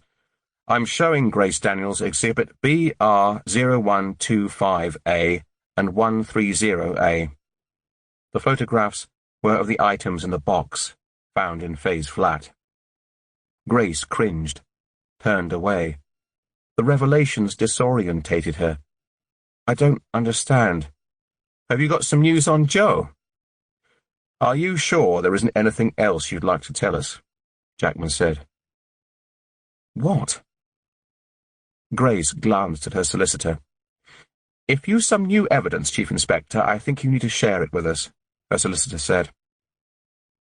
These items, he pointed at the photographs one by one, were found in Faye Campbell's house. Grace's heart skipped a beat. I'm not with you. We believe Faye was an associate of Joe's. We believe she was in Market Harbour Town Centre the night Joe died. What? We have reason to believe that Faye Campbell was involved in the death of your daughter. Grace stared at the photos in front of her. Beads of sweat merged together on her forehead, trickling to her brow line. She tasted bile but sat there frozen, unable to move or fight it. Instead, she turned, opened her mouth, and watched as the vomit splashed across the floor. Chapter 61. Later that evening, Wilson stopped to switch off the footage after the team had re-watched Grace's interview together. MacDonald was the first to break the silence. She didn't know, he said. Carmela raised her eyes from the desk in front of her. That's a bold statement. Well, you saw the look of horror on her face. Maybe she's playing us. If she didn't know, she didn't have a motive. She was spotted in the vicinity that evening. Jackman turned back to the board. He'd barely spoken to Carmela since their meeting on his first morning back, but her growing presence at briefings was starting to grate. Let's go back to the beginning, he said, cutting through their argument. We need to understand Faye's relationship with Joe and Grace, her motivation for being involved with Joe's death. What do we know about Faye's background? Very little, Parsons said. Neighbours say she kept herself to herself. Her parents died when she was young, no siblings and no other family to speak of. Her movements for the last few weeks don't tell us much either. She stayed with Grace for a while after Christmas because she was having some work done at home to replace a broken boiler. And was it really broken? The flat has a very old boiler. There are no signs of recent work. Since moving back from Grace's, she's barely left her flat, according to her neighbours. The only contacts on her mobile are a few texts and a call from Grace, and several very short phone calls she's made back. And what about the intelligence? Well, MacDonald and I have spoken to the complainants. Parsons rested her notebook on the table, licked her thumb and forefinger, and leafed through the pages until she found what she was looking for. The first complaint related to an elderly lady named Caroline Welsh in 2002. Caroline passed away in 2004, but I did manage to speak to her daughter who lives in France. She said Faye befriended her mother, carried out chores, did her shopping. The family thought Faye was helping, until they came over from France to visit and discovered that the elderly woman's savings, almost £5,000, had disappeared. They blamed Faye, ended her contact with their mother, and reported it to the police, although her mother refused to press charges, claiming they were friends, and she had gifted the money to Faye to buy some furniture she needed for her own home. No action was taken. Parsons turned a page and continued. In 2005, we received a complaint from a man she had been dating. He'd broken off their relationship after a 4-month affair and claimed she was obsessed. She'd moved herself in, was using his credit cards. When he finally kicked her out, she kept ringing him, putting messages through his door, turning up at his work. Unusual for a man to complain of harassment, Wilson said. Apparently it went on for quite some time. He worked in a travel agency in Leicester. She'd visit and make a scene. He was concerned about his job. She scratched at her temple. He did say she made threats, but he withdrew his statement almost as soon as he'd placed it, said he felt sorry for her. She was visited by an officer on the 22nd of September 2005 at Western Avenue and given a harassment warning. Case closed. The last complaint was in 2010, Parsons said. A Samantha Meadows, wealthy middle-aged woman, met Faye in a dentist surgery waiting room after she'd split from her husband. The two women got talking, arranged to meet, and became friends. Over almost a year, she took Faye on various holidays to Portugal, Italy, Turkey, and allegedly became concerned when Faye started helping herself to a wardrobe, dressing like her, contacting her friends directly. When she found Faye looking through her personal effects at home, she ended the relationship. She complained to the police when Faye persistently phoned and turned up on her doorstep, and Faye was given another harassment warning. The complainant lives in Australia with her daughter now. Interesting, Wilson said, all quite a few years apart. Oh, these were the people that took the trouble to complain, Jackson said. There could have been others that didn't. What about Faye's work? According to her national insurance record, she drops in and out of the system. Last place was a laundrette in 2014. Doesn't look like she's stayed anywhere for long. How did she meet Joe? Jackman asked. The techies are still going through her internet history. They've retrieved loads of searches from her hard drive on strangulation, links to news reports on the rape of Shelley Barnstaple. They're cataloguing them with dates and times as they go along. Looks like it started a month or two before Eugenie Trentwood's attack.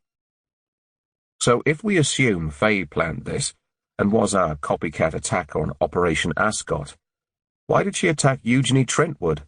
There's no connection there. His question was met with blank faces. And why did she kill Joe? To get close to Grace? Wilson said. They didn't meet up again until after Joe died. But why befriend Grace afterwards? It's not unusual for a killer to stay close to a case. No, there's something else, Jackman replied. Get the hair samples of the murder scene pushed through. Let's see if anyone else visited Faye that evening. And chase that production order for the support group that Joe attended. If Faye had a history of mental health problems, it's possible they could have met through those channels. I'll check on it, Wilson said.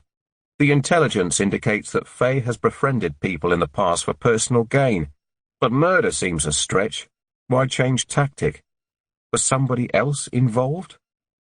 He turned to Carmela, who'd stood in the background, watching the briefing unfold. Your friend at the College of Policing, the profiler, do you think we can get him back to look over the case? She nodded. Right. Jackman looked back at the room.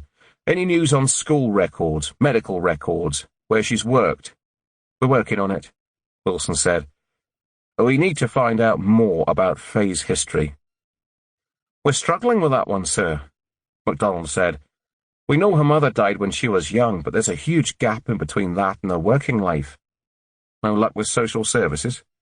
He shook his head. I can't find her records. Jackman surveyed his team. They looked tired, weary, and there was still a wealth of inquiries to follow up on. Okay, I'll pick that one up. We need to move fast on this now. We're close. We're just missing something. Grace staggered into the custody cell. She didn't hear the door bang shut, the lock click, the yell of a fellow prisoner as he called for his brief. All she could hear right now was the blood pulsing in her ears. Faye was involved in Joe's murder. An image filled her mind. The two women laughing together, Faye tucking a strand of hair behind her ear. It morphed into her placing a strap around Joe's neck and yanking every breath from her body. Grace wrapped her arms around herself. Joe had been undressed, sexually assaulted, her body left exposed to the elements. Grace's mind reeled. How did they know each other? How did they meet? She thought of her first meeting with Faye in the supermarket, the shopping centre, when they lost Maggie. The thought of Faye watching and waiting for an opportunity to get close sickened her. The woman she'd spent time with, shared confidences with, invited into her home. All those conversations and questions about Joe's case. She'd been grateful to have someone to talk to confide in. Taking her into Joe's room, her comments over their visit to Nottingham. Yet all the time, Faye was trying to wheedle her way closer into their lives and destroy everything in sight. Faye had even pressured her to report her own attack to the police, all the time knowing it wasn't relevant. She'd been so thrilled with the scarf Faye had bought her, had even worn it when the police had arrested her. Grace placed a hand to her neck. The custody sergeant had removed it to be kept with her personal items. She wanted to rip it to shreds. Disbelief gave way to anger. How could she have forged a friendship with a woman involved in her daughter's murder, invited her into her home, into her confidence, and not suspected anything? How could she not have seen through all those lies right in front of her? A ball of rage rose inside, gathering momentum. Grace didn't know who had killed Faye, but of one thing she was completely sure. They'd done her a favour. Because if Faye wasn't already dead, she would kill her herself. Chapter 62. Rural Leicestershire was quiet the following morning. Bach filled the void in the car, the ebb and flow of the music once again easing Jackman's mind. He glanced at the clock on the dashboard. It was 10:30 a.m. They could only keep Grace for another 8 hours under her current custody conditions before they had to apply for an extension. Something about her interview. Her relationship with Faye didn't ring true. Faye's motivation itched away at him. The earring, the items found at her house, her phone, all pointed to her involvement in Joe's case, but they were lacking a motive. Was there somebody else involved in the case, somebody Faye was harbouring? A male partner, perhaps? The rain had ceased, although a blanket of cloud still covered the sky, leaving a grey January day in its midst. He wound down the window, inviting the damp air to seep into the car. A frustrating hour had been spent that morning, making call after call, being passed from one office to another, in an effort to track down somebody that was working in Leicestershire Social Services who might have a recollection of Faye's early life. Turning back the clock to the 80s had proved tricky. Many of the officers he spoke to hadn't worked there at the time. He suspected some of them hadn't even been born then. Eventually, he'd been emailed a list of retired officers and worked through them, one by one. 2 of them had passed away. Another was on a cruise. Finally, somebody recognized Faye Campbell's name and gave him the details of someone they believed had worked her case in the 1980s. Meredith Atkinson, retired in 2006. It had only taken him a few minutes to trace her address and phone number, but when he tried to call there was no response, so he'd driven out there anyway in the hope that he might catch someone at home. Jackman arrived at a detached house with a large oak door. As he approached, he was surprised to find it open. An elderly lady looked out. She was leaning on a wooden stick. "Can I help you?" she asked. Jackman introduced himself, held up his badge. "I'm looking for Meredith Atkinson." The woman peered in closer at his badge before she met his gaze. "I'm Meredith Atkinson. What can I do for you?" "I'm working on a case you might be able to help me with, from your social services days. Faye Campbell?" Meredith rocked on her stick. "You'd better come in." Her stick tapped the parquet flooring as she guided Jackman through to the front room. He turned down her offer of refreshments. He didn't want to see her struggle with a tray, and she struck him as the sort of woman that wouldn't likely accept assistance. "What can you tell me about Faye Campbell?" he asked, when they'd settled themselves into the 2 armchairs. "What do you want to know?" "As much as you can tell me, really." He gave a scant overview of Faye's body being found. "I'm working on the murder investigation. We've been struggling to put together Faye's background." "I was allocated her case when her mother died of a drugs overdose in the early 1980s. Creases folded around her eyes as she narrowed them. "She must have been about 4. "I'm having difficulty tracking down the records." "I'm not at all surprised. It was before computer systems existed in the way they do now. Everything was recorded in paper files. The offices I worked from had a fire in the early 90s. Loads of files were destroyed at the time. Faye's being one of them, no doubt." "Do you have any recollection of your cases? I appreciate it's a long time ago." "Not all of them, just the significant ones." Meredith pushed a wisp of grey hair out of her face. "Behavioral problems are expected in a case like Faye's. She hadn't bonded during her younger years. Foster parents are trained, supported on how to deal with children that have experienced this kind of trauma. But Faye was an exceptional case. We tried several homes. It was all fine at first, and then problems would creep in.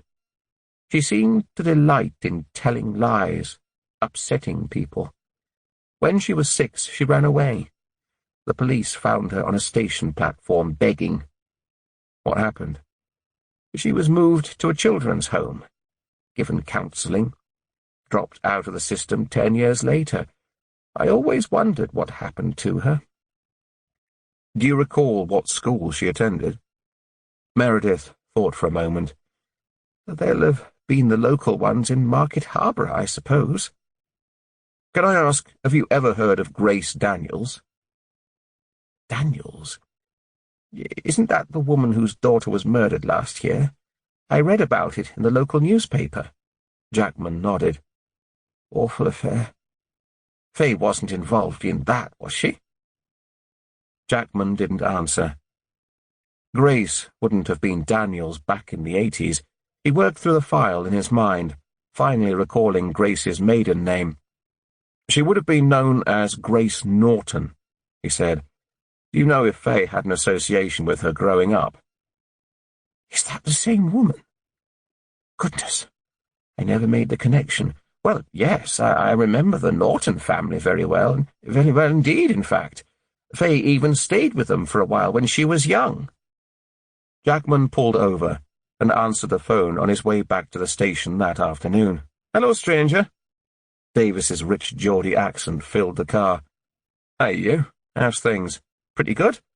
Got a phone call last night asking me to hotfoot it over to interview another 5 witnesses from the support group first thing this morning." "Ah, sorry about that." "Don't be. Most exciting thing to happen to me in a while." "How did you get on?" 5 ladies altogether. Not a particularly chatty bunch, I have to say, but one of them had coffee with Joe Lamborn a couple of times before the sessions. She says they talked about Joe's life in Nottingham. A family, mostly. Joe had a rough time before she left for university, called at drop-in centres occasionally for some help. She was texting a woman she'd met at one of them, called Faye. Jackman felt a frisson of excitement. "Did your interviewee ever meet Faye?" "She says not, and Joe never mentioned her again." Chapter 63.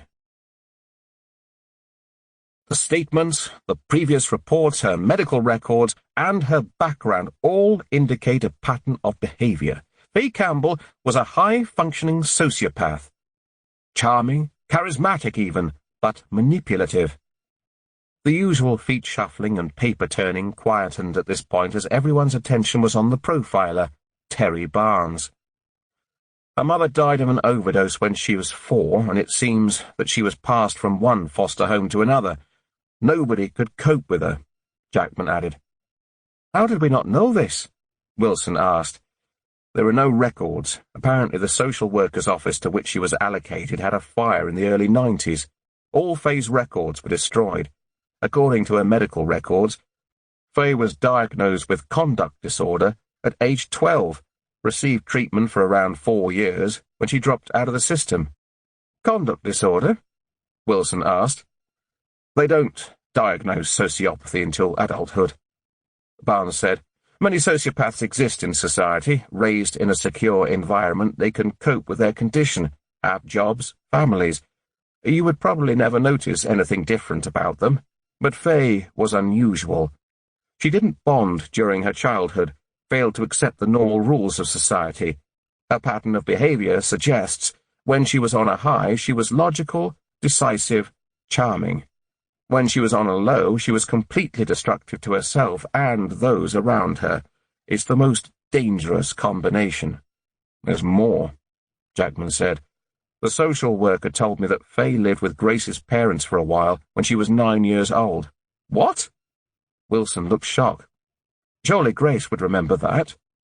Not necessarily.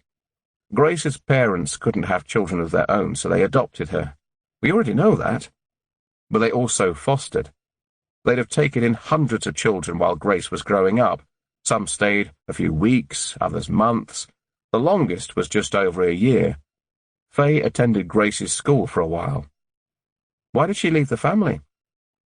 Apparently, she developed an obsession with the boy next door, followed him everywhere.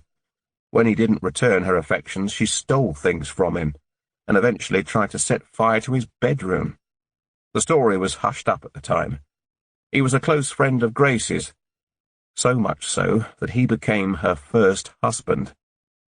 Wilson's eyes widened. Jamie Lambourne. He was Joe and Lydia's father, died of cancer 5 years ago. That's the one, Jackman said. It's possible she met Joe, recognized the name and discovered the connection. Perhaps she became jealous of Grace's stable home, the fact that Grace married Jamie and had a family of her own. Faye never had any of those things. But why murder her daughter? The intelligence reports suggests Faye befriended vulnerable people, latching onto them for financial and personal gain, Barnes said. When she had bled them dry, she moved to the next victim. People are easier to manipulate when they are vulnerable.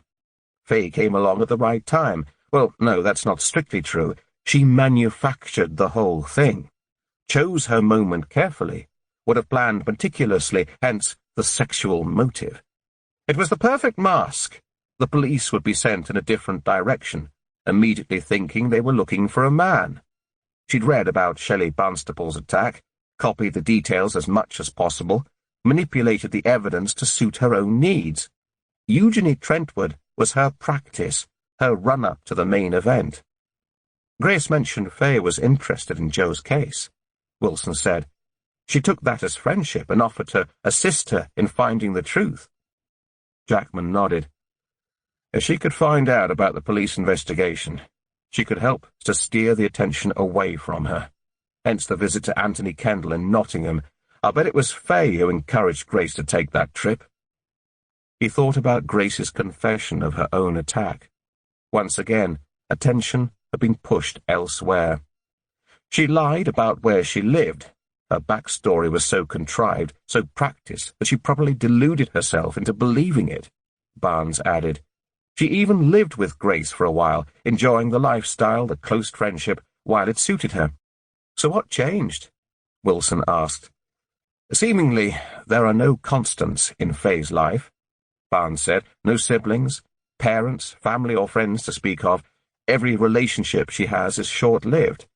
She might have set out to harm Grace and her family, but she's unbalanced. She plays with her victims, watches them, gets close. The same scenario was playing out over again, only this time she took it further than she'd ever done before.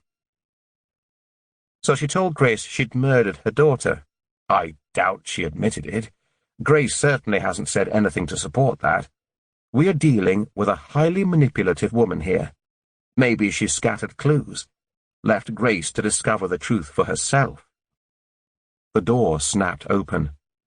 MacDonald entered, closely followed by Carmela. Remember, Faye's neighbour said she saw the person who'd visited Faye that evening. MacDonald said, "We've just had the results of her ID. She picked out Grace." Jackman nodded. "Okay. There's something else." He waved a piece of paper in his hand. Faye's credit card bill showed she hired a white escort van for 2 days from the 29th of October. "The day Joe died," Jackman said. "Contact the hire company. We'll need to seize the vehicle, get it examined by CSI. Carmela looked at Jackman. "A word, please?" Her face was frosty as Jackman stepped into the corridor. "We have Grace's DNA at the scene plus hairs from her dog, probably fallen from her clothing," she said. "We have a witness placing her there that night. She had motive, means, and opportunity." Jackman shook his head. "Something doesn't feel right." "What? A gut feeling?" she scoffed. "We don't work on feelings here, Will. We work on evidence. The CPS are going to charge Grace with murder pending further inquiries. Your work is done here." And with that, she turned and walked away. Chapter 64.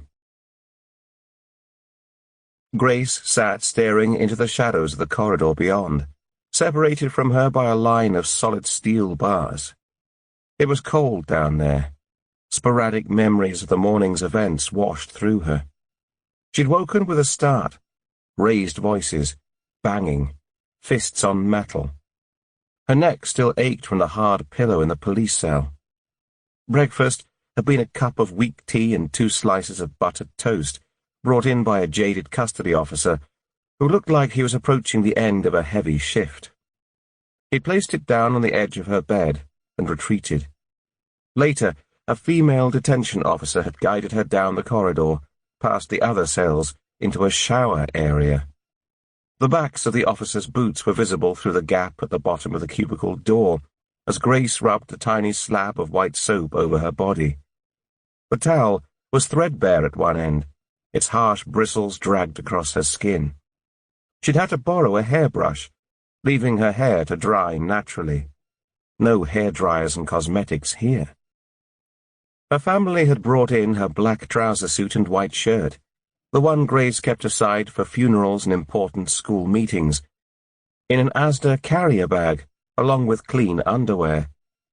She thought about the police checking through the contents and recoiled. She'd been charged with murder.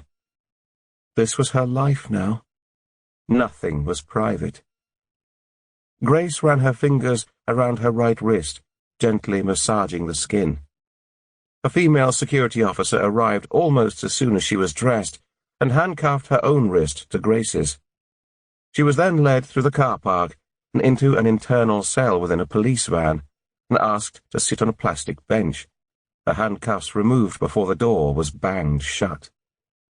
The journey to the court seemed like hours, but they'd arrived early, beating the local press, which was something to be thankful for. Grace picked a stray thread from her trousers. She'd sat in the same cell that morning, waiting to be called into court. Her solicitor, Jane Barrington, had come to see her, briefed her on what to expect, although Grace didn't recall the conversation. She just kept thinking, hoping, that suddenly the police would find something, realize their mistake and let her out of the cell, so that she could go back home with Phil and Lydia, leave this nightmare behind her. Anxiety rose as she'd sat there waiting for the court hearing. Her solicitor had said it was a formality. But how could it be? Why was she there, if there wasn't an element of hope?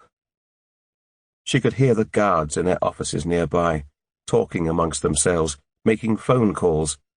She heard Peterborough mentioned, and somewhere called Foston Hall was talked about time and time again. It wasn't until they mentioned Holloway that she realized they were calling prisons, making arrangements. Surely not for her. Holloway was for serious offenders, people like Myra Hindley and Rose West. Surely they wouldn't send somebody like her there. She blanked out the voices, thought about her family. She longed to see them, feel a little of their support. Finally, an officer had arrived, unlocked the door, recuffed her, and led her up the metal staircase. The courtroom was austere and imposing, and not unlike those Grace had seen on the television, in crime dramas. What she hadn't realized was how terrifying it was.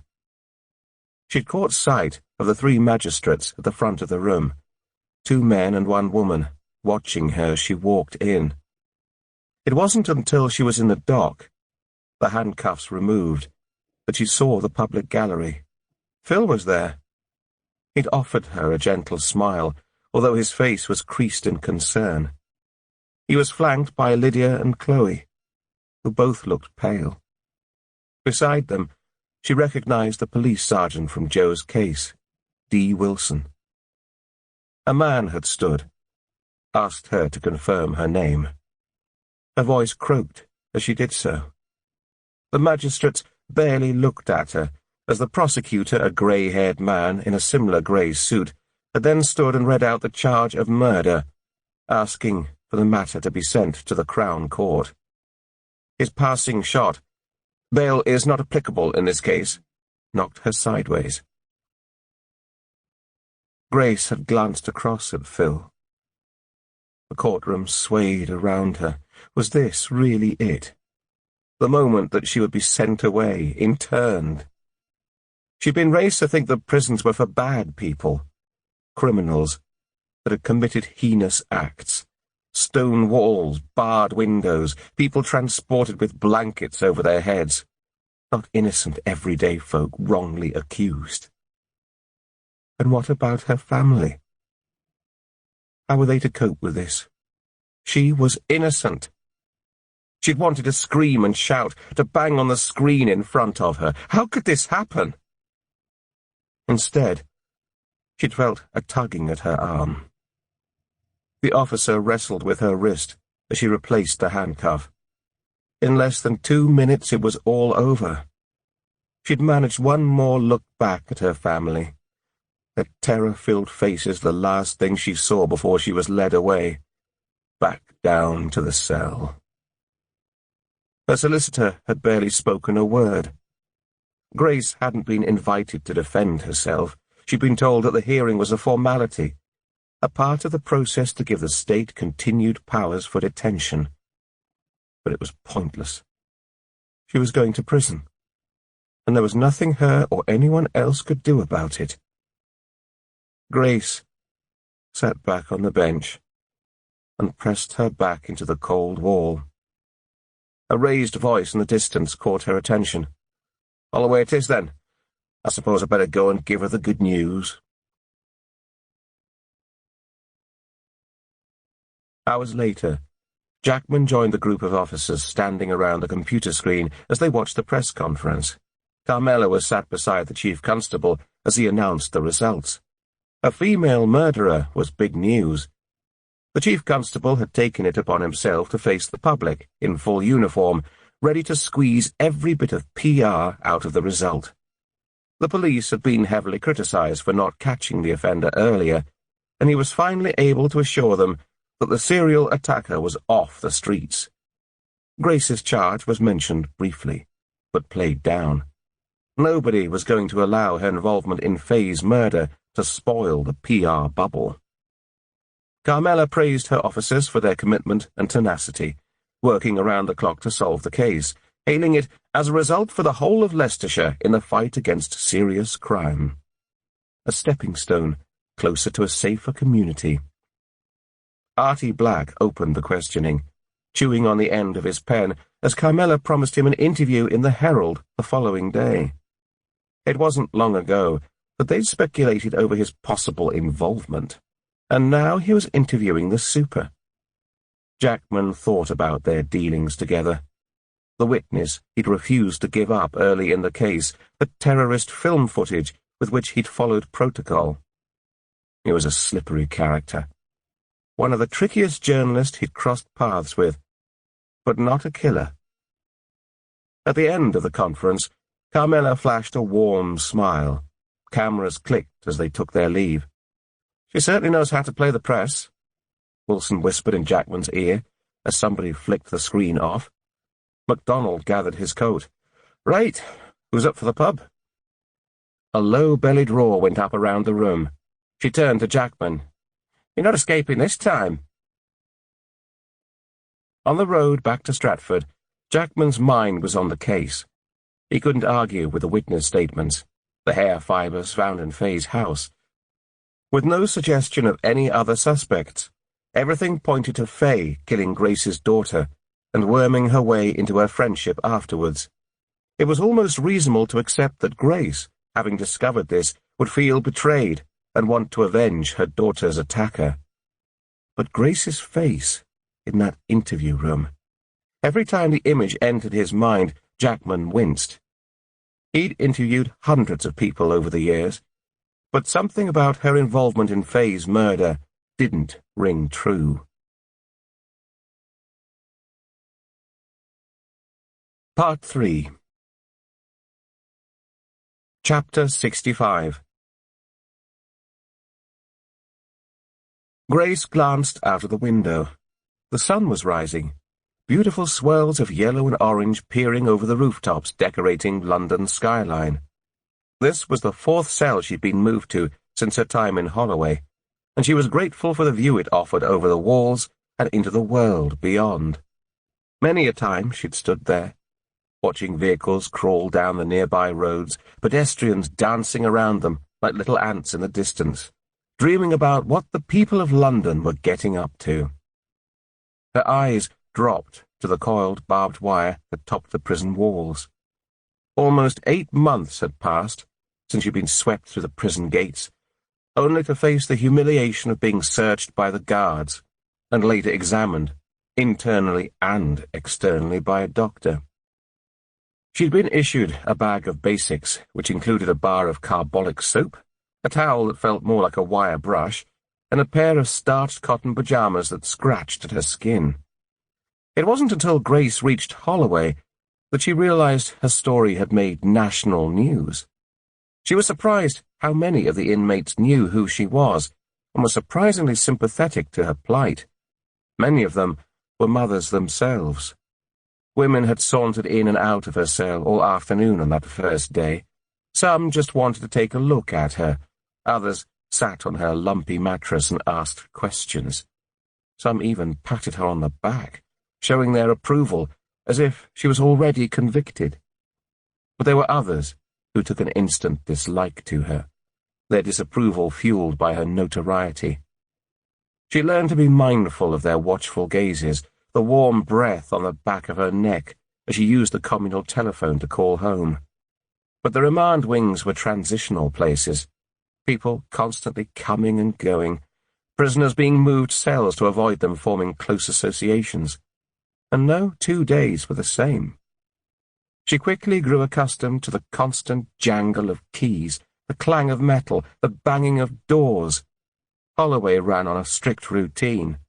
Doors were unlocked at 8 a.m, when they were allowed a short interval to shower and breakfast before they were expected to either head for work or the education block. No prisoner was allowed to be idle. Within days, the education officer had looked at her file and placed her in the library, indexing their historical collection, a job which eventually earned her credits towards a television in her cell, a grateful addition to pass the boredom during lockdown. Grace moved away from the window and smoothed a dark suit Phil had sent in for her. She'd had to breathe in to fasten the trouser zip when she bought it for Maggie's christening, almost 2 years earlier. Today, it hung off her bony frame. For the next few days, she would be in limbo, held between two worlds, while the courtroom picked at the bones of her previous life, scrutinizing every aspect, every relationship, as 12 people decided her fate. The remand cells were different to the rest of the prison. These inmates weren't convicted criminals and were offered more privileges like wearing their own clothes, receiving food parcels from home, and regular visitors. Leicestershire's close proximity to London had been a blessing, enabling Phil to hop on the train twice a week, dedicating both his days off to making the hour-and-a-half's journey for a short visit. During his last visit, he told her there had been an announcement in the press. The government were closing the Victorian prisons, replacing them with modern new builds. Whatever happened, it was unlikely she'd return here. Phil's days off were always separate. The supermarket insisted on it, which meant if she wasn't placed close enough for him to be able to travel down and return in the same day, his visits would be restricted to monthly, or even less. The very thought filled her with horror. She picked up a pile of letters, bound together with an elastic band, and ran her index finger over the biro scrawl. Phil. In addition to his visits, he'd written 2 or 3 times a week, sometimes just a few lines, sometimes several pages. Everyday news about the family, what Meggie was doing, how his work was, updates about Lydia and Chloe, Jed's life in Spain, their friends, their neighbours. Sometimes they took a while to reach her and were superseded by his visit. They had to be passed through the prison censorship, especially if they were accompanied by a photograph, but she still devoured them afterwards, fixed the photos to the board next to her bed, and they became her most treasured possessions. The last photos brushed together as she plucked them from the board. Her gaze lingered over one of Lydia, standing beside her 16th birthday cake, holding her thumbs up, smiling for the camera. Her hair had grown into a short bob and was tucked behind her ears. Grace stroked the photo. On the few occasions Lydia had visited her mother in Holloway, she'd been tense and barely spoken. Her eyes bulged and her skin was sallow. Phil said she'd shut herself away under the pretense of studying for her GCSEs. But Grace could clearly see the signs of a struggle. And no wonder. She'd lost her father, her sister, and now faced the threat of losing her mother. This was around the age that Jo had displayed signs of depression, and the thought of losing another daughter, especially when she couldn't be there to help her, was agonizing. Eventually, Grace had written to Jed, asking her to invite Lydia to Spain for the summer, take her away from the mounting press speculation, the comments and whispers.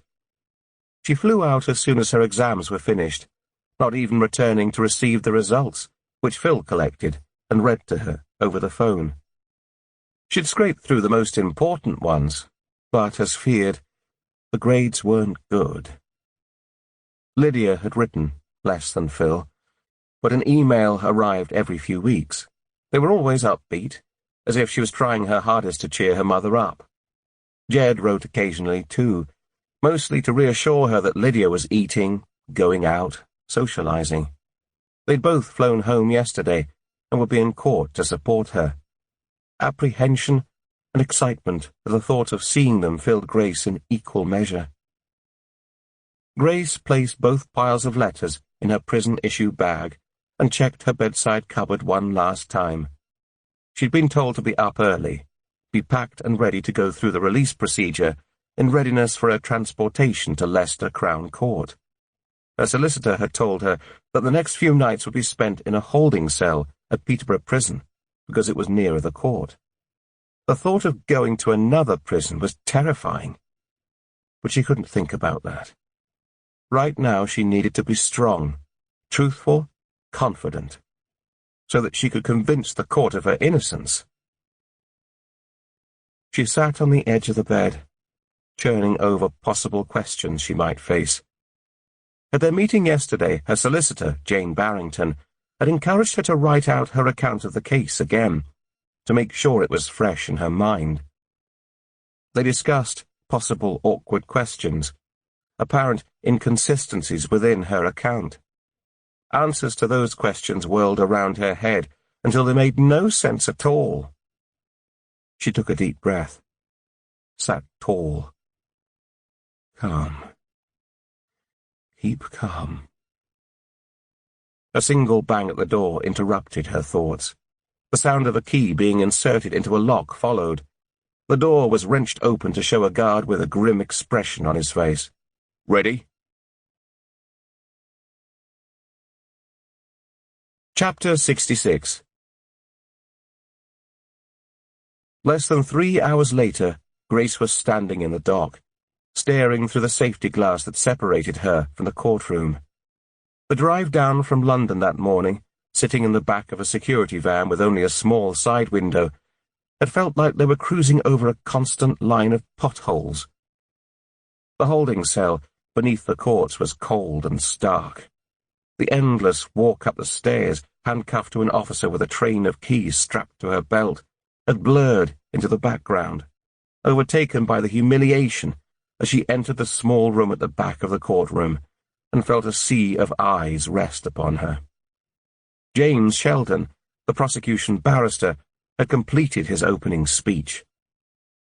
The court hushed as the first officer on scene took the witness stand and described finding Faye's body in a pool of blood when he arrived at Western Avenue on the morning of the 12th of January.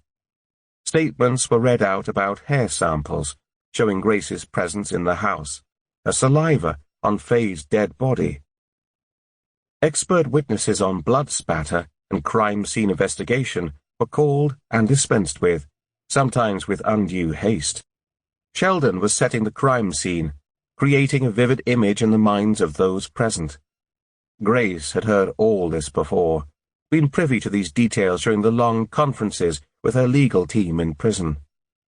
Judge Browning had his head down and was tapping the keys of his computer. Every now and then he'd raise his head, peer over his glasses, before returning to his keyboard.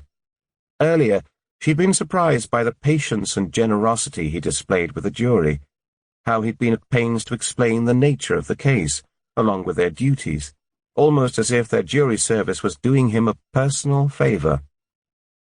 She tried to get a better view of the public gallery that ran down the right-hand side of the courtroom, directly opposite the jury, and separated by barristers and the legal teams in the middle. Her family were on the back row, closest to her. In front of them were a group of strangers. She wondered what their interest was in the case.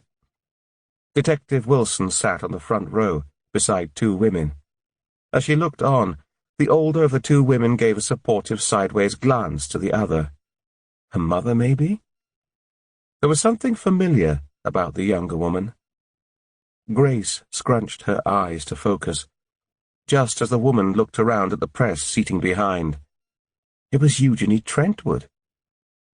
The brown corkscrew curls, so similar to Joe's, were tied back. She looked small, a shadow of her former self. Grace's heart ached. She wasn't sure why she was there today, but her heart tore in two when she considered how much that girl had been through. And now her case seemed to have been pushed aside to make room for the events that followed. The rise and fall of Sheldon's voice filled the courtroom. He was clearly a man who enjoyed an audience. He paused at intervals to look at the jury. He wasn't handsome, but there was something welcoming about his manner. She could imagine him sitting around a table, hosting a dinner party, his guests chuckling at his anecdotes. Eleanor, her defense barrister, had been conspicuous in her silence all morning. Apart from a few whispers with a junior beside her, a man with dark features who didn't look long out of law school, and her solicitor behind, no cross-examination followed. The defense weren't contesting the crime scene or Grace's presence in Faye's flat because she had visited earlier that afternoon. No point in arguing with the evidence, Eleanor had said. Every word counts. Better to concentrate the jury's minds on the areas that matter. By the time the Home Office pathologist took to the stand, her French accent echoing through the court as she answered her questions, it was late afternoon. Celeste was describing the knife wound as a deliberate violent blow to the neck which pierced the right external carotid artery. Faye would have lost consciousness almost immediately, bled out in less than a minute. Grace shut the words out of her mind, focused on the crest on the wall behind the judge. The court wasn't at all what she'd expected. On television dramas they were high-ceilinged, wood panelling cladding the walls. This was modern, perfunctory almost, with the magnolia walls and blue carpet. But there was still an air of austerity about it. Eleanor rose slowly, taking her time to survey the pathologist before she started her questioning. The heads of the jury turned, riveted at this new addition to their stage. Eleanor's ginger hair was fastened securely into a hairnet, just visible beneath her wig. "Can you confirm how many knife wounds Miss Campbell suffered from?" she asked. "One." "And what happened to the knife?" "It was still in situ." "Have you had any other cases of fatal knife wounds where the victim dies of one wound, the knife still in situ?" "No, but every case is different, and every case is considered on its own merit." The pathologist returned her hard stare. "Quite." A single glance at the jury. "Is it not possible that Miss Campbell inflicted the wound on herself?" Celeste paused before she answered. "The angle of the wound makes it unlikely." "Unlikely, I see." Eleanor looked towards the judge. "No further questions, Your Honor." Grace watched her sit down and turn a page in her book. The show was over before it started. Her intention was clear, to cast some doubt over who was responsible for the death. But the manner in which the jury shifted in their seats and checked their watches showed that they weren't convinced. Disappointment clutched at her. She could still remember the official letter she'd received at Holloway during her 3rd week on remand. The guard had passed it to her while they were on recreation. It, of course, had already been opened and checked, but he'd had the decency to fold it over, keeping the contents private from curious fellow inmates nearby. Grace had pocketed it, waited until she was safely tucked away in her cell before she opened it. As soon as her eyes skimmed the words, shock pulsed through her body. She'd been turned down for legal aid. Grace was stunned. This was England. She'd assumed everybody was entitled to legal representation here, but the law said otherwise. The combination of their joint salaries and savings pushed them over the threshold. They'd used the balance of their savings to pay for Grace's representation. Phil was resolved, insisting it was a short-term problem and that when she was acquitted the money would be refunded. But what would happen if she wasn't? Her family would not only have to bear the public humiliation, but also the financial impact. Chapter 67. It was with increasing trepidation that Grace entered the dock after lunch on the 2nd day.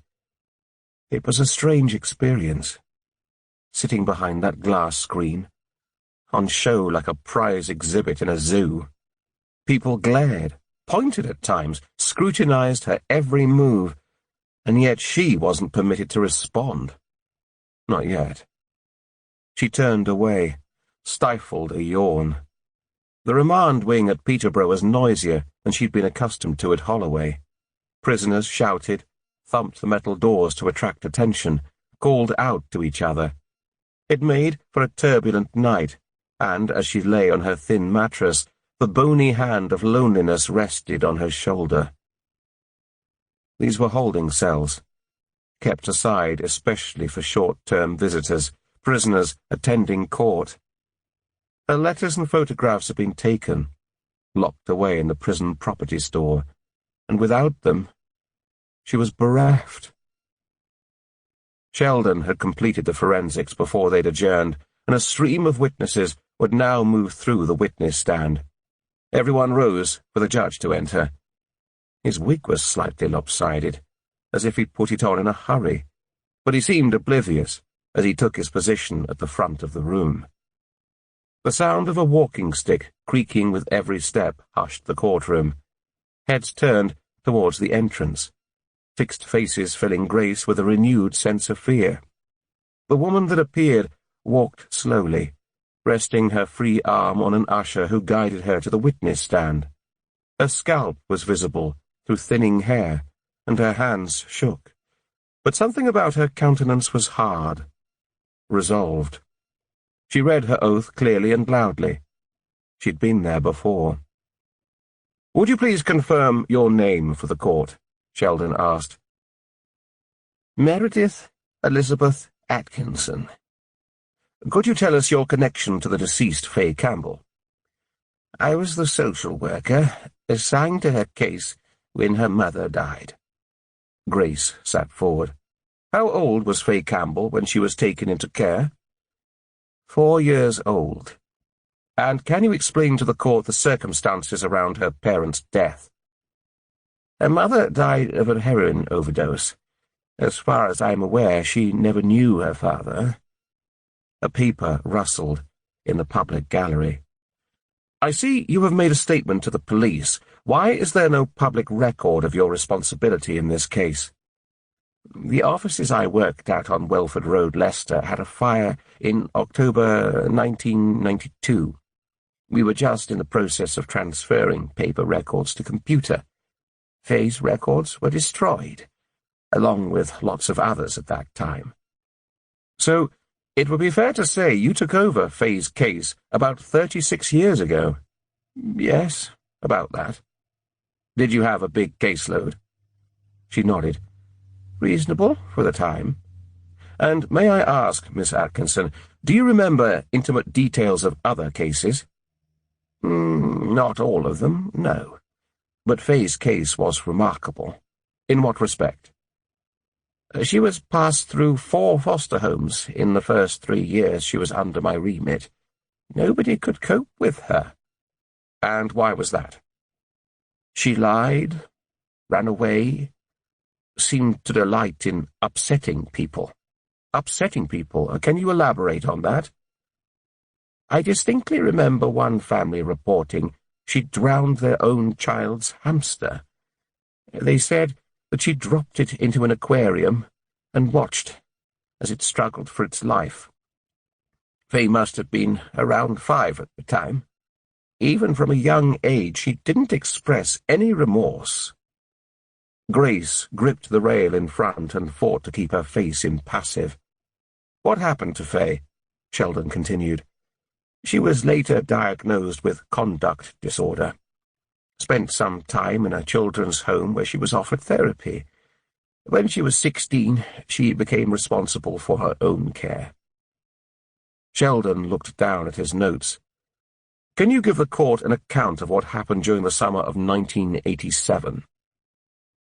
"The children's home where she was living was being renovated. We had to place all the children in alternative care until the house was finished. I arranged for her to be placed with a family, just a short-term measure, although it turned out to be much shorter than I'd anticipated." "Was that a wise decision, considering her history?" "Her mental state was assessed. She appeared to be responding to the therapy." Grace tensed, as Meredith went on to describe the time Fay spent with Grace's family when she was young. She looked across at Lydia. The stretch of neck visible between Lydia's hairline and her collar turned red and blotchy as the social worker's account progressed. Through conferences with her legal team, Grace had discovered Fay's early association with her family, her infatuation with Jamie, how she'd stolen things, tried to set fire to his room. She'd had no idea at the time, and bizarrely, Jamie had never mentioned it. But now, she'd had time to process it, adjust. She'd written to Lydia, tried to relay the details and remove the shock of the revelation in court. But Jamie was Lydia's father, and hearing the sordid details in an open courtroom made them all the more real.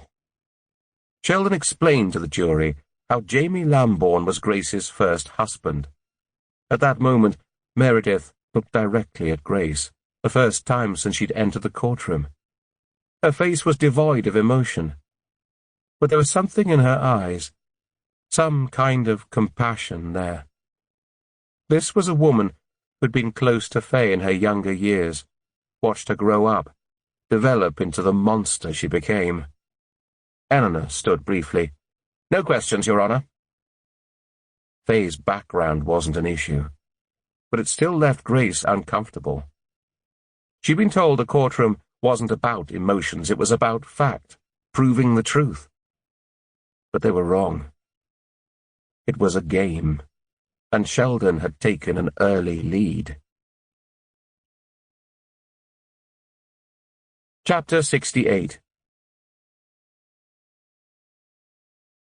Jackman lowered his statement and scanned the courtroom. His eyes briefly met Wilson's in the public gallery, washed over Grace's family, resting on the defendant sat in the dock at the rear.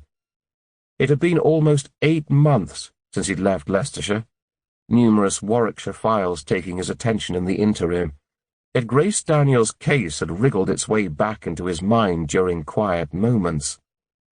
For some reason, he couldn't let it lie.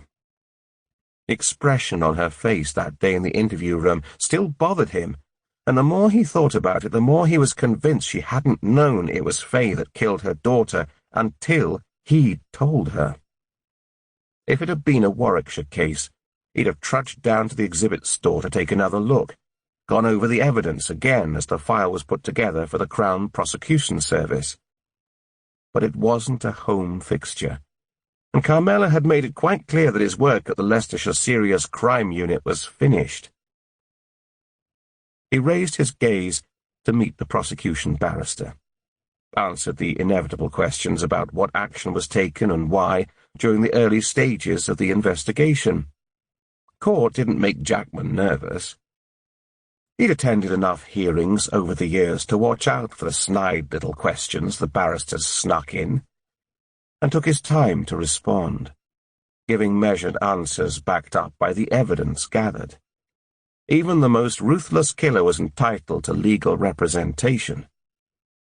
The barrister paused to look down at his notes, and Jackman glanced at the public gallery. D. Wilson had kept him updated as the trial approached, but the scarcity of her texts made it obvious that she'd been moved elsewhere too. As far as Leicestershire was concerned, this case was closed. "Thank you, Inspector. May I draw your attention to the statement from a Detective Constable Parsons, in which he states that Grace was given an informal warning about her conduct in Joe Lambourne's case." Jackman was handed a copy of the statement, despite being already quite familiar with the contents. "Can you tell me more about that?" "We interviewed a friend of Joe Lambourne's from Nottingham, an Anthony Kendall, in the early stages of the investigation and eliminated him from our inquiries," Jackman said. "Grace and Faye also went to visit him, and he later complained of harassment." "May I ask what gave Mr. Kendall cause for complaint?" "He said they were asking lots of searching questions about Joe. He felt he was being treated like a suspect. So they were carrying out their own little investigation." "I couldn't say. I'm just aware that they visited him and of what he said." "And what made you aware of their visit?" "He made an informal complaint." "Informal?" "He acknowledged that Mrs. Daniels was going through a difficult time, didn't want to take any formal action, just asked that he be left alone to grieve." "And how was this informal complaint dealt with?" "I instructed the family liaison officer, D.C. Parsons, to have a quiet word with the family." Sheldon paused. "Is this a normal course of action in such a case?" Jackman knew Sheldon was telling a story, building up to his crescendo. Motive was his biggest ally right now, and he wanted to show how the women had become close enough to share confidences, support each other. Grace had recently lost her daughter, so I would say that Yes, it seemed the most appropriate course of action under the circumstances. Have there been any further complaints made about either of these two women? Not Grace, no. Jackman proceeded to explain the historic complaints of harassment the police had received about Faye. Thank you. I'm showing Inspector Exhibits BR0125A and 130A. Can you please explain to the court what the items are in this box? Jackman tensed, as the television screens on each side of the courtroom mirrored each other, showing pictures of the evidence they'd found in the box beneath the floorboards of Faye's bedroom. He could see Grace's youngest daughter's flushed face in the public gallery, and shifted uncomfortably. This evidence had been discussed at the coroner's hearing, when it was established that Faye was in fact responsible for Joe's death, but seeing it displayed here in open court was clearly shattering for the family. Sheldon was pushing the point. By the time they'd worked through the exercise book with the array of photos of both Eugenie and Joe, taken from a variety of angles, a stony silence filled the room. He went on to explain how a small spot of blood on the earring found at the scene matched with Faye's DNA, how her phone showed an association with Joe. Thank you. It is a matter of public record, is it not, Inspector Jackman, that on the 19th of May 2016, Leicester City Coroner's Court determined that Joe Lambourne had been unlawfully killed by Faye Campbell. That's correct, yes. Did you ever interview Faye in the course of the murder investigation? No. Did you ever meet Faye Campbell? She was at Grace's house when I visited once. We were briefly introduced. And when was this? Tuesday, the 29th of December. And how did Grace introduce Faye to you on that day? Grace referred to Faye as a close family friend. A close family friend that sought out her daughter, murdered her in cold blood. Sheldon paused a moment. Did Grace ever make you aware of any concerns about Faye, that their relationship had changed, perhaps?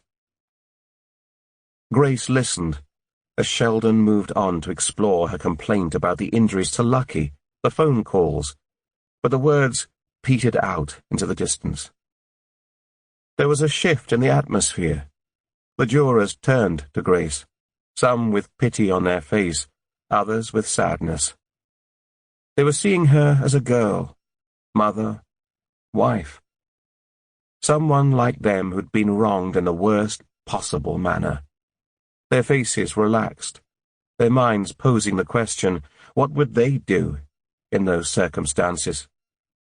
At that moment, Grace broke all the rules. Don't react, don't engage, don't show emotion. All the advice she'd been given fell foul, as she closed her eyes, dropped her head, and blocked out the courtroom. Sheldon had just presented evidence that gave her the strongest possible motive for murder. After lunch, it was time for the cross-examination. I understand that forensics examined the knife that killed Faye Campbell, Eleanor asked Jackman. Yes. And on behalf of the police, can you tell me how many sets of fingerprints they found on that knife? 1, Jackman replied. You are absolutely sure? Yes. Can you tell the court whose those fingerprints belonged to? Faye Campbell. Grace sighed inwardly. They'd already established the knife had been removed from Faye's own collection that was situated in a knife block on the kitchen side. Of course her prints would have been present. And wouldn't the killer have worn gloves? The frustration was beginning to eat away at her. I understand your inquiries into Faye identified a number of previous allegations where, as a consequence of her actions, several complaints were made about her behavior. That's correct. Would you say you've had extensive dealings with Grace during the course of this inquiry? I would. And has her behavior to yourself or your fellow officers ever been aggressive or violent? No, never. Grace was always polite, courteous, and pleasant to deal with. We have no previous record of any dealings with her in the past either. Did she ever express vengeful intent towards her daughter's killer? Not that I'm aware of. Thank you. We have heard how a complaint was made about her by Mr. Anthony Kendall. Did he make any allegations about violent, aggressive, or threatening behavior? Not at all. He was merely concerned that he'd been asked uncomfortable questions.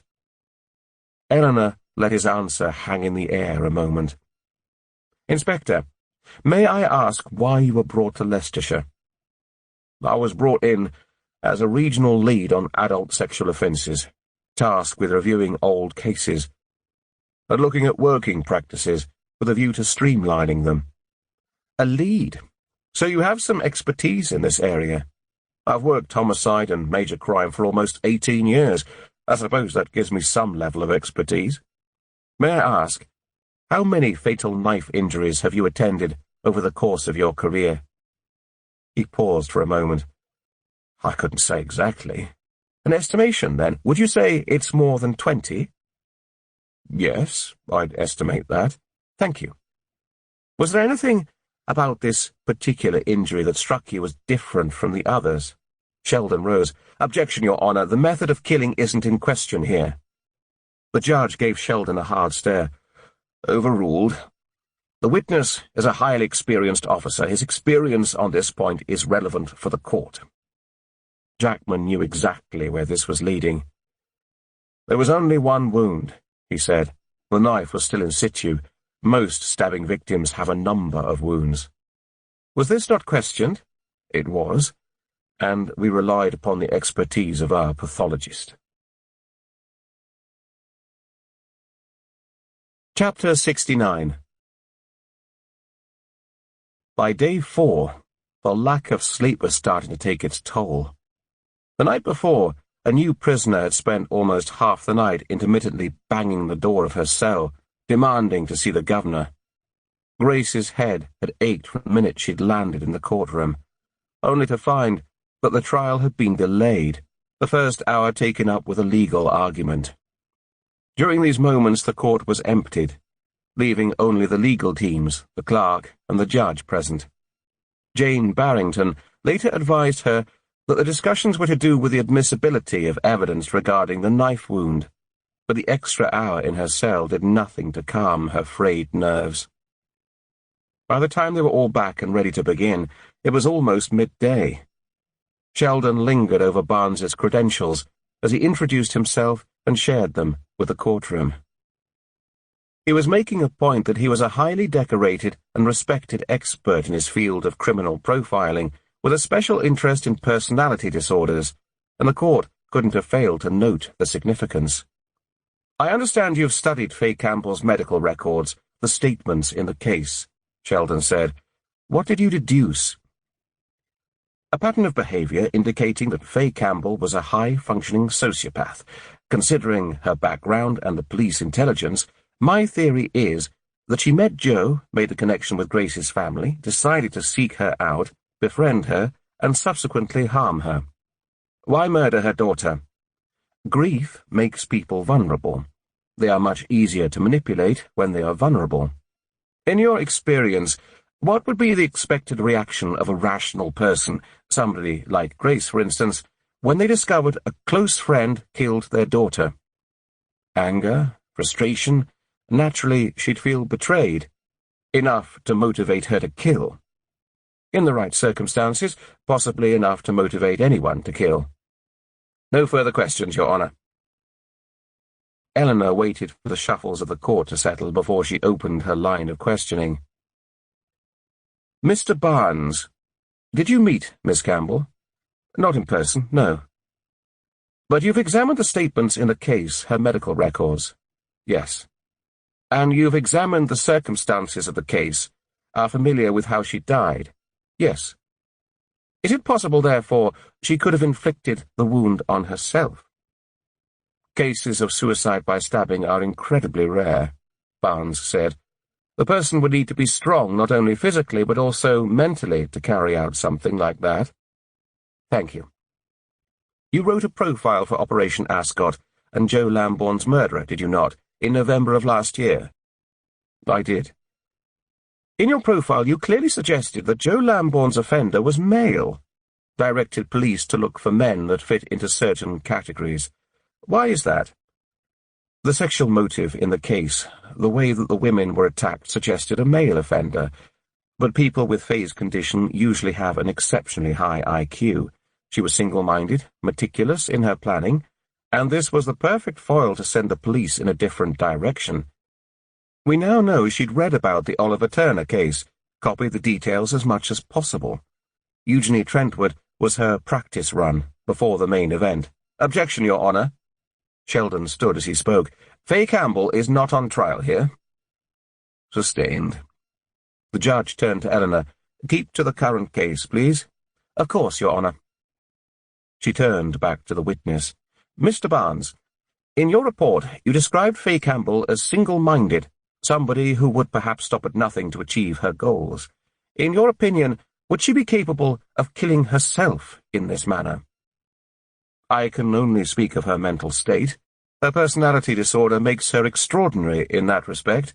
She was ruthless, and if her goal was to make Grace suffer, put her behind bars, away from the family she lived for, then it's possible that she may have been psychologically capable of that. No further questions, Your Honour. The afternoon opened with renewed vigour. Sheldon read out the statement made by the woman who'd helped Grace in the park when Lucky was injured. It was short, to the point. She mentioned how she'd remarked on what sort of person would injure a dog in that manner, and Grace's response, they don't deserve to live. Grace blanched. It was a passing comment fueled by anger. Sheldon followed with the introduction of another witness to the stand. Grace squinted as a young woman in tight denim strolled into the courtroom. She didn't recognize her. For the purposes of the court, Sheldon gestured towards the jury, as if only he and they were present. Can you identify yourself? My name is Rose Hunter.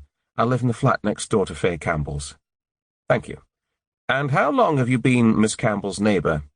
Almost 2.5 years. How would you describe your relationship? Faye kept herself to herself. I saw her on the balcony a few times. We nodded, said hello. Had you ever been in her flat? No. Could you explain to the court what you saw on the evening of the 11th of January? I was watching the end of the news in my front room, just thinking about going to bed, when a figure walked past. She turned and looked in. Gave me quite a fright, to be honest. She turned to the judge briefly. I don't tend to draw my curtains because we're on the first floor and overlook the park. I heard the knocker on Faye's door immediately afterwards and closed my curtains, in case her visitor made the same route back. A few minutes later, there were raised voices. I couldn't make out the words, but somebody was clearly agitated. Then it all went quiet. The front door banged shut soon afterwards. Could you tell if those arguing were male or female by their voices? It sounded like they were both female.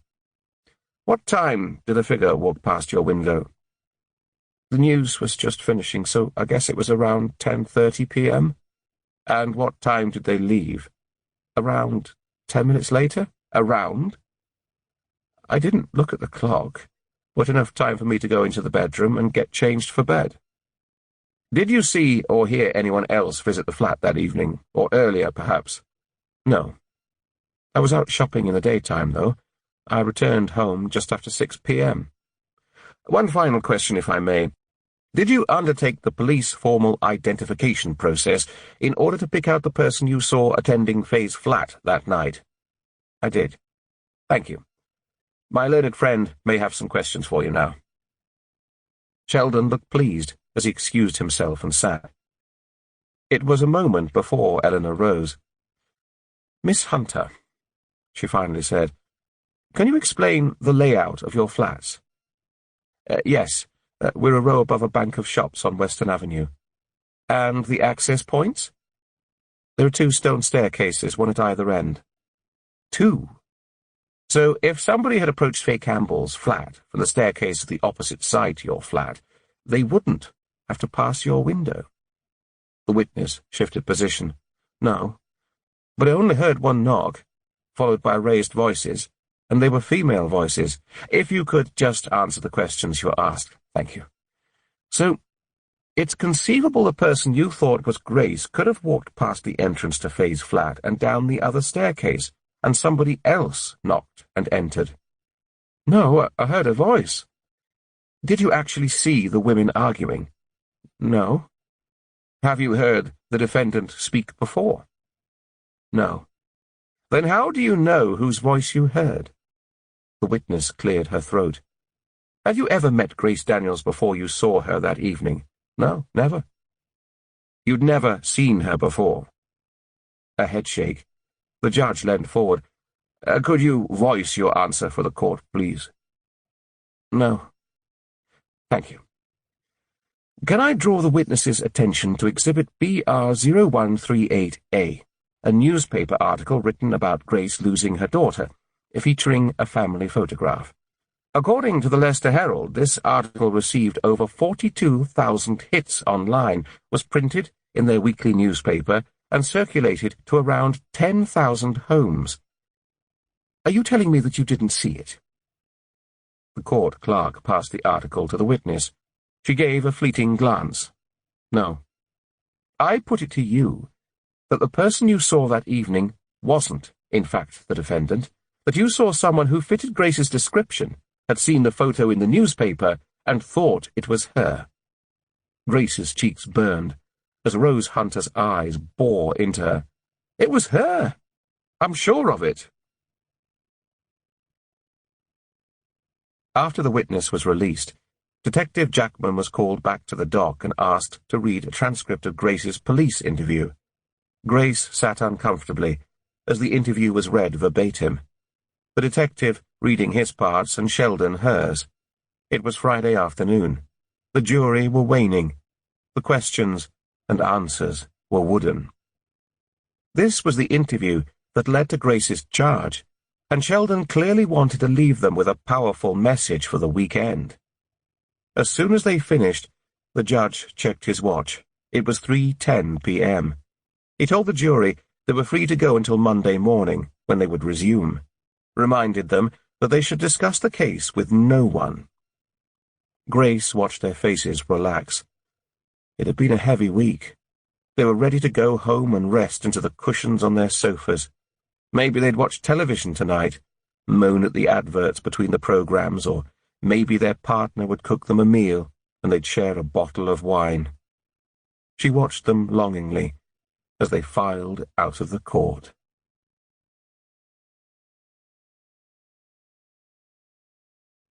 Chapter 70. All rise for the judge. Grace stood and watched as Judge Browning entered the court with the weariness of a Monday morning. Without looking up, he thanked everyone, sat and opened his laptop while they settled into their seats. His face was slightly tanned, and Grace wondered what sort of weekend he'd had. Perhaps he'd been to a garden party or had a round of golf. It had been a long, hot August. Grace could only imagine the array of colours decorating the gardens across the country.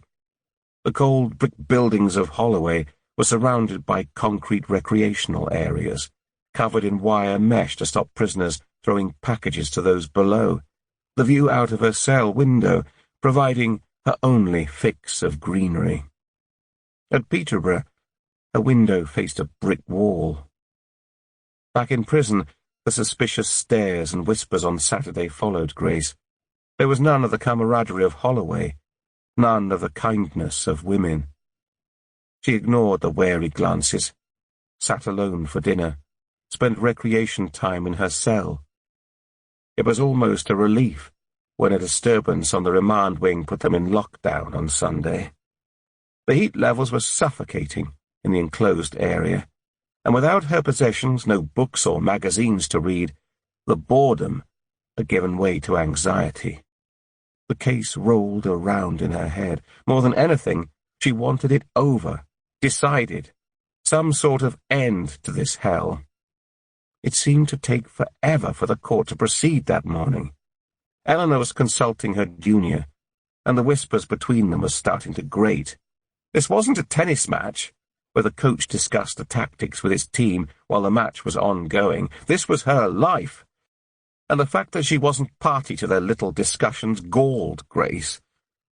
Eleanor had come on high recommendation.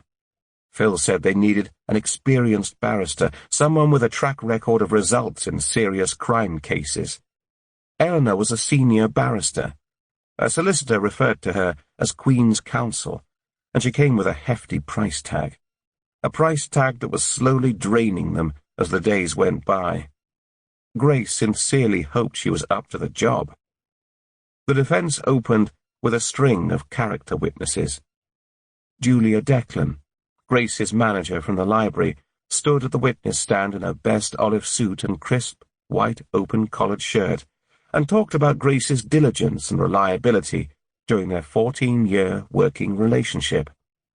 Grace's eyes brimmed as she recalled ignoring her calls, deleting her messages after Joe had died. Julia answered the questions confidently. Eleanor was attempting to strengthen the ropes of her case through Grace's support network, to show that Grace had a comfortable life, was a good mother, surrounded by people that cared about her, in order to discredit the notion that she would jeopardize it by killing Faye. And Julia was a good witness. "Mrs. Declan, can you tell the court the date Grace last came into work?" Sheldon said, as he began his cross-examination.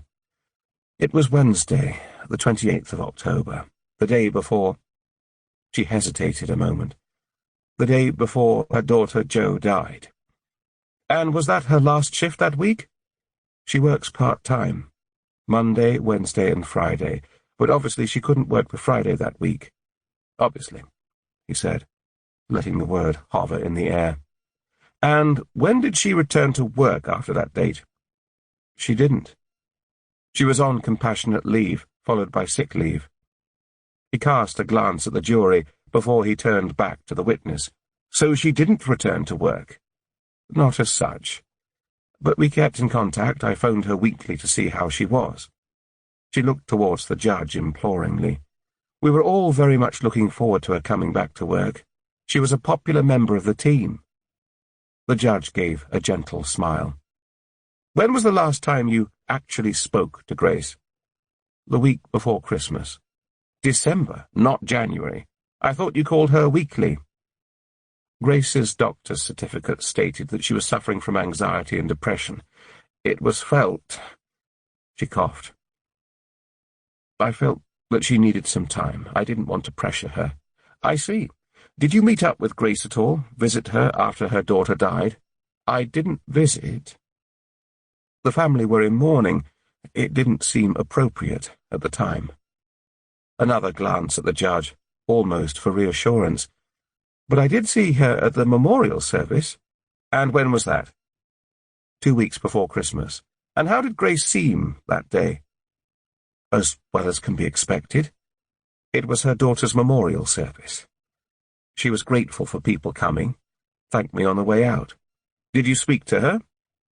"Only to offer my condolences. It was busy." Sheldon gave a brisk nod and looked at the judge. "I've nothing further, Your Honour." Beryl Knighton was next up. Warmth filled Grace's chest as she watched her friend and neighbour take the oath. They'd moved into Arden Way within months of each other.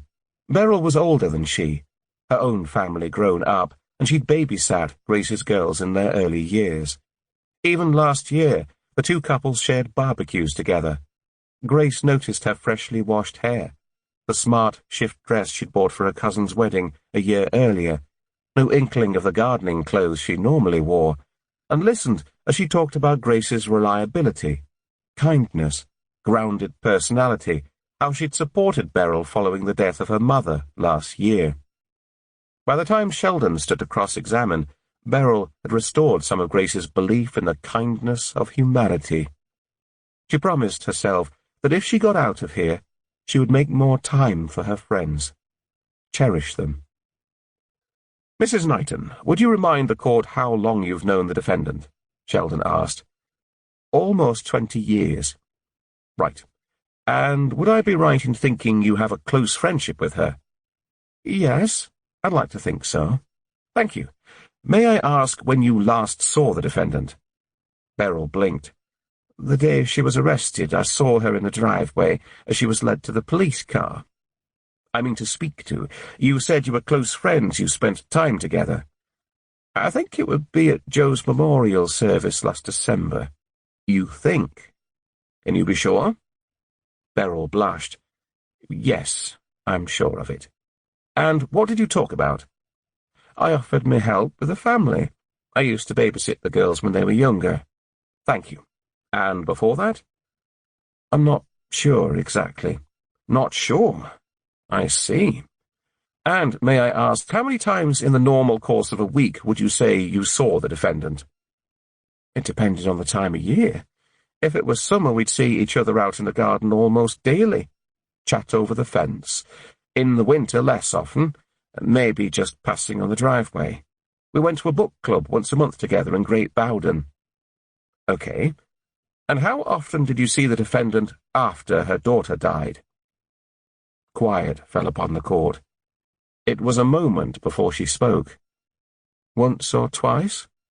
Once or twice? This was a good friend of yours, was it not? By your own admission, you shared confidences, supported each other. You'd spent time together, yet you only saw her once or twice. I called around several times, phoned her. But Grace didn't wish to see you. Grace withdrew after Joe died from everybody. She was grieving. So for the 2 months leading up to her arrest, it's fair to say you barely saw or heard from her. The witness opened her mouth and closed it again. The judge leaned forward. Could you answer the question, please? He said to Beryl. She glanced at Grace, her face full of sorrow. Yes, that's fair. But she knew I was there if she needed me. Grace cowered inwardly as Beryl left the witness box. She'd closed her doors when Joe died, shut the world out, pushed her friends aside. The only person she'd allowed in, invested her time with, was Faye.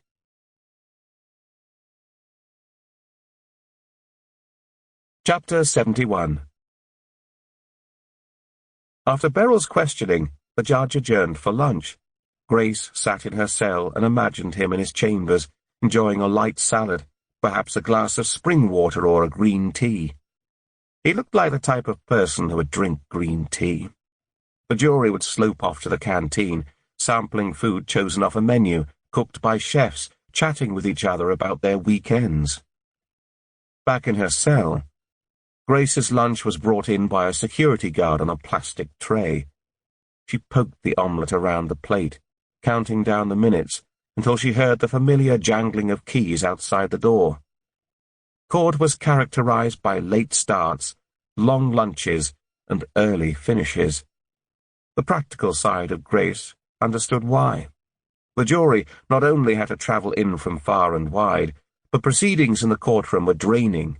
Every piece of evidence had to be examined, every comment scrutinized. They needed time to process the information. But for Grace, every minute, every second that passed was torture. Grace was finally led back up to the dock and waited as Eleanor called her next witness to the stand. The court lighting glinted off the bald head of the short, stocky man, who made his way down to the witness stand with a slight limp. Dr. Reed, can you identify yourself for the court? Eleanor asked, after formalities were completed. Dr. Jacob Reed, senior pathologist at the Royal Free, London, based at Barnet. Thank you.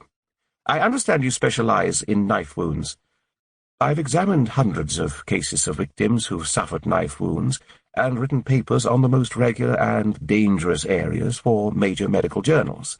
The dissertation paper for my doctorate concentrated on this area. The judge sat forward. Miss Talbot Dean, has this line of questioning been agreed with the prosecution? It has, Your Honour. He sat back, steepled his fingers as Eleanor continued. I understand you've examined the forensic material available in this case. I have.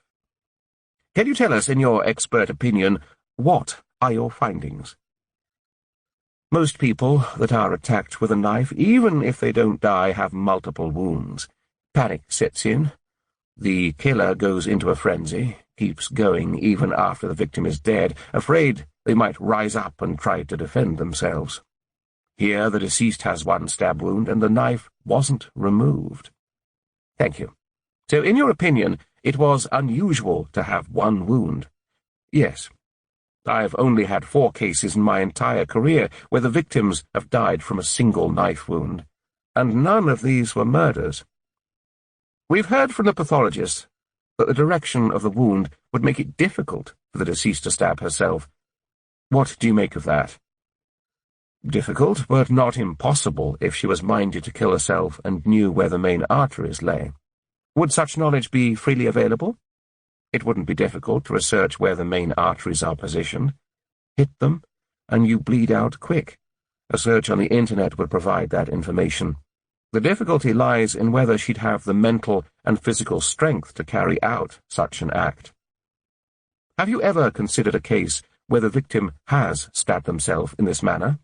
I have. 4 months ago, a man in Chiswick died of a single stab wound to the neck. He had a history of mental illness, and the circumstances around his death gave no suspicion that any other party was involved. And the knife was lodged, not removed, in the same manner. It was. Was there a coroner's finding in this case? Yes. The coroner reached a decision of suicide. This is inconsistent with the police pathologist's report in Faye Campbell's case. It is. Can you reconcile this inconsistency? Merely that I have more experience of knife wounds. Eleanor bowed to the judge. No further questions, Your Honour. Sheldon moved his robe back and rested his fist on his hip as he stood. Dr. Reed, you've given us an account of a similar case of death by a single stab wound to the neck. The pathologist pushed his glasses up his nose. Yes. Of all the substantial cases of fatal stabbings you have considered nonetheless, it is right, isn't it, that instances of self-stabbing are very rare? It is. Thank you. May I ask you to remind the court, if you would, if the victim in the second case was male or female? Male. You clearly stated earlier for the court that a victim of a suicide in such a manner would have to be strong, both mentally and physically, to carry out such a crime. Yes. As prosecution counsel, I've also seen the papers on this other victim. Wasn't it the case that he was over 6 feet tall and 18 stone, a former boxer, I believe? Yes, but thank you, Doctor. No further questions, Your Honour. Grace watched as Eleanor dispensed with her prized witness. When her solicitor had said they were bringing in an expert on knife wounds, she'd been impressed with Eleanor's sharp efficiency. This was her trump card. But once again, Sheldon shot them down in flames. Later that afternoon, Grace heard the key turn in the lock of her holding cell. Before adjournment, another expert witness had taken to the stand, this time a doctor of psychology who confirmed Faye's personality disorder, said she was obsessive, vindictive, remorseless in pursuit of her goal, even if it meant killing herself. Once again, Sheldon had argued against his theory based on her physical strength. Grace stood, preparing to be taken back to Peterborough for the night, and was surprised to find Eleanor Talbot Dean and Jane Barrington enter. They looked oddly out of place in the small area with their dark suits and coiffured hair. Eleanor's wig and gown were absent, showing a petite frame with ginger hair smoothed back from her face. She wasn't concerned about the prosecution's questions to her expert witnesses. It was all about planting the element of doubt, she said. Moreover, she was keen to check that Grace was ready to take the witness stand in the morning, prepared for examination. She had none of Sheldon's warmth, and despite being on her side, her confidence was intimidating. Even Jane Barrington, who wasn't usually stuck for words, was conspicuous in her silence. My counterpart, Mr. Sheldon, will provoke you, she said. The prosecution's case is based around you having a temper and losing it, so don't. Be prepared for leading questions. Make sure you direct the answers to the jury and don't let him wear you down. As long as you stick to the facts and keep emotions out of it, you'll be fine." She gave a smile as she left. The first touch of warmth Grace had seen since the trial began, and the rarity of it made it feel all the more comforting. Chapter 72. It was a Tuesday morning when Grace took the long walk to the witness stand. After almost a week in the dock, she should have been used to the heat of eyes pouring over her, but today their gaze was different, more intense, scrutinizing her every move. She read out the oath, desperately trying to ignore the croak that splintered her voice. Eleanor stood and confirmed Grace's name, address, and date of birth, before kicking off with some basic questions. Grace felt herself relax slightly. "So, it's fair to say you've lived in Market Harborough all your life?" Eleanor continued. "Yes."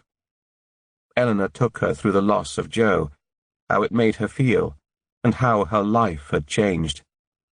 "It's a matter of agreement that your daughter Jo was murdered at the hands of Faye Campbell," Eleanor said as she finished. "When did you discover this fact?" "The police told me, when I was interviewed on the 13th of January. Not before?" "No, I had no idea. Grace, can you explain to the court the circumstances in which you first met Faye Campbell?" Grace slowly relayed the details of their meeting in the supermarket, the incident at the shopping centre, the coffee she shared with Chloe and Maggie that sparked off a friendship culminating in a series of visits to Grace's home. The words dripped out of her mouth, almost of their own volition, as she talked about their ensuing friendship. Faye became her rock of support after losing Joe, somebody she could talk to without the fear of upsetting them, someone she could confide in. Grace felt a desperate need for the court to understand, to comprehend the spell that beset her, to unknowingly befriend the woman that killed her daughter. Eleanor didn't interrupt, allowing Grace's words to fill the courtroom. The only other sound, the soft tapping of the court clerk's keys on her keyboard as she made her notes. As her words eventually dried up, Grace became aware of a tear rolling down her cheek. She swiped it away. "Thank you," Eleanor said gently. "I realize this must be hard for you." A slight pause. "Did you ever visit Faye's home during your friendship?" "No, never.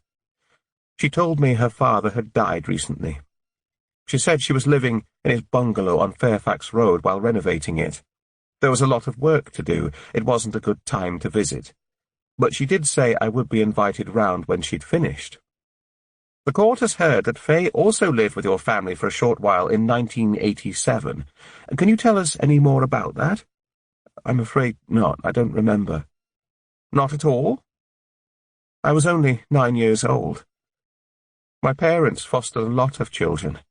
There were always people coming and going." "Interesting. How did Faye introduce herself when you first met?" "As an old friend." "And you accepted that?" "I looked her up on Facebook." Grace felt her cheeks redden. "Her page said she'd attended Welland Park School, so I assumed she must have been a school friend that I didn't remember. It was a long time ago." "Did you know of Faye's infatuation with your next-door neighbour, the man who later became your husband?" Grace shook her head. "No, I didn't know about that." "Did Faye ever stay with your family in Arden Way?" Grace explained about Faye's broken boiler after Christmas, how she'd slept on their sofa until Phil's heart attack, the strange circumstances that occurred after she'd left, culminating in the attack on Lucky. Even now, the words she'd rehearsed on numerous occasions over the past months seemed foreign. "Let's talk about Monday, the 11th of January, the day Faye Campbell died. Can you give the court an account of your movements that day?" Grace explained how she'd woken early, as usual, done some housework, prepared Phil's breakfast. Later she moved on to a walk with Lucky in the park, and was just relaying her conversation with the man she'd met that knew Faye when the judge cut in. "Has this man given a statement to the police, Miss Talbot Dean?" "Yes, Your Honour. My learned friend, Mr. Sheldon, is in receipt of his statement. He lived in Western Avenue for over 23 years, used the laundrette beneath Faye Campbell's home, was a distant acquaintance until he moved a couple of years ago." The judge clicked a few more buttons on his laptop until he found what he was looking for, nodded, and eased back into his chair. Grace waited until Eleanor prompted her to continue, and went on to describe her visit to Fairfax Road, and later to Western Avenue. By the time she'd finished, she felt like a wilted balloon. "Thank you," Eleanor said. "What time did you visit Faye's home in Western Avenue that day?" "It was around 1 o'clock when I arrived." "And how long did you stay?" "Only a few minutes." Grace explained the ensuing argument, Faye's reaction, how she'd driven home in shock. "What time did you arrive home?" Eleanor asked. "About 1:20. "Did you go out again later that day?" "No." "Thank you. No further questions, Your Honour."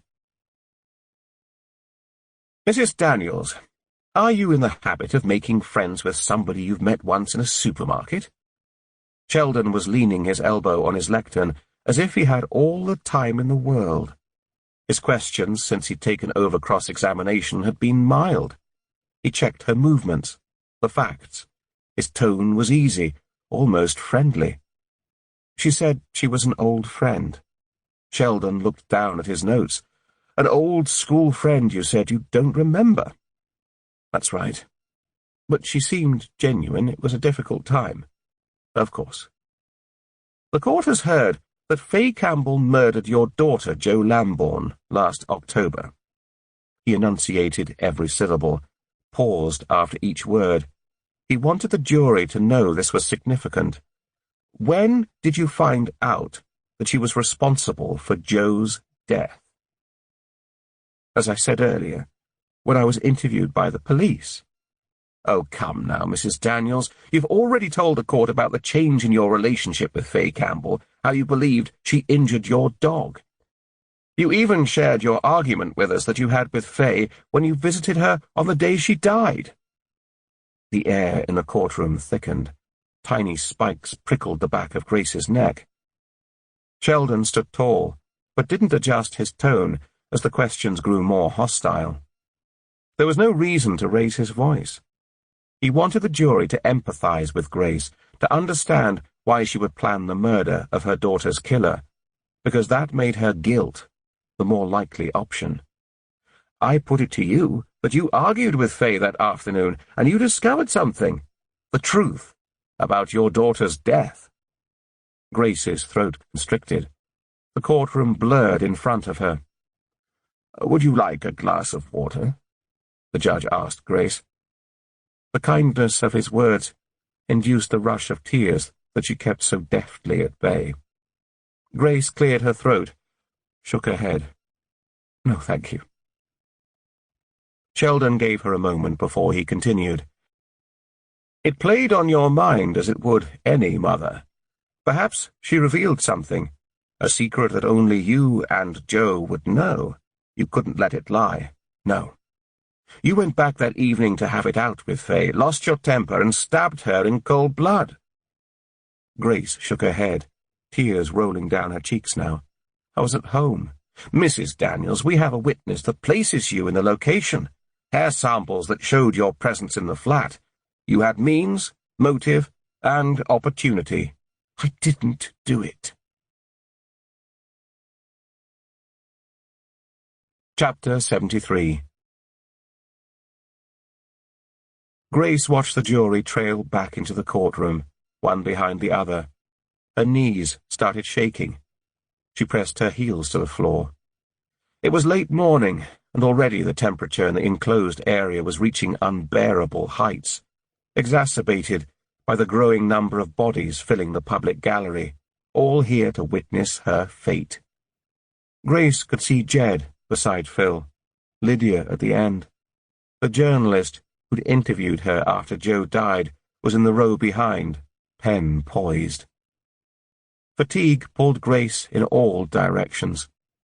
After days of questioning witnesses, different faces filling the box, the barristers had each taken the floor and delivered their closing speeches to the jury. Sheldon opened for the prosecution, using sweeping hand gestures as he painted a picture of Grace, the grief-stricken mother, welcoming Faye's friendship, inviting her into her home, being duped with false kindness, until she found out that Faye murdered her daughter and set out to avenge Joe's death. Even now, as she recalled his speech, Grace shrank into herself, willing the world to swallow her up as the eyes of the court flashed back and forth between Sheldon and herself. It took almost 2 hours for him to complete his speech, and afterwards, even Grace had to admit his argument was compelling. The jury sat back wearily as Eleanor Talbot Dean took over after lunch. The rise and fall of Sheldon's speech had been exhausting, but Eleanor was more measured. She didn't deny the two women had forged a friendship, argued, fallen out. The base of her argument was that Grace couldn't have killed Faye because she had no motive. Grace didn't know who had killed her daughter until after Faye had died. She picked holes in witness statements, talked about tenuous links with evidence, encouraged people to listen to the experts when they considered who was responsible for Faye's death. If, in fact, you do think she was murdered, consider this. We've heard how Faye Campbell lived a volatile lifestyle, Eleanor had said. She forged love-hate relationships with people and exploited them for her own ends. In such cases, a whole stream of people would have been lining up to kill her, all with firm motives intact. The courtroom hushed as Eleanor sat. Was it enough? After 2 days of deliberations, the judge had called the jury back in yesterday afternoon. Grace sat with bated breath, while the elected foreman stood. "Do you have a verdict upon which you are all agreed?" the judge had asked. He looked slightly sheepish as he answered, "No, Your Honor." The judge had sent them away again for further deliberation, giving them the option of a majority verdict of 11-1 or 10-2. Anxiety clawed at Grace. A solicitor told her that if the jury couldn't agree on a majority verdict, the case would be adjourned and scheduled for retrial. The thought of going through another trial, the same evidence unfolding again, was incomprehensible. She couldn't even contemplate returning to prison, back to another cell. Her fate left hanging in the balance. After almost another day's deliberation, the jury was back in court. Would she return home to her family, sleep beside Phil under their soft duvet tonight? Or would she be sent to a cold cell, in yet another strange prison, with a lumpy mattress, a foam pillow, and graffiti scratched into the walls? The judge folded his hands together and sat forward. "Members of the jury, have you reached a verdict on which the majority of you are agreed?" The lead juror stood. "Yes, we have." "And is your verdict 10-2 or 11-1? 10-2. On the matter of the murder of Faye Campbell, do you find the defendant, Grace Daniels, guilty or not guilty?" A brief hesitation. A pin drop could be heard throughout the courtroom. He looked at Grace. "Not guilty." The room began to sway, slowly at first, then with growing momentum. Grace was aware of the rumble of voices, but they sounded far away. A sea of faces swam across her view, superimposing themselves on top of each other. The voices merged together. Heat rose, and her head spiraled. "How's Alice doing?" Wilson said to Jackman. After the drama of Grace fainting at the verdict, they'd stayed in the courtroom, while one of the jury members, a self-confessed first aider, had attended her. When she came around, surrounded by her family, they left and were now in the foyer, along with the press who'd been ushered out earlier. "Not bad," Jackman said. Although there was still no concrete evidence of any improvement, his wife had slowly gained weight these past few months and seemed brighter somehow. "The doctors are pleased, talking of scheduling her in for more tests to monitor her progress." "Well, that's great news." "Thanks." Wilson nodded and cast a glance towards the entrance. "Somebody's stalking you," she said, her words accompanied by a gurgle of a laugh. Jackman could see Carmela beside the entrance talking to Sheldon. His robes flapped in the breeze that seeped in through the open doors as he waved his arms about animatedly. It seemed his gestures were just as effective outside the courtroom. Jackman had noticed Carmela arrive that morning. She'd snuck in on the last day of the trial to sit at the back, just before the jury's verdict, hoping to capture some last-minute PR at a positive verdict, no doubt. But any political capital she'd hoped to gain had been dashed, and now she would face the inevitable awkward questions from the press that followed an unfavourable result. Warwickshire had demanded his presence after he'd given evidence during the first week of the trial, and he'd had to rely on Wilson for daily updates, but he'd insisted on making the journey these last few days. "How are things at Leicester?" Jackman said, keen to change the subject. "Busy. She certainly knows how to play the game," she replied, gesturing to Carmela. "Isn't winning any popularity contests with the team, though." Jackman sighed. "I fear this result won't help you there." They watched as more people streamed out of the room, gathering in the foyer. Grace joined them, surrounded by the bubble of her family. A few members of the press flew to her side, accompanied by camera flashes. Jackman bade his farewell to Wilson and approached Grace, sidestepping her family, excusing himself through to Grace. She looked up to meet his gaze, clearly unsure of how to react. "This has been a terrible ordeal for you," he said. Voices hushed around him. "I hope you and your family can put this behind you and find some happiness going forward." He extended his hand. She looked at it, hesitated a split second before she grabbed it and thanked him. More cameras flashed and clicked as he made his way towards the exit. Grace's family had formed a wall around a bewildered Grace, who stood beside her solicitor while she prepared to make a speech on behalf of her client. Carmela was still beside the door. Jackman weaved through the bodies.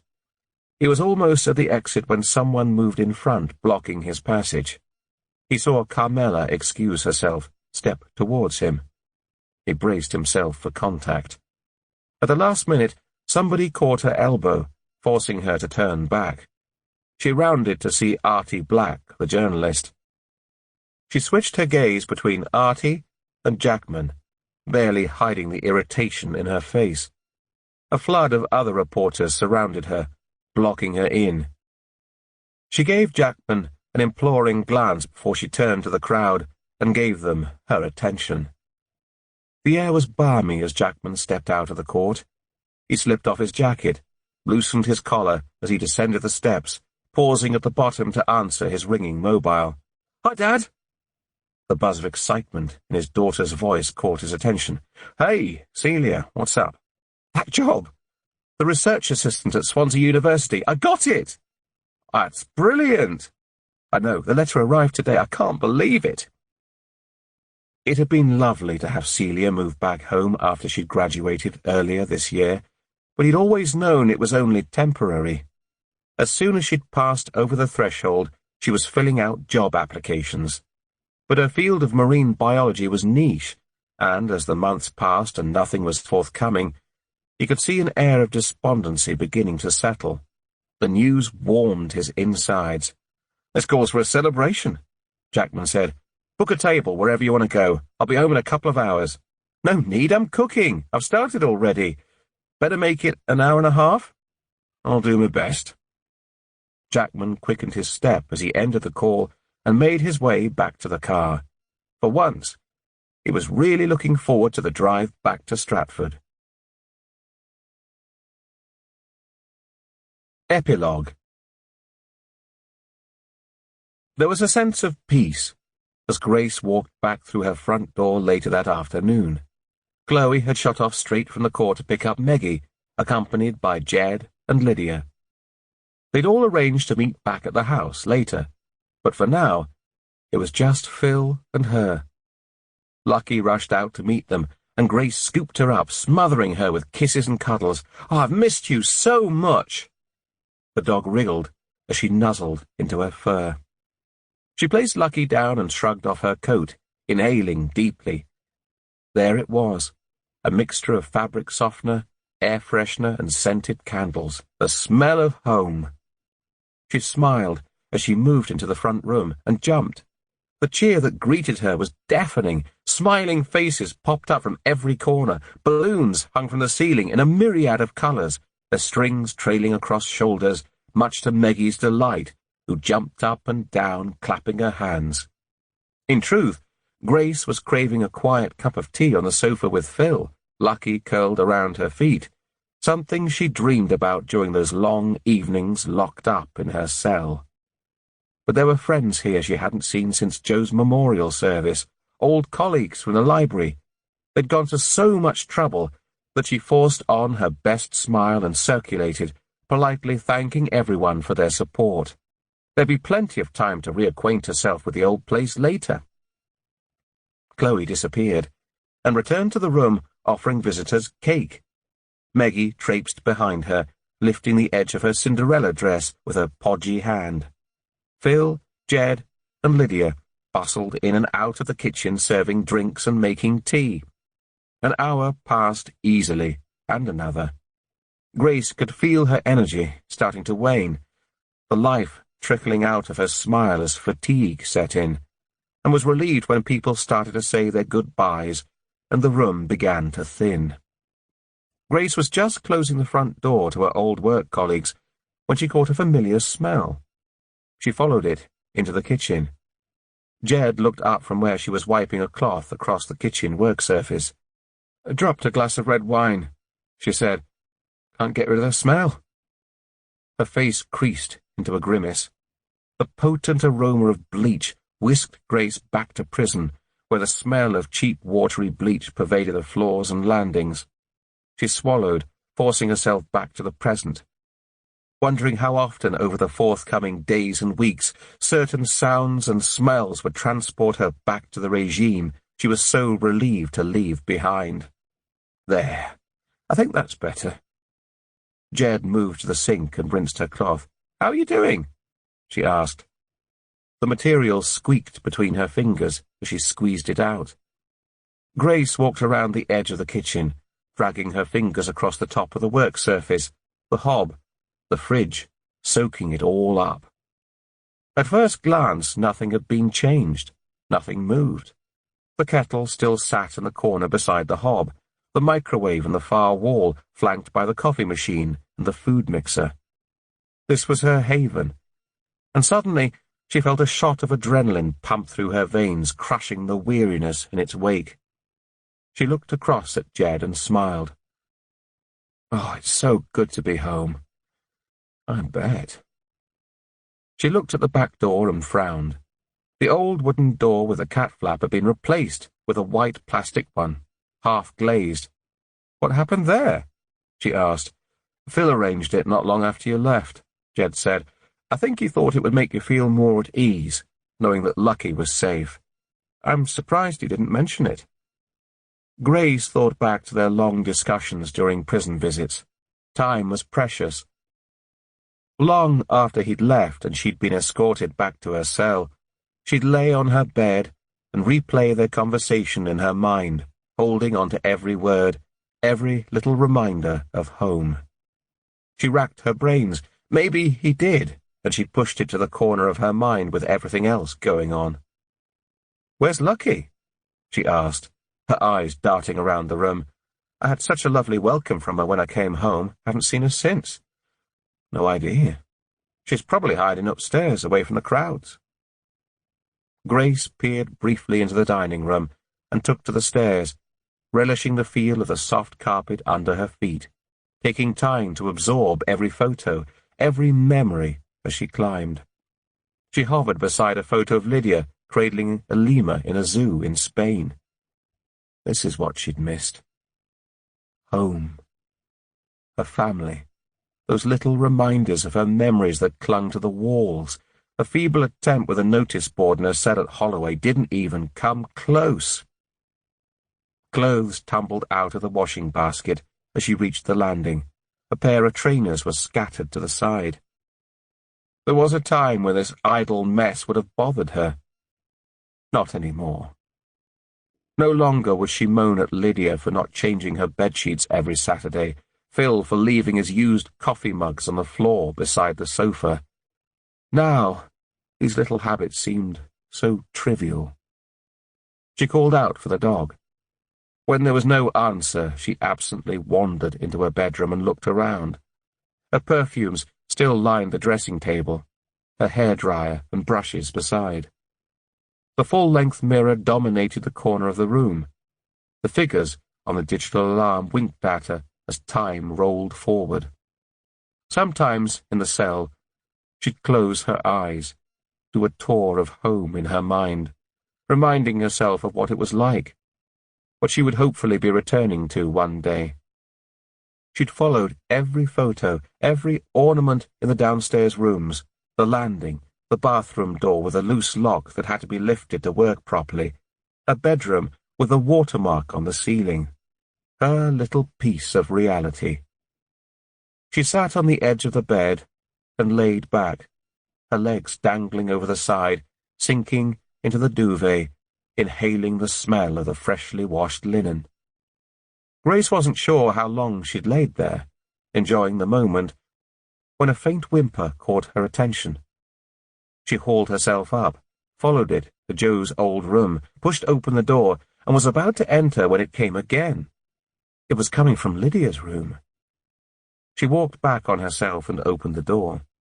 Lucky gave another whimper as she entered, wagging her tail. "There you are," Grace said. The dog was curled in a tight ball, in no hurry to move. She'd scrunched up the duvet to form a little bed, and was nestled inside. Grace sat beside her and stroked her head, absently looking around the room. It hadn't changed much. A photo on the top of Lydia's dressing table caught her eye. She stood, peered in closer. It was of Joe and Lydia, taken the Christmas before Joe died, sitting at the kitchen table. Grace reached for the frame to take a closer look when she felt something, a small figurine, slip behind the dressing table. Lydia didn't welcome uninvited visitors into her room. Everyone, apart from Lucky, it seemed, respected that. Even on a day like today, she could imagine the scowl on Lydia's face if she found her mother there.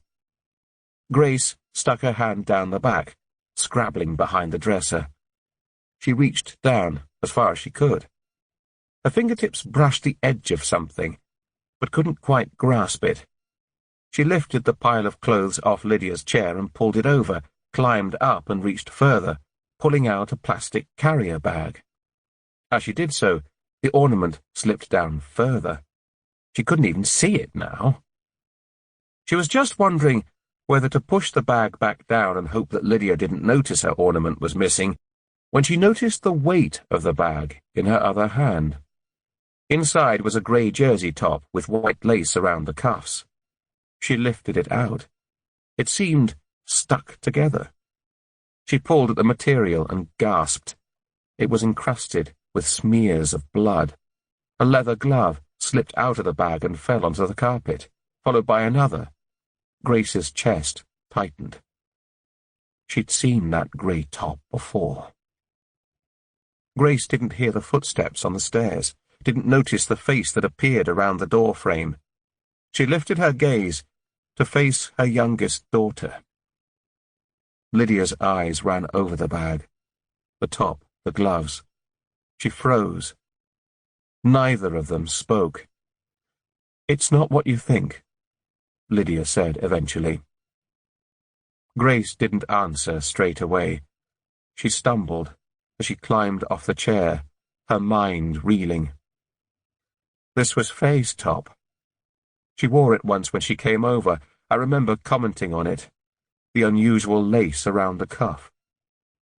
Lydia looked as though she was deflating in front of her. The anger that she had stored over the months trickled away. I didn't think they'd send you away. I thought you'd be allowed to come home until the trial, if I'd known. What, Lydia, what are you talking about? I kept it.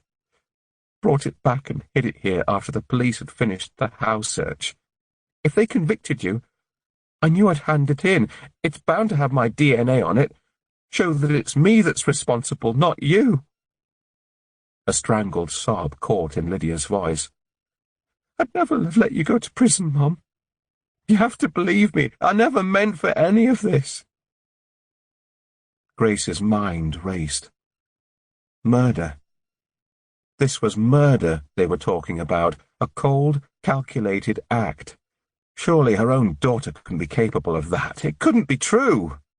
I was so angry after what happened with Lucky. And when you came home that day, after you'd been to Faye's, I overheard you telling Phil about the signet ring. She didn't even live in Fairfax Road.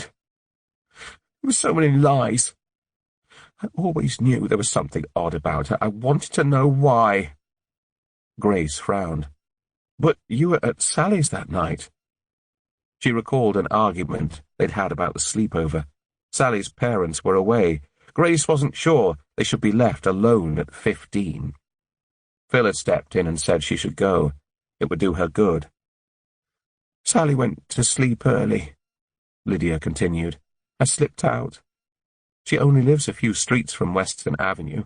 I just wanted to see her, to try to understand. I entered from the back, behind the pub. She cleared her throat. She sneered at me when she answered the door, as if it was all some kind of joke. I followed her into the kitchen, tried to reason with her, asked her why she kept lying. I told her she couldn't do this to our family, especially after everything we'd been through. To stay away from you, from us. Suddenly, her face changed, her eyes were weird, and then she said, she barely made a sound when she died, just a little squeak as the last breath of air squeezed out. I watched her as she threw her head back and cackled. Don't you see? She was talking about Joe, Mum. I could barely believe it. I was so angry.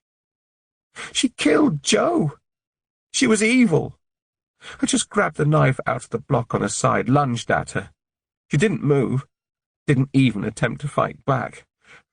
The last thing I remember is her eyes, those horrible, dark eyes glaring at me as she fell to the floor. Lydia stopped. She drew short, ragged breaths. I panicked, grabbed something to wipe my hands. The blood was all over me. I couldn't get it off. Please, Mum, you have to believe me. She was crying now, teardrops spotting the carpet as they dropped off her chin. I didn't mean for her to die. Grace was struggling to comprehend her daughter's story, to take it all in. She thought of the witness, saying she'd seen someone matching Grace's description visiting the house that evening. It was one of the pieces of evidence in the prosecution case, not significant on its own, but grouped together with others, it built to make a convincing case. Another image floated into her mind. Lydia's surprise haircut the day after Faye died. Grace grappled with her thoughts. Before the haircut, Lydia and she had looked alike, with their long, fair hair. People had commented on it many a time. She placed her hands over her face. Mum, say something, please. Grace tried, but her mouth was dry. Shuffles on the landing outside was swiftly followed by a voice. Granny! I was looking for you. Lydia turned away, wiping the tears from her cheeks as Meggie ran into the room. It was a moment before Grace recovered herself. She scrambled to put the items back into the bag, push it back behind the dresser, move the chair back into place. We were just looking for Lucky, Grace said, Her voice sounded small. Alien. Shall we take her downstairs? Grace scooped up the dog and followed Meggie and a silent Lydia downstairs. Jed was in the hallway when they reached the bottom. She stroked Lydia's arm. You okay? You look tired. Lydia turned away. I'm fine. It's been a long day, Grace said. For all of us. Chloe was stood beside the fireplace. There you are. I've got an announcement to make. She waited until they were all in the room. I'm 8 weeks pregnant. Grace stared at her, aghast. Phil hugged Chloe, shook Matt's hand. Jed was holding Meggie by the waist, swinging her around. Grace stood there, watching them all. The moment was surreal, almost as if it was happening to someone else. Finally, Grace blinked. That's wonderful news, she heard herself say to Chloe. Wonderful. Thanks. I've known for almost 4 weeks it's been awful not saying anything, but I wanted to wait until today to tell everyone, when we could put all of this behind us and look forward to something together. More babysitting duties. Jed winked at Grace. Grace battled to keep her nerves at bay. She dare not look at Lydia, who stood beside her, mute. This calls for a drink, she said. As soon as she reached the kitchen, Grace closed the door and rested against it. Thoughts swirled around her head. Her daughter had taken a life. Killers went to prison. The room started to spin. She grabbed the back of a chair, gulped slow breaths in and out. Phil's face flashed up in her mind. For the first time since his heart attack, she'd seen fresh colour in his face, a renewed vigour in his step this evening. The joy of his family reunited, the bright eyes and smiles around her. How could she go to the police now? Subject her family to more heartache, just when they were putting the nightmare of the last 12 months behind them. And what about Lydia? She could only begin to imagine the pain, the panic, all that blood. A scene that would haunt her for the rest of her life.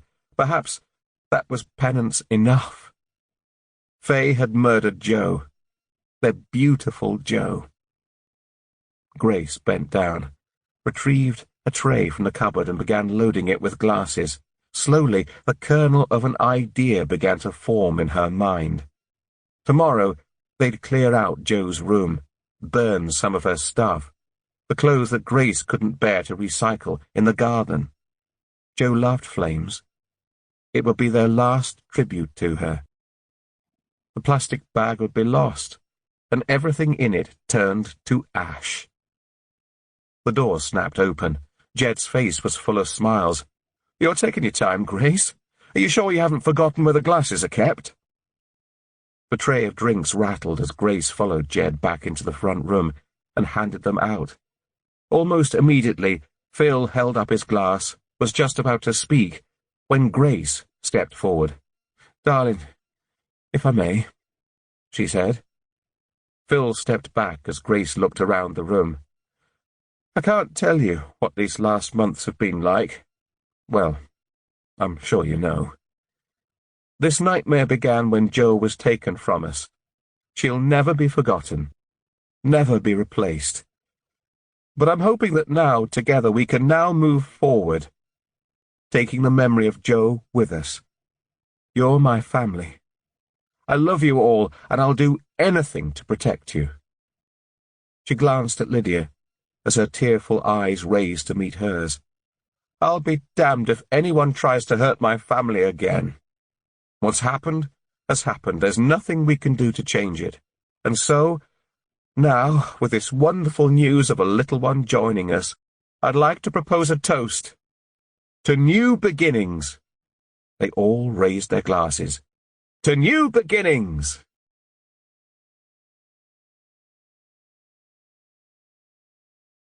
This has been The Lies Within by Jane Isaac. Read by Tim Bruce. Audible hopes you've enjoyed this program.